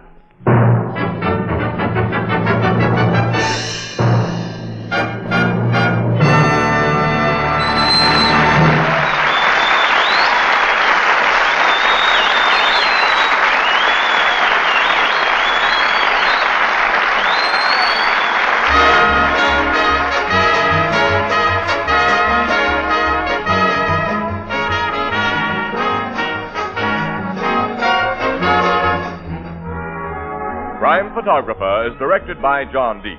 The original music is by Archie Blyer, and the program features Miss Jan Miner as Anne and John Gibson as Ethelbert.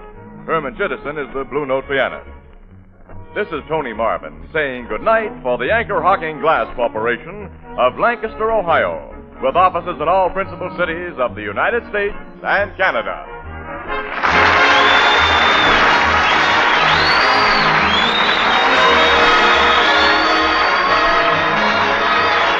This is CBS, the Columbia Broadcasting System.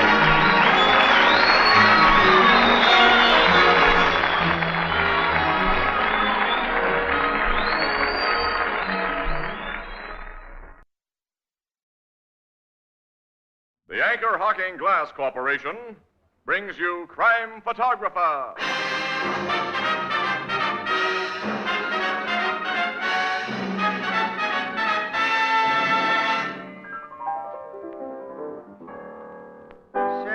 Casey, do you think they'll ever put my statue in the Hall of Fame? What are you famous for, Ethelbert? For 27 straight years, I always got the same part of the turkey. That's some kind of a record, ain't it? Well, because you consistently get it in the neck, that might make you notorious, but not really famous. No, Ethelbert. You know, you have to do something really big, something important to deserve a famous name.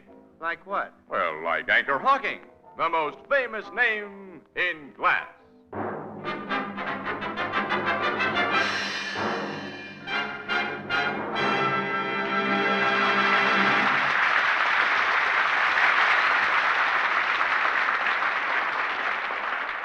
Good evening, ladies and gentlemen. This is Tony Marvin.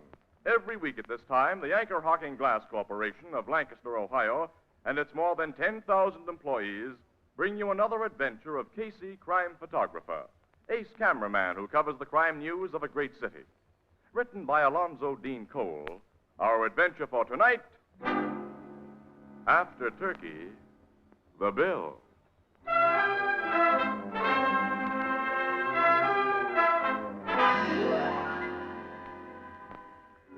7 o'clock in the evening, a medium-priced uptown restaurant known as Petrakis' Olympian.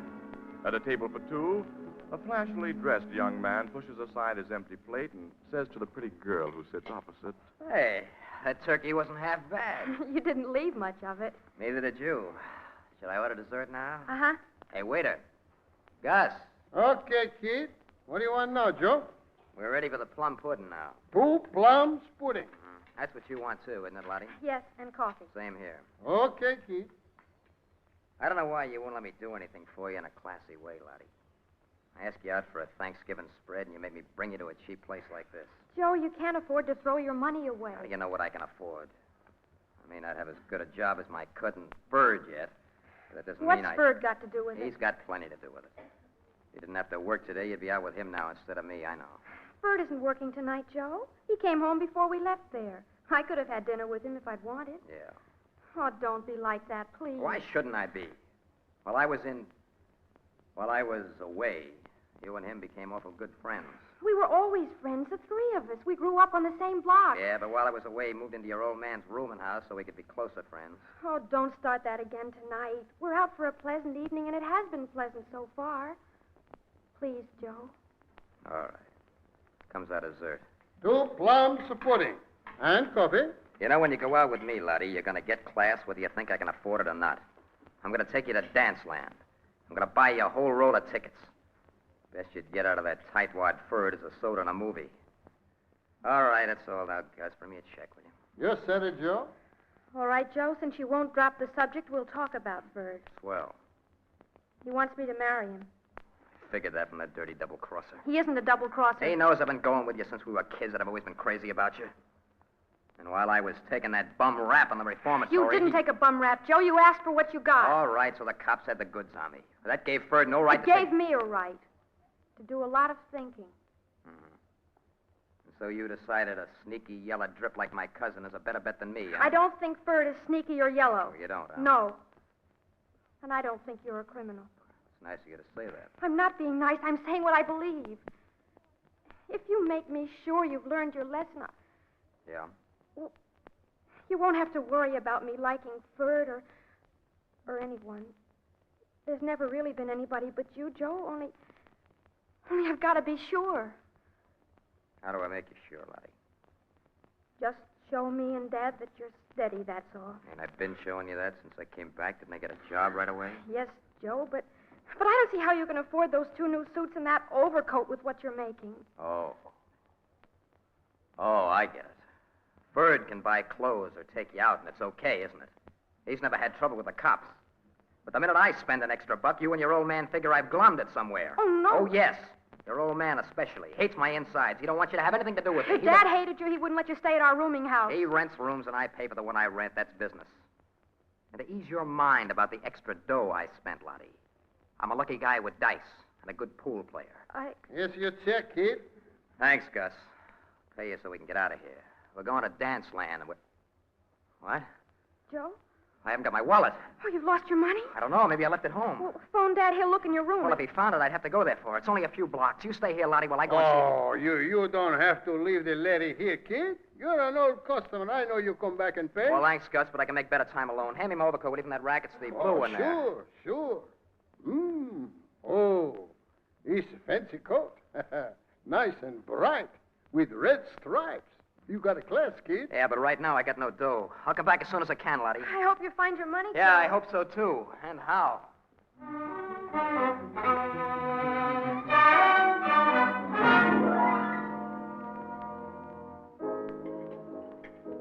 Gee, Casey, it's nice of you and Miss Williams to have Thanksgiving dinner here in the Blue Note with me. We're nice people, Ethelbert. Well, the very best.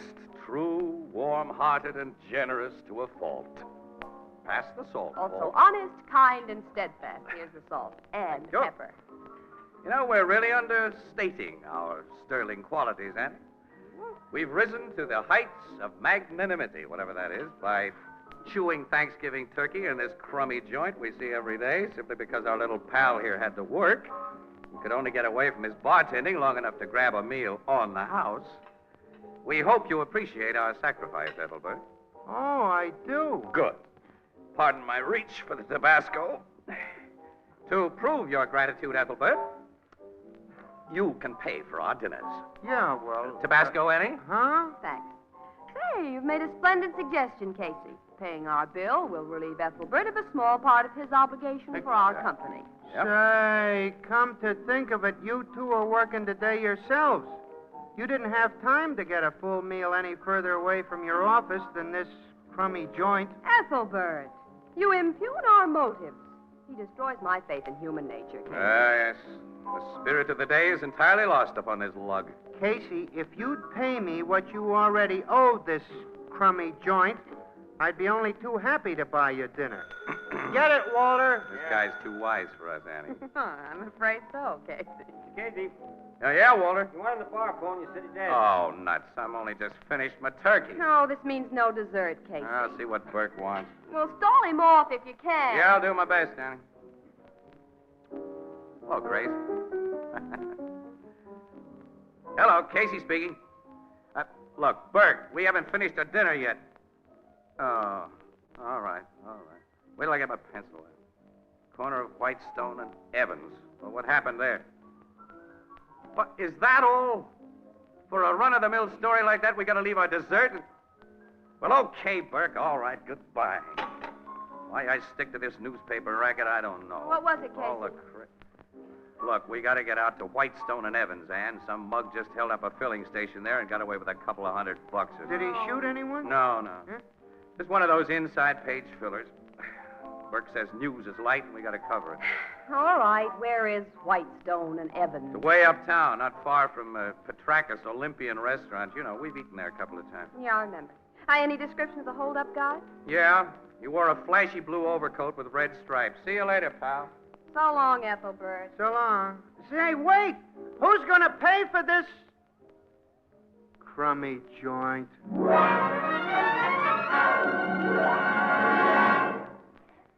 Our story will continue in just a moment. In mansion or cottage, in city or town, Thanksgiving Day is a time for family reunions, feasting, and fun. But through all the gaiety, there runs a deep note of real thanksgiving for blessings past and present. There's a tacit recognition that a better-fed nation is a stronger, happier nation. And one of the ways in which the American way has made its greatest progress is in the production, preparation, and distribution of food. Now, take the matter of delivering food alone. The great organizations who process and ship us our better foods know that flavor, purity, and freshness are best preserved by clean, sanitary glass. And that's why, as you look around the shelves of your food stores, you see that so many famous brands are brought to you in gleaming, protective containers made of glass. Containers that preserve and safeguard flavor and taste while they permit you to see in advance exactly what you're buying. It's noteworthy that many of the leading brands of food of all kinds come to you in Anchor glass containers sealed with tamper-proof Anchor caps. Products of Anchor Hocking. The most famous name in glass.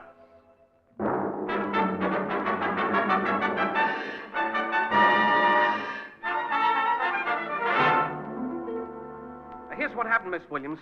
I'm working the station, see? I'm here in the office when this hold-up guy opens the door and says, "Give me your dough." He had a gun, of course. Oh, sure, he had a gun. The time was about 7:15. What did you notice about the guy aside from his flashy overcoat? Well, he wore his hat pulled down over his eyes, and a handkerchief was tied around the lower part of his face. Also, he worked fast. What'd he do? Well, he told me to get into the gents' the restroom there and to keep quiet. He locked the door on me, and I heard him open up the money drawer there, and then I heard him leave the joint. I started pounding on the door, and after a while, I managed to bust out. That was about 7:15, and then I phoned the cops. You mind if I shoot a picture of that busted door, Sergeant? Go ahead, Casey. Thanks. You'll want to picture me, too, won't you, Mr. Casey? Huh? You? Oh, sure, yeah. The door and you. I'll shoot the door first. It's going to give me old lady a big kick to see me written up on the papers. Hey, was this big puddle of grease in front of this door, Jones, when the hold-up guy locked you in? Oh, yeah. I spilled it there earlier, and I didn't have time to clean it up. Now, the mug must have stepped in it, Casey. Along with the description of his flashy coat I've sent out, I included instructions to look for a guy with dirty grease stains on his shoes. Well, the two things together ought to nail him, Sergeant. Yeah, I told the Sarge here's something else that ought to nail a guy. What's that? Well, one of the bills he stole out of the money drawer was an old 20 that had been torn in two and kind of stuck together with Scotch tape. I took it in just before the robbery, so I remember it. Well, looks like you cops have plenty to work on, Sarge. Yeah. Well, we got all there is, Annie. Let's blow out of here and get back to the Blue Note, get some plum pudding and coffee. Aha, come on. Hey, ain't you going to take my picture first? Oh, yeah. Yeah, I'll kind of stand here by the empty cash drawer, and point my finger at it. Yeah, that'll be original. Well, stand and point, pal. Go ahead. Great. All set now. Shoot. Jones. Yeah, hey, Gus, I'm getting my picture took. Don't walk in front of the camera. I have just heard what happened to you. About that guy in the blue overcoat which holds you up. Well, I'll tell you all about that later, Gus. As soon as I get my picture. No, I tell you and those cops about it now. You'll tell. Who are you? Oh, I am Gus Nikopopoulos. I am waiter in Petrakis Olympian Restaurant 3 blocks from here. And I know who is the kid who robbed my good friend Jones. You know? Yeah, I know as soon as I am told the news about that fancy overcoat. What are you talking about? Yeah, what are you talking about? I tell you cops everything. Even where to find this hold-up kid. He tell me he is going with his girl to Danceland.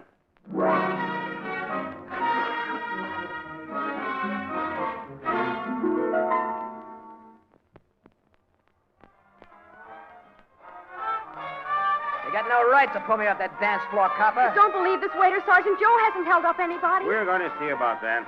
Close the door, will you, Casey? Okay, Sarge. Now, this overcoat we got from the check room, it's yours, isn't it, Bowers? Yeah, that's my coat. And you, Jones. Say the guy who stuck you up wore a coat just like it? It's the same coat, Sergeant. You're nuts. The store I bought this blanket had a couple of dozen just like it. Now, take it easy, kid. If your story's okay, we'll check on everyone who owns a coat like this. I'm going to search you. While I'm at it, you can tell us what you did after leaving Petraka's restaurant. After you couldn't find your wallet, I mean. I went straight to my room and house. I looked for my dough. Finally, I found it in a dresser drawer. And I came straight back to Petraka's for Lottie. That's Miss Newcomb here. Yeah.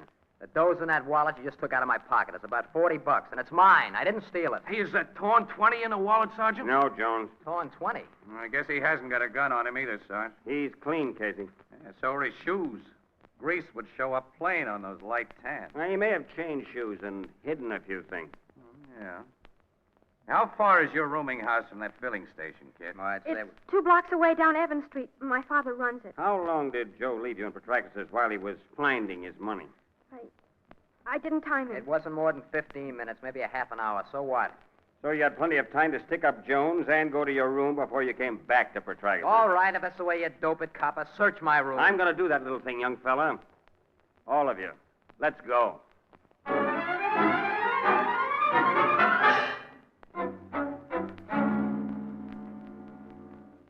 Lottie, why have you and Joe come home with all these people and these policemen? Everything's all right, Dad. They've made a mistake about Joe, but it's going to be all right. A mistake about Joe? A big mistake, Mr. Newcomb. I don't understand. I'm Sergeant Healy, 5th Detective District. There was a stick-up a few blocks from here tonight, and Joe Bowers here is under suspicion. A stick-up? Joe? He didn't do it, Dad. I know he didn't. You were with him, Lottie. You must know. Your daughter wasn't with him for a long half hour. Mr. Newcomb, I haven't taken time to get a search warrant, so I'd like your permission to go over Joe's room. Give him a go-ahead. I have. He'll find nothing to tie me up with any heist job. All right with you, sir? Oh, yes, of course. Thanks. Take me to your room, Bowers. Come on.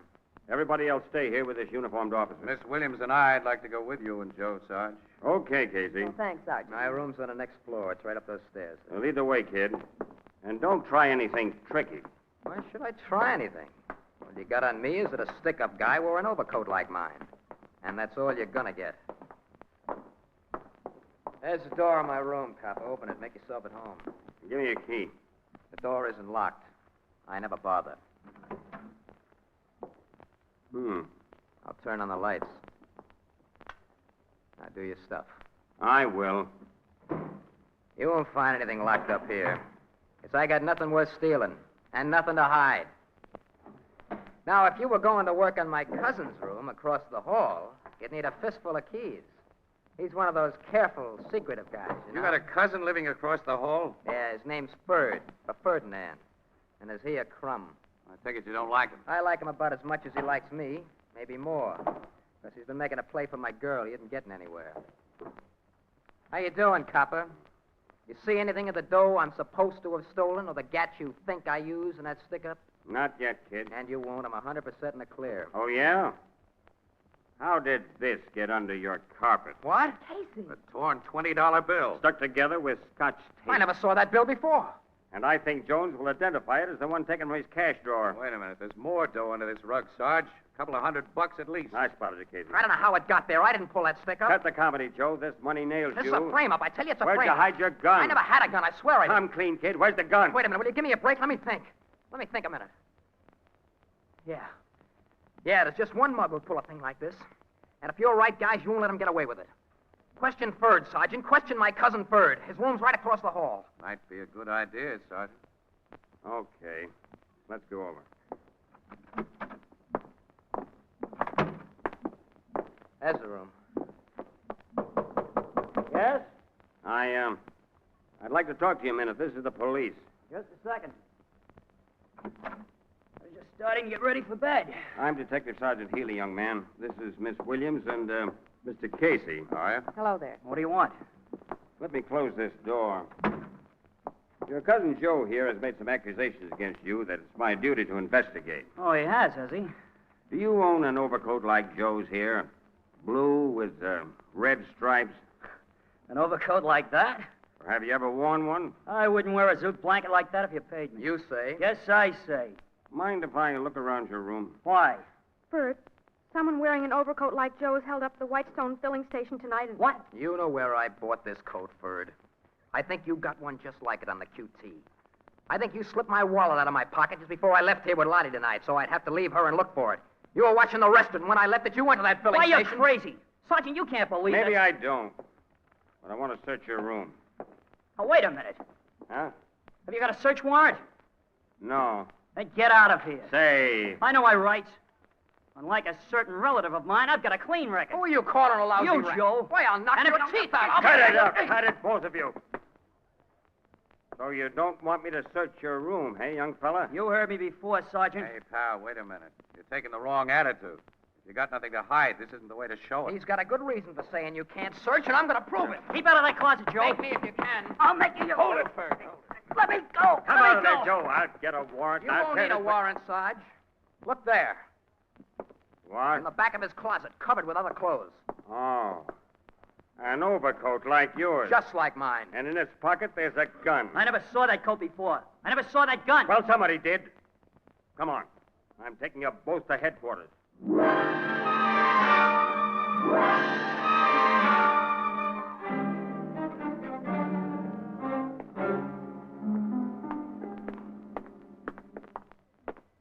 I don't know how that overcoat got in my closet, Sergeant. I swear I never saw it or that gun before. So you've been saying, Ford. Both of you get into this car. You did this to me, Joe. Sure, I got wise to your frame up, you louse. I threw it right back at you. We'll continue our discussion at the station house. Of course, you'll only hold me long enough to get my testimony. I'll be back home in an hour or so. Maybe. You and Miss Williams tagging along after us, Casey? No, Sarge.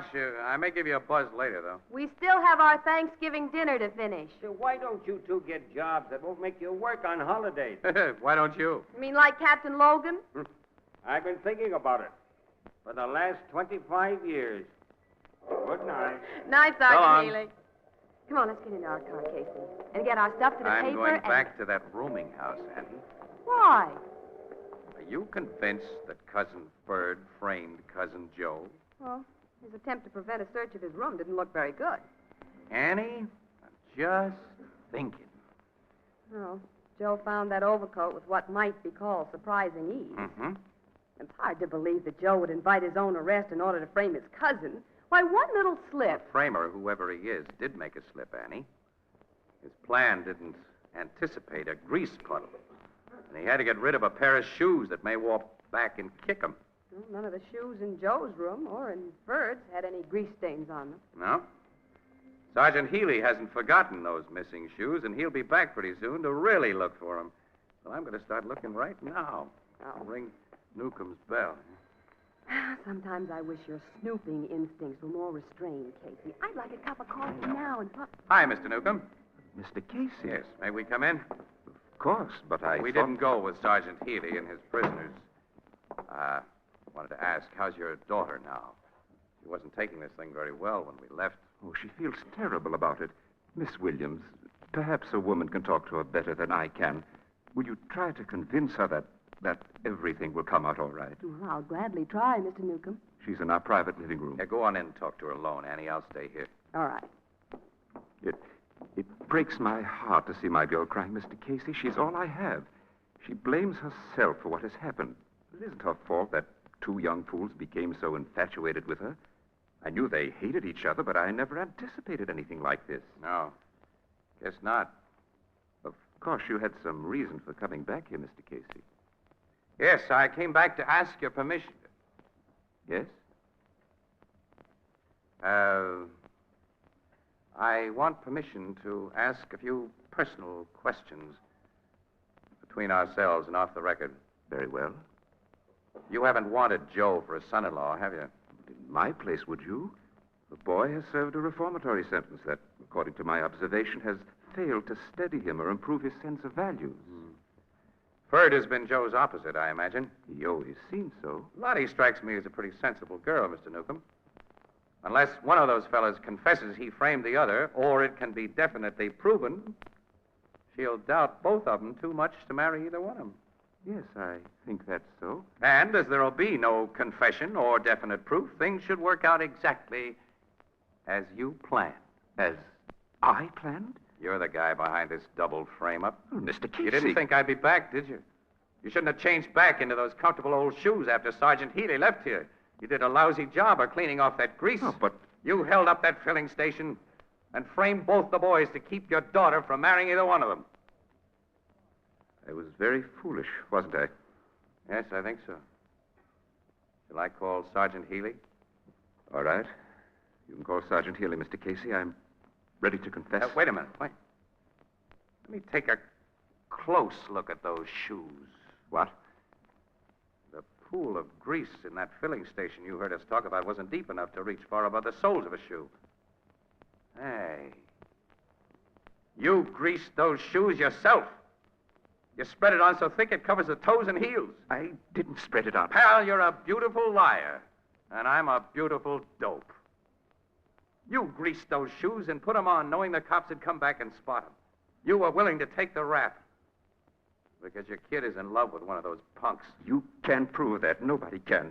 And when I confess, that's all that's needed. You forget. The police lab will compare the grease on these shoes with a filling station grease, and it won't be the same. And then Sergeant Healy will go right back to work on Joe and Ferd. The police laboratory can tell? Yes, definitely, Mr. Newcomb. But if it couldn't, don't you think your confession would be much harder for your daughter to take than the loss of a little rat she thinks she cares for? But I couldn't bear to see her cry anymore. All I could think of to do was what I tried. You see, I know the guilty boy, Mr. Casey, and she's loved Joe ever since they were children. You know Joe? I found his grease-stained shoes hidden in the cellar tonight. His taste in shoes is like his taste in overcoats, so I could make no mistake. Huh. Well, let's get him and take him to the cops. Later, Mr. Newcomb, your daughter's going to realize that the lowdown she'll get on Joe tonight is a cause for real Thanksgiving.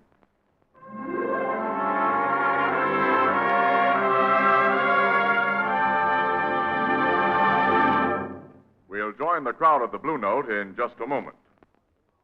This is Harry Marble to remind you how important the new Anchor Glass one-way no-deposit bottle is to your enjoyment of ale and beer.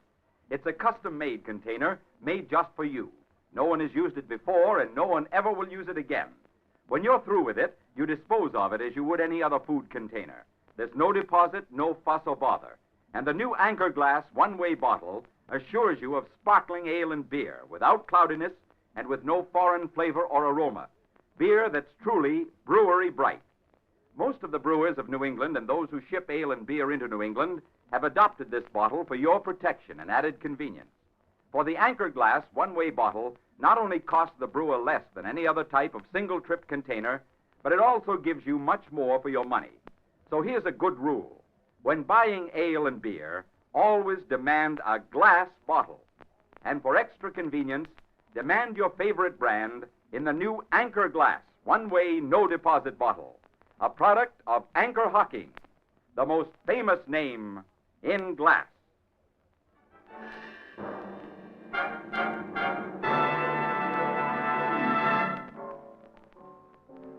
So, the shoes fit Joe and he had to wear them, huh, Casey? They pinched so tight he cracked wide open, Ethelbert. He admitted planting a duplicate of his coat in Ferd's closet, everything. If his scheme had worked, Lottie would never have spoke to Ferd again and she'd have married Joe. Well, that was Joe's idea, Ethelbert, but it worked out in reverse. Lottie sank into Ferd's manly arms when she heard the lowdown, and she seemed very comfortable. Gee, what some guys will do for love. As my sister Edna says, quote, if love didn't make the world go round, there wouldn't be so much dizziness. Unquote. Or so much niceness. Yeah. A grand guy, Lottie's old man. Hey, Annie, what's the matter with us? We got plum pudding and coffee still coming to us. How about it, Ethelbert, huh? Oh, it's about time. Oh, what's so funny? There isn't any more.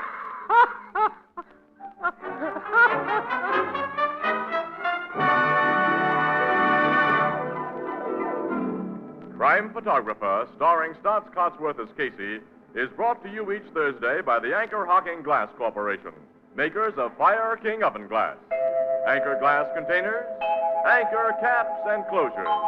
All products of Anchor Hocking, the most famous name in glass.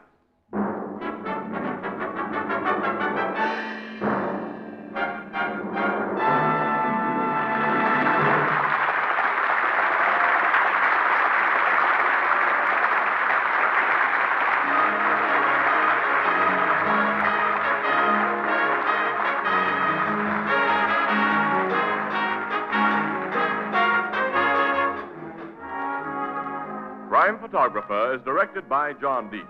The original music is by Archie Blyer, and the program features Miss Jan Miner as Anne and John Gibson as Ethelbert. Herman Chittison is the Blue Note pianist. If civilization is to survive, we must reaffirm our religious faith. It's up to each of us. Do your part by supporting and attending your church or synagogue.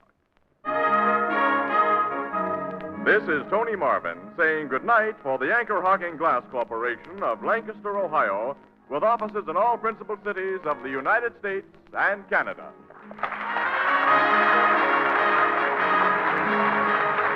This is CBS, the Columbia Broadcasting System.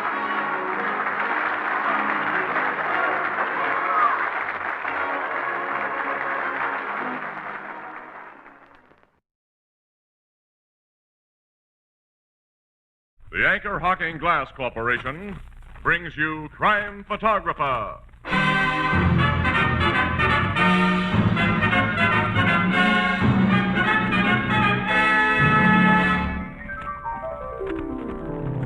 What's puzzling you, Ethelbert? One of those quizzes. And it says here, what are these men famous for?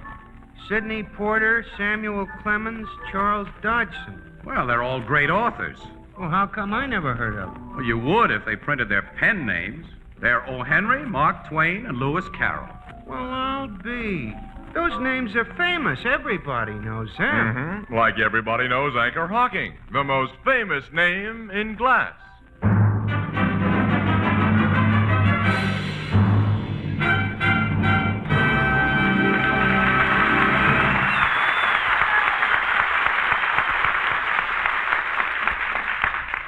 Good evening, ladies and gentlemen. This is Tony Marvin. Every week at this time, the Anchor Hocking Glass Corporation of Lancaster, Ohio, and its more than 10,000 employees bring you another adventure of Casey, crime photographer, ace cameraman who covers the crime news of a great city. Written by Alonzo Dean Cole. Our adventure for tonight, The Serpent Goddess.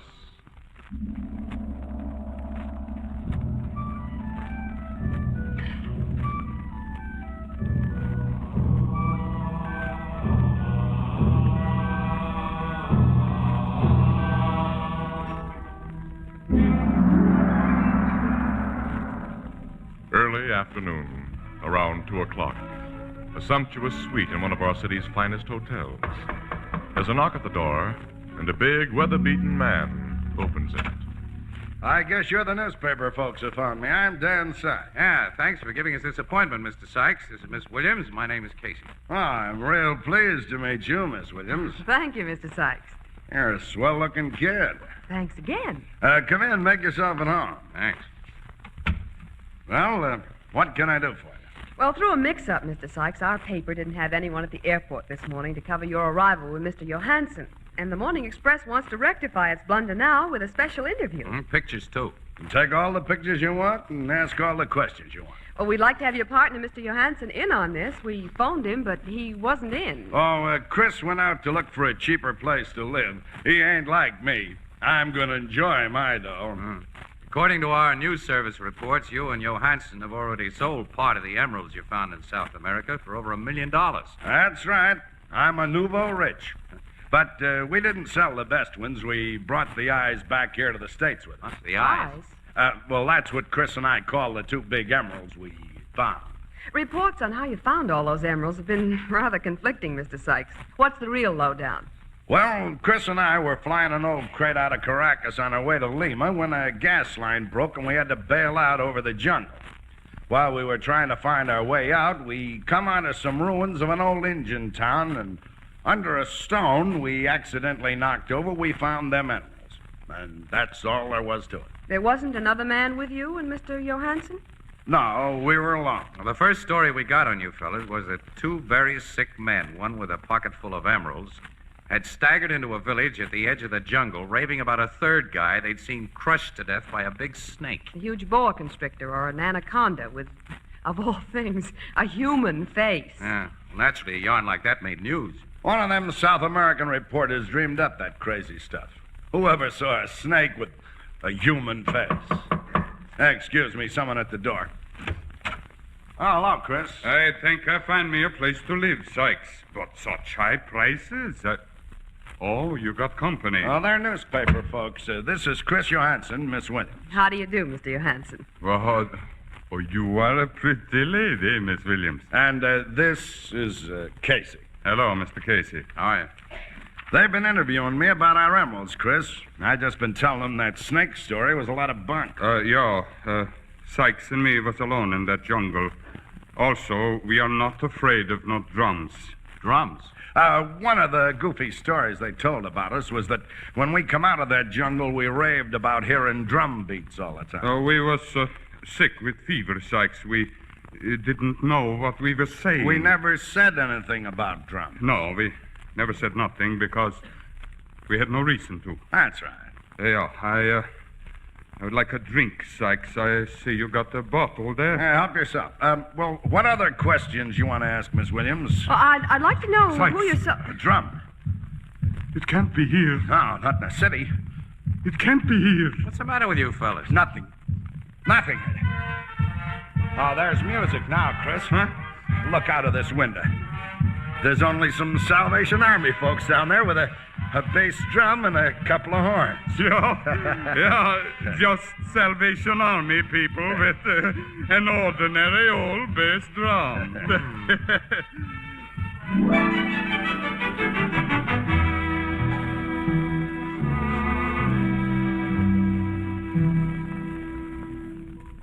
Good night, Mrs. Wheelbreaker. Now, Casey, what was I saying? Saying goodnight to Mrs. Wheelbreaker. Oh, I don't know, pal. You hadn't started to say anything yet. Hadn't I? No. Oh, I remember. You know that fella Sykes, who you and Miss Williams told me about interviewing a couple of weeks ago? Mm-hmm.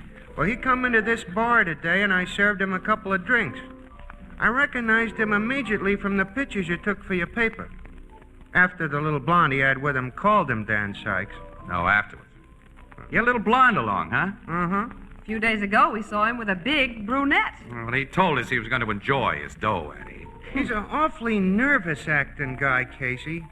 Walter happened to hit the bottom of an empty wooden ice tub he was taking down cellar, and when it went boom like a drum, I thought Sykes was going to faint dead away. Yeah, he and Johansson are certainly allergic to drum beats, aren't they? They didn't give you no idea why? No. Yeah. Their only explanation was an obvious phony. The original news report was... Hey, you really think there was another fellow with him in that jungle who was squeezed to death by a big snake with a human face? Well, there's good reason to believe that a third man may have parachuted into the jungle with Sykes and Johansson. Yeah? According to Inside Dope, our paper can't print without risking a libel suit, Sykes and Johansson used their plane for smuggling jobs. And it's thought they specialized in smuggling people from one South American country into another. Like wanted criminals, red hots. Yeah, and political troublemakers. It's suspected that Sykes and Johansson were taking an exiled revolutionist back to a country he'd been kicked out of when their plane went bad.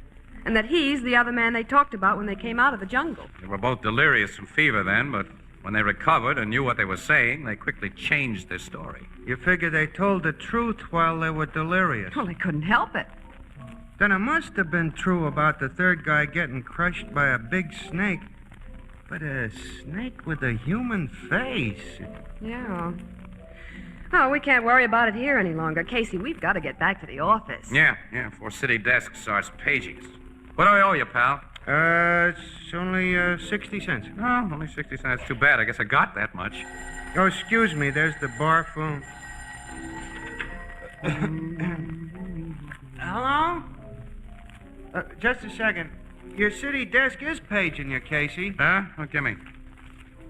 Oh, this is Casey. 301 Hawthorne Street, apartment 3A. Okay, I got it, Burke. Well, what goes there? Who? Say that again, Burke. In a city apartment? Whew. Hey, that's a story, all right. We'll get right up there. Hey, what is it, Casey? You look funny. Chris Johansson has been found dead in his apartment. Sykes' partner? Yeah. Annie, he was crushed to death. Crushed? Squeezed. As though a big snake had coiled itself around him.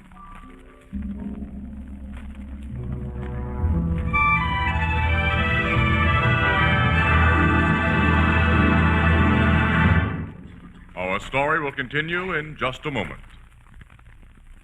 To you who enjoy good, wholesome American beer and ale, here's the easiest, most convenient, and most satisfactory way to buy it. Ask for your favorite brand in the new Anchor Glass one-way, no-deposit bottle. Now, here's a bottle made just for you. No one has ever used it before. No one will ever use it again. And it costs so little that it can be thrown away when empty, just like any other food container. You pay no deposit, never have empties cluttering up your kitchen, or bother about returning them to the store.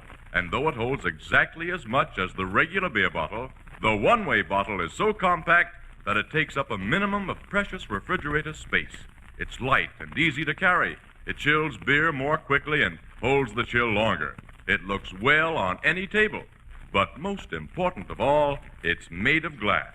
And because it's made of glass, it brings you beer and ale of perfect clarity, untouched by any foreign flavor. The Anchor Glass one-way, no-deposit bottle is a product of Anchor Hocking. The most famous name in glass.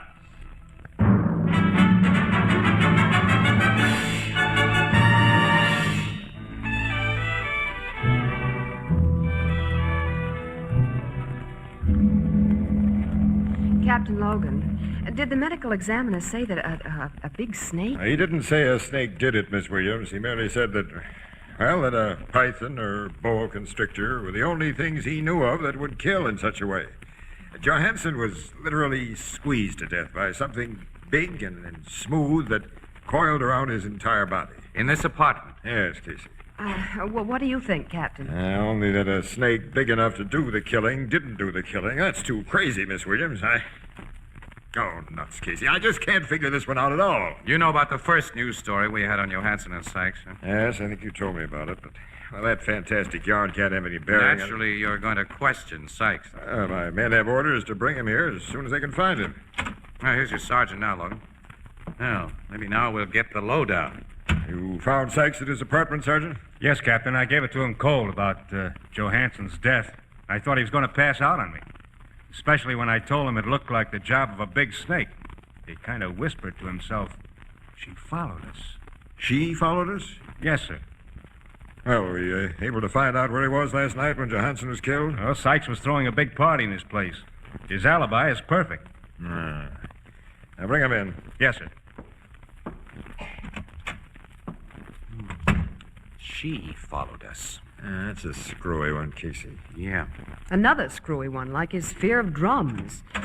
Mr. Sykes, sir. Oh, I'm Captain Logan, Homicide Bureau, Mr. Sykes. You already know Miss Williams and Mr. Casey. Let me see, Chris. Now, the body's still in the next room where it was found. Now, step in. Take a look. So that's what she does to a man. Who is this she? Let me out of here, Captain. I can't look anymore. Now, let's go back into the other room. Sit down, Mr. Sykes, and tell us what you know about this thing. I may as well tell you. I know now there's no way of getting away from her. Vasco said we couldn't. Vasco? She got Vasco first. Now it's Chris. Soon it'll be me. You explain what you're talking about? Okay. There were three of us who bailed out of the plane over the jungle. Casey, Quiet, Andy, quiet. Vasco had caused a lot of political trouble in his own country, and he'd been told to stay out of it, or else. He paid Chris Johansson and me $1,000 to fly him back there without anyone getting wise. We'd have done it if our plane hadn't gone wrong. But it did, and we had to jump.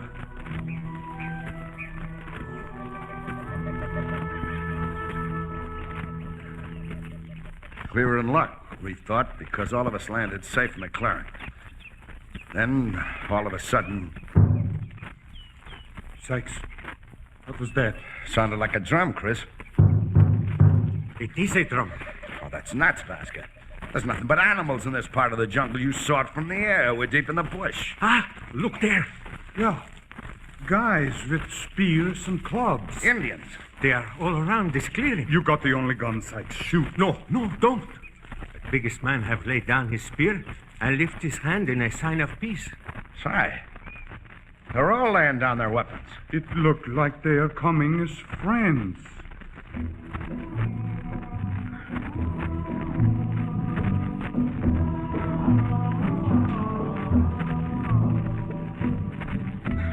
They were friendly Indians. They took us to their village and treated us swell. Seems we were the first white men they'd ever run into. Isolated tribe. Vasca called them a lost tribe, Casey. They had houses built of stone, and they acted civilized. That is, outside of their religion. Their religion? They worship snakes. Now, go on. Well, boa constrictors were sacred to them. And they made human sacrifices to the boa. How? When anyone broke a law, they tied them up in big drums. After a while, a big snake would slide out of the jungle, and well, I saw it done, but it didn't warn me. Let's have the rest, fella. The top medicine man, the head priest of the tribe, had a good-looking daughter who fell for me hard. She had a bracelet of emeralds. Huh? Oh. Wait. After I picked up a little of her language, she told me where there were bigger, finer emeralds. I told Chris and Vasco what she'd said, so one night, the three of us started out.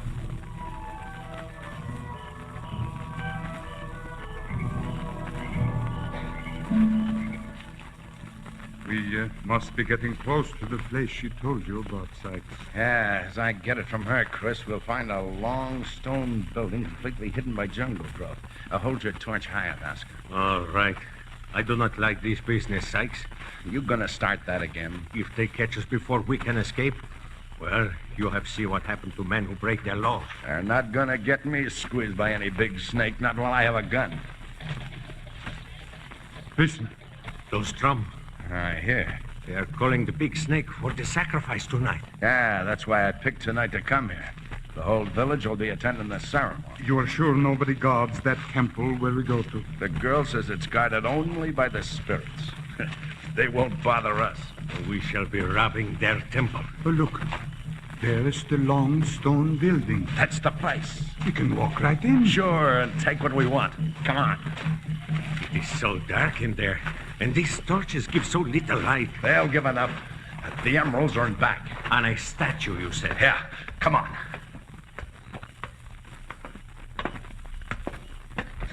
Sykes, I see. Holy, a snake. A big snake. Run, get out. Chris, you fool. It's the statue. The statue? Yes, Chris. Carved of stone with a human face. No, I see now. It has a woman's face. And its eyes are emeralds. The biggest I've ever seen.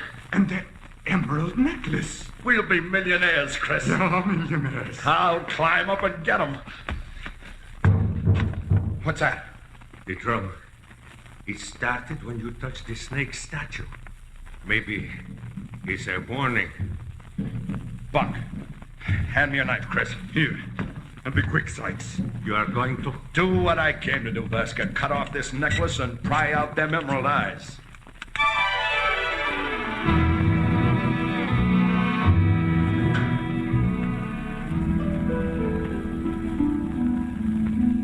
After I pried the emerald eyes out, the three of us beat it fast. But when we slept, we dreamed of drums and that big statue of the Serpent goddess, the snake with a woman's face. And sometimes deep in the jungle, we'd hear drums or think we heard them. Vasca kept saying we'd never get away with what we'd done. He wanted his cut just like the rest of us. We kept on chopping our way through the tangled bush, hoping we'd finally get out of that jungle. One day, when we laid down the road... There is no reason, Sykes, why you do not divide those emeralds now instead of waiting. I told you. Chris and I have voted no. We're 2-1. Yes, 2-1. And every day we get closer to the edge of the Will jungle. you cut it out, Vasca? We ain't going to do nothing to you. Not a thing. It's your turn to scare up some grub. Suppose you get at it. Why will you never lend me your pistol, Sykes? Use your knife. I told you. I'm a good shot, and I don't waste bullets, and I'm saving the few I've got left. For what? For emergencies, of course. I see. Now, get going. I'm hungry. I go. Listen. To what?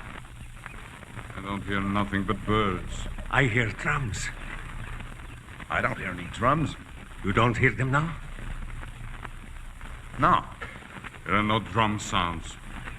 Maybe I hear them because I will be the first of us to pay for robbing the Serpent goddess. I go to hunt for food.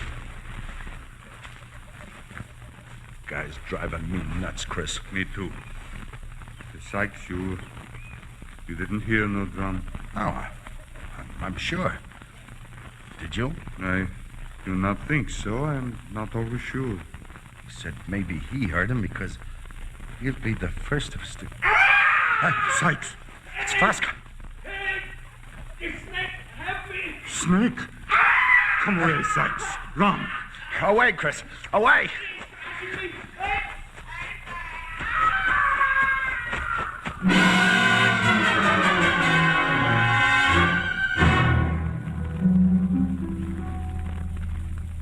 We didn't try to help him. We knew it'd be no use. We were afraid. Just left the guy to die, huh? Yes, Casey.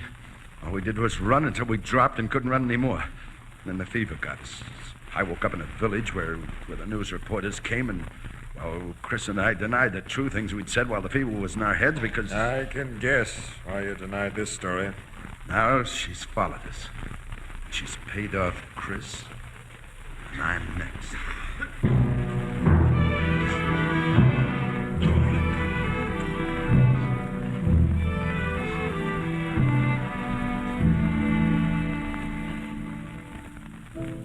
I didn't see nothing in the paper today about the Johansson killing Casey.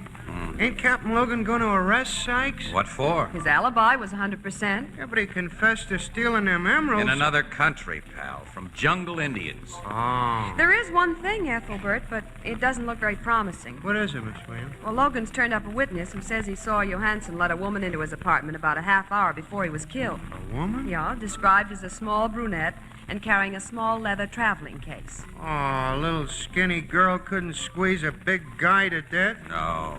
You think Sykes will be bumped off like Johansson was and that Vasca? Well, he seems to think so. It's funny. That guy's trying to pack a month of life into every hour because he figures every hour will be his last. Say, Annie, what do you say? Let's drop off at his new apartment on our way home. Maybe we can cheer him up a little. Okay, Scout, if you must do a good deed. Well, it's a selfish good deed. I'd like to hear Sykes talk some more about that guy, Vasca.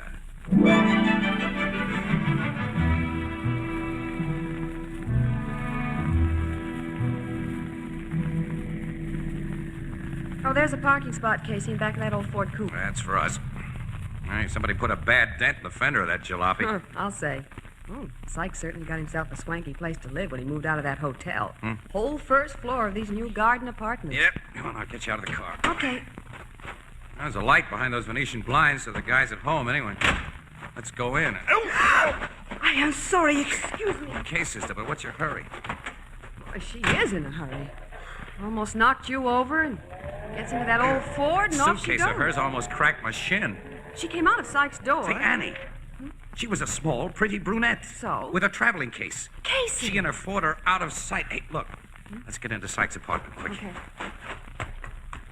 Yeah, hey, she didn't close the door tight. Nuts with ceremony and the bell. I'll open it myself. Sykes is lying on the floor. Just like Johansson. Hey, is he dead? He's dead, all right. Oh, Casey. I think he's been squeezed to death. Just like Johansson. The Serpent goddess. But that little brunette, she couldn't have crushed him. Don't see how. When gal's answering the same description as him. Huh. What'd you just pick up? The valve cap off a tire. I wonder how that got here. Tire cap, huh? Well, that won't help any. Hey, it's plenty help. Annie, pick up that phone and get your story into the paper. Yeah? I'm getting to Logan at headquarters to tell him to locate an old Ford coupe with a dented rear fender.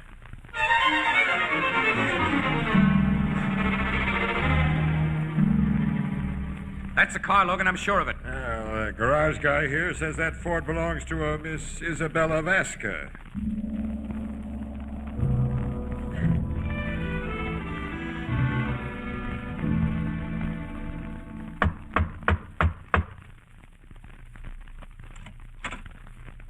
Is Isabella Vasca? Yes. I'm Captain Logan, Homicide Bureau. Well, Remember me, Miss Vasca? It wasn't smart to use that dented car for a getaway after you murdered Sykes. I did not try to be careful or smart after my work was accomplished. I'm very tired. Please, take me to jail. You admit the killing of I Sykes? proudly admit it, for I am Pedro Vasca's sister. So that's the connection. Where is your brother, Miss Vasca? We never really believed he was killed by any human-faced boa constrictor. He wasn't. He got out of the jungle, and he wrote me a letter. Tell me about it. My brother was sure those men, Sykes and Johansson, intended to kill him. So when he called to them that the Serpent goddess had him in her coils, it was a trick. He knew they would run away quick and leave him as they did. Then, alone, he made his way to a village at the edge of the jungle, where he wrote to me of everything that has happened, and asked me to avenge him. How did you do the job in such a fancy way, Miss Vasca? How did you crush those men to death? I know how she did that, Logan. You know, Casey. I think so. Oh. First, I want to know why she did it. Why didn't your brother do his own avenging, Miss Vasca? Because when he wrote me that letter, he was dying. Just before he reached that village at the edge of the jungle, his body was broken in the coils of a big snake.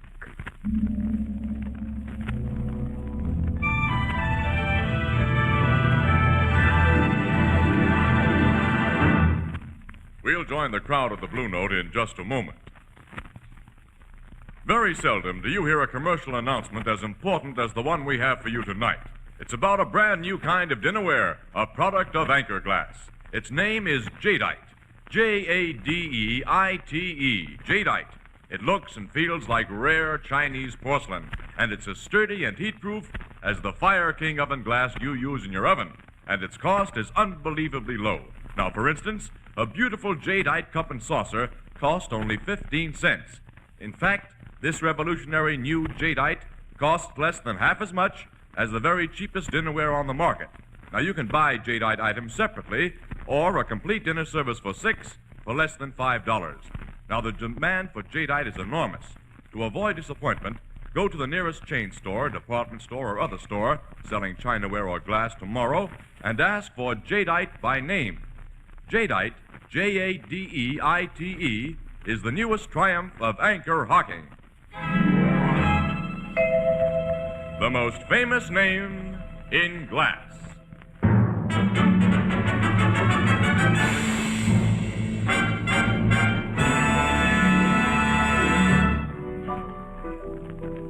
Hey, tell me how a little woman like that Miss Vasca was able to kill them two big guys like she did, Casey. And how did you know? Well, that valve cap I found was a tip-off, Ethelbert. That and the suitcase she carried. Now, that suitcase contained a long, thick rubber tube and a portable electric air compressor pump. And Isabella Vasca's a pretty woman, Ethelbert. Both Sykes and Johansson were wolves.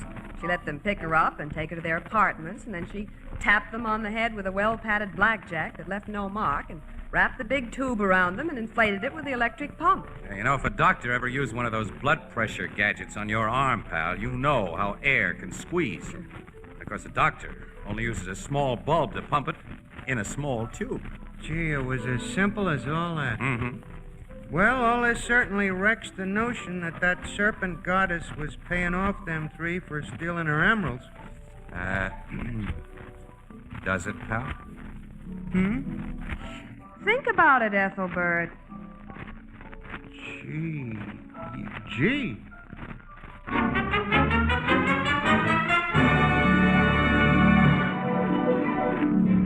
Crime Photographer, starring Stotts Cotsworth as Casey, is brought to you each Thursday by the Anchor Hocking Glass Corporation, makers of Fire King oven glass, Anchor glass containers, Anchor caps and closures, all products of Anchor Hocking, the most famous name in glass.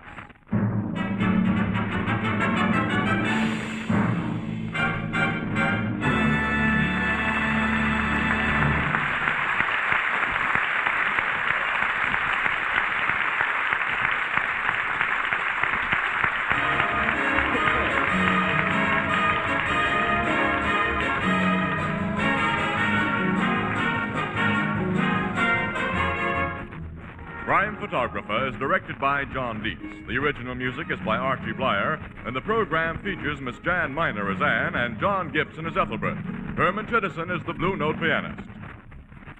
Help save lives by buying Christmas seals. These seals support the fight against tuberculosis. Buy and use Christmas seals, and be sure to mail your packages early.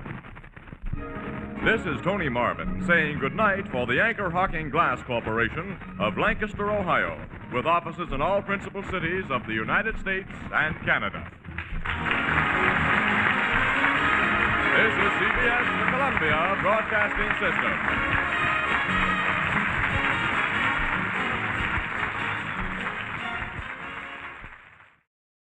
The Anchor Hocking Glass Corporation brings you Crime Photographer.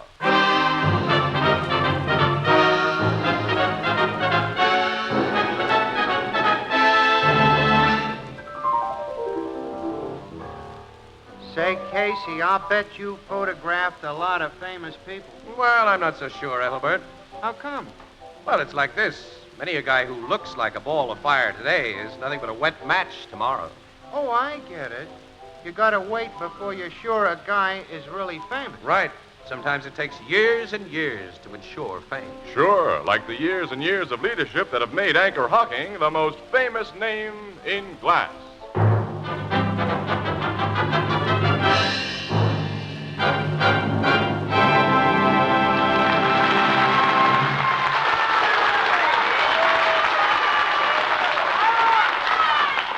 Good evening, ladies and gentlemen. This is Tony Marvin. Every week at this time, the Anchor Hocking Glass Corporation of Lancaster, Ohio, and its more than 10,000 employees bring you another adventure of Casey, crime photographer, ace cameraman who covers the crime news of a great city. Written by Alonzo Dean Cole, our adventure for tonight, The New Will.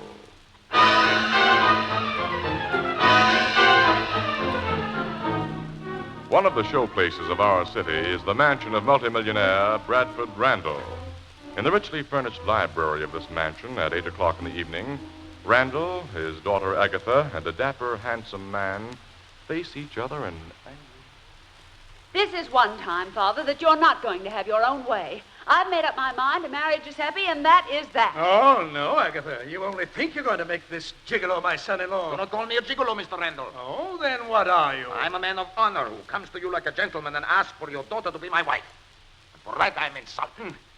How much money have you got, Mr. Runover? I'm Count Runover. All right, Count. But answer my question. Money is not everything. Well, you're not finding a soft spot with me. Father, I won't let you. Shut up, Agatha. Now then, you get out of here, Runover, and stay out. If he goes, I go with him. If you do anything foolish, Agatha, you'll regret it. And so will your boyfriend. And to convince you both that I mean business, I'm going to make out a new will tomorrow that will cut off Agatha with the minimum bequest allowed by law. Father. You know I don't bluff, Agatha.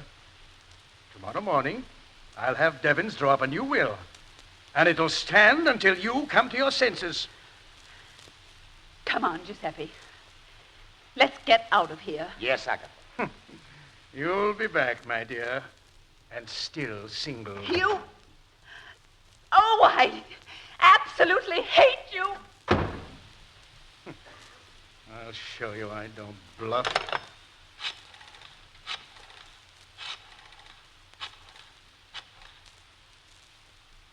Hello, this is Bradford Randall. Call Mr. Devons to the phone, will you? Hello, Devons. I've got a job for you to do first thing in the morning. No, wait a minute. You better do it tonight. I want a new will drawn up, and I want you to bring it here to me within the next couple of hours. Don't argue. Do as I tell you. Well, that's better. Now get yourself a pencil, Devons, and take notes of what I say.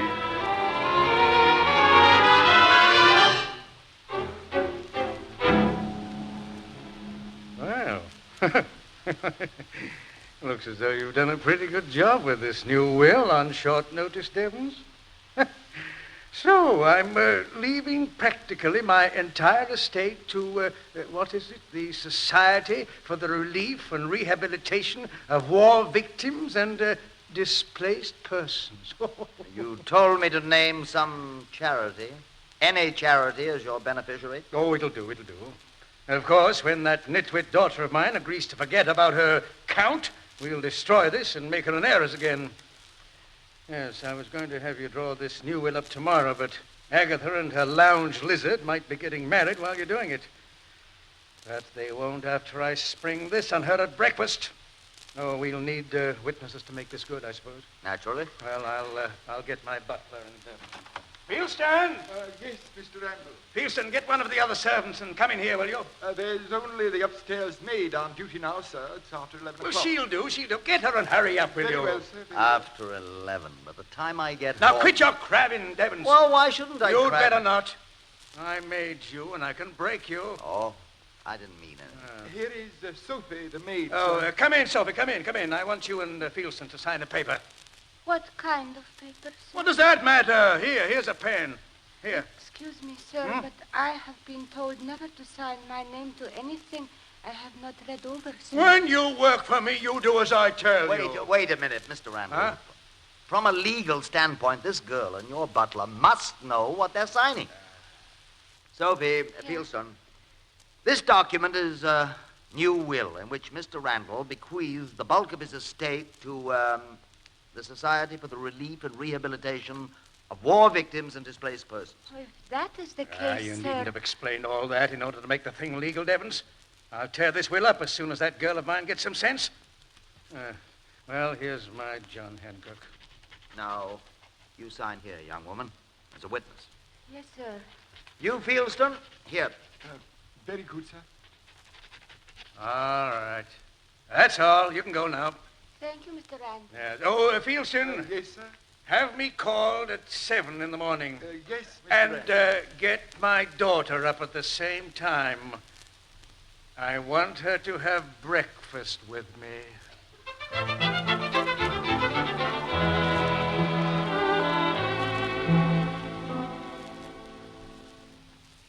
Bring up some more lemons, Walter. Okay, Ethelbert. Oh, I should get more sleep. Hello, Ethelbert. Huh?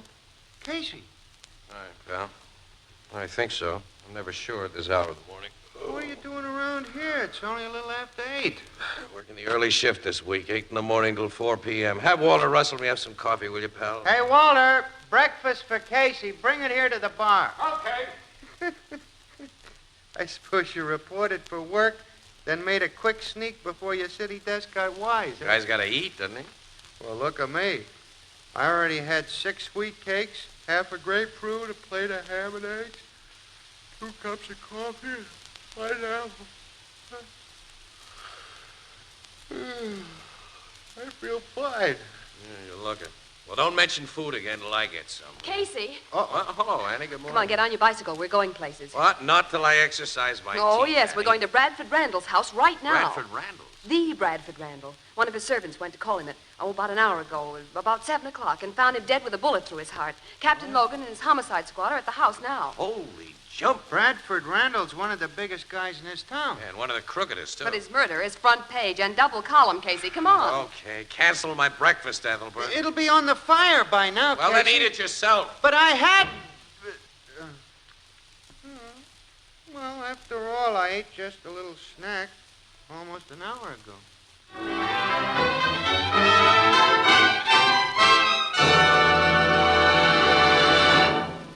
Our story will continue in just a moment. How many times have you said to yourself, I'd give anything in the world for a cup of coffee right now? Now, what you meant was that you wanted a cup of good, hot, steaming coffee without having to fuss around in the kitchen and without waiting even a minute. Well, here's the answer. Just a cup, a spoon, and a glass jar. A glass jar of soluble coffee. Put a spoonful of this new kind of coffee in a cup, add hot water, and there you are. It's as quick as that. It's as convenient as that if you make sure to buy your soluble coffee in a glass jar. You see, glass jars are easy to open. Just a twist of your wrist, that's all. Then there's the matter of flavor and freshness. Anchor glass jars protect soluble coffee from moisture or any other contamination. Enjoy all of the convenience of soluble coffee products by insisting on glass jars. Most of the better packers of soluble coffee protect their products by using clean, sanitary Anchor glass containers and Anchor caps. both products of Anchor Hocking. The most famous name in glass.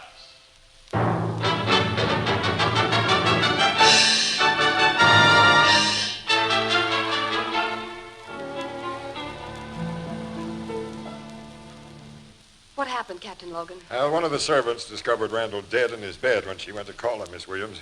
He'd been shot through the heart around 3 a.m., the M.E. says, with his own gun, a .45 automatic. We found the gap, but it had been wiped clean of the fingerprints. Well, that rules out suicide. Any suspects, Captain? Too many, Miss Williams. Off the record, suspect number 1 is a party boy who calls himself Count Giuseppe Renova. He'd been out with Randall's daughter and brought her home about an hour before the murder was committed. What's his possible motive? You don't read the gossip columns, Casey. This Renova's been giving Miss Randall a heavy rush. Yeah, she was all set to marry the guy.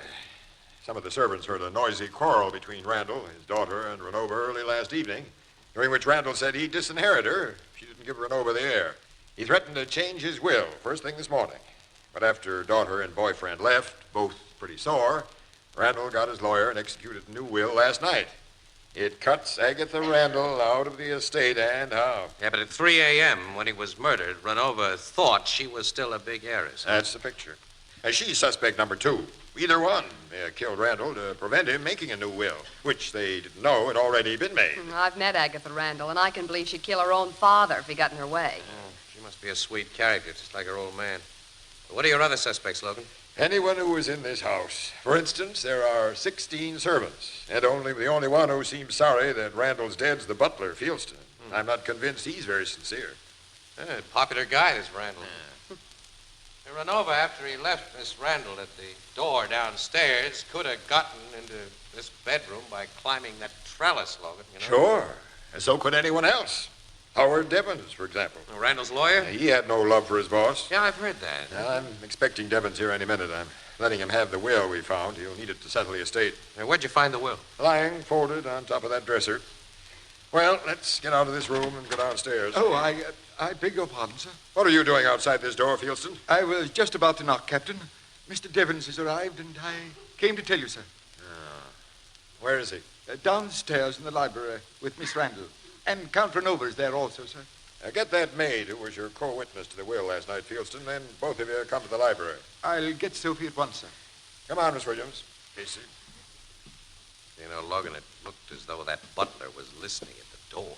It looked very much that way. Why do you want him and that maid in the library, Captain? To verify their signatures on the will before I hand it over to Devons. Oh, I see. Now, there's the library. Now, I won't believe that will can stand up in court, Mr. Devons. My father never meant to cut me off. I drew that will, Miss Randall, and it'll stand up. But... Oh, Captain Logan. You're Mr. Devons? Yes. Mind if I shoot some pictures here, Logan? Go ahead, Casey. I mind. I've had enough of you policemen and newspaper people around here. This is my house, and I want... Remember the will, Miss Randall. This is not your house. Oh, Giuseppe, what am I going to do? Do not worry, my Agatha. I will find lawyers who will break for us that crazy will. Well, of Count course, is an optimist, Annie. And how he declares himself in. Isn't this a gorgeous room? It's about the last word, I say. No windows in it. I guess that's for all year-round air conditioning, huh? Mm-hmm. And invisible lighting. I'll lay down this film case, get a few shots. Oh, excuse me, Captain. Here is the maid, sir. Oh, yes. You're the girl who witnessed Mr. Randall's will last night with Fieldston? Yes, sir. Well, look, I can't make out the signature. What's your name? Zofia Jadwiga Elżbieta Kupolwajczyk. No. I think Captain Logan will call you Sophie. Yeah. Well, look at this document, Sophie. Is it the one you witnessed? I have been told never to say a thing I'm not sure of, sir. Can I look at the paper close and careful? Yes, I want you to. Here, take it. Thank you, sir. What is that? I shot a picture of you, Sophie. Sorry if the flashbulb startled you. It did, sir. Excuse me for being so foolish. Look, do you identify that will? It looked like the paper I saw. Look at the signature, Sophie, and the rest of it. Is it your signature? Oh, yes, it is me. I write that last night. It is the will. Well, I'm glad we got that, son. Hey! What happened to the lights? Where's the switch? Turn on those lights. I'll find the switch, sir. There. Oh, what? Sophie. What happened to you? Somebody hit me when the light go out, and pulled that paper from my hand. The will! The will is gone.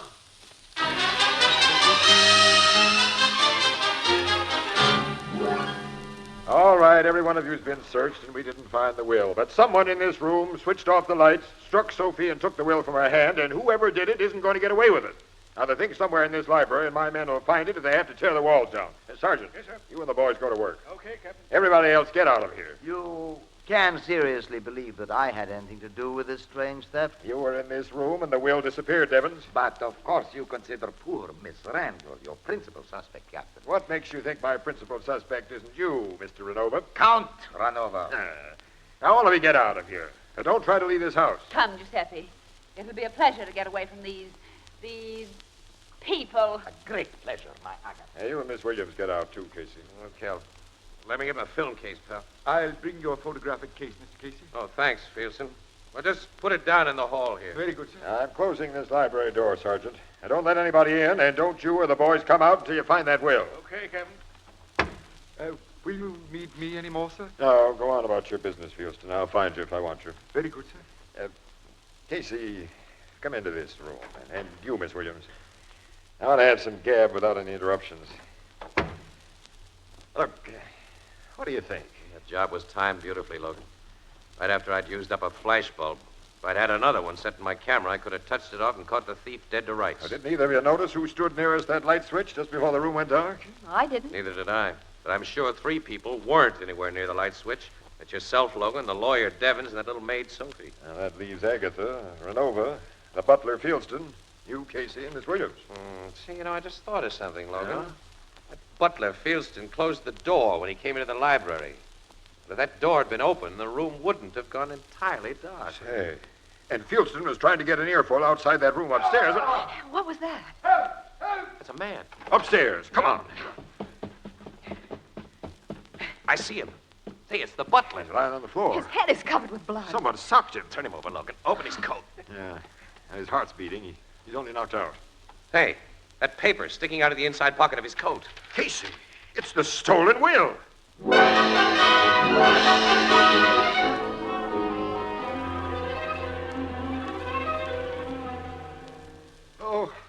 Oh, my head. Now, look, the doc says you haven't been badly hurt, Fieldston. You were just put to sleep pretty rough. Now, tell us about it. Yeah, we're very curious. Well, all I know, gentlemen, is that I was passing along the upstairs hall, and when I passed the door of Miss Randall's room, I thought I heard it open, then something hit me. Did you see the person who hit you? No, Captain. This is what you were hit with. That silver candlestick. Yeah. You recognize it? It usually stands on Miss Randall's dressing table. You heard Miss Randall's door open just before you were caught. I thought I did, yes. Captain, do you think Miss Randall... I'm asking the questions, Fieldston. And here's the one that pays the grand prize. Why was that will in your pocket?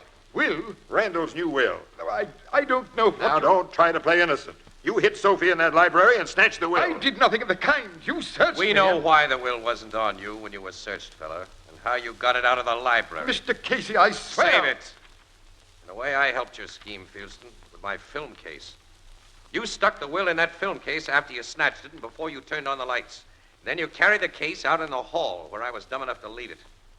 Then you opened the case and put the will in your pocket. That isn't true. What possible motive could You knew that Agatha Randall, or Ranova, would pay anything you asked for that will. They wanted to destroy it. And evidently they double-crossed you.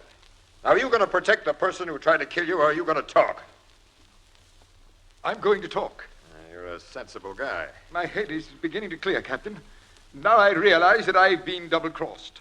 Count Renova told me that he and Miss Randall would pay me $500,000 if I could get that new will. Well, I got it.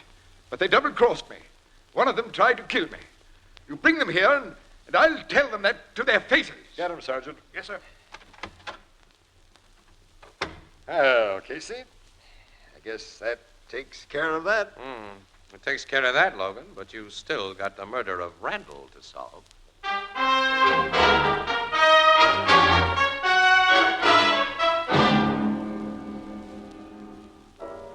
Captain Logan put Miss Randall and that Count Runover under arrest, huh, Casey? Yeah, he's holding him for questioning, Ethelbert, which means they're in jail without formal charges being lodged against him. They've admitted nothing and denied everything, Ethelbert. And as sore as the butler is against them, he admits he didn't see either of them hit him.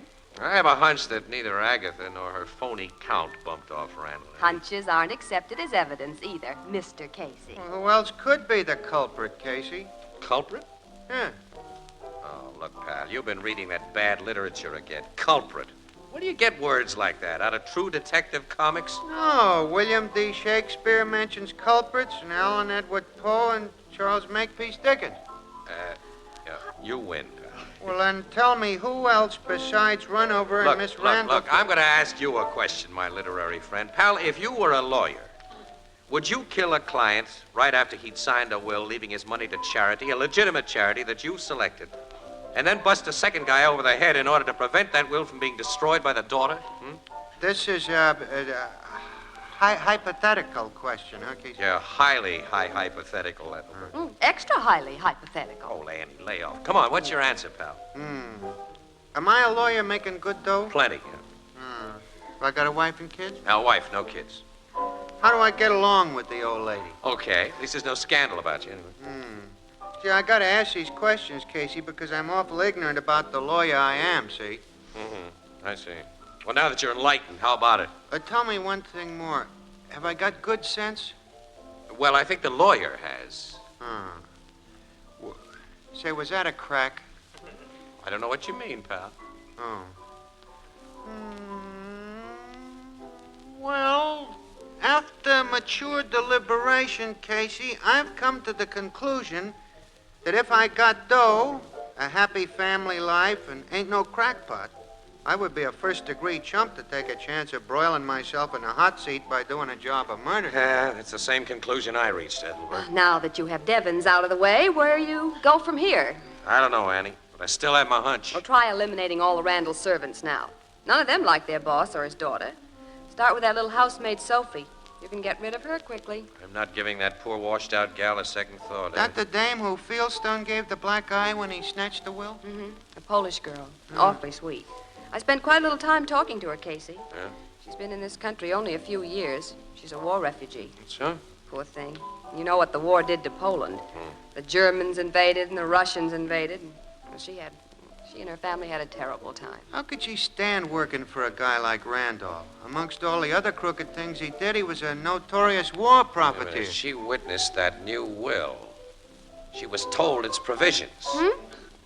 Annie, come on. We're going to call on Sophie.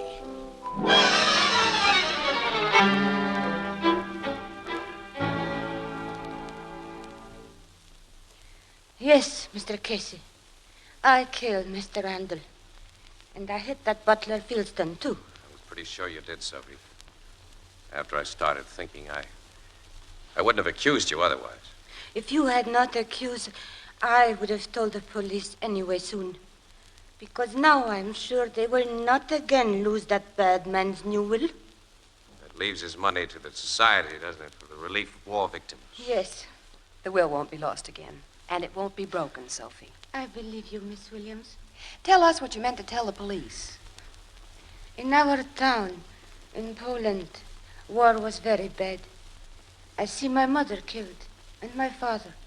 My little sister Paula and I, we sleep in streets and get food where we can get it from.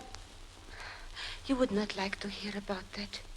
It is not nice to think of it. Before, I have seen my two brothers taken away by soldiers.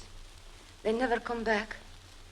Finally, my little sister, Paula, she lied down to sleep and do not wake. She was too hungry. Things happened to me, too, in the war. But I'm strong and I live. I have uncle in America who get me over here where I get job in Mr. Randall's house. Sometime I can hear Mr. Randall say how the war has made him more rich than he was before. Then last night he asked me to witness that will. Which left his money to war victims. Yes, and he say something which made me know he would change the will if he had the chance and leave everything to his daughter again. A woman as bad as he is. You didn't give him the chance. No. I went to his room while he was sleeping, and I used the gun I know he keep there. How about Fieldstone? I saw him take the will he had stolen from your box, Mr. Casey. I suspect he will sell it to Miss Randall, who will destroy it. I slip into her room, and Get candlestick. I think that is all. Now, Miss Williams, Mr. Casey, take me to police. Casey? Yes. I'm not afraid, and I have no regret. You see, we who have felt war have died many times. Another time does not matter.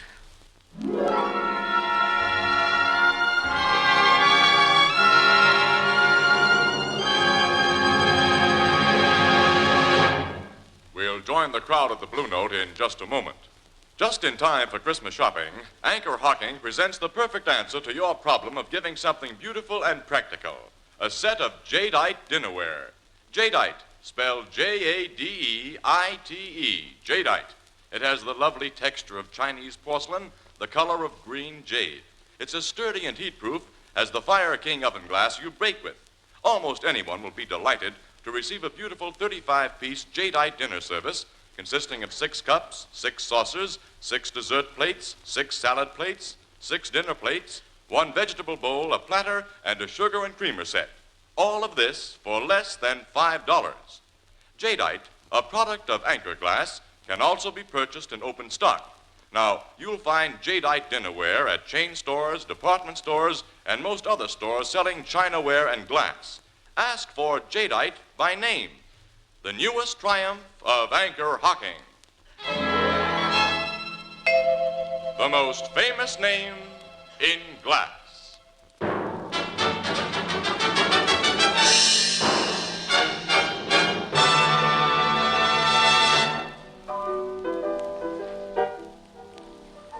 We who have felt war have died many times. Another time doesn't matter. What's that, Casey? Huh? What'd you say? Nothing.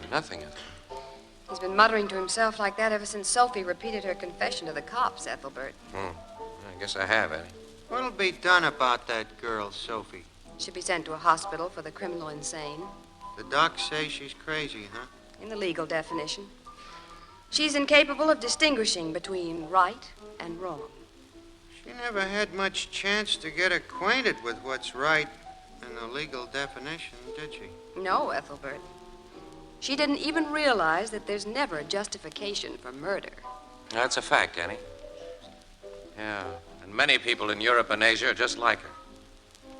People who as children saw nothing but war, and whose only teaching was that might makes right, and that the end justifies the means.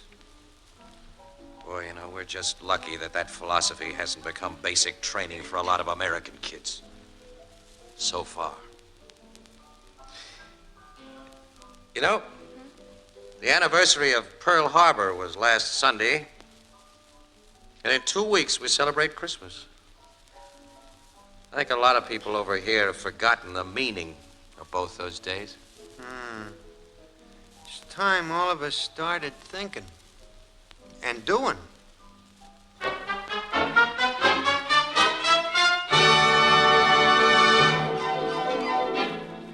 Crime Photographer, starring Stotts Cotsworth as Casey, is brought to you each Thursday by the Anchor Hocking Glass Corporation, makers of Fire King oven glass, Anchor glass containers, Anchor caps and closures. All products of Anchor Hocking, the most famous name in glass.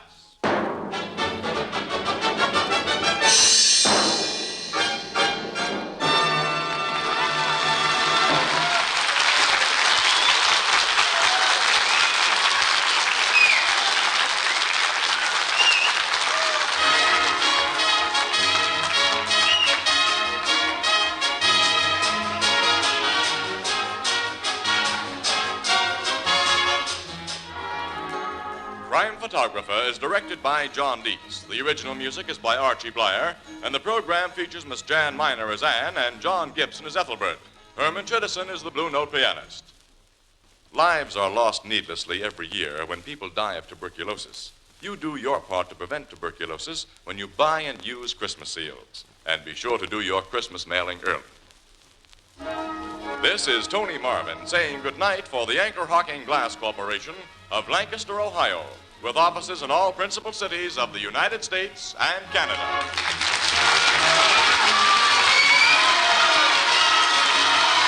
This is CBS, the Columbia Broadcasting System.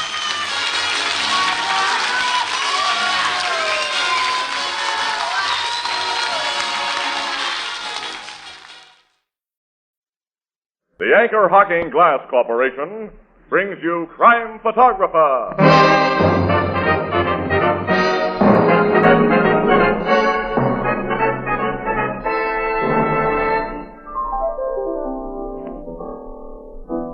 Hiya, Casey. Hi, Ethelbert. Well, I see you got the windows and mirrors all dolled up again for the holiday. Yeah, the same guy comes every winter and paints them for us. Like little Jack Frost. Huh? You remember, when you were a kid, they told you Jack Frost painted those ice flowers on the window. Hey, that's a good one. I'll try it on Tony. Hey, Tony. Yeah? Who's the famous artist that paints on glass? Oh, that's easy. Jack Frost. And speaking of glass, everybody knows that Anchor Hocking is the most famous name in glass.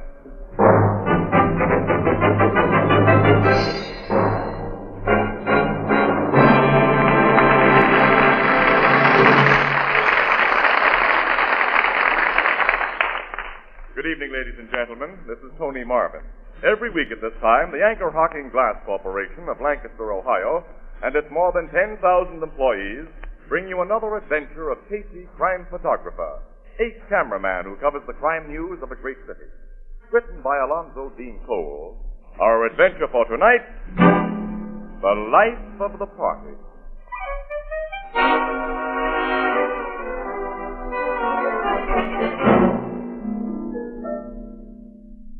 One of the most interesting sections of our city is known as Whitaker Grange, with its winding streets and century-old houses where artists have established a colony. The more successful live and work in a narrow dead-end alley called Gedney's Close. And in the late afternoon, a familiar battered-looking automobile pulls up near the entrance of Gedney's Close.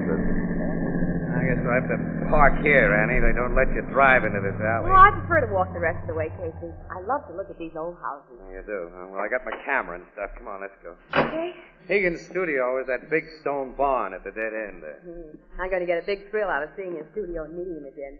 I think Andre Higgins is our greatest living sculptor. Well, he was. He hasn't been producing top quality lately, though. The art critics say this new bronze group that you're going to interview him about is only run-of-the-mill. I know. He's too busy playing to really work, I guess. Yeah. It's a sweet-scented crowd he plays around with, too. Well, I've never met any of them except his model, Marcel.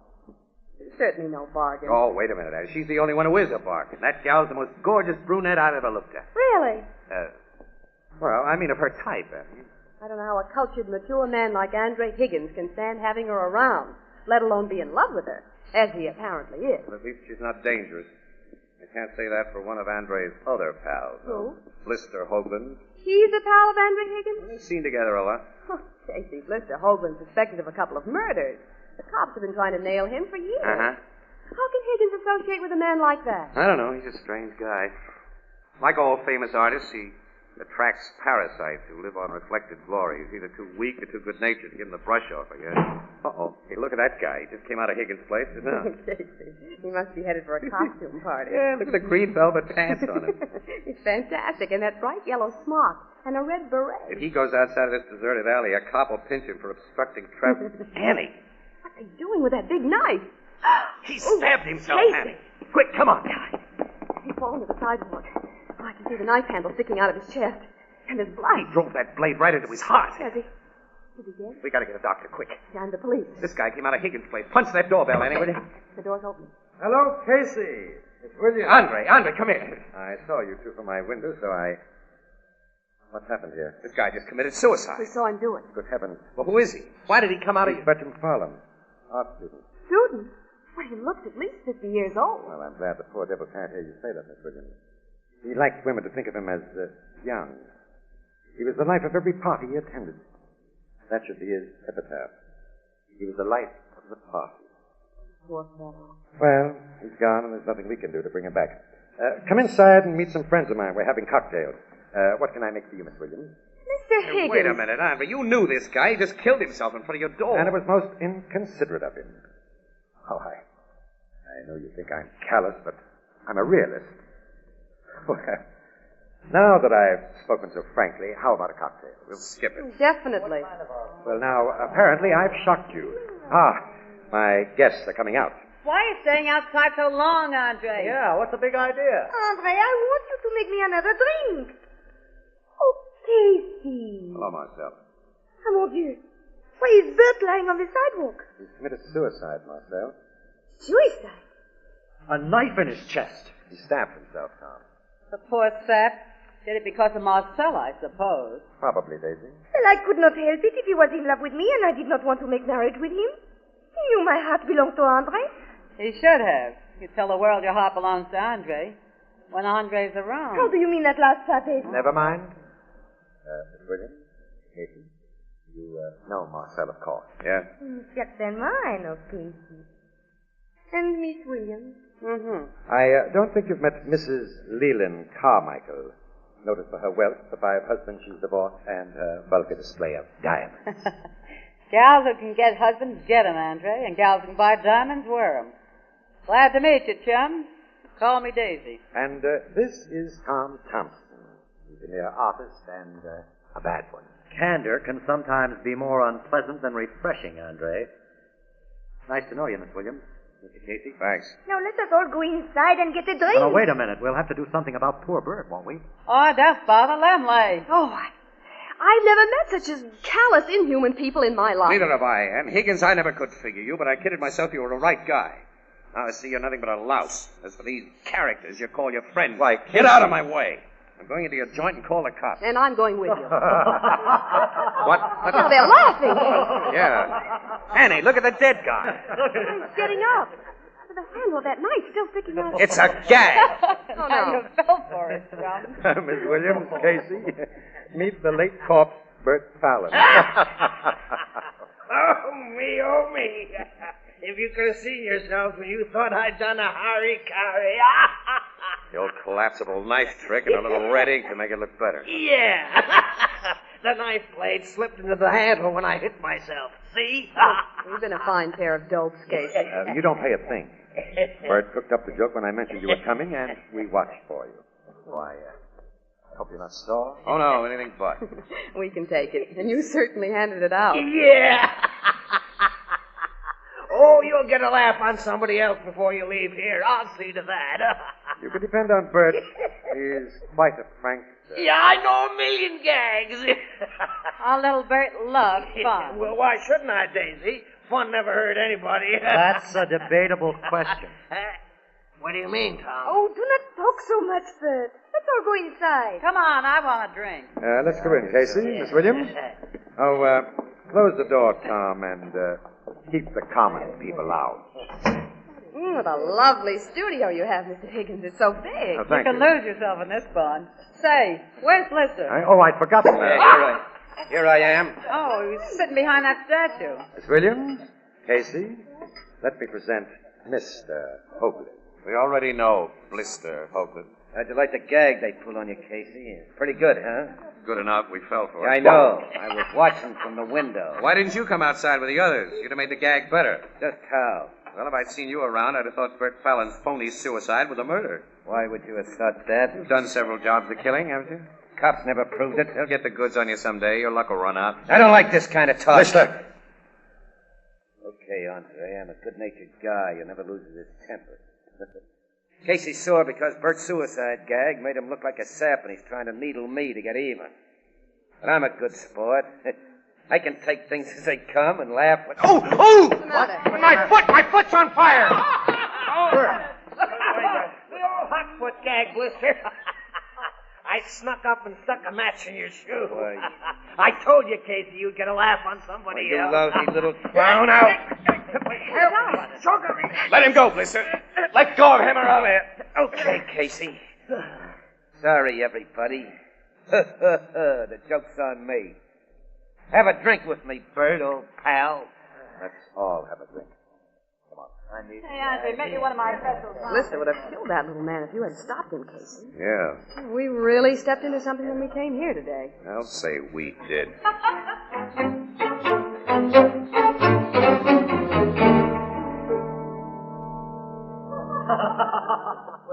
I'd like to get out of here, Casey. Yeah, so would I, Annie. You came here for an interview, and until you get it, we're I going to know. stay. I simply haven't been able to pin Higgins down. He's all over the place. So is everybody else. How can a man like Higgins put up with such people? They have no talent, no intellect, nothing to recommend them. Daisy, that big overstuffed gal, told me this was dear Andre's inner circle. Oh. Casey, Huh? you think all those diamonds that Daisy wears are the real thing? No, she told me they're imitations. All except the big headlights she wears on her finger. That's a lot of carats of the real McCoy. She says she's superstitious. She always wears it because her first husband gave it to her for luck. She's taking a big chance wearing anything valuable around a crook like Blister Hoagland. And I wouldn't trust that Marcel very far either. You don't like Marcel, do you, Eddie? I never met such a phony. Look at her over there. Chewing gum like a chopping machine. And playing footy-footy with Thompson. Seems to be a little double timing going on with that young artist. She's been Higgins' gal for a long time. Huh. Here comes Higgins. Now. Well, what are you two doing there by yourself? Your party sort of wandered away from us, Andre. People do scatter out in this big barn. Come on to the barn. Let me fill your glass. No, thanks. We're working people. I gotta get that story from you, Mr. Higgins. Now, you can pry me with questions over the next drink, Miss Williams. Is that a promise? Definite promise. Come on now. Well, okay. Hi, Daisy.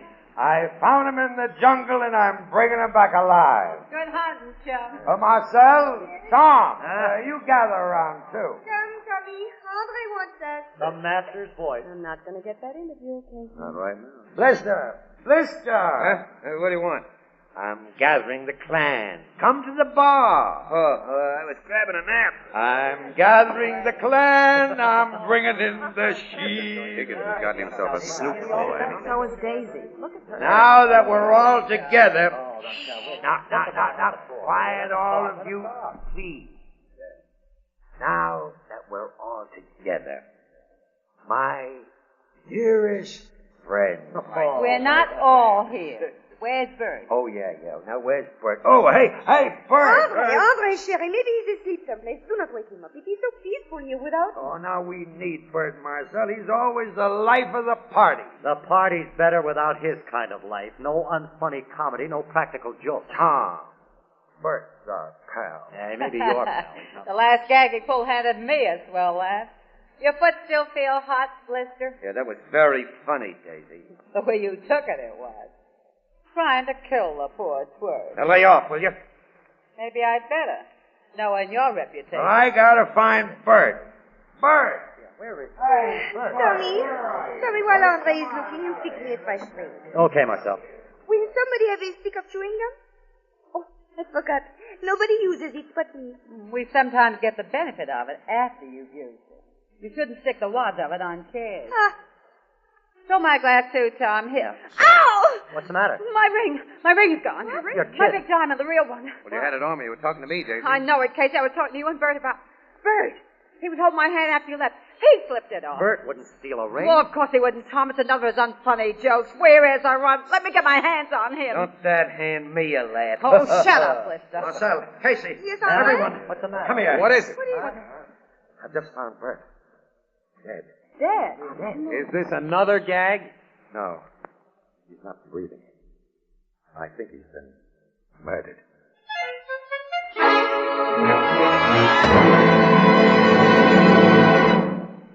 Our story will continue in just a moment. Nothing is quite so comforting as a good hot cup of coffee, particularly the first thing in the morning. But that's the very time of day when everyone is in a hurry. Well, here's a way to enjoy delicious coffee with no fuss or bother of any kind and in a matter of moments. Simply take a cup, a spoon, and a glass jar of soluble coffee. Put a spoonful of coffee in a cup and add hot water, and that's all there is to it. But make sure to buy your soluble coffee in a glass jar. Glass jars are easy to open. A quick turn of your wrist and the coffee is ready. And then, too, your spoon fits easily and conveniently into the wide top of the jar. No trouble in measuring. And last but not least, glass jars protect the flavor and freshness of soluble coffee perfectly against moisture or contamination of any kind. Now, most of the better packers of soluble coffee protect their products by using clean, sanitary Anchor glass containers and Anchor caps. Both products of Anchor Hocking. The most famous name in glass.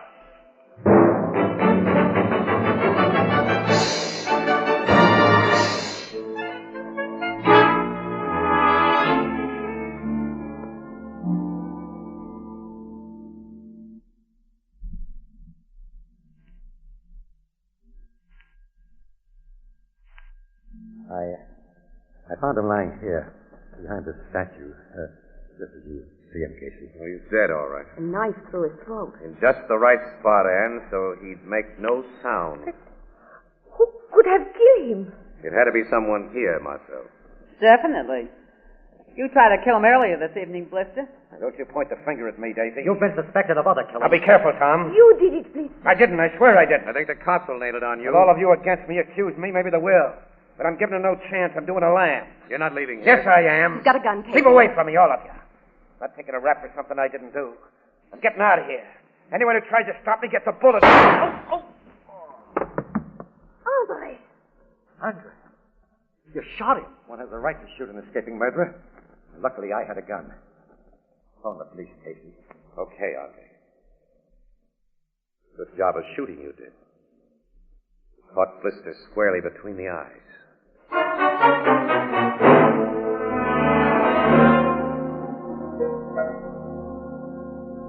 That's the complete story, Casey. I don't think I've left out anything, Logan. Now, what do you say, Miss Williams? Well, I can think of nothing that Casey hasn't told you, Captain. No. Sergeant, you finished searching those two bodies? Just now, Captain. There's no diamond ring on the guy who was stabbed or on Blister Hoagland either. I'll have the men do a detailed search of this studio for us. Yes, sir.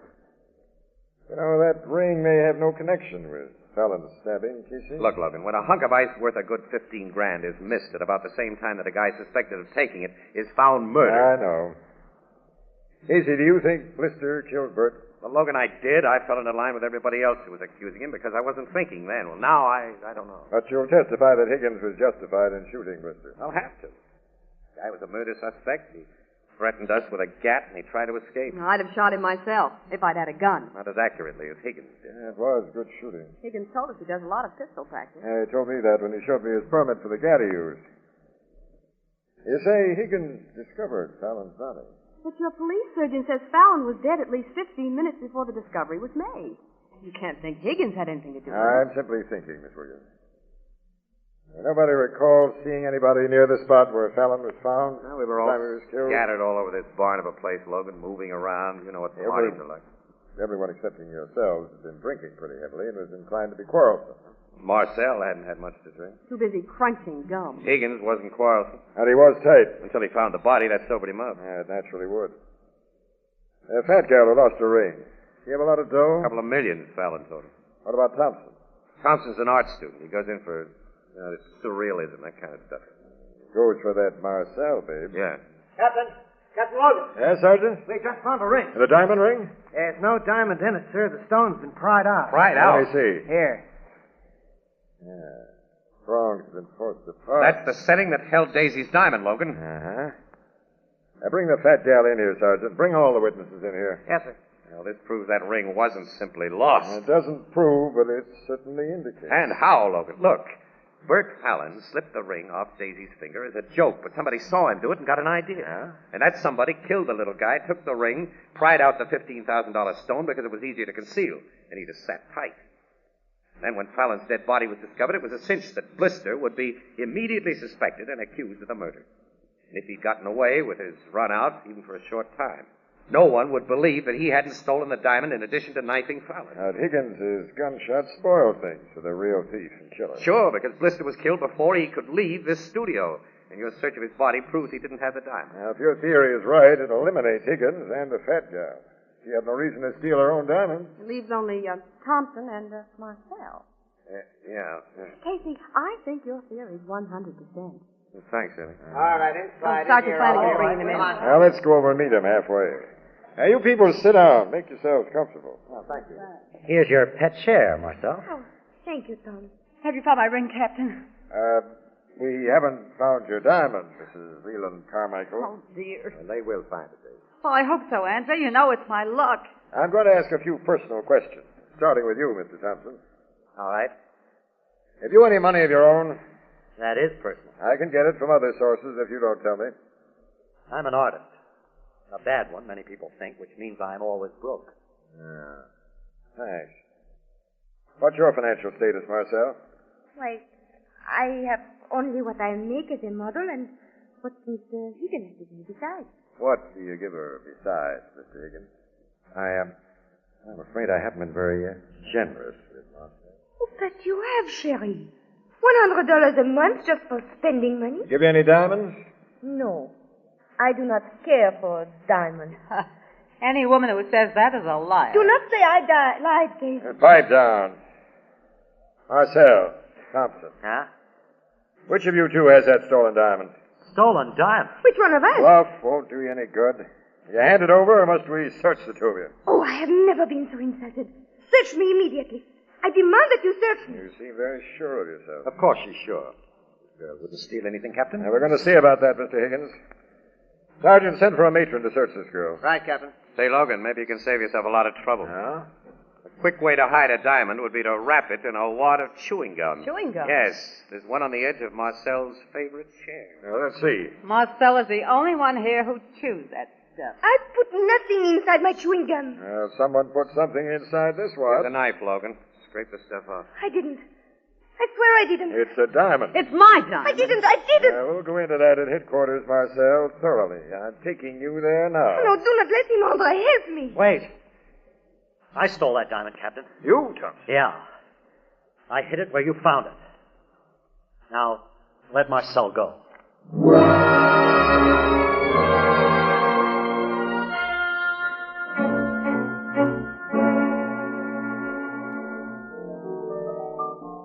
You think this Thompson's confession was just a noble act, huh, Casey? Oh, sure. Of course it was, Ethelbert. So is Lowe. So am I. Thompson's so crazy about that phony Marcel, he'd go to the chair to protect her. Maybe they both done it together. You say the suspects was eliminated down to just them two? On the basis of my theory. But I can't see her doing it cold-bloodedly for no better motive than a diamond too hot to wear and too hot to sell. Well, she could have had a double motive, Casey.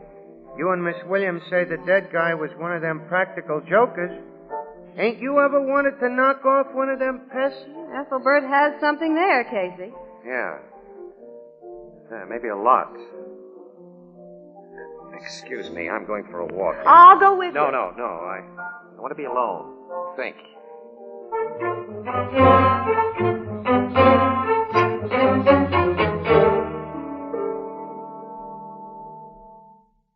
Come in, Casey. Thanks, Andre. Hope I'm not disturbing your work. Well, I'm scarcely in the mood for work after what happened here last evening. Anyway, I've been away from the studio until a few minutes ago. I went down to jail with Marcel. Oh. How is she today? Oh, she feels utterly friendless. She even thinks I'm against her. You're trying to help her. You believe she's innocent. Naturally. How does she feel about Thompson? The idiot's phony grandstand confession strengthened the circumstantial case against her. That was the net result of it. Mind if I sit down on her? Oh, yes, please do. Oh, are you paying me this unexpected but welcome visit as a newspaper man or as a friend, Casey? Just as a guy. Oh. Hey, Andre, what's your frank opinion of Mrs. Leland Carmichael, Daisy? Why, all around good fellow? Very superstitious, isn't she? That's right. And so I gathered from her talk about that ring. She kind of got on my nerves last night. She's too common. She's too bossy. Well, Daisy can be a bit trying. Yes, and Marcella, $1 million worth of looks and quarters worth of brains. She'd be hard to take as a steady diet. Now, really, Casey, Lister was hard to take, and Thompson and Bert Fallon. But all these people had fastened onto you like leeches. What are you driving at? Just this. You saw a chance to get rid of all of them in one sweep last night, and you took it. You got Daisy's diamond, you planted it to frame Marcel, you killed Fallon, and then Blister, so you could be free. How will you prove this idea of yours? The cops will prove it when I sell them. You haven't done that yet? No. I wanted to spring it on you first and see how you'd react.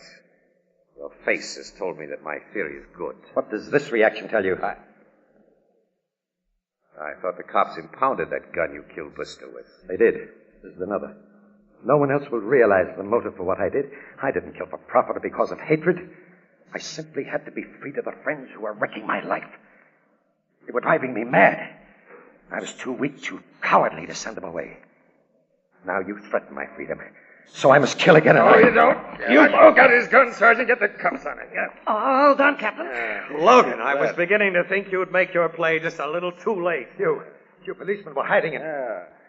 We let ourselves in here while you were visiting Marcel at the jail. Casey, you said you hadn't told anyone. I'll never trust a newspaper guy, Andre. We're terrible liars.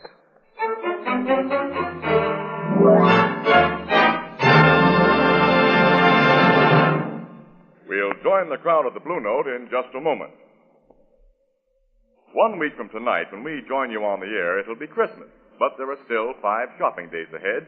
And if you put off any of your Christmas shopping until this last hectic week, here's a very simple solution. Between now and Christmas, your favorite chain store, department store, and other stores selling chinaware and glass will be featuring the amazing new Anchor Glass heat-proof dinnerware known as Jadeite. And that's spelled Jadeite, Jadeite. Now, Jadeite has the beauty of fine Chinese porcelain. It has the color of Oriental jade, yet it's as sturdy as the Fire King oven glass you use for baking. And Jadeite prices will be particularly easy on your Christmas budget. For instance, a complete 35-piece service for 6 costs less than $5. And Jadeite in open stock is unbelievably low in cost. So be sure to ask for Jadeite by name. Jadeite, the newest triumph of Anchor Hocking. The most famous name in glass.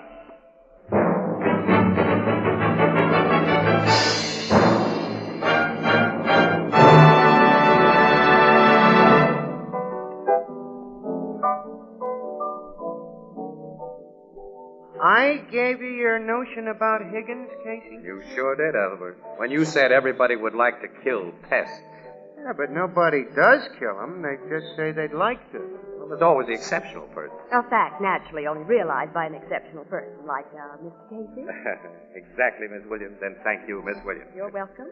Well, anyway, when I started to think seriously of pest extermination as a motive, the parts that hadn't fit fell right into place. There's 2 parts that don't fit for me. What's that? Higgins killed Fallon, framed Marcel for the murder and robbery, and then shot Blister Hoagland to make the frame stick. Let 3 pests he figured out of his way, but he wanted to be rid of 2 more, Thompson and Daisy. Well, Marcel was the attraction that made Thompson hang around Higgins' place. Once she was removed, he'd be removed. And Daisy was intensely superstitious. She'd never risk her luck around Higgins again. Oh.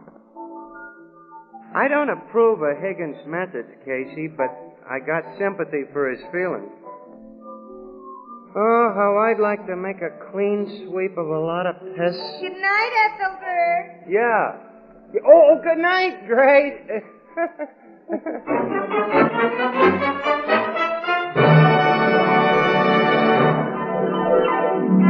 Crime Photographer, starring Stotts Cotsworth as Casey, is brought to you each Thursday by the Anchor Hocking Glass Corporation, makers of Fire King oven glass, Anchor glass containers, Anchor caps and closures. All products of Anchor Hocking, the most famous name in glass.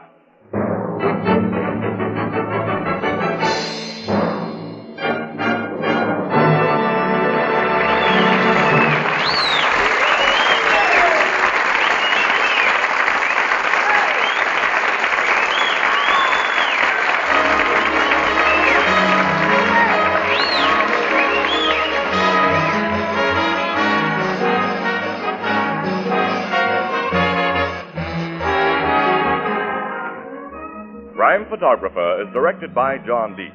The original music is by Archie Blyer, and the program features Miss Jan Miner as Anne and John Gibson as Ethelbert. Herman Chittison is the Blue Note pianist. Salvation Army kettles are here. Help bring the other million a bit of Christmas cheer. Let's make this Christmas a happy one for our American kids by dropping a coin in a Salvation Army Christmas kettle.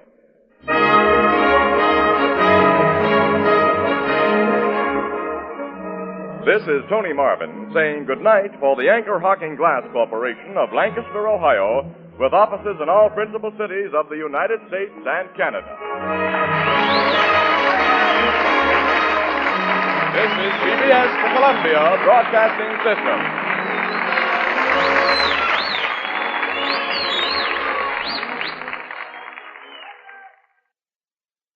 The Anchor Hocking Glass Corporation brings you Crime Photographer.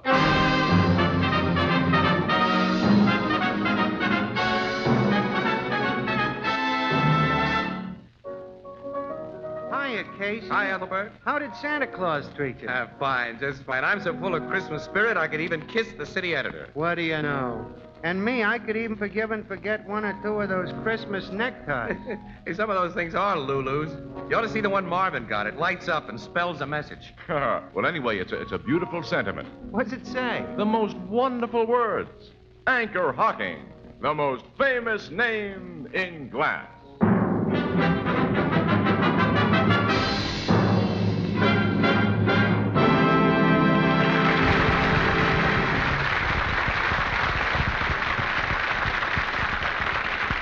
Good evening, ladies and gentlemen. This is Tony Marvin.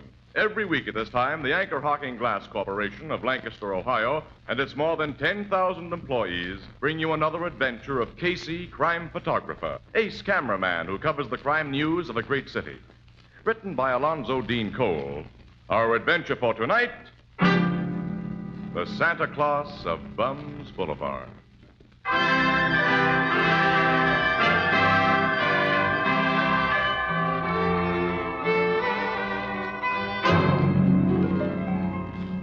Christmas, about 1 o'clock in the afternoon, the Blue Note Cafe. Ethelbert, the head bartender, gazes sympathetically at the two glum faces opposite him, sighs, and... Casey, I know just how you and Miss Williams feel. It ain't right to have to work on Christmas Day. The three of us should have different jobs, Ethelbert. And say, Ethelbert, where's Herman Chittison? Well, he's having Christmas dinner with his family, the lucky dog. Johnny Paul dropped in to play the piano for us today. Oh, good. Oh, my holidays don't mean a thing in our racket, Ethelbert. Newspapers must be printed. And guys in my profession have to stand behind bars and make with bottles. And lemons. Oh, well, it might be worse. At least we ain't got families. Well, that's what makes it worse for me. My family's 1,000 miles away. I haven't got a family anywhere. Well, you've got sisters, Casey. Sure, they're all married. They all got families of their own, and all 2,000 miles away. My sister Edna ain't married, but you know Edna. Yeah. Well, let's can this deep philosophical discussion, Annie. Get started for Hackett Street. Hackett Street? We have an assignment down there.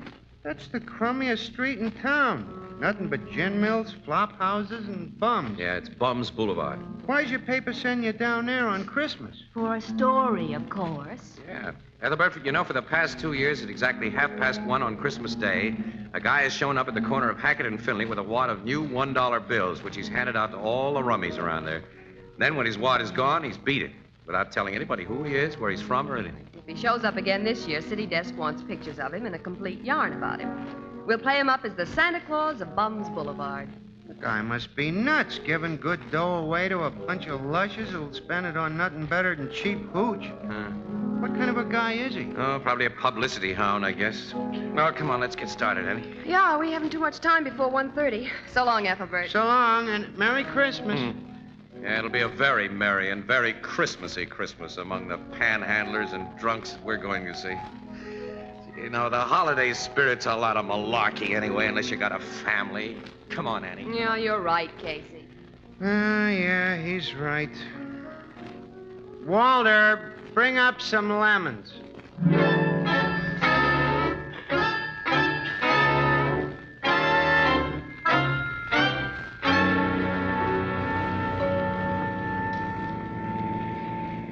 Casey, we're terribly late. That man will have given away his dollar bills and be gone by the time we get Annie, there. can I help it if we ran out of gas 4 blocks from the nearest open filling station? You could have had the tank filled before it went dry. Oh, couldn't sure, you? I'm wrong. I'm always wrong to hear you tell it. All you women do is nag. And a Merry Christmas to you.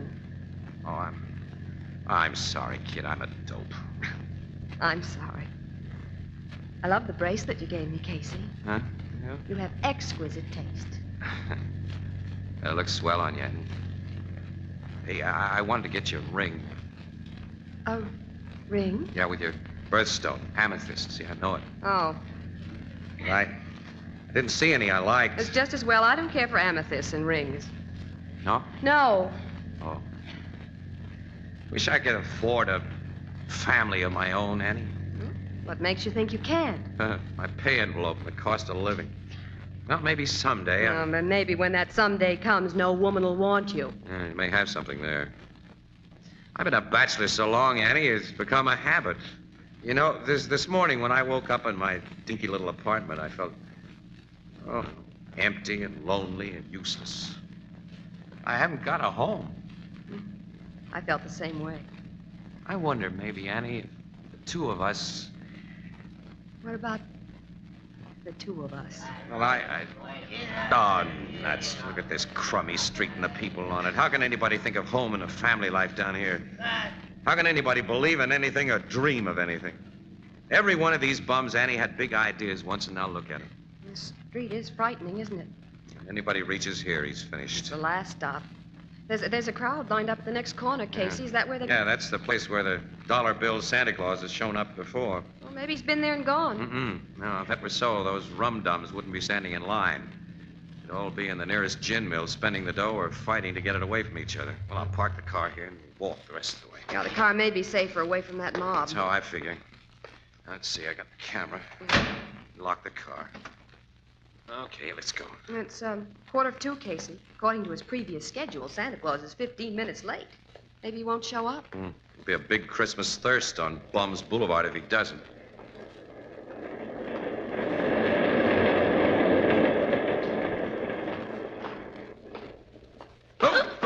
I'm sorry. Pardon, mister. I didn't see you. Oh, it's okay, sister. Take it easy now.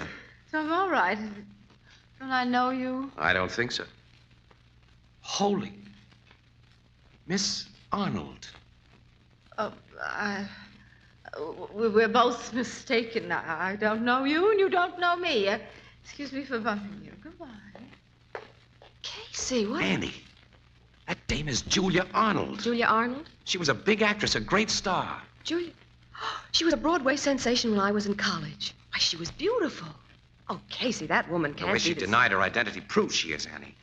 I heard that Julia Arnold hit the skids, but... Oh, She was married to a nice guy who got killed in the war, and then her kid died, and she... It's not nice, is it? And spare dime, mister? Just a dime. I guess so, old-timer. Let me see. I ain't a drinking man, mister. I'll spend it for food, not liquor. You don't look like a rummy. I ain't. I'm just old. You can ask anybody around here about Smitty, that's me. They'll tell you Smitty don't drink, don't steal. The worst they'll tell you about Smitty is he's just too old. Look, I haven't got any small change, Smitty. Here's a buck. Oh, and here's another for me. $2? Oh, God bless you both. Forget it. Yeah.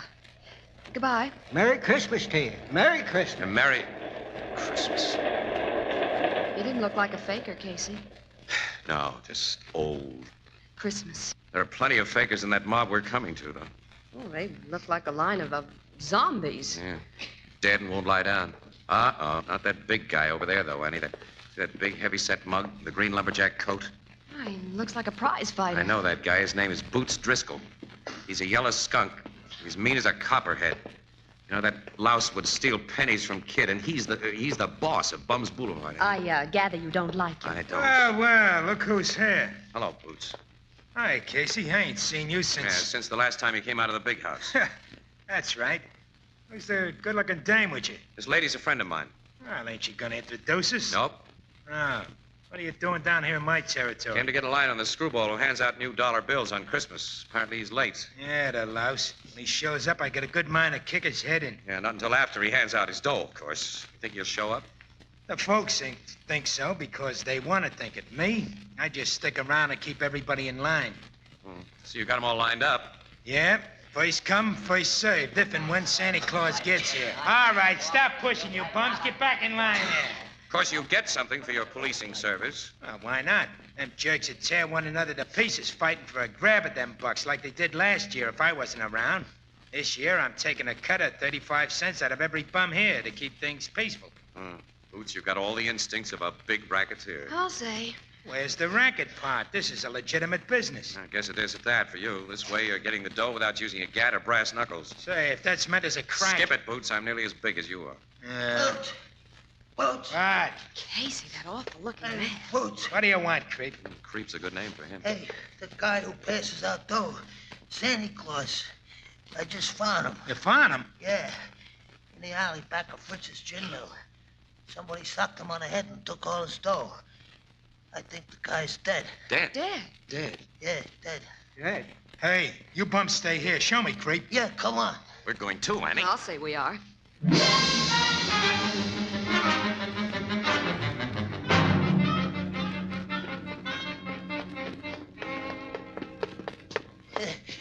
There he is, Boots. Lying behind them beer kegs. Yeah, I see him, creep. His pockets have been turned out. He's been rolled. There ain't a dime left on him. You'd be sure of that. He's so still, Casey. Is he dead? No. His heart's good and strong, Annie. He's only been knocked out. Oh, he's such a little man. Such a mild, gentle-looking little man. Oh, who could have done I'll it? find out who took the dough he meant to give us. And when I do... Shut up, Boots. The guy just opened his eyes. He's coming to. Yeah. Who are you? Just a guy who wants to help you, mister. My head aches. Yeah. It'd be a miracle if it didn't. Been slugged hard. Yes. Something hit me. Did you see the rat who hit you? The rat who took your dough? My dough? Yeah, you've been rolled, fella. Your money's gone. Oh, the money. Who got it? I can't say. How much did you have on you? $300 in new $1 bills. $300. Maybe the cops can get it back. Annie, see if we can find a telephone. No, don't call the police. Why not? You've been assaulted and robbed. But my head doesn't hurt very much now. I haven't been really injured. And I'm sure the thief will return the money. Return? When he becomes aware that it belongs to his neighbors, to his comrades down here. You see, I meant to give it away. You think the thief will return it on that account? When he thinks about it, yes. This guy must be nuts. Thieves can be good people. Mister, you haven't been around much. You got as much chance of getting that dough back as I have of being elected a Supreme Court judge. If you had taken the money, wouldn't you return it under the circumstances? Me?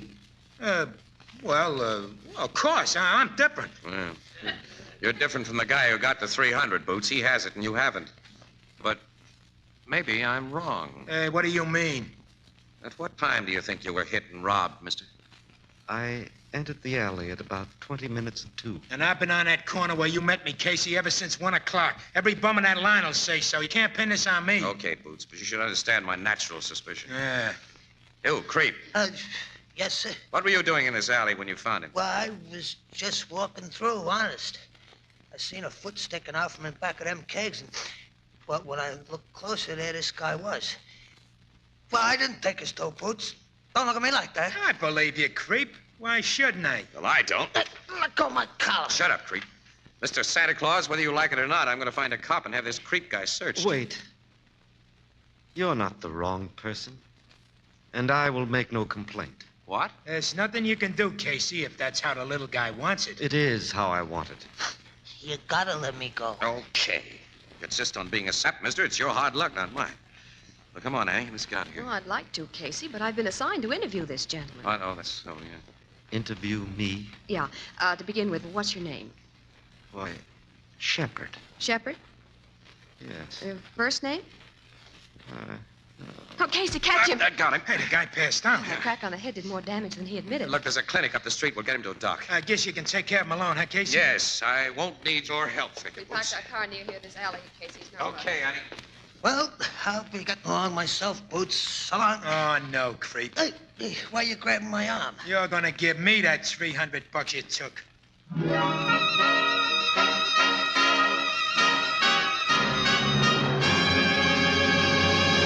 Our story will continue in just a moment. All of us at Anchor Hocking want to wish you a Merry Christmas. We hope that this great day has brought you all the joys that were so carefully planned. The gaily decorated tree, the happy exchange of gifts, the reminiscences of a united family group. Yes, Christmas is a great day for getting together, a time of goodwill, good cheer, and good food. Food that you can buy with all its freshness, taste, and purity perfectly preserved. For this, we have to thank the many great organizations who process and ship us our better foods, and who know that flavor, purity, and freshness are best preserved in clean, sanitary glass containers. Containers that preserve and safeguard flavor and taste while they permit you to see in advance exactly what you're buying. Anchor Hocking is proud that so many of the leading brands of food of all kinds come to you in Anchor glass containers, sealed with Anchor caps. Products of Anchor Hocking. The most famous name in glass.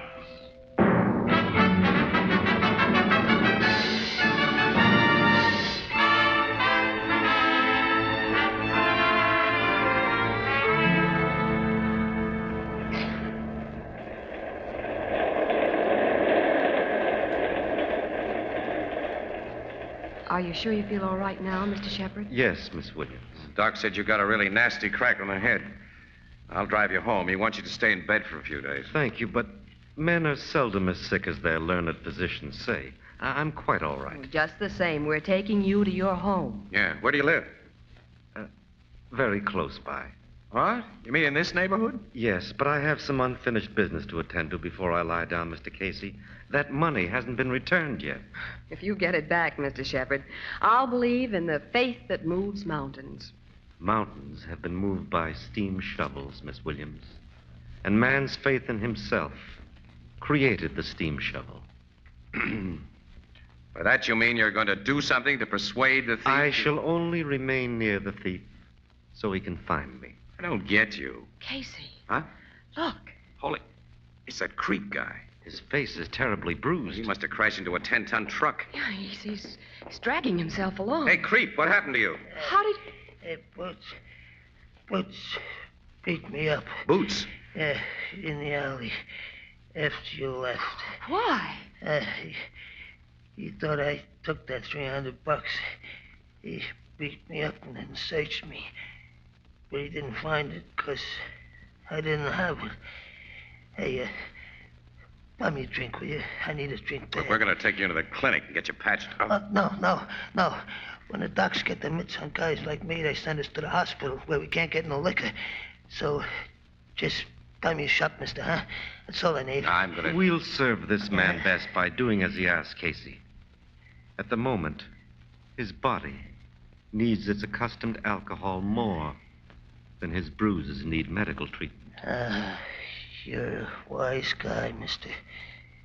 You're a real gent. Unfortunately, I have no money to give him. All right, creep, I'll buy you a drink. And I'll go into a gin mill with you. While you tell me more about finding Mr. Shepard in that alley. I already told you all I know. Now, we'll talk about that later. Come on. We'll go into this joint here. Yeah. Oh, this is an awful place, Casey. Yeah, it is. You stay outside, Annie. Oh, why should I? There's another woman at the bar. Huh? Yes. That's Julia Arnold. Oh, I see. The actress. Yeah. You coming in too, Mr. Shepard? Yes, thank you. Hey, Gus. Here, give me a shot, huh? Give me a shot quick. Well, I see you got the dough to pay for it, creep. I'm paying for his drink. Oh. Well, you gents and lady have. Nothing for me. Me either. I'll have a little wine. Hey, one of the gents ain't ashamed to have a drink with the likes of me, Gus. What kind of wine, mister? Plain red wine. Alky for me, Gus, and quick. Okay. All right, now we'll do some talking, creep. Mr. Shepard says he went into that alley at around 20 minutes of 2. Where were you at that time? Mr. Casey, no purpose can be served by questioning this man. I'm making no complaint to the police, and You may condone a crime, Shepard, but I don't. I don't condone the crime. I'm forgiving it. Well, we wouldn't have much law and order if everyone did that. Perhaps we'd have more, Miss Williams. This guy just don't care about $300, Annie. Here are your drinks. Give me, Gus. The money wasn't mine, Mr. Casey. I'd have given it away in another few minutes. And a lot of good it would have done him. $1 apiece that'd slide across bars like this for raw alcohol. Mr. Shepard, you seem like an awful nice guy, but it's time somebody taught you the facts of life. Few can teach the facts of life, Mr. Casey. Few but little children. Because man forgets the simplicity of childhood. He forgets that all the world is one great family. I think our friend Creep would like another drink. Yeah. And thanks a million, mister. Hey, Gus. Okay, creep. Be with you in a minute. Hey, Gus. What do you want, Julie? Another drink, of course. You drank up the buck you gave me. Casey, that fine actress. Come here, Gus. Come here. There's nothing anybody can do for her, Annie. Julia Arnold's hit bottom. Look, I fooled you, Gus. I held out. I got another dollar bill. Another brand new one, Julia. Hey, another new. Where'd you get this dough? When you were in here this noon, you said you didn't have a dime. Casey. Julie found them, Gus. I found them, and I got more hid away. You hear that, Shepard? I heard. When she leaves this place, we follow.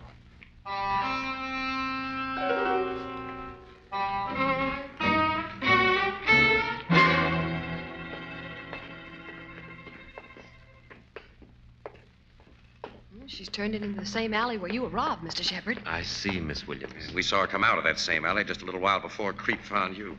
Poor woman. Yeah, it's a rotten shame. Julia Arnold was a fine person once. She can be a fine person again.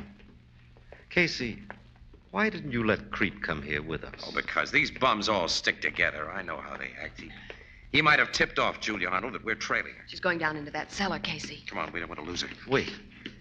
That man. Boots Driscoll. He was hiding behind those ash cans. Now he's going down into the cellar. As though he were watching for Julia Arnold, as though he's following her now. Come on, let's go.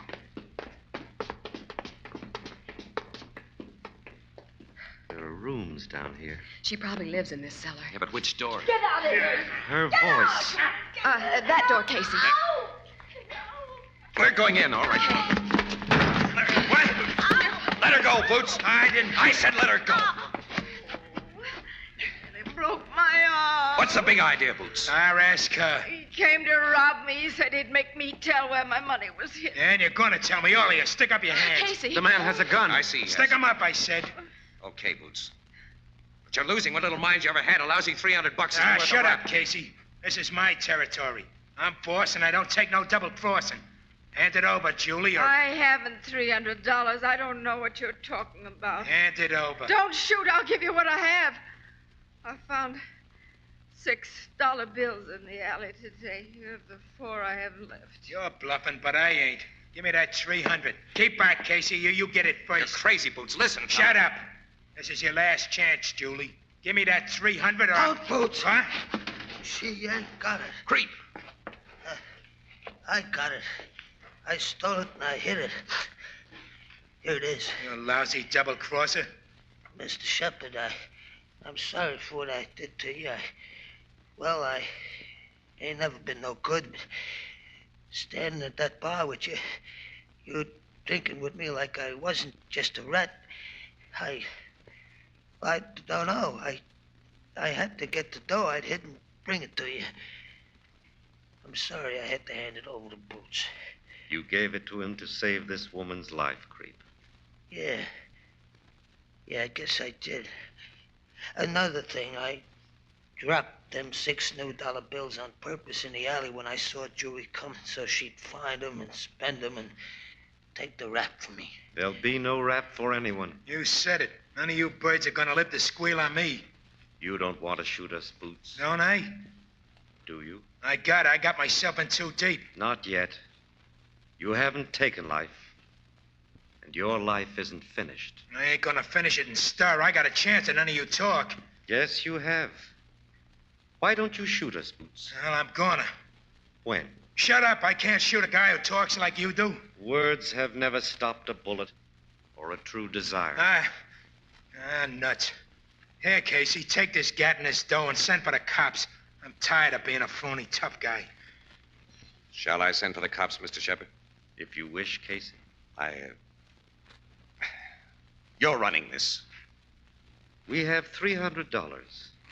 Everyone seems to agree that my original plan for its distribution was unwise. What do you suggest we do with it? May I have your suggestion, Creep? I tried to frame Julie. Give it to her. And your suggestion, Boots? Give it to Julie. It's yours, Miss Arnold. Mine? $300. Oh, I can buy a decent dress. Once I earned that much for a single performance, I can do it again. If you believe so. But I don't need this money you intended for the poor. I'm not poor. God gave me gifts I've squandered. I still have some left. They're all I need. Give this money to the really poor. What shall I do with it, Casey? Mr. Shepard? You're still running this.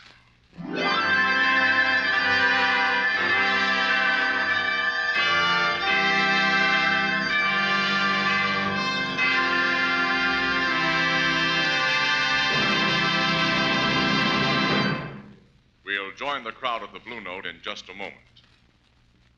Perhaps among your Christmas gifts, you received a beautiful set of jadeite dinnerware. Then you already know how attractive it will look on your table. And in the months to come, you'll learn that jadeite dinnerware is as sturdy and heat-proof as it is lovely to look at. You'll be proud of your jadeite dinnerware because of its beautiful texture, its color, its flawless design.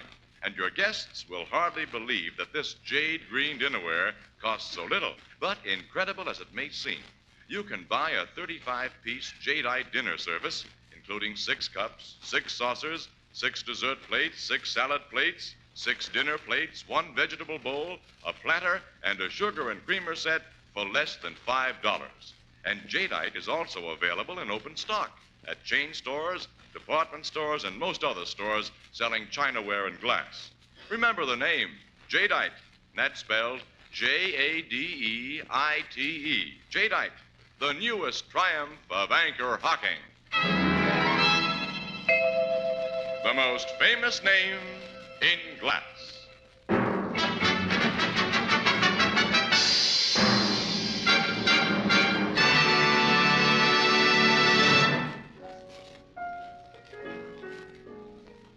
So Mr. Shepard gave the dough to that old man who panhandled you and Miss Williams, huh, Casey? Yeah.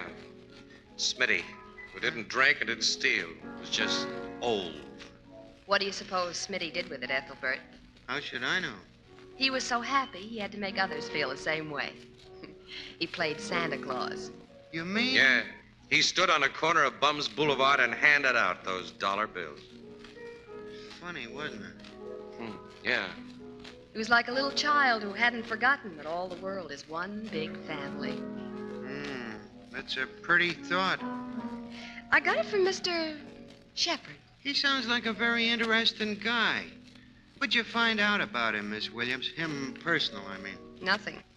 While we were watching old Smitty give his money away, Mr. Shepard wandered off and we lost him. Think you'll find him again? Well, I hope so. So do I. But you don't know his address or even what business he's in? No. But he told me he was once a carpenter.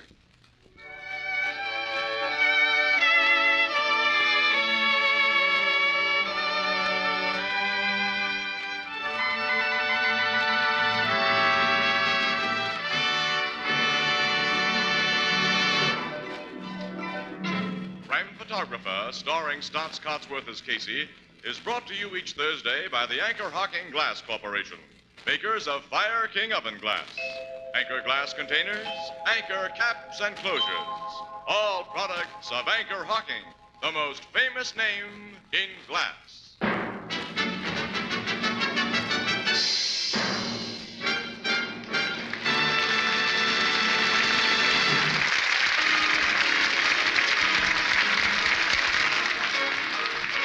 Crime Photographer is directed by John Deeks. The original music is by Archie Blyer, and the program features Miss Van Miner as Anne and John Gibson as Ethelbert. This is Tony Marvin saying goodnight for the Anchor Hocking Glass Corporation of Lancaster, Ohio, with offices in all principal cities of the United States and Canada.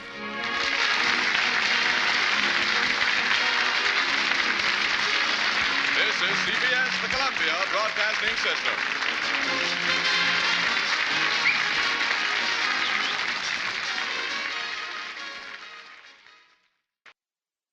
The Anchor Hocking Glass Corporation brings you Crime Photographer.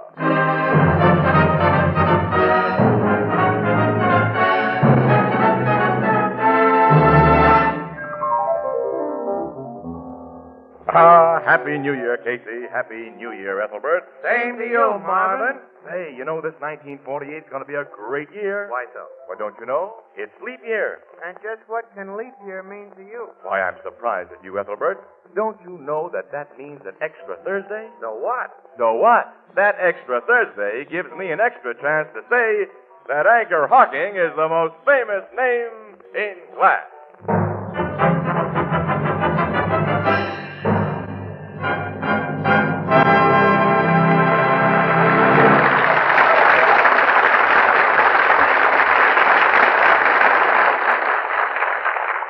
Good evening, ladies and gentlemen. This is Tony Marvin.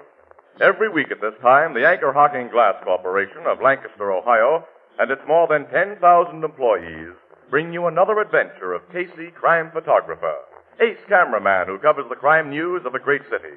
Written by Alonzo Dean Cole, Our adventure for tonight, Hot New Year's Party.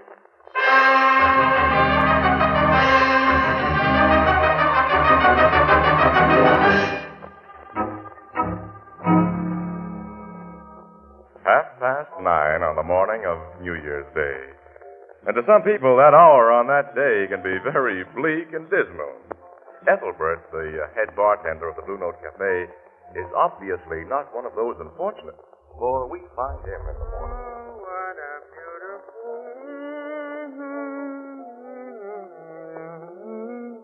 thing. Hi, Walter. Yeah, Bring up 2 more bottles of aspirin. They're going to be our best sellers today. Okay. Oh, what a beautiful... Well, look who's here. Happy New Year, Casey. And same to you, Miss Williams. What's the matter with you two? Ask Walter to bring us a couple of cups of coffee, pal. Strong and black. And slip me an aspirin tablet. Make that a double order. Hey, Walter, draw 2. Coming up. What's Herman Chittison doing here? Practicing at this hour in the morning? He couldn't get home on account of the snow. He slept here all night. Oh. Here's some special headache medicine for you to stay out all night. We haven't been stay out all night. I know. Like good, sensible folks, you left the party early, just before daylight. And then you got all of an hour's sleep before you had to come to work on an 8 a.m. shift. He's a wise guy, Annie. Yeah. You should have been like me. I wasn't on duty last night, but did I spend my leisure time in idle revelry? I did not. At 12 o'clock, my sister Edna and me wished one another a happy new year over a glass of good, healthful milk. Then I retired and enjoyed a fine, refreshing sleep. So, on this beautiful morning, you find me full of vim, vigor, and vitamins. Have another aspirin on the house. Shall I kill this guy quickly, Annie? Listen, vim, vigor, and vitamins. The reason Miss Williams and I feel beat up is that ever since a few minutes after we reported for work this morning, we've been inhaling smoke. Smoke? There was another warehouse fire this morning near Chatham Circle. That's the only New Year's party we've attended, and it was a red-hot one, too. Bad fire, huh? Yeah, plenty bad. Oh, here's Walter with our coffee. Oh, thanks, Walter. Happy New Year. Boys, and welcome, too. Thanks, Walter. Okay. Your papers kind of hinted that them warehouse fires lately have been arson jobs, Miss Williams. Oh, we're morally certain of it, Ethelbert. And that Jake Schultz is the man behind them. He and his mob make a deal with the owners of them places to split the fire insurance, huh? That's right. That's the racket. Skinny Jake Schultz is a pretty smart cookie, I hear. Neither the cops or the fire inspectors has ever got anything on him. Yeah, well, if he's behind the torch job we just covered, he isn't so smart. 'Cause this one let somebody in for a hot seat rap. What do you mean? Well, the fire was set at night, and there was a human being in the building, an old watchman. That means arson in the first degree. The watchman got out all right, but a fireman was killed by falling timbers. And when death is caused through commission of first-degree arson, it becomes first-degree murder. And a reliable witness says that he saw 3 men run out of the warehouse a few minutes before the fire was discovered. He's given the police a first-class description of them. Was one of them Schultz? No, of course not. Dick doesn't do any firebug stuff himself. If one of those 3 guys is caught and sings, it's going to be too bad for his boss man. Annie, how about some more coffee? No, we don't have time, Casey. That's We've right. got to get out to Barstow College. Well, there's no hurry about that. Yes, there is. City desk wants the dope on Professor Wendell right away. Well, who's Professor Wendell and what's he done? Oh, he's a teacher at Barstow College. He went for a walk last night, and he hasn't come back. Now, the professor who shares an apartment with Wendell's just reported his disappearance to the Missing Persons Bureau. Oh, he thinks the guy has met with foul play? That's right. Well, if we must, Annie. Come on, let's get started at Professor Gerber's place. But this Professor Gerber's the one who reported the mysterious vanishing of this Professor Wendell, huh? That's right. After we waste our time with him, Wendell will undoubtedly show up with a perfectly good reason for staying out all night. Well, I'm perfectly willing to waste time on such cases today. I'd like to start the new year safely and sanely. Me too, Annie, me too. To establish a precedent for 1948, no jams and no trouble, nothing but peace, sweetness, and light. Instead of just a hope, why don't you two make that a New Year's resolution? Well, that's a good idea, pal. Oh, excellent. We here highly resolve That for the coming year, and starting now, no jams, no trouble, nothing but peace, sweetness, and light.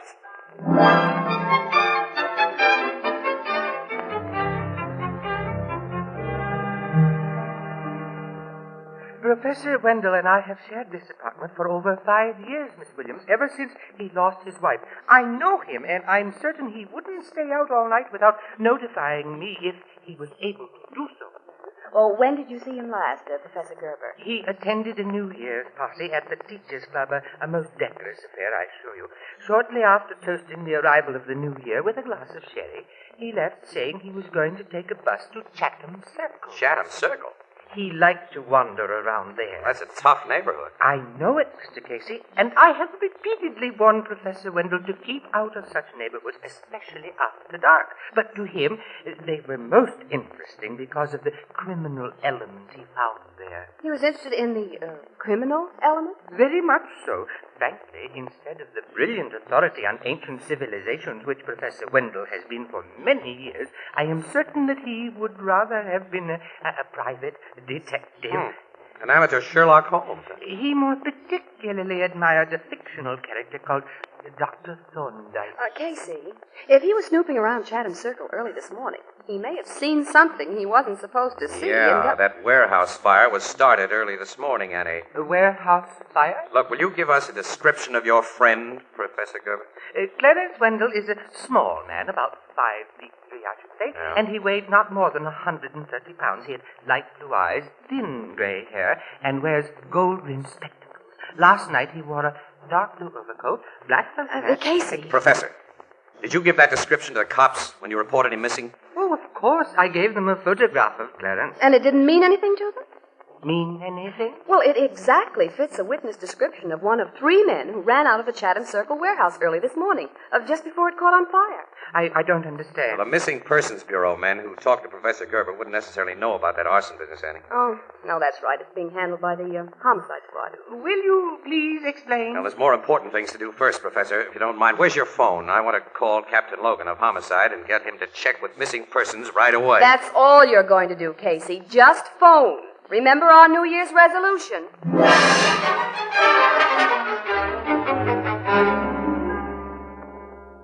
Casey, I got hold of that warehouse witness right after you phoned me. When he looked at the photograph Missing Persons had of Professor Wendell, he identified it immediately. Wendell was the little guy he saw coming out of the warehouse, Logan, right? Yeah, between the 2 other men. He hasn't been able to identify the others from pictures in our criminal Wait a file. minute, the witness saw Wendell between the other guys? Yeah. Now he recalls that both had a grip on the little man's arms. Well, when Professor Wendell was playing detective last night, he accidentally stumbled onto the arsonists while they were setting the fire, and they kidnapped him to keep him quiet. That's the way it looks, Miss Williams. Which doesn't help us find Wendell or the firebug. Well, like the fire inspectors, you think that Jake Schultz mob is behind it? Sure, but suspicion and proof are very different things. We haven't a single lead to work on. Professor Wendell's a definite lead. He's a definite complication. Huh? If 2 of Schultz's torches put the snatch on him this morning because he caught him setting a fire, they probably bumped him off by now. Oh. Logan, I don't think Professor Wendell has been bumped off. Why? Casey, the gang won't dare let him live if he saw what we think he did. Oh, they'll give him the works eventually, Annie. But Jake Schultz is going to do a whole lot of thinking before he okays a murder that would hit the front pages and stay there.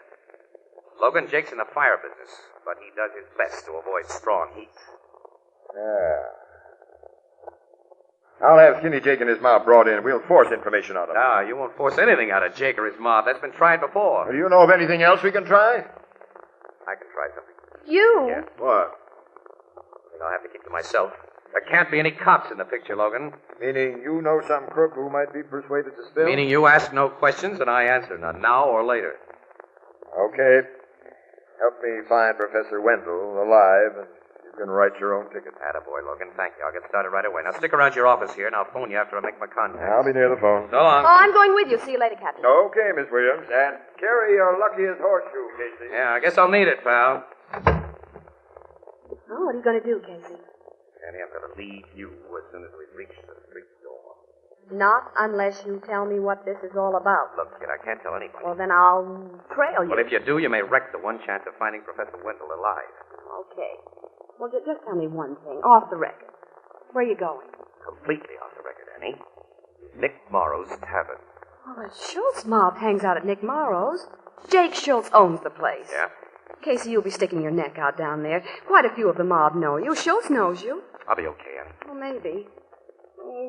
Resolutions are so easily broken, Casey, we should only have hoped for a safe and sane 1948.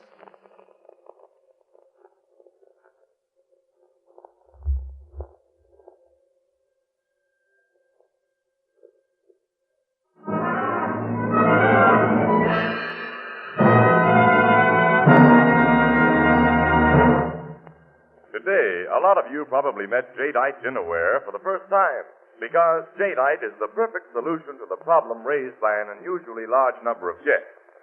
Jadeite cups and saucers, jadeite dessert plates and salad plates, jadeite dinner plates, soup plates, vegetable bowls, and platters are as lovely as Chinese porcelain. They're as heat-proof as the Fire King oven glass you use for baking, yet they're so inexpensive that you can buy all the extra pieces you need for entertaining without making a dent in your budget.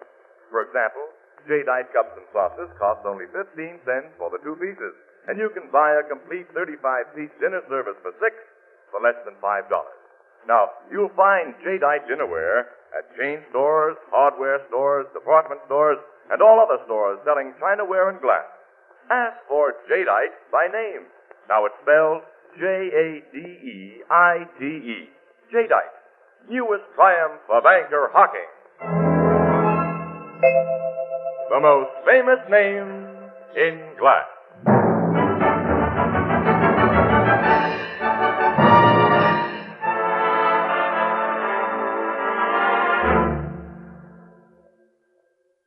No, Red Monahan ain't in the back room, Casey. He ain't been in the joint at all today. Oh. Well, I'll stick around, Nick. You'll probably be in later. Give me a beer, will you? Okay. The bar do a big New Year's business last night, Nick? I can't complain. You still running with the cops, Casey? Why, Nick, I don't know what you mean. I'm a newspaper guy. Sure, I know. Here's your beer. Thanks, Nick. What do you want to see Red Monahan about? If it's any of your business, Nick, I want to thank him for the Christmas card he sent me.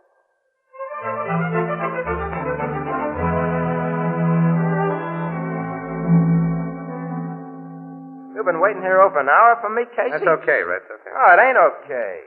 You're one guy I wouldn't keep waiting for no reason. Well, look, let's sit down here. Over the corner table there, we can talk privately. Yeah, okay. Hey, Nick, we're going to sit down. Bring me and my pal Casey a drink. Okay, Red. Come on, Casey. It's good to see you. Here, take the load off your face. Now, what's on your mind? I'm going to ask a favor of you, Red. Favor? Yeah. I owe you a debt, fella. One I can't ever pay. My only kid would be dead if it wasn't for you. I'll never forget how you pulled her out of the river when she was drowning. Here's your drinks. Oh, thanks, Nick. That's all, Nick, thanks. Tell me, what can I do for you, Casey? I'll give it to you quick and straight, Red. I want Professor Wells. I don't know what you're talking about. I think you do. I know how close you are to Schultz. Nick, I give him a word. That the cops don't know and won't know that I'm talking to you. All I want is that little professor, and I want him alive. I ain't got the slightest idea what you're driving at, pal. I swear I ain't. Say you owe me a debt, Red. Under ordinary circumstances, that's a debt that only a heel would try to collect. But under these circumstances, I ask Wendell's life in exchange for your kid. I can't give it to you. Because he's been killed? No, he ain't been killed. I tell you, I don't know anything about him. You can't lie to me, Red. Look, you're a crook, but you're not a murderer. If you don't tell me where to find Professor Wendell, you'll be committing murder right now, just as surely as though you held a gun to the guy's head. I ain't even seen the guy, Casey. I won't see him. You know what I mean. Keep your nose clean, fella. I ain't no squeal. I don't rat. You're ratting on a debt. You owe me a life. Okay, Casey, you I'm coming clean with you. But I had no part in anything that happened this morning. Where is the professor? He's being kept in an old house out in Bristol Road, while Schultz makes up his mind when and how to bump him over. Where on Bristol Road?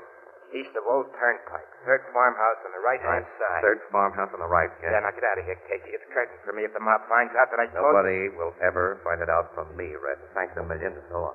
So, What's the matter? So, give me, Jake. out of the back room with two guys of the mob.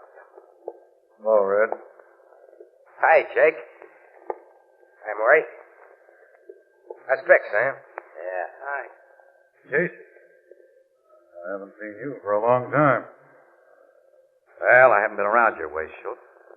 Nick phoned me a while ago that you were waiting here for our pal Red. Knowing how he feels about you on account of his kid, I decided to come over. You, been the back way? Uh-huh. I've been sitting in the back room, listening through the wall. Listening? You heard? Yeah, plenty. Walk into that back room, both of you. Your hands in sight. Get going. Okay. Yeah.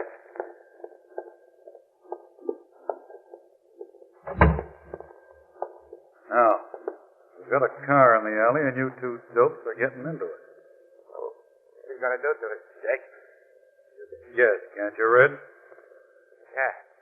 And I ain't going to take it. That goes for me, too, Red. Don't shoot, guys. It might bring the cops. Hey, this Casey's getting my gap, boy. No, he isn't.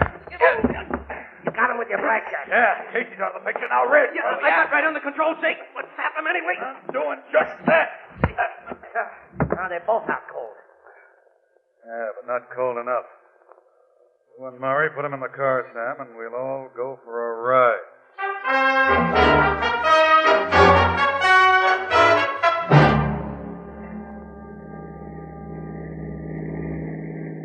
There's a good spot, Sam. Stop the car. Okay, boss. Well, Red, this is the end of the ride for you and Casey. Hey, they can't hear you, Jake. Huh? When you socked them back in Nick's joint, you done an A1 job. Still out, eh? And how? All right, pull him out of the car and roll him into the ditch here. Yeah, give me a hand, Sam. Hey, Maury. Come on. All right. What? Got him? Yeah, I got him here. Pull him back. Yeah. All right. All right, now get back in the driver's seat, Sam. You, Murray, give him each a slug through the head. Me? Yes, you heard me. Hey, you're afraid of killing, ain't you, Jake? Oh, I'm not afraid of it. I've just been smart enough to keep myself and you guys clear of it. Now we've got no choice. But you want someone else to do it. Well, do it if you haven't got the guts. Get back in the car. Yeah, that suits me fine. Hey, where you getting into? I'll shoot from here. Sam, be ready to step on the gas when I do. This is the private road. I'll be ready. I got the bus in gear and my foot on the clutch. Let them guys in the ditch have it, Jake. All right, I'm letting them have it. Hey, a car's coming, boss. From behind us. I see it. Get away, Sam. I'm getting... Hey, you only shot one guy, Jake. I can't do any more shooting now. Get away from that car behind us, Sam. Get away!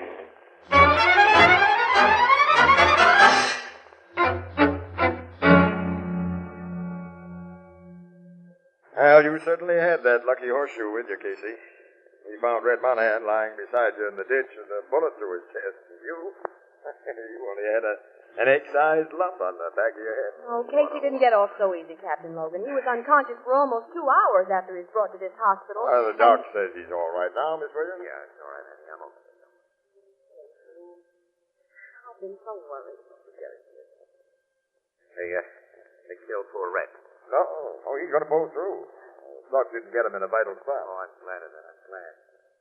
No, Red's more than a half-right guy, much more. But you want to know what happened? Take it easy, pal.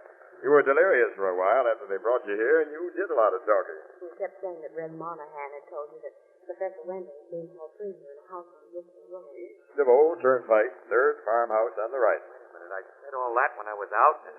Over and over. Well, then you went to Bristol Road and found the professor. And my guys went there, pal, but too late.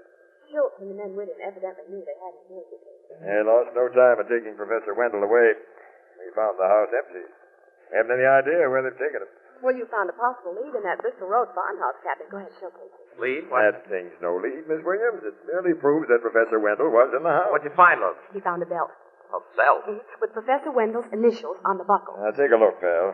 Miss Williams insists that these cuts in the edges of the belt mean something. Well, they're fresh cuts, Casey. See? Yeah. When we found the belt in a room where Wendell was probably held prisoner, we figured that those cuts might be some sort of a tip-off about where he'd been taken from there. And it hasn't worked out that way. Funny cuts, aren't they? Some straight, some slanting, and irregularly spaced. Wendell knew that an ordinary written message wouldn't help it. The men guarding him would have found it and destroyed it. I'm sure these cuts are a message in code. Our cipher expert at headquarters didn't recognize it as any code. Well, your chief cipher experts were taking New Year's Day off, Captain. The men on duty are apprentices. Yeah. Does that mean anything to you, Casey? No, not a thing. It makes it unanimous. They're Greek as far as all of us are concerned. Greek. Annie, wait a minute. Professor Goebel told us that Wendell was an authority on ancient civilizations. Have you shown this belt to Gerber, or whatever his name is, Logan? No, but I phoned him. All right, we're going to show it to him right now. Casey! Casey, you can't get out of bed. I'm out. Beat it, Annie. Come on, let me get dressed. I want to hear what Professor Gerber says when he sees this cut-up belt. All right, I'm going.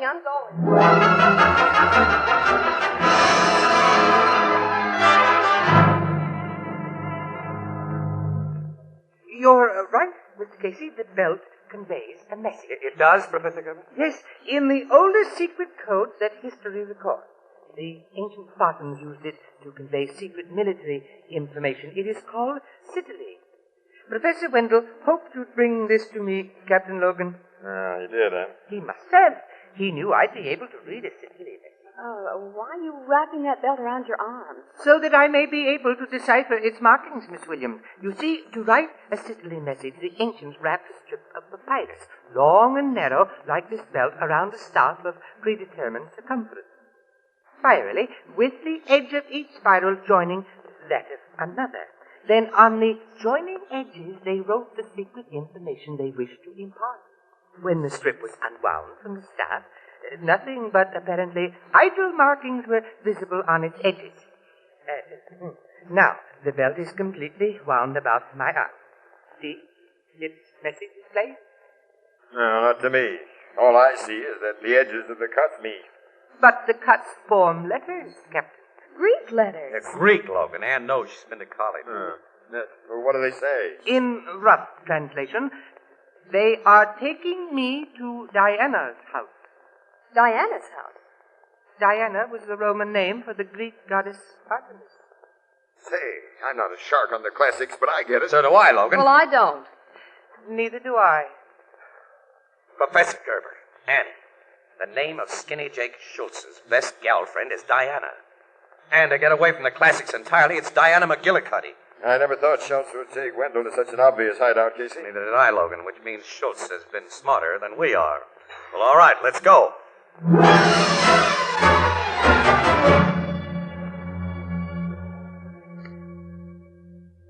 All set, Captain Logan. We have the joint surrounded. Men are ready to break in from all sides, Sergeant? As soon as they hear your whistle, sir. I'll hear that as soon as I get to the front door. Now, you stay there, Casey. Oh, no. I got a little personal matter to settle with Skinny Jake Schultz.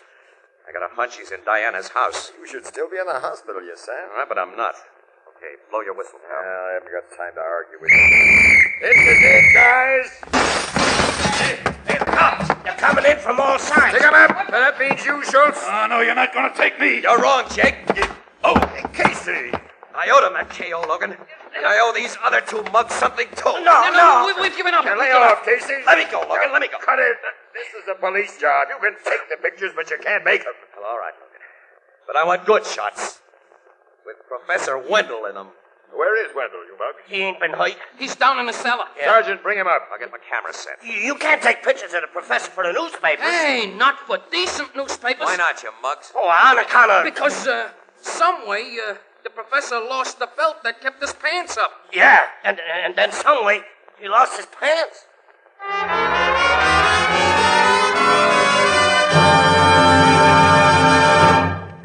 We'll join the crowd at the Blue Note in just a moment. You know, tonight we're nearing the end of the holiday season, and to those of you who are exhausted, here's a suggestion. A good hot cup of coffee, which you can prepare in an instant, without fuss, without work, and without waiting even a minute. Now, I'm talking about soluble coffee, the amazing scientific discovery which makes really delicious coffee available at a moment's notice. Now, all you need is a cup, a spoon, and a glass jar. The sanitary, convenient Anchor glass jar in which most of the better packers of soluble coffee bring you their products. The Anchor glass jar opens quickly and simply. There's no trouble in measuring, no waste from spilling. And even more important, glass jars protect the flavor and freshness of soluble coffee against moisture long after they're opened. You'll be delighted by the delicious soluble coffees now on the market, particularly those that come to you in convenient Anchor glass containers sealed with Anchor caps. Both products of Anchor Hocking. The most famous name in glass.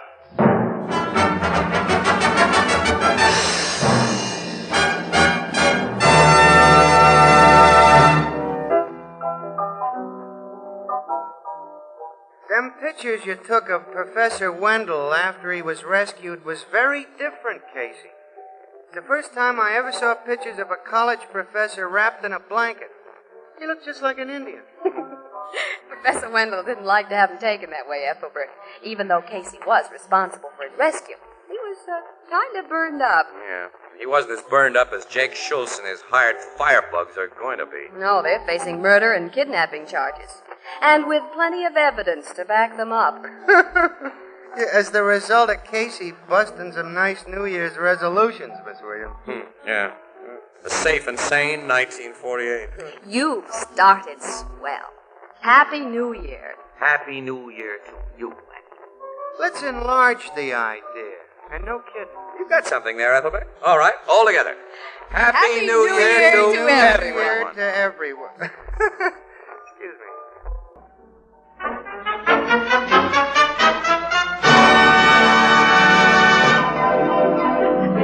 Crime Photographer, starring Stotts Cotsworth as Casey, is brought to you each Thursday by the Anchor Hocking Glass Corporation, makers of Fire King Oven Glass, Anchor Glass Containers, Anchor Caps and Closures, all products of Anchor Hocking, the most famous name in glass.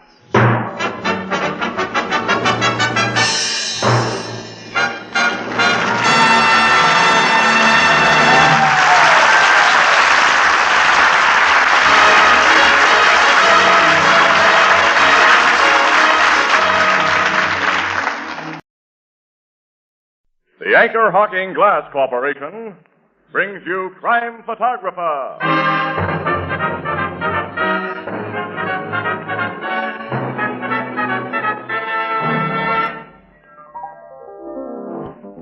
Hi, Ethelbert. How's things? Okay, Casey. Say, Tony was in here and he dropped his card. Let me see it. It says AHTMFNIG. I wonder what the heck Here comes Tony now. Hey, wait a minute. See if I can get it. Hi, Tony. What does AHTMFNIG mean, huh? Oh, what, you don't know? Why, everybody knows, Casey. Huh? Everybody knows that means Anchor Hocking, the most famous name in glass.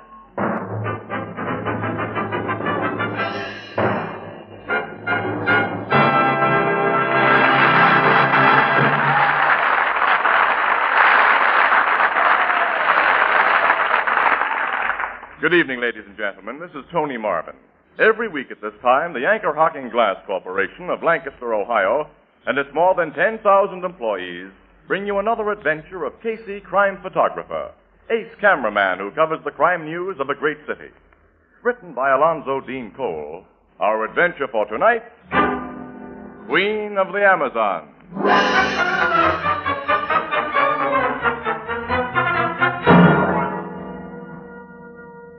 Late afternoon, the Blue Note Cafe. The door opens, admitting a flurry of snow, a blast of freezing air, and a very cold Casey. Ethelbert, the head bartender, sir. Well, look who's here. Oh, give me a warmer up, Ethelbert, quick. Got any fresh coffee? Sure, Casey. Chilly out, huh? Chilly. My fingers are dropping off, and there's no feeling in my feet. I think they're going to drop off. I guess winter's pretty hard on you delicate people. Oh, nuts to you. Here, this will make you feel better. Thanks, pal, thanks. Where's Miss Williams? Oh, she's trying to thaw out over at the office. We just finished an 18-mile drive. I thought we'd both freeze before we got back. Oh, here's Miss Williams now. Hello, Ethelbert. Hi, Annie. Come on, sit down. Ethelbert, get her a cup of coffee. No, Ethelbert. No can do. Casey, we've just been handed another assignment. What? We just got back No, you know how kind-hearted City Desk is. We now get back into our nice cold automobile and drive out to a little farm near the Lindenhurst Aircraft Plant. Oh, near Lindenhurst Aircraft. Well, that's 20 miles out and 20 miles back, Yeah, Annie. that's all. And we cover an attempted burglary. An attempted burglary. Oh. The woman who runs the farm caught the burglars before they could take anything. The 2 yeggs are now in cells at the old Turnpike police station. Annie, there's no news value in that kind of a yarn. Certainly not enough to warrant a 40-mile drive in 0 weather. Listen, I'm going to go up and talk to that murderer that calls himself a city editor. I'm going to tell him Now, this. hold it, Casey. What? We're going to have a swell comedy story. Comedy? Mm-hmm. The 2 would-be burglars took quite a beating from the little farmerette who discovered them. You see, she used to be with a circus. Her specialty was bending iron bars into pretzel shape. And she was billed as Marina, Queen of the Amazon. A circus strong woman. Uh-huh. Imagine 2 dopey yeggs trying to rob a circus strong lady. Yeah. You think it'll be worth a long, cold drive, Casey? Nothing's worth that, but let's go.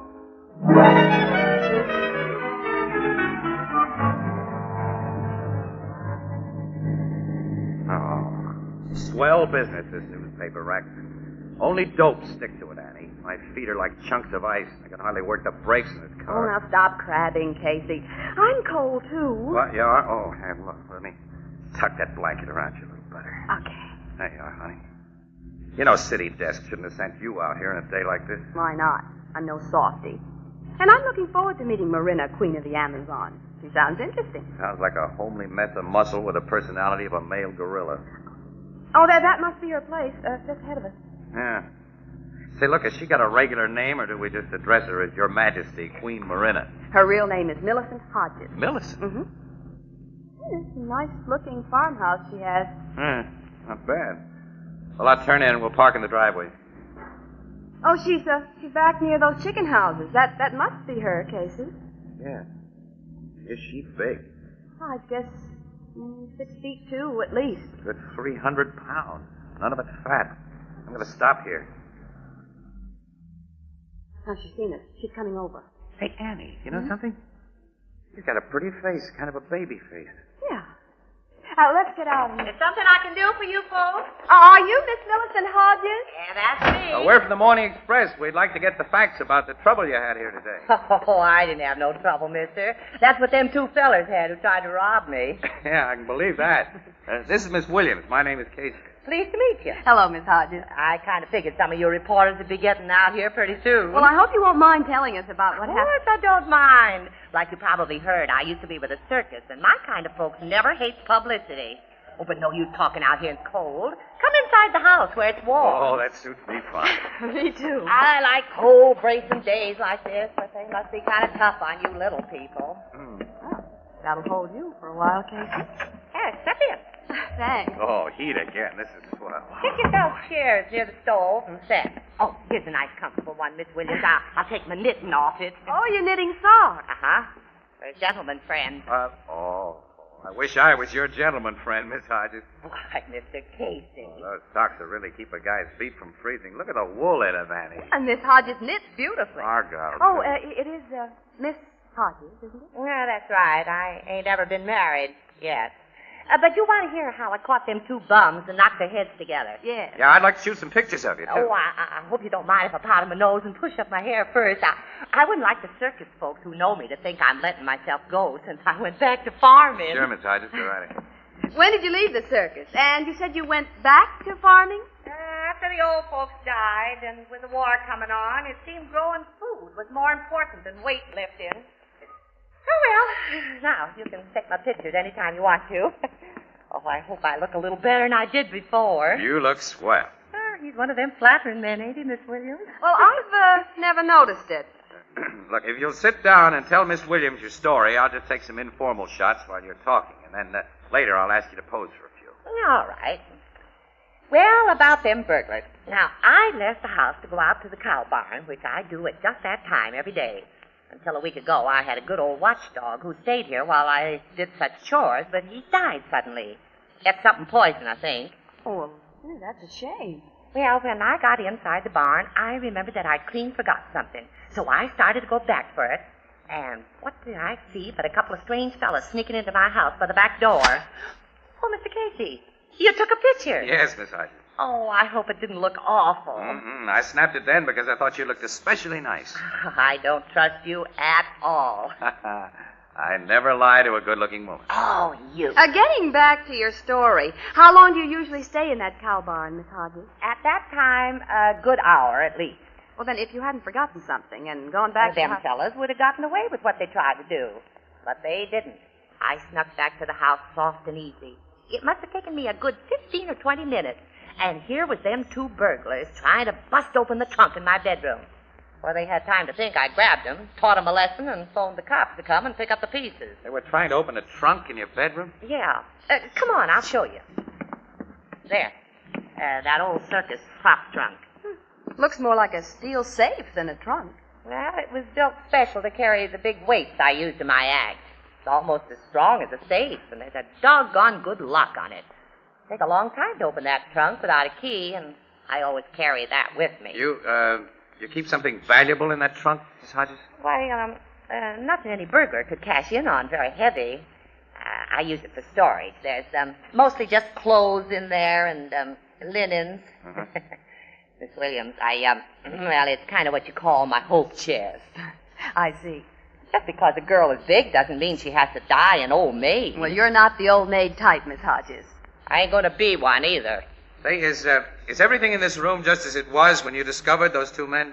Pretty near the same. This dresser set looks like silver. Teddy Sterling.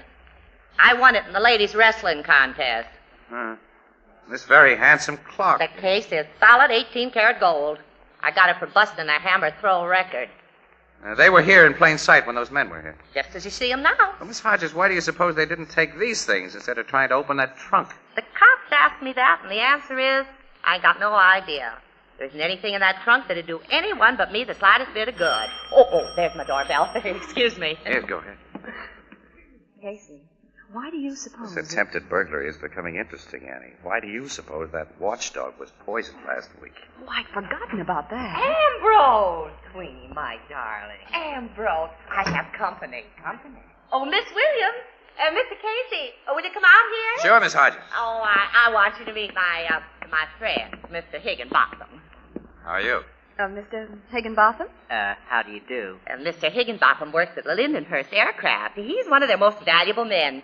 Miss Williams and Mr. Casey are from the newspaper, Ambrose. Oh, about the burglary, I suppose. You heard about them burglars, Ambrose? Yes, a policeman told one of the guards at the plant, and the guard told me. I'm so glad you caught those crooks, Queenie. They were trying to get into our trunk, dear. They might have cleaned me out of house and home if I hadn't stopped them. Yes.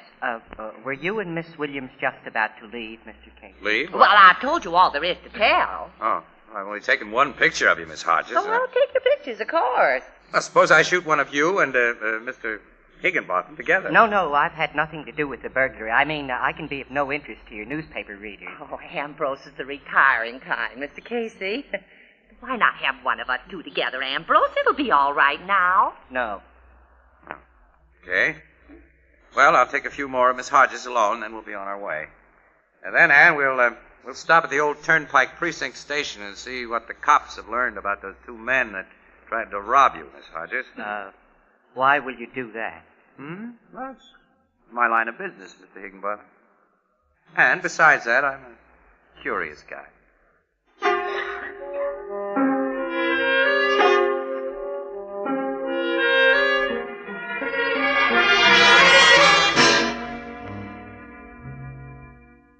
I got a headquarters report on the fingerprints of those two eggs just before you and Miss Williams walked into the station here, Casey. Yeah?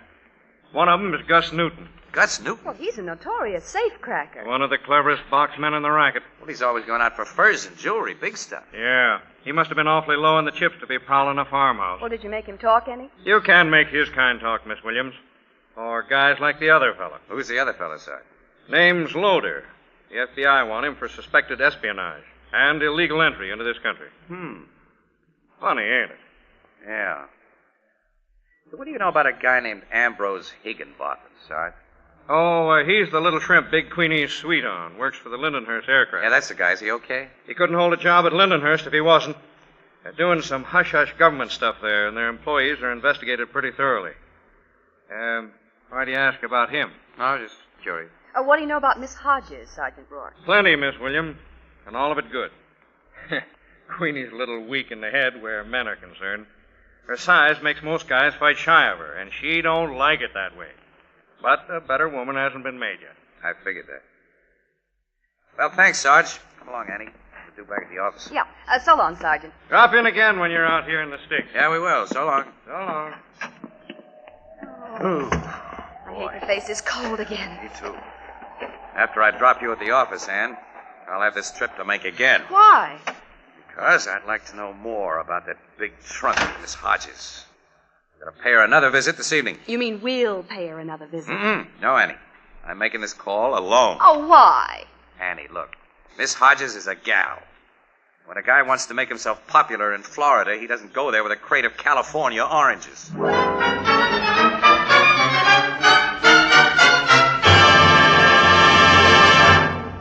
You know, once most weddings were in June, but today there are almost as many marriages in January. So if you have the problem of selecting a wedding gift, I'd like to suggest Anchor Hocking's amazing new kind of dinnerware, Jadeite. Now, it's spelled Jadeite, Jadeite.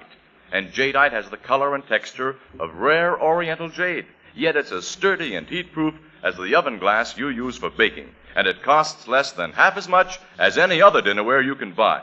A 35-piece Jadeite dinner service for 6, including 6 cups, 6 saucers, 6 dessert plates, 6 salad plates, 6 dinner plates, a big vegetable bowl, a platter, and a sugar and creamer set, costs less than $5.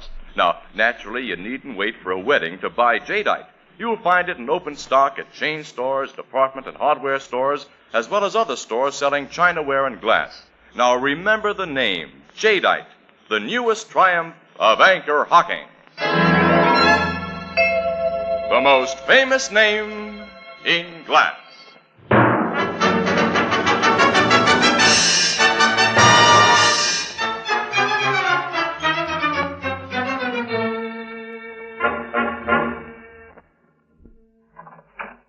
Mr. Casey! Good evening, Miss Hodges. I hope you'll forgive me for intruding on you again, but some of the pictures I took of you this afternoon didn't do you justice, I thought, and, well, I thought you might be kind enough to let me shoot some more. Why, of course.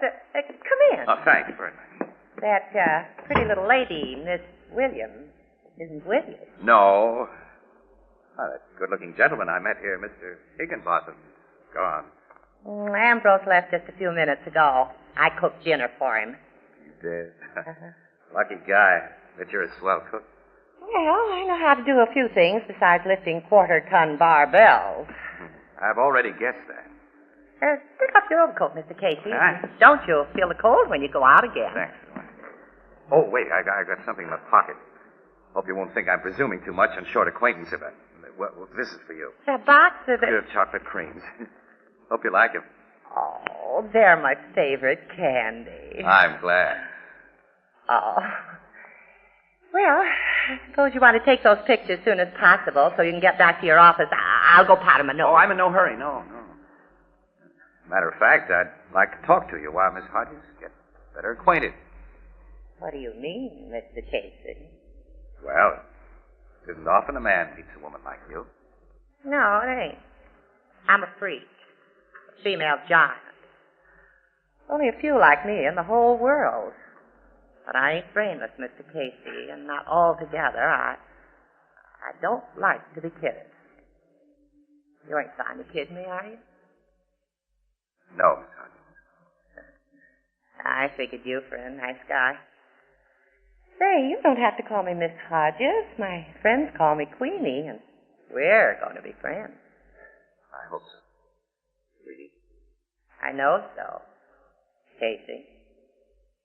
Thanks. Oh, nuts. I was trying to put something over on you, and you've made me feel like a louse. Well, my cards are face up from this time on. What do you mean? I haven't come out here because I want more pictures or because I'm a wolf on the hunt. I'm here to find out what you've got in that trunk that those burglars tried to open. You said you used the trunk for a hope chest. I do. And what business is it of yours, Mr. Casey? It's none. None of my business. I know that. I'm not a cop who has a right to question you. I'm just a newspaper stiff out for pictures and exclusive stories. And you don't have to give them to me. I'm a sap for folks who lay their cards on the table. I'll tell you what you want to know, Casey. Thanks. But learning about that trunk won't give you any big news beat. This has been a secret up to now. Ambrose and I are going to be married. You and Mr. Higginbotham? Uh-huh. Which makes that old trunk more than just a hope chest. It's full of things I've accumulated for our wedding. Clothes, nice linens, plus a lot of U.S. savings bonds Ambrose has given me to put away. Savings bonds? Yeah, made out in my name.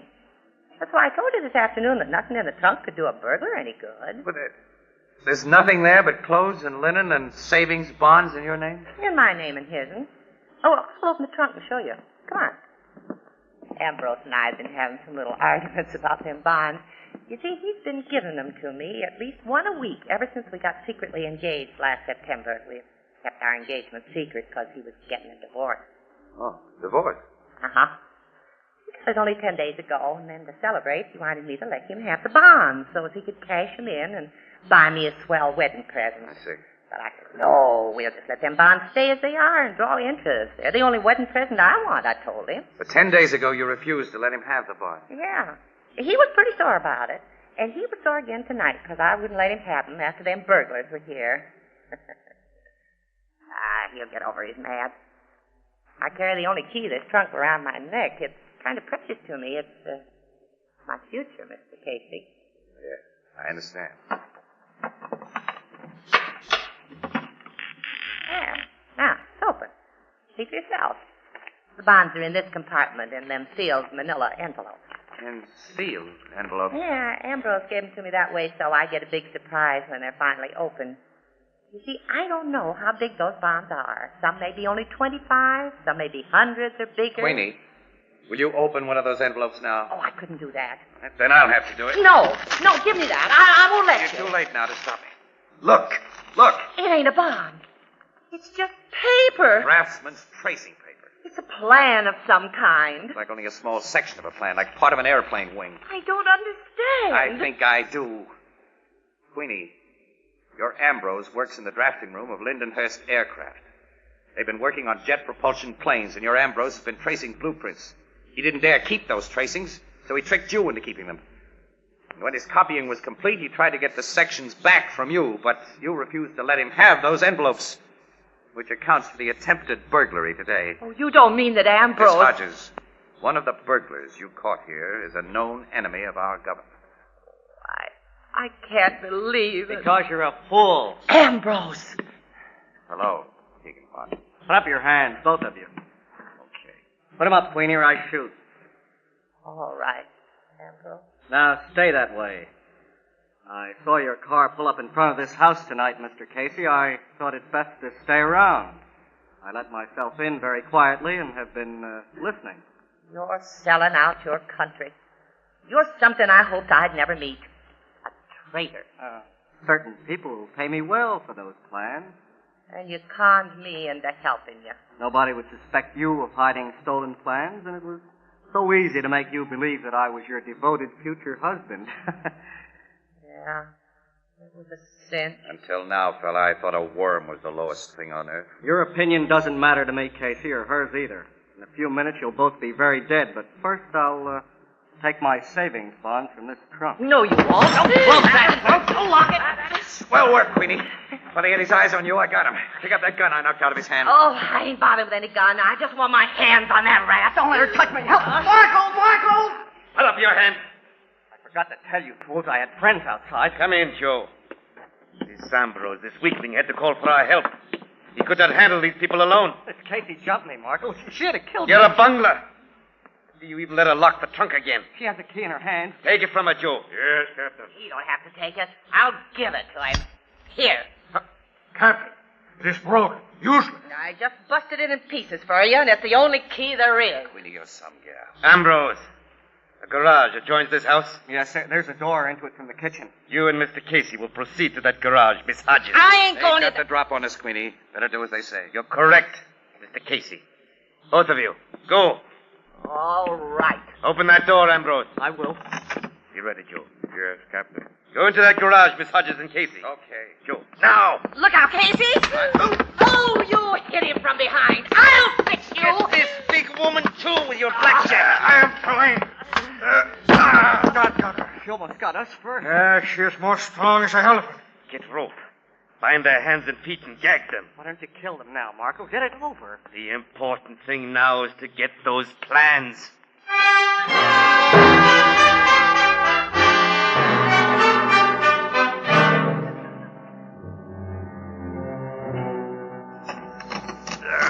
The lock is very loose now, Captain. He's beginning to break free. It has taken a very long time. He's strong lock. Riveted to steel. I have broke it off. At last. Open the lid. There are the envelopes, Sparkle. I see them, Ambrose. I put them in my pockets. Now, you'll pay me for them. The complete plan is there, ready to assemble. The complete plan, the secret You plan. will be paid. First, I have another payment to make. Those two in the garage. You mean you're going to kill them now? Yes. Bring that little crowbar, Joe. It will be a quiet instrument of execution. Come, both of you. I'm looking forward to this. That Casey nearly twisted my arm off in Queens. There will be nothing personal in their punishment, Ambrose. I don't care why or how they get what's coming to them, just so they don't get it before they can turn me over to the FBI. Joe, you bound them very securely? Yes. Even the big woman could not get free, Captain. See? They lie on the floor just like we left them. Their eyes are open. They have recovered consciousness. That's good. Put away your gun, Ambrose. None of us need such noisy weapons now. You're the boss, Marco. The woman off my throat. Free! It was nice of you guys to come within our reach. I've finished my mug, Queenie. Oh, so have I. Now it's your turn, Ambrose. Let me go, Queenie. Don't. Not too hard, Queenie. Leave something for the cops to take away. Oh, they'll take Ambrose away in sections, just like he stole them plans. What? The window. Oh, someone's crashing in the door. Pick up your hand. Who? FBI, man. FBI. You heard me, Casey. Bill Travers. You surprised? Surprised? Am I? How did you get here? Why? We've been waiting for Higginbotham and these guys to come out of the house and walk into our arms. But then when we heard a battle going on in the garage here, it seemed best to cut in. Hey, you've done a job on these birds. Wait a minute, Bill. You knew about Higginbotham and those stolen plans? Well, the FBI doesn't miss many bets, Casey. I'll say they don't. Well, we've been wise to little Ambrose ever since he first traced the section of a secret jet plane blueprint and smuggled it out of the Lindenhurst plant. And after that, we made it easy for him to trace and smuggle out sections of the wrong blueprint. The wrong one? That's right. You see, we had an idea that Higginbotham was using this place as a hideout for the false plan. But our real concern was to find the big boys. You mean you were watching them in this house when I came here? Uh-huh. We saw you come into the house, but we couldn't identify you in the darkness. You were an unexpected development that caused us a little worry. Why did you come here? Well, I was sticking my nose into something I might have known you FBI guys would have under control. Say, Bill, look, I got a camera around somewhere. How about letting me do a job I do know something about?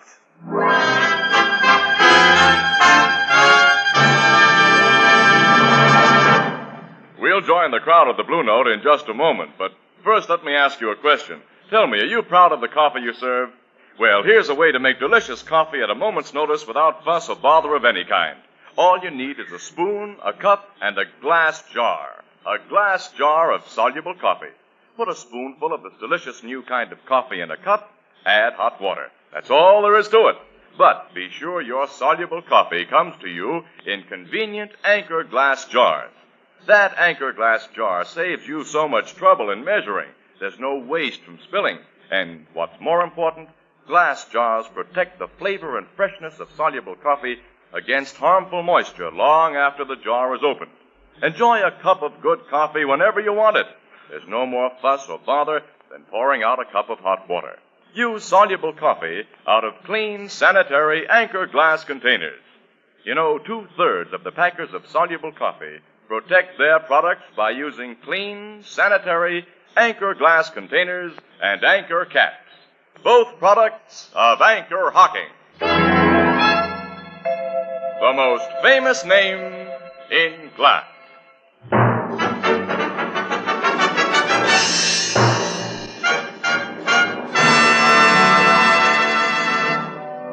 Well, that's what happened, Ethelbert. And Annie, you know, I still feel like a dope. Well, why? You brought back a good story and some swell exclusive pictures. I ain't heard all the story yet. After them fellas bound you and Miss Hodges hand and foot, Casey, how'd you get free? Oh, that? Yeah. Well, there was a car in the garage with old tire chains on the wheels. Old tire chain?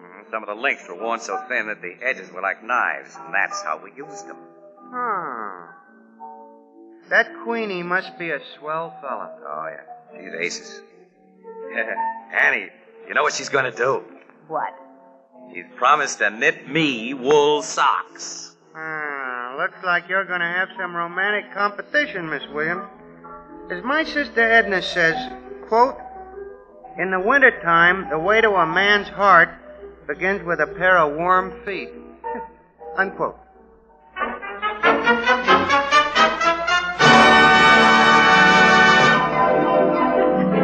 Crime Photographer, starring Stotts Cotsworth as Casey, is brought to you each Thursday by the Anchor Hocking Glass Corporation, makers of Fire King Oven Glass, Anchor Glass Containers, Anchor Caps and Closures, all products of Anchor Hocking, the most famous name in glass.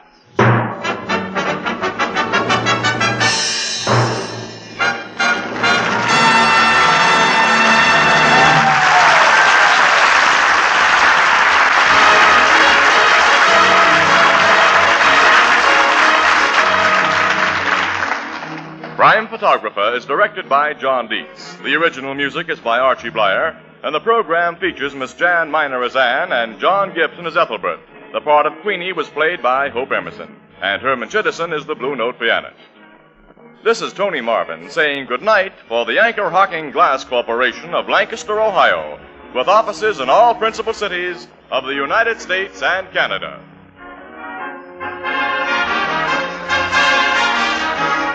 This is CBS, where 99 million people gather every week, the Columbia Broadcasting System.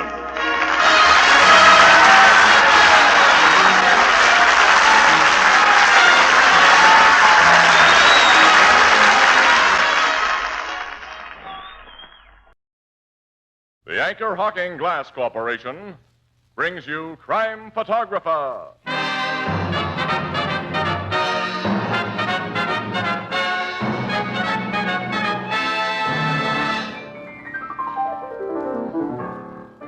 Hiya, Tony. Oh, okay, Ethelbert. What's doing? Not much. We're just waiting. Oh, waiting for what? Waiting for you to say those wonderful words. Oh, you mean about Anchor Hocking being the most famous name in glass? Well, not going to say 'em. And why not? Well, because I think the Anchor Hocking people would rather have me remind everybody that the March of Dimes begins today. Say, that's right. And I hope that everybody wants to be in step with that famous march.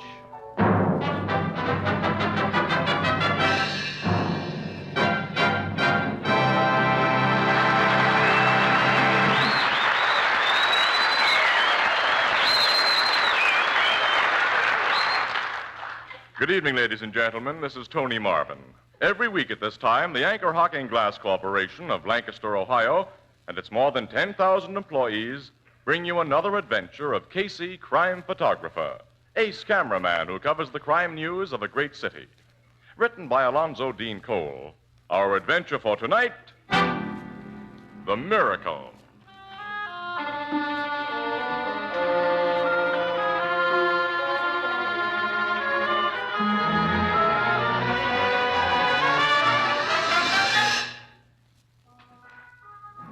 Late afternoon, the richly furnished master bedroom of an imposing mansion. Beside a great canopied bed stand a handsome, dark-haired young woman and a deferential, quietly dressed young man. In the bed itself lies an older man, gray-faced and wrinkled, in whose sunken eyes lie pain and fear. In a voice that quavers with weakness, he says, "Shouldn't that doctor be here by this time?" It's less than half an hour since Mr. Weldon telephoned him, Father. Less than half an hour. That means nothing to you, Marion. You have years of life ahead of you. The doctors say I have only a few months at most. Weldon, you really believe this new doctor can save me? Dr. von Tellberg has accomplished some remarkable cures, Mr. Blaine. I have great faith in him. I should have sent for him weeks ago instead of only today. Marion, it was your fault I didn't. I don't share your secretary's faith in this Dr. von Tellberg, Father. As I've told you before, other medical men consider him a charlatan. Other medical men are envious of his success, Miss Blaine. What success, Mr. Weldon? The man runs a tiny private hospital where he claims to cure diseases that reputable physicians pronounce incurable. And according to my information, he hasn't proved a single one of his claims. Only because organized medicine refuses to accept his proofs, Miss Blaine. Marion, I don't think you want me to get well. Father! Even if this von Tellberg is a quack, he's my last hope. I'm only 55 years old. A rich man. Someone's got to save me. I can't die. I can't. That may be. Come in. Dr. von Tellberg is here, Miss Blaine. Bring him in, Andrews. Bring him in. Yes, sir. Doctor? Thank you. Good afternoon. I am Foster Blaine, Dr. von Tellberg. This is my daughter. How do you do? You already know my private secretary, Homer Weldon. He tells me some wonderful things about you, Doctor. I hope to deserve his praise, sir. You'll wish to examine Father. I'll leave you alone. Oh, please stay, Miss Blaine. An examination at this time is unnecessary. Mr. Weldon has provided me with your father's latest X-ray photographs, which I have carefully studied. Mr. Blaine, I can practically guarantee to restore you to health. You practically guarantee? Yes, but I will effect your cure only upon my own terms. If you can save me, anything. Then when you will be removed to my private hospital this evening. No, I won't have it. So there can be no later question of our understanding. I have prepared this simple contract. You will please read and sign it, Mr. Blaine. Your daughter will sign too. I'll never sign it. You'll do as I say. Very well. When this is signed, Miss Blaine, much will have been purchased.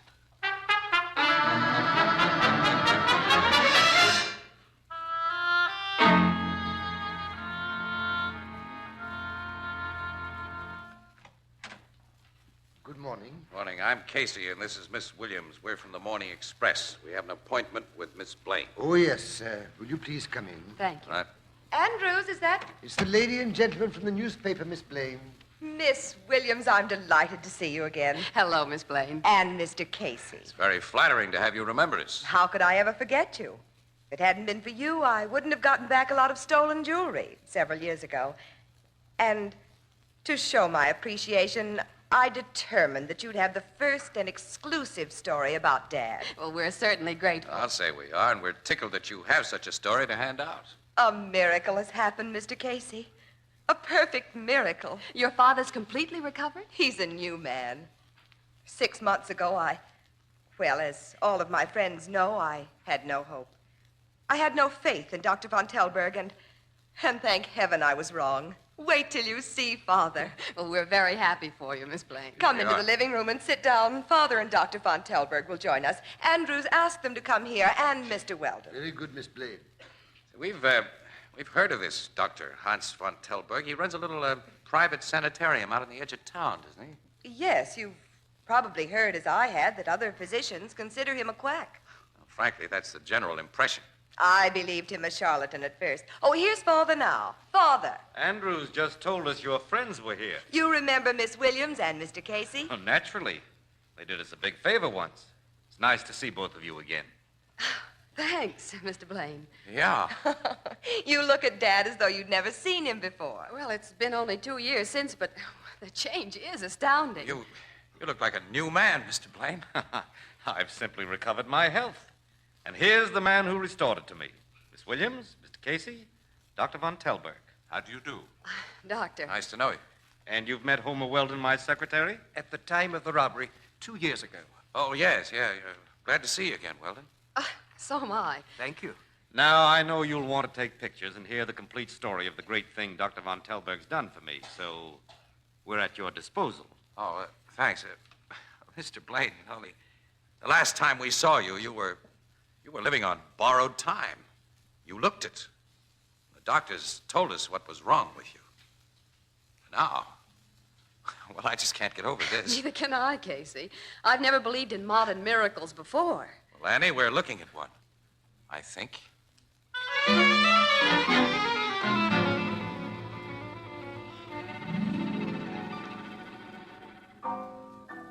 I don't know what's eating you, Casey. Gee whiz, doctors are making new discoveries every day. Doctors like this von Tellberg don't make a methylbit. Well, now, how can you say that, Casey, when we've seen the proof in Mr. Blaine's appearance? The thing just doesn't ring true, Annie, that's all. Blaine went into that hospital on his last legs and looking at least 70 years old, and he comes out a peppy guy of about 55. You're not playing with the idea that Von Telberg has rung in an imposter for Blaine, now are you? You said his personal secretary and his own daughter accepted him as the real thing. Well, the secretary was responsible for placing Blaine in Von Telberg's care, Ethelbert. And Marion Blaine wouldn't be too hard to fool, because her father's cure, well, that must be a wish fulfillment for her. What's known about this Dr. Von Telberg, Miss Williams? Well, very little. He's convinced the authorities that he's qualified to practice medicine, but most of his life has been spent in Germany. Yeah, it's pretty hard to check on a guy like that, too. Anyhow, for my dough, he's a crook. And with the publicity he'll get out of Foster Blaine's cure, he stands to make a couple of $1 million, Ethelbert. With newspaper stiffs like Miss Williams and me helping him do it. But we've seen evidence of his cure, Casey. Well, he deserves the success we'll help bring him. Maybe. We'll see.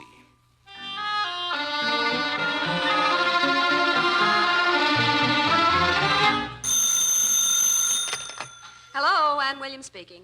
This is Marion Blaine. Oh, Miss Blaine, how are you? I'm all right, thanks. And your father? He's just as you saw him last, a month ago. Oh, that's splendid. Miss Williams, I'd like to have a talk with you and with Mr. Casey. A confidential talk. Well, you sound upset. Is anything wrong? No, I don't think so, but can the two of you come to the house at 8:30 this evening? Well, yes. We'll be off duty then. I hope to be alone at that time, except for the servants. I'll expect you. Well, Miss Blaine, what is this all about? I can't tell you over the phone. I mustn't talk any more now. Please come. Goodbye. Well.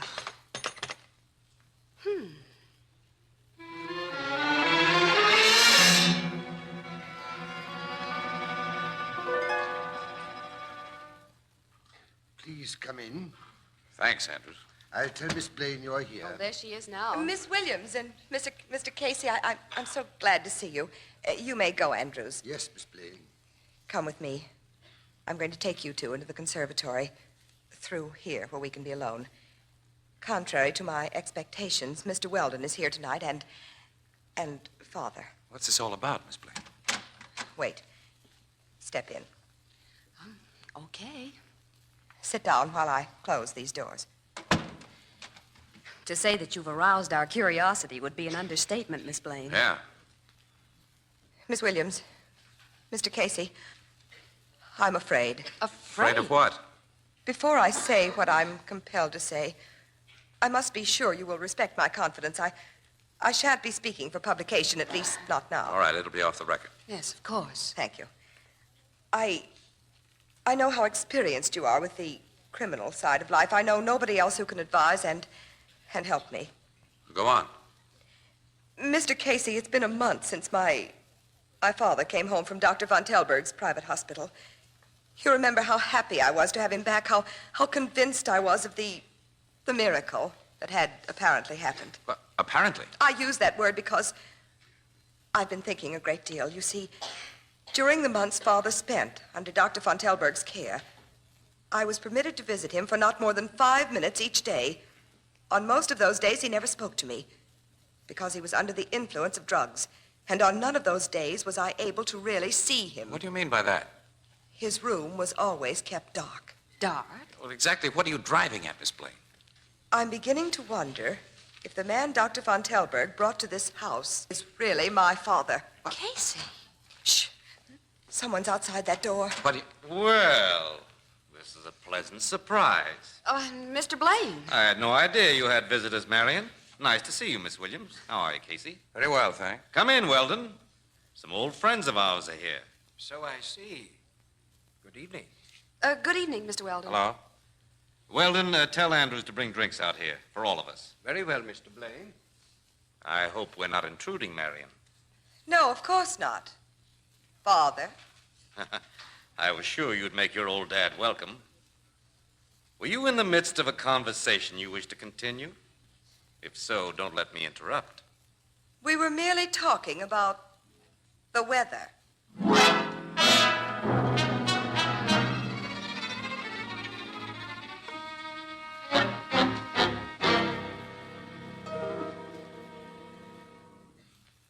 You two think Blaine was listening outside that conservatory door? We're sure of it, Captain. And that secretary, Weldon, was listening with him, Logan. What happened after Blaine and Weldon joined you, Casey? They never left us until finally we had to leave them and go home. And this happened the night before last, huh? Tell Logan about yesterday, Annie. Yeah, well, I phoned Miss Blaine several times, but was unable to reach her until late afternoon. And then, well, she told me everything was all right and to forget the whole thing. Forget? She said all her doubts about Blaine had been settled, and she was reconvinced that he was her father. Which sounds to me as though some pressure had been brought to bear on her. Well, it's an interesting story, but in case you've forgotten, this is the Homicide Bureau. What do you expect me to do about it? Prevent a possible homicide by putting Marion Blaine under protection. And investigate a possible homicide. Whose homicide? Well, if the present Foster Blaine is an imposter, what happened to the real one? Look, there's no evidence whatsoever that the present Foster Blaine is an imposter. Good Lord, Casey, the guy's accepted as the real McCoy by people who've known him for years, and what's more important, banks honor the checks that guy draws as Foster Blaine. Because of those checks, the bank honors. There's a couple of $1 million worth of reason for an imposture, Logan. Look, we know that nature never makes exact duplicates. Even twins are different. But everyone is resembled by hundreds of other people. Right. Given 6 months alone with two guys who are closely similar, a clever, unscrupulous surgeon could make one the image of the other. Plastic surgery. Well, of course. And given 6 months of careful coaching by a confidential secretary, the imitator would be well able to pass as the real thing. Yeah, you two may have something after all. I want to have a good look at Mr. Foster Blaine. And take a keen doctor with you, Logan. If any plastic work has been done, he'll know it. I'll take you. Excuse me. Homicide Bureau, Captain Logan speaking. Who? Yeah, I've got it. Go on. Well, keep everyone out of the room. Don't let anyone touch anything there. We'll be with you right away. Goodbye. Now, what was that, pal? What was that? I was talking to Miss Marion Blaine. Marion? Blaine? She's just found her father murdered. Her father? In the same room with his secretary, Weldon. He's an apparent suicide.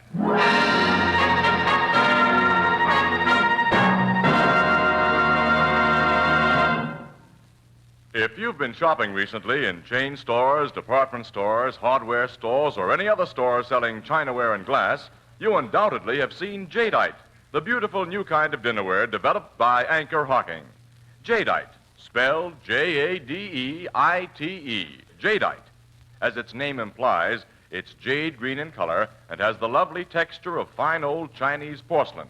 But its appearance is deceptive, for Jadeite is as sturdy and heat-proof as the Fire King oven glass you use for baking. And here's the most amazing fact of all. Jadeite costs less than half as much as any other dinnerware you can buy. For instance, a Jadeite cup and saucer costs only 15 cents. So why not add new interest to your dinner table by getting a Jadeite dinner service this weekend? A complete 35-piece service for $6 costs less than $5. Beautiful, heat-proof Jadeite is the newest triumph of Anchor Hocking. The most famous name in glass.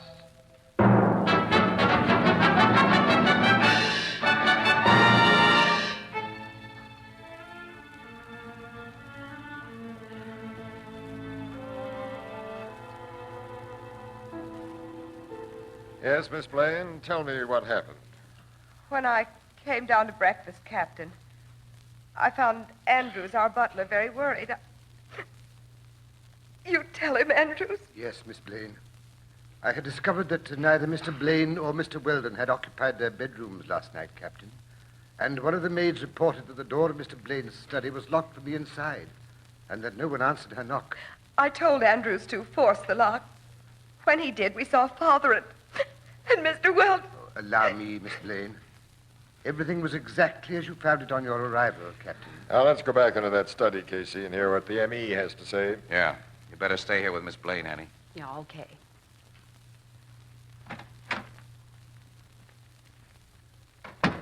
What's the word, Doc? It looks like murder and suicide, Captain.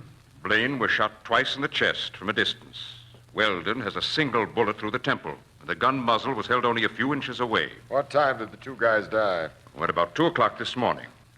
The rest of the house is asleep upstairs. These walls are thick.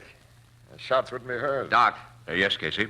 Did you examine Blaine's face? Thoroughly. No plastic surgery was performed on the man. There isn't the slightest indication of it. Huh. Another of your big ideas gone haywire, pal. And how? Yeah. Now, why should Weldon kill his boss and then do a harry-carry? Well, that's for you cops to figure out. I haven't even a haywire idea.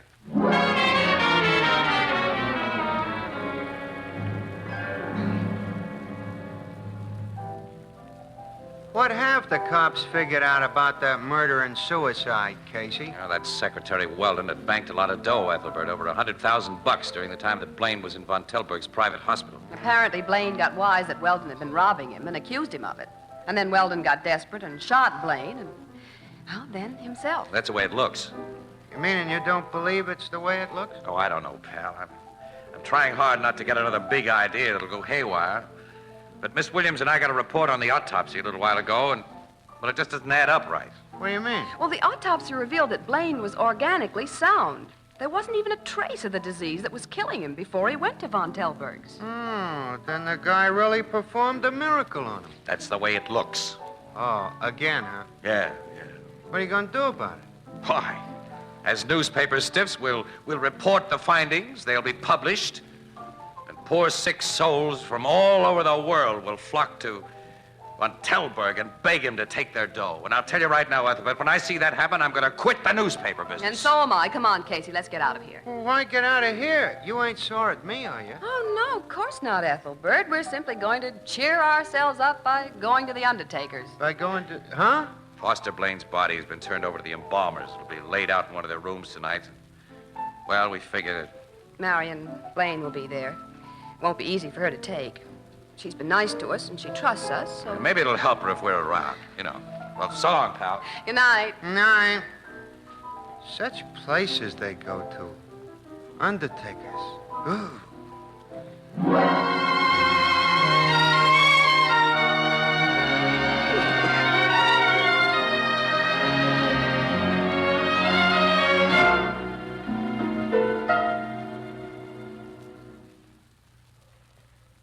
I'm very glad you came here, Anne, and you, Mr. Casey.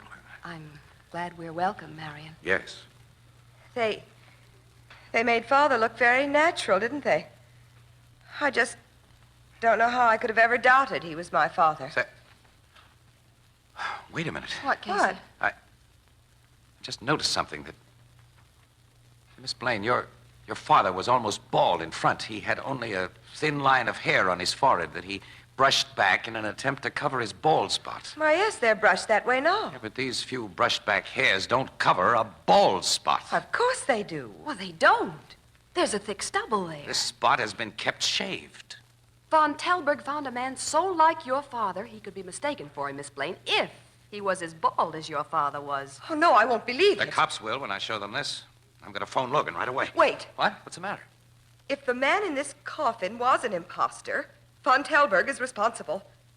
Von Telberg killed my real father. I'm afraid so. Then Dr. Von Telberg owes me a life for a life. The cops will make him pay. Oh, no. I'll make him pay. Huh? And you won't stop me. You carry a gun, I see. I've always carried it for my own protection. But now it'll be used for something else. Well, why point it at us? I'm not going to let anyone interfere with what I mean to do. My car's in front of this place. Anne, you'll drive, and Mr. Casey will sit with you. If you follow directions, you'll be in no danger. Come on. We're going to call on Von Telberg.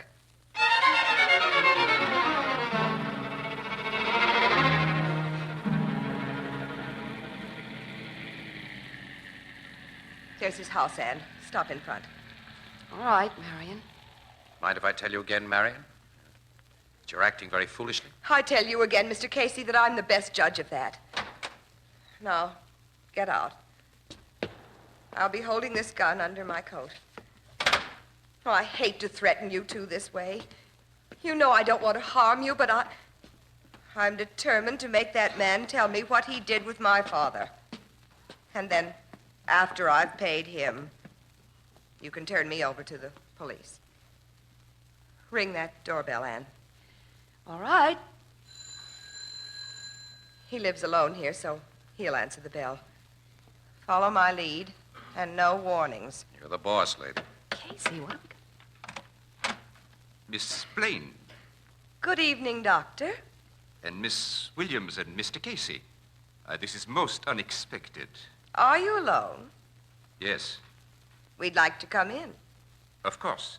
Ladies first. Annie, Miss Blaine. Thank you. Habits are hard to break, aren't they, Miss Blaine? You shouldn't have acted the lady and let me get behind you. You've got her gun, Casey. Yes, I've got her gun. Close the door, Annie. Yeah. What is the meaning of this? That's something you two murderers are going to tell us. Two murderers? Yes, Ann. Marion Blaine is number one, and this guy is only a stooge. You're mad. Oh, no. I had time to do a whole lot of thinking during our trip out here, Miss Blaine. I have a hunch Von Telberg will straighten out everything when he realizes you came here to kill him. That's a lie, Doctor. Listen, Von Telberg. She knew we discovered that the dead Foster Blaine was a phony. So she brought us here at the point of a gun. Now, why do you think she did that? But I do not know. Well, can't you figure it? The phony Foster Blaine was apparently murdered by a guy who apparently committed suicide. If Miss Williams and I were found shot to death in your house and you were an apparent suicide, I see. No, Doctor. I swear. So I, too, was to be destroyed, Miss Blaine. Don't talk, you fool. Don't. Yeah, I talk. To save myself. And to pay you. Doctor! I am no murderer. The worst I did was to put a living man in the place of a dying man no one could save. And it was your idea, Miss Blaine. You supplied the substitute in your father's twin brother. Twin brother? you may as well take it from there, Miss Blaine. Yes, I may as well. Nobody but Father and I knew he had a twin because his twin ran off with my mother when I was a child. He hated me because I was the one person who knew about his disgrace and because I was like my mother. He hated me so much that in his will he left me only the legal minimum. Well, he taught me to hate too. So when I learned the whereabouts of his twin brother... You cooked up a big idea with the help of Weldon and Von Telberg. Yes. Father died, and his twin brother, George, took his place. George had promised to change Father's will in my favor. Yeah, but when he found himself in the driver's seat, he didn't do it.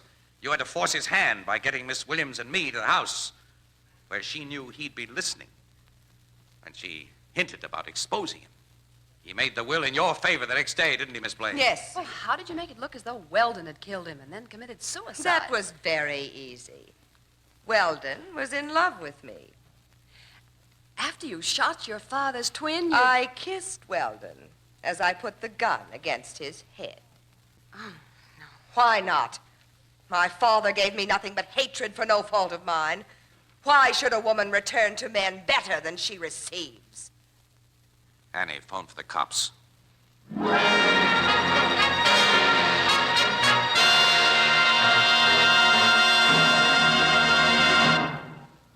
We'll join the crowd at the Blue Note in just a moment.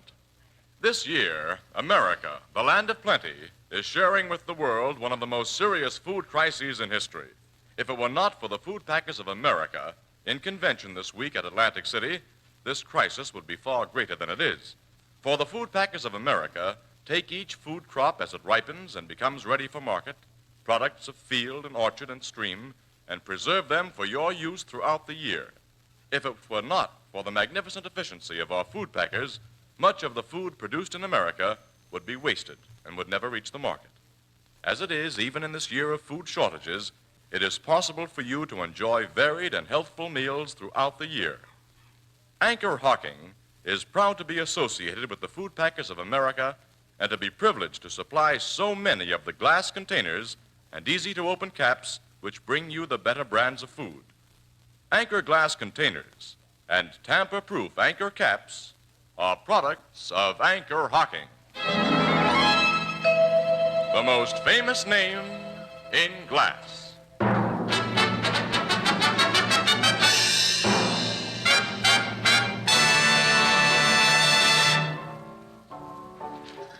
Gee, I hope I never meet up with a gal like that Marion Blaine, Casey. Well, it's an experience I don't want again, Ethelbert. Well, make that a double. How's that Dr. Von Telberg going to stand when a trial comes on? But he won't go on trial as a doctor, Ethelbert. He's admitted his credentials were stolen from a real doctor who died in the German prison camp where this egg, whose real name, I think, is something like Fritz Pumpernickel, was just a hospital orderly. Gee, the things that happen after wars. Yeah. Casey, the room where Blaine and Weldon were shot was locked from inside. How... A pair of eyebrow tweezers can be used to turn the key of an old-fashioned lock through the keyhole, pal. Oh. Don't get any ideas. Yeah, it's clever, that, Miss Blaine. Yeah. I guess there's such a thing as being too clever. Yeah? Yeah. Yeah. Yeah. Yeah. Say, this conversation is getting dull, isn't it?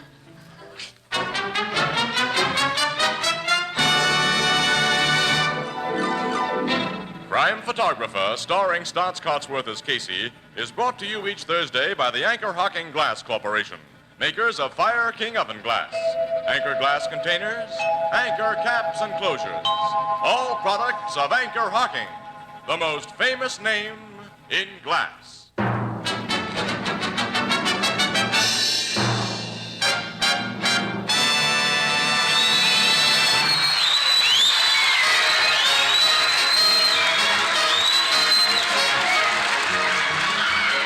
Crime Photographer is directed by John Dietz.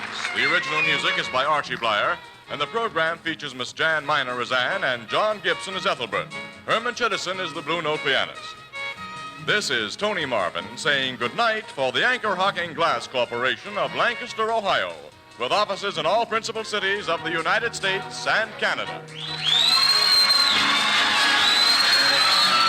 This is CBS, the Columbia Broadcasting System.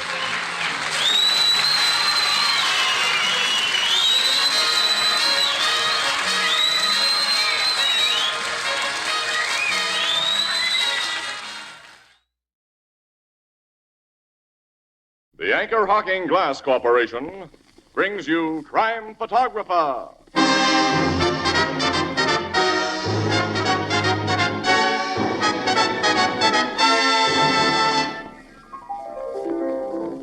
Hi, Ethelbert. What are you reading? Kind of information test in the paper. It says, what do these four names stand for? John L. Sullivan, John J. McGraw, Todd Sloan, Barney Oldfield. Easy.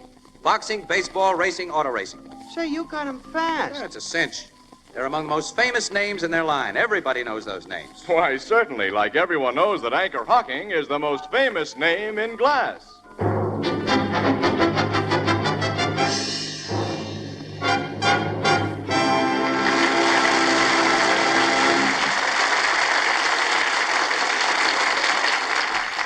Good evening, ladies and gentlemen. This is Tony Marvin. Every week at this time, the Anchor Hocking Glass Corporation of Lancaster, Ohio, and its more than 10,000 employees bring you another adventure of Casey, crime photographer, ace cameraman who covers the crime news of a great city. Written by Alonzo Dean Cole, our adventure for tonight, Ex-Convict.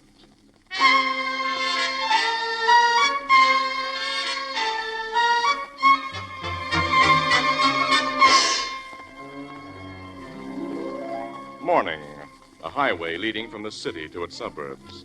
At an intersection stands a hitchhiker dressed in new but strangely ill-fitting clothes. A battered-looking car slows down, and as it does so... Hop in, Bud. Thanks. Where are you heading for?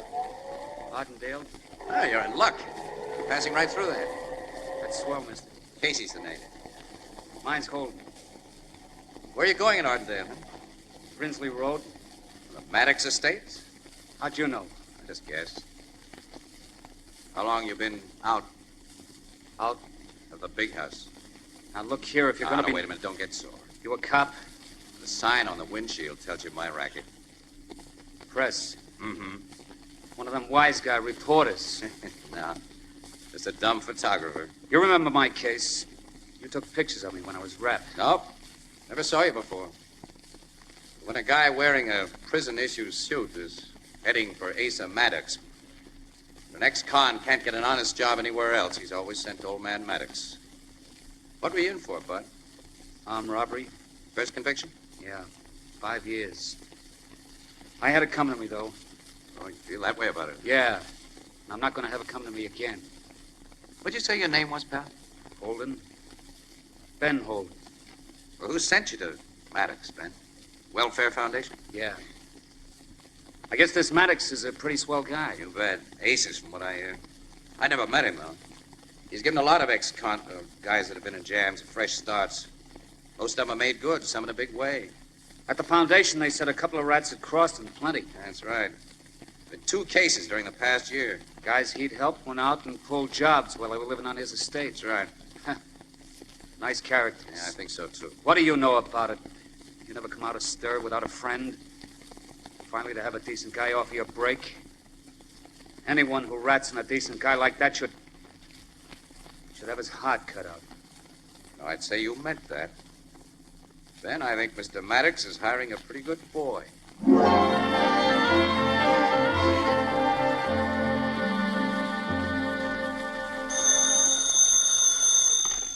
Photography department, Casey speaking. City desk, Casey. Yeah, Burke, yeah. Report just came in of a payroll holdup at the Hannigan Mills. Huh? $30,000 taken by a lone bandit. Hey, that's a nice haul. You want me to get out to the Hannigan Mills plant, of course? No, beat it down to headquarters. The paymaster, whose name is Whalen, has been taken down to headquarters to go over pictures in the criminal files. And if he makes an identification,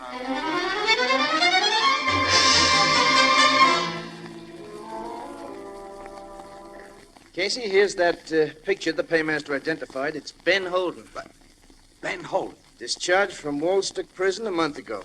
I put out his description, all radio cars and precinct stations. We'll soon pick him up. Ben Holden.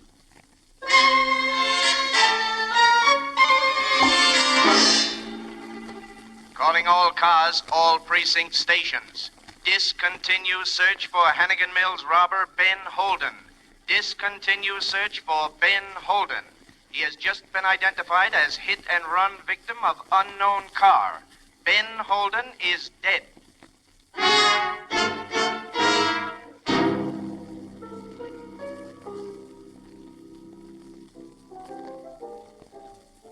Hey, Joe, them guests at the end of the bar want 3 more bottles of beer.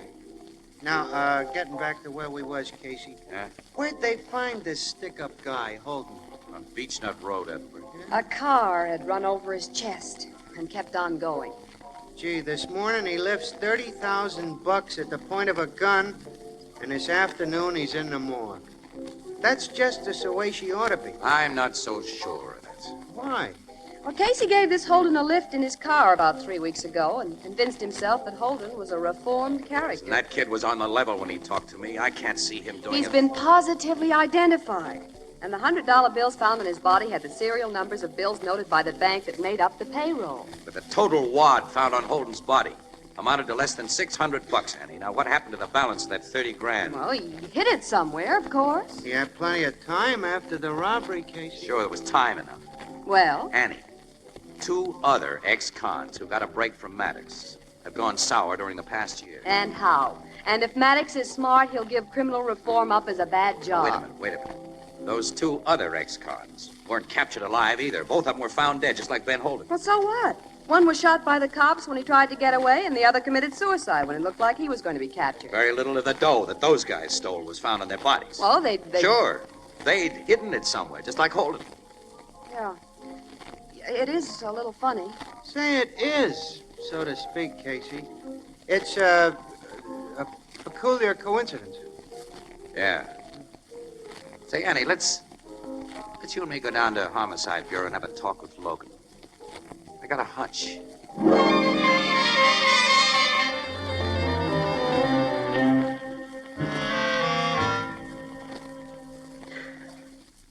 Casey, I'm afraid I'm buying this hunch of yours. Well, that's something from you, Logan. You mean, Captain, that you don't think Ben Holden committed that payroll robbery either? On the evidence, he must have committed it, Miss Williams. I want to know why. I've looked up Holden's record. He was a model prisoner, and the prison authorities were very favorably impressed with his good intentions when he was discharged. Now, what made him go sour? Yeah, that's what got me going, pal. You looked up the records of the other 2 guys who went sour after they got a break from Maddox? No, not yet. Have you? Uh-huh, yes. On paper, they seem pretty good Joes, until after they got a job for Maddox. Now, Casey, you're not implying that Asa I'm Maddox... merely implying there's been a 3-time coincidence, Annie. But Mr. Maddox is... Well, he's a first citizen. He's helped hundreds of ex-convicts who've made good. The coincidence still remains, Miss Williams. 3 of his protégés have gone bad. They were killed, and only a small fraction of their hold-up loot was recovered. Now, maybe that's merely a coincidence, but... Well, I'm going to plant an undercover man in Maddox's place. One of your Headquarters, Dix? Who else? Oh, Logan, wait a minute. He wouldn't get to first base. Outside of Maddox himself, every guy in that big estate is an ex-con. Those babies recognize cops like you do. Well, naturally detail the guy who was unknown to anyone there. They'll get wise to him. Of course, you have a better idea than mine. Sure. Let me be the undercover guy. You? Oh, that's it. Oh, Casey, you'd never get away with it either. Maddox doesn't know me. I've never run into any of his present staff of ex-cons. And I know a lot about the inside of prison. Remember, I once took a phony rap in order to get the goods on a certain guy. And in order to get an exclusive for your lousy paper. But of course, you're not thinking of anything like that now. Why, certainly not. I offer my services purely and nobly in the cause of justice. Yeah, nuts. Of course, if I do get an exclusive, the Express gives me a raise for getting it. Well, look, you want to see me get along, don't you, pal? Yeah, but I'm not saying where to. Oh, come on. Break down, tough guy. Give me a go-ahead. Because of your talent for being lucky, compensate your shortage of intelligence. Okay. Thanks, and not only for your kind words. You're going to Maddox as an ex-convict, Casey? Why, sure. You'll have to appear as recently discharged from an out-of-state prison, one that none of the real ex-cons at Maddox's place have been in. Sure, we'll check up on their records. And we'll make a very thorough checkup. Also, when we pick your prison alma mater, you'll be well coached on what goes on there. Well, I learn quickly. Well, the only men Maddox helps are those sent to him with recommendations by the Welfare Foundation. Will they cooperate with you, Captain? 100%, Miss Williams. It'll take only a short time to work the bugs out of our scheme. Then I'll start for Mr. Asa Maddox's place.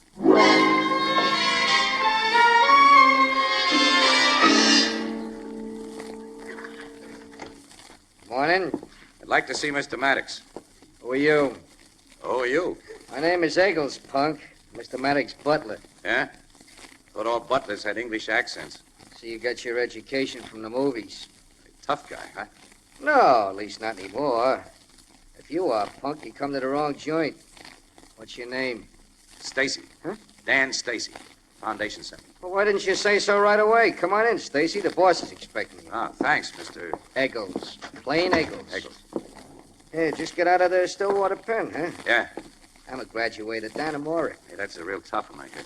Yeah, it softened me up. If that ain't happened to you, you don't belong here. No? No. Mr. Maddox is a grand guy. He's going to give you a job here. Oh, he's had some disappointments lately. 3 of them. You show signs of being a disappointment, pal. You're going to wish you never left Stillwater. Well, that's the way it is, huh? That's the way it is. Not only with me, but there's a few other ex-cons here who feel the same. Come on, Stacy. I'll take you into Mr. Maddox.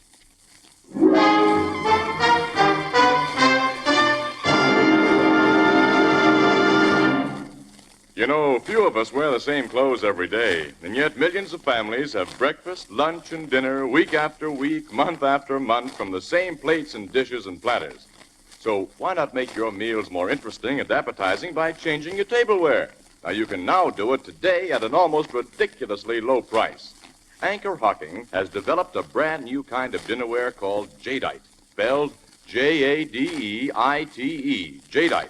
And Jadeite's delicate jade green color harmonizes with any table decoration. But Jadeite's beauty is the subject for 2 reasons. 1, Jadeite is heat-proof. Yes, as heat-proof as the Fire King oven glass you use for baking. And second, a complete 35-piece Jadeite dinner service for 6 costs less than $5, including 6 cups, 6 saucers, 6 dessert plates, 6 salad plates, 6 dinner plates, a vegetable bowl, a platter, and a sugar and creamer set.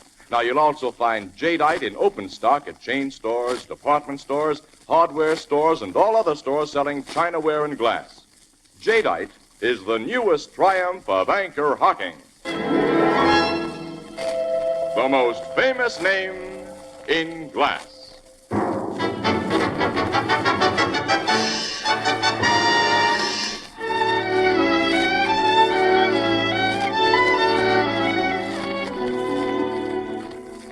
The Welfare Foundation has recommended you very highly, Mr. Stacy, so I'm putting you to work here. Thanks, Mr. Maddox. Your job will be a small one at first, but you'll find every opportunity for advancement. I hope I can make good, sir. Oh, I'm sure you will. You know the swell start I've made. I'm just out of prison. I might have been in prison had I not been lucky, Mr. Stacy. The difference between you and me has been only a matter of circumstance. That's the way you figure. Yes. Let's see. I made a pencil note of the employment I meant to give you. Dear, I'm so absent-minded. What did I think of it? Shirley. Yes, Mr. Maddox? What did I do with that note I made about... please excuse me. Miss Reed, allow me to present Mr. Stacy. Reed? Mr. Stacy. Miss Reed is my private secretary. Also, she's the daughter of an old and very dear friend of mine. Shirley, where is Here that... it is, Mr. Maddox. Mr. Stacy is to work in the garage as assistant to Butch Franzen. Oh, yes. Butch Franzen is my chief chauffeur, Mr. Stacy. Shirley, will you take my new friend Stacy to my old friend Butch and introduce them? Gladly, Mr. Maddox. Will you come with me, Mr. Stacy? Gladly, Miss Reed. Maddox, it's been a privilege to meet you. Well, mine is the privilege, my boy. Good luck. Thank you, sir. Quite a guy. Yes, all of us here think so. You're from Stillwater, Mr. Stacy. Yeah, Minnesota. They treat you well out there? Not too bad. My father died in Joliet. Yeah? Mr. Maddox is only our kind around him. Hey, you haven't... No, I've never been in prison. I didn't think so. Not with that face. You're pretty direct. Why not? I haven't an answer to that one. You did your stretch for armed robbery. Yeah, that's right. Get much? $20 in 5 years. Sucker, weren't you? And how? Going to be one again? No. Just stick to that. You'll be okay. You won't like washing and greasing cars under Butch Franzen. He's tough. Oh, I worked with tough guys before. I can soften him up for you. I think you could soften almost anyone up, Blondie. Including yourself? Go to work on me and see. Thanks. But Mr. Maddox keeps me pretty busy. When you have a little time to spare, look me up. Maybe I will.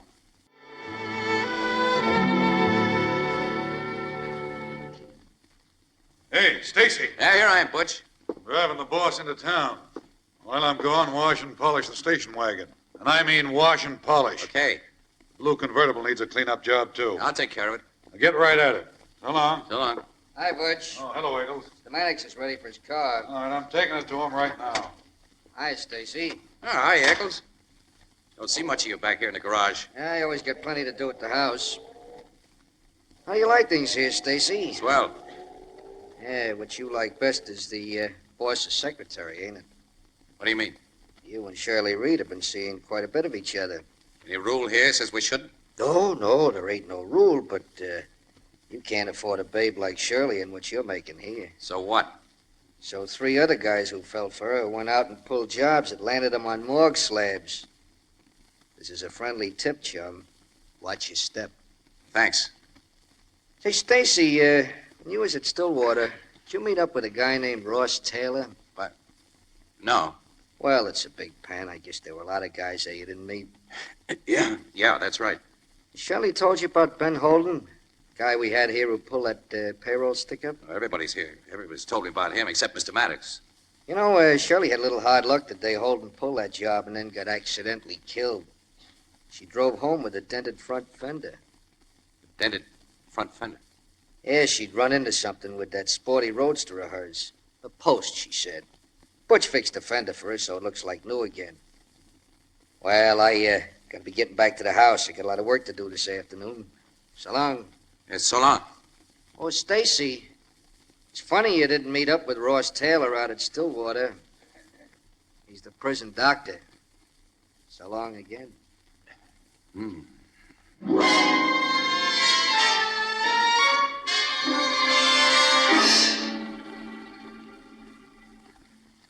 Casey, you think the butler Eggles is wise to him? He practically told me he is, Logan.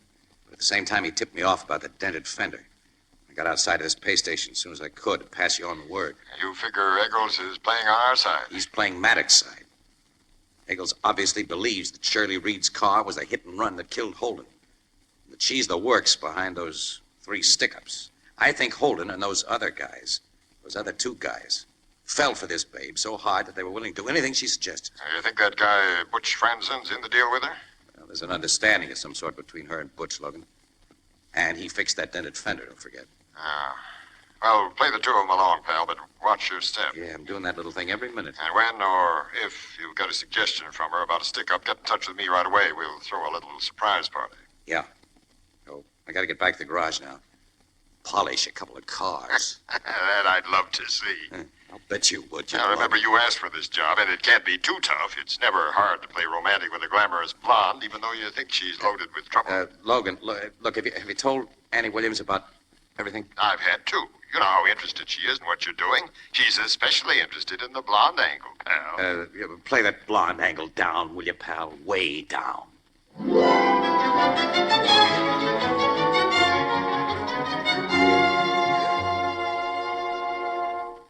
Good morning, Stacy. Well, Shirley, it's an unexpected pleasure. I hoped to see you before evening. You wouldn't have if Mr. Maddox hadn't phoned from town a little while ago. He wants you to do an errand for him. Okay. You're to go to this address and pick up a package of jewelry he's ordered for his niece. What does he want me to pick up jewelry for? Well, it's his way of showing his trust in you. I see. I'm driving into town, Stacy. I'll take you to the place if you like.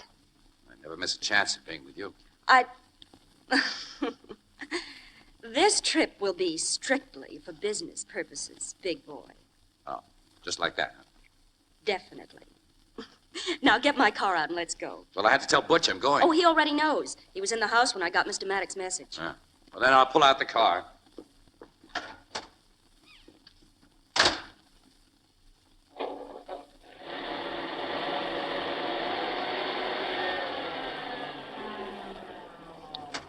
That's a snappy little bus, this sport roadster of yours. It's getting pretty old. It's a 39. Looks like it just came out of the factory. Guess you never had any accidents with it. Oh, I've dented a couple of fenders, that's all. Recently? No, not for over a year. Now, you're lucky. Now, get in. You want to drive or shall I? I will. I like to drive men.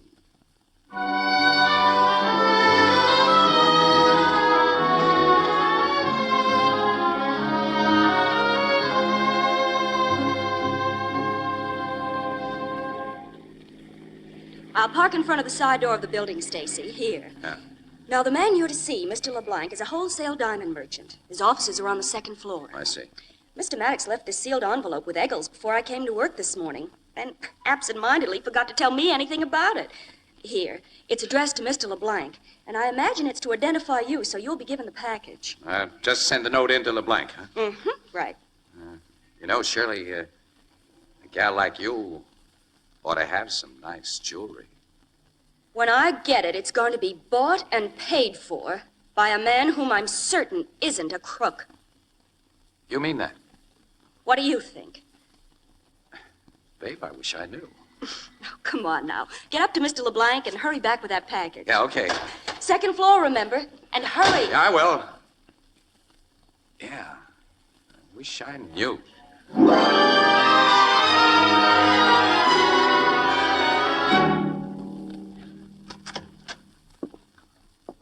Mr. LeBlanc, Mr. Maddox sent me. Close the door, Stacy. I'll get the package for you. Okay. It's in my safe. Just one moment while I open it. Right. I suppose you're one of Mr. Maddox's ex-convicts, since he doesn't hire anyone else. Yeah. You're taking a big chance opening that safe when you're alone with an ex-con, aren't you? I have a burglar alarm. Here is the package. Suppose you want me to sign for it? But that's unnecessary. I have Mr. Maddox's note, which amounts to a receipt. See. Good day, Stacy. Hey, so long, Mr. LeBlanc.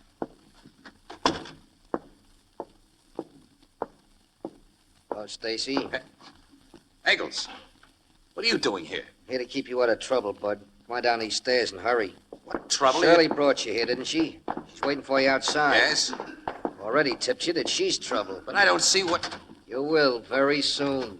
Come on, pile into a car there. I'm joining you. Eggles? Yeah, I'm giving a surprise party, Shirley. Start this bus and then step on the gas. Well, why Do are you- like I say. Like this gun says. Eggles. Keep your shirt on, Stacy. You know whose side I'm on. Yes, but Start the car, Toots, and get moving. All right. Turn right at the next corner, then head for River Road. I'd like an explanation of this. Yeah, I can stand one, too. Listen, there's your explanation. What? It's a burglar alarm. From the building we just left. Yeah, it's in LeBlanc's place. He just set it going. Why? Because you just robbed him, Stacy. What? That's what he's gonna say. Hand over that package he gave you, mister. I'm beginning to get this setup. I thought you would. I don't get You're what... not smart, Shirley. Give me that package, Stacy. That gun of yours doesn't give me much choice. All right, here. How much is in it? 100 grand. In unset diamonds, that'll be very hard to trace. Blank collects the insurance on him, and you and he split the diamonds, too. That's the play. You had the same deal with the paymaster who accused Holden of robbing him, and with the other hold-up victims. Uh-huh. Holden's seen going into that paymaster's office. Then he goes out with a package he's been given for Mr. Maddox. I meet him and take him away. Nobody but me and the paymaster know that Holden's been tricked into going there on a fake errand. It's like I tricked you into giving Stacy a phony letter to LeBlanc, Shirley, that I said was from the boss who just phoned me. Oh. Holden never had a chance to explain what really happened because you made him meet with an accident, Eccles. That's right. Swell little scheme, huh, wise guy? Well, it was until this LeBlanc job. Now you slipped up plenty. Yeah, how? Because I haven't got a record. I've never been a con. You haven't? No. The cops aren't going to believe that I robbed LeBlanc, Eccles. Hey, you're not so bright either, Gumshoe. Why do you think I made you suspect Shirley here? Suspect me? He had you figured as a very bad doll, Toots. So, of course, he reported the hints I dropped about you to the cops. They'll think he stuck up LeBlanc at your suggestion. You try to rub him out. Then when they find both you and him dead, Shirley, they'll think you knocked each other off. After you'd managed to hide these diamonds. You done a pretty good job of figuring, Eccles. But you shouldn't have made me believe that this car of Shirley's had been used in connection with the holdups and murders. Yeah, what's that got to do with...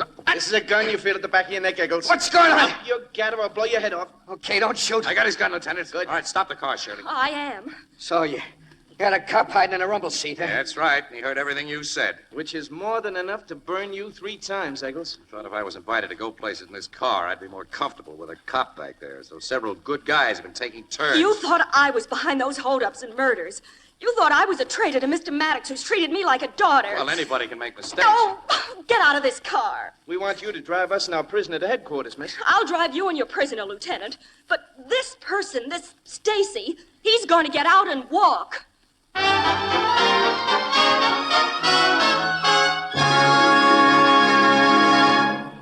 We'll join the crowd at the Blue Note in just a moment. You know, in the old days, a rich, steaming cup of coffee meant fuss, bother, and lots of things to be cleaned up afterward. But those days are gone. Gone, because now you can enjoy delicious coffee through the amazing invention of soluble coffee.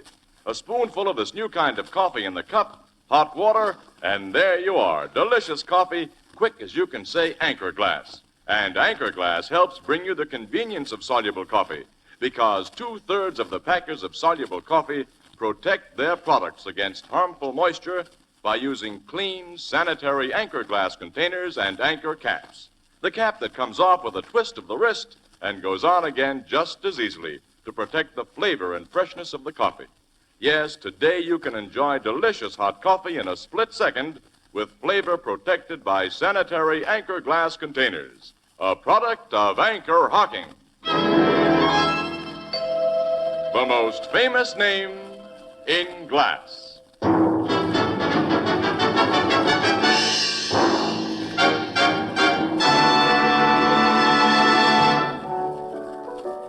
So you had a nice long walk, Casey, huh? Sure did. I couldn't get a cab, Ethelbert. There was a strike on the bus lines. My feet were darn near frozen by the time I got the express office. Oh, I'm so sorry for you, Casey. Well, And not only because of your poor, tired feet. Beautiful, glamorous Shirley says she'll never speak to you again. Look, Annie, you know very well that my only interest in that gal Of was... course. You were merely trying to solve a crime and to get an exclusive for the paper. Why, of course. But you had a nice, cozy time investigating that blonde and getting the wrong answers. Blondes. Wow. Oh, I don't know what there is about them. I do. What? You silly men.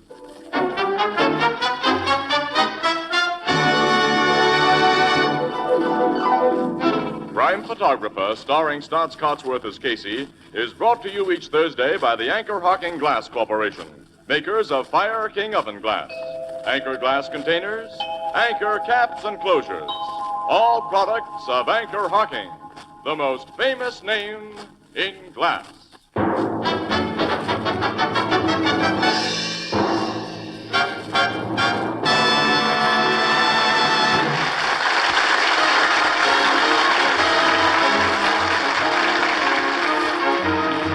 Crime Photographer is directed by John Dietz and is based on the fictional character of Casey, created by George Harmon Cox. Original music is by Archie Blyer, and the program features Miss Jan Miner as Ann and John Gibson as Ethelbert.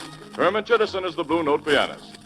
If you'd like to serve with America's foremost military organization and yet remain at home as a civilian, sign up as a citizen Marine with the Organized Marine Corps Reserve. Inquire at your local Marine Corps recruiting office today. This is Tony Marvin saying goodnight for the Anchor Hocking Glass Corporation of Lancaster, Ohio, with offices in all principal cities of the United States and Canada. This is CBS, the Columbia Broadcasting System.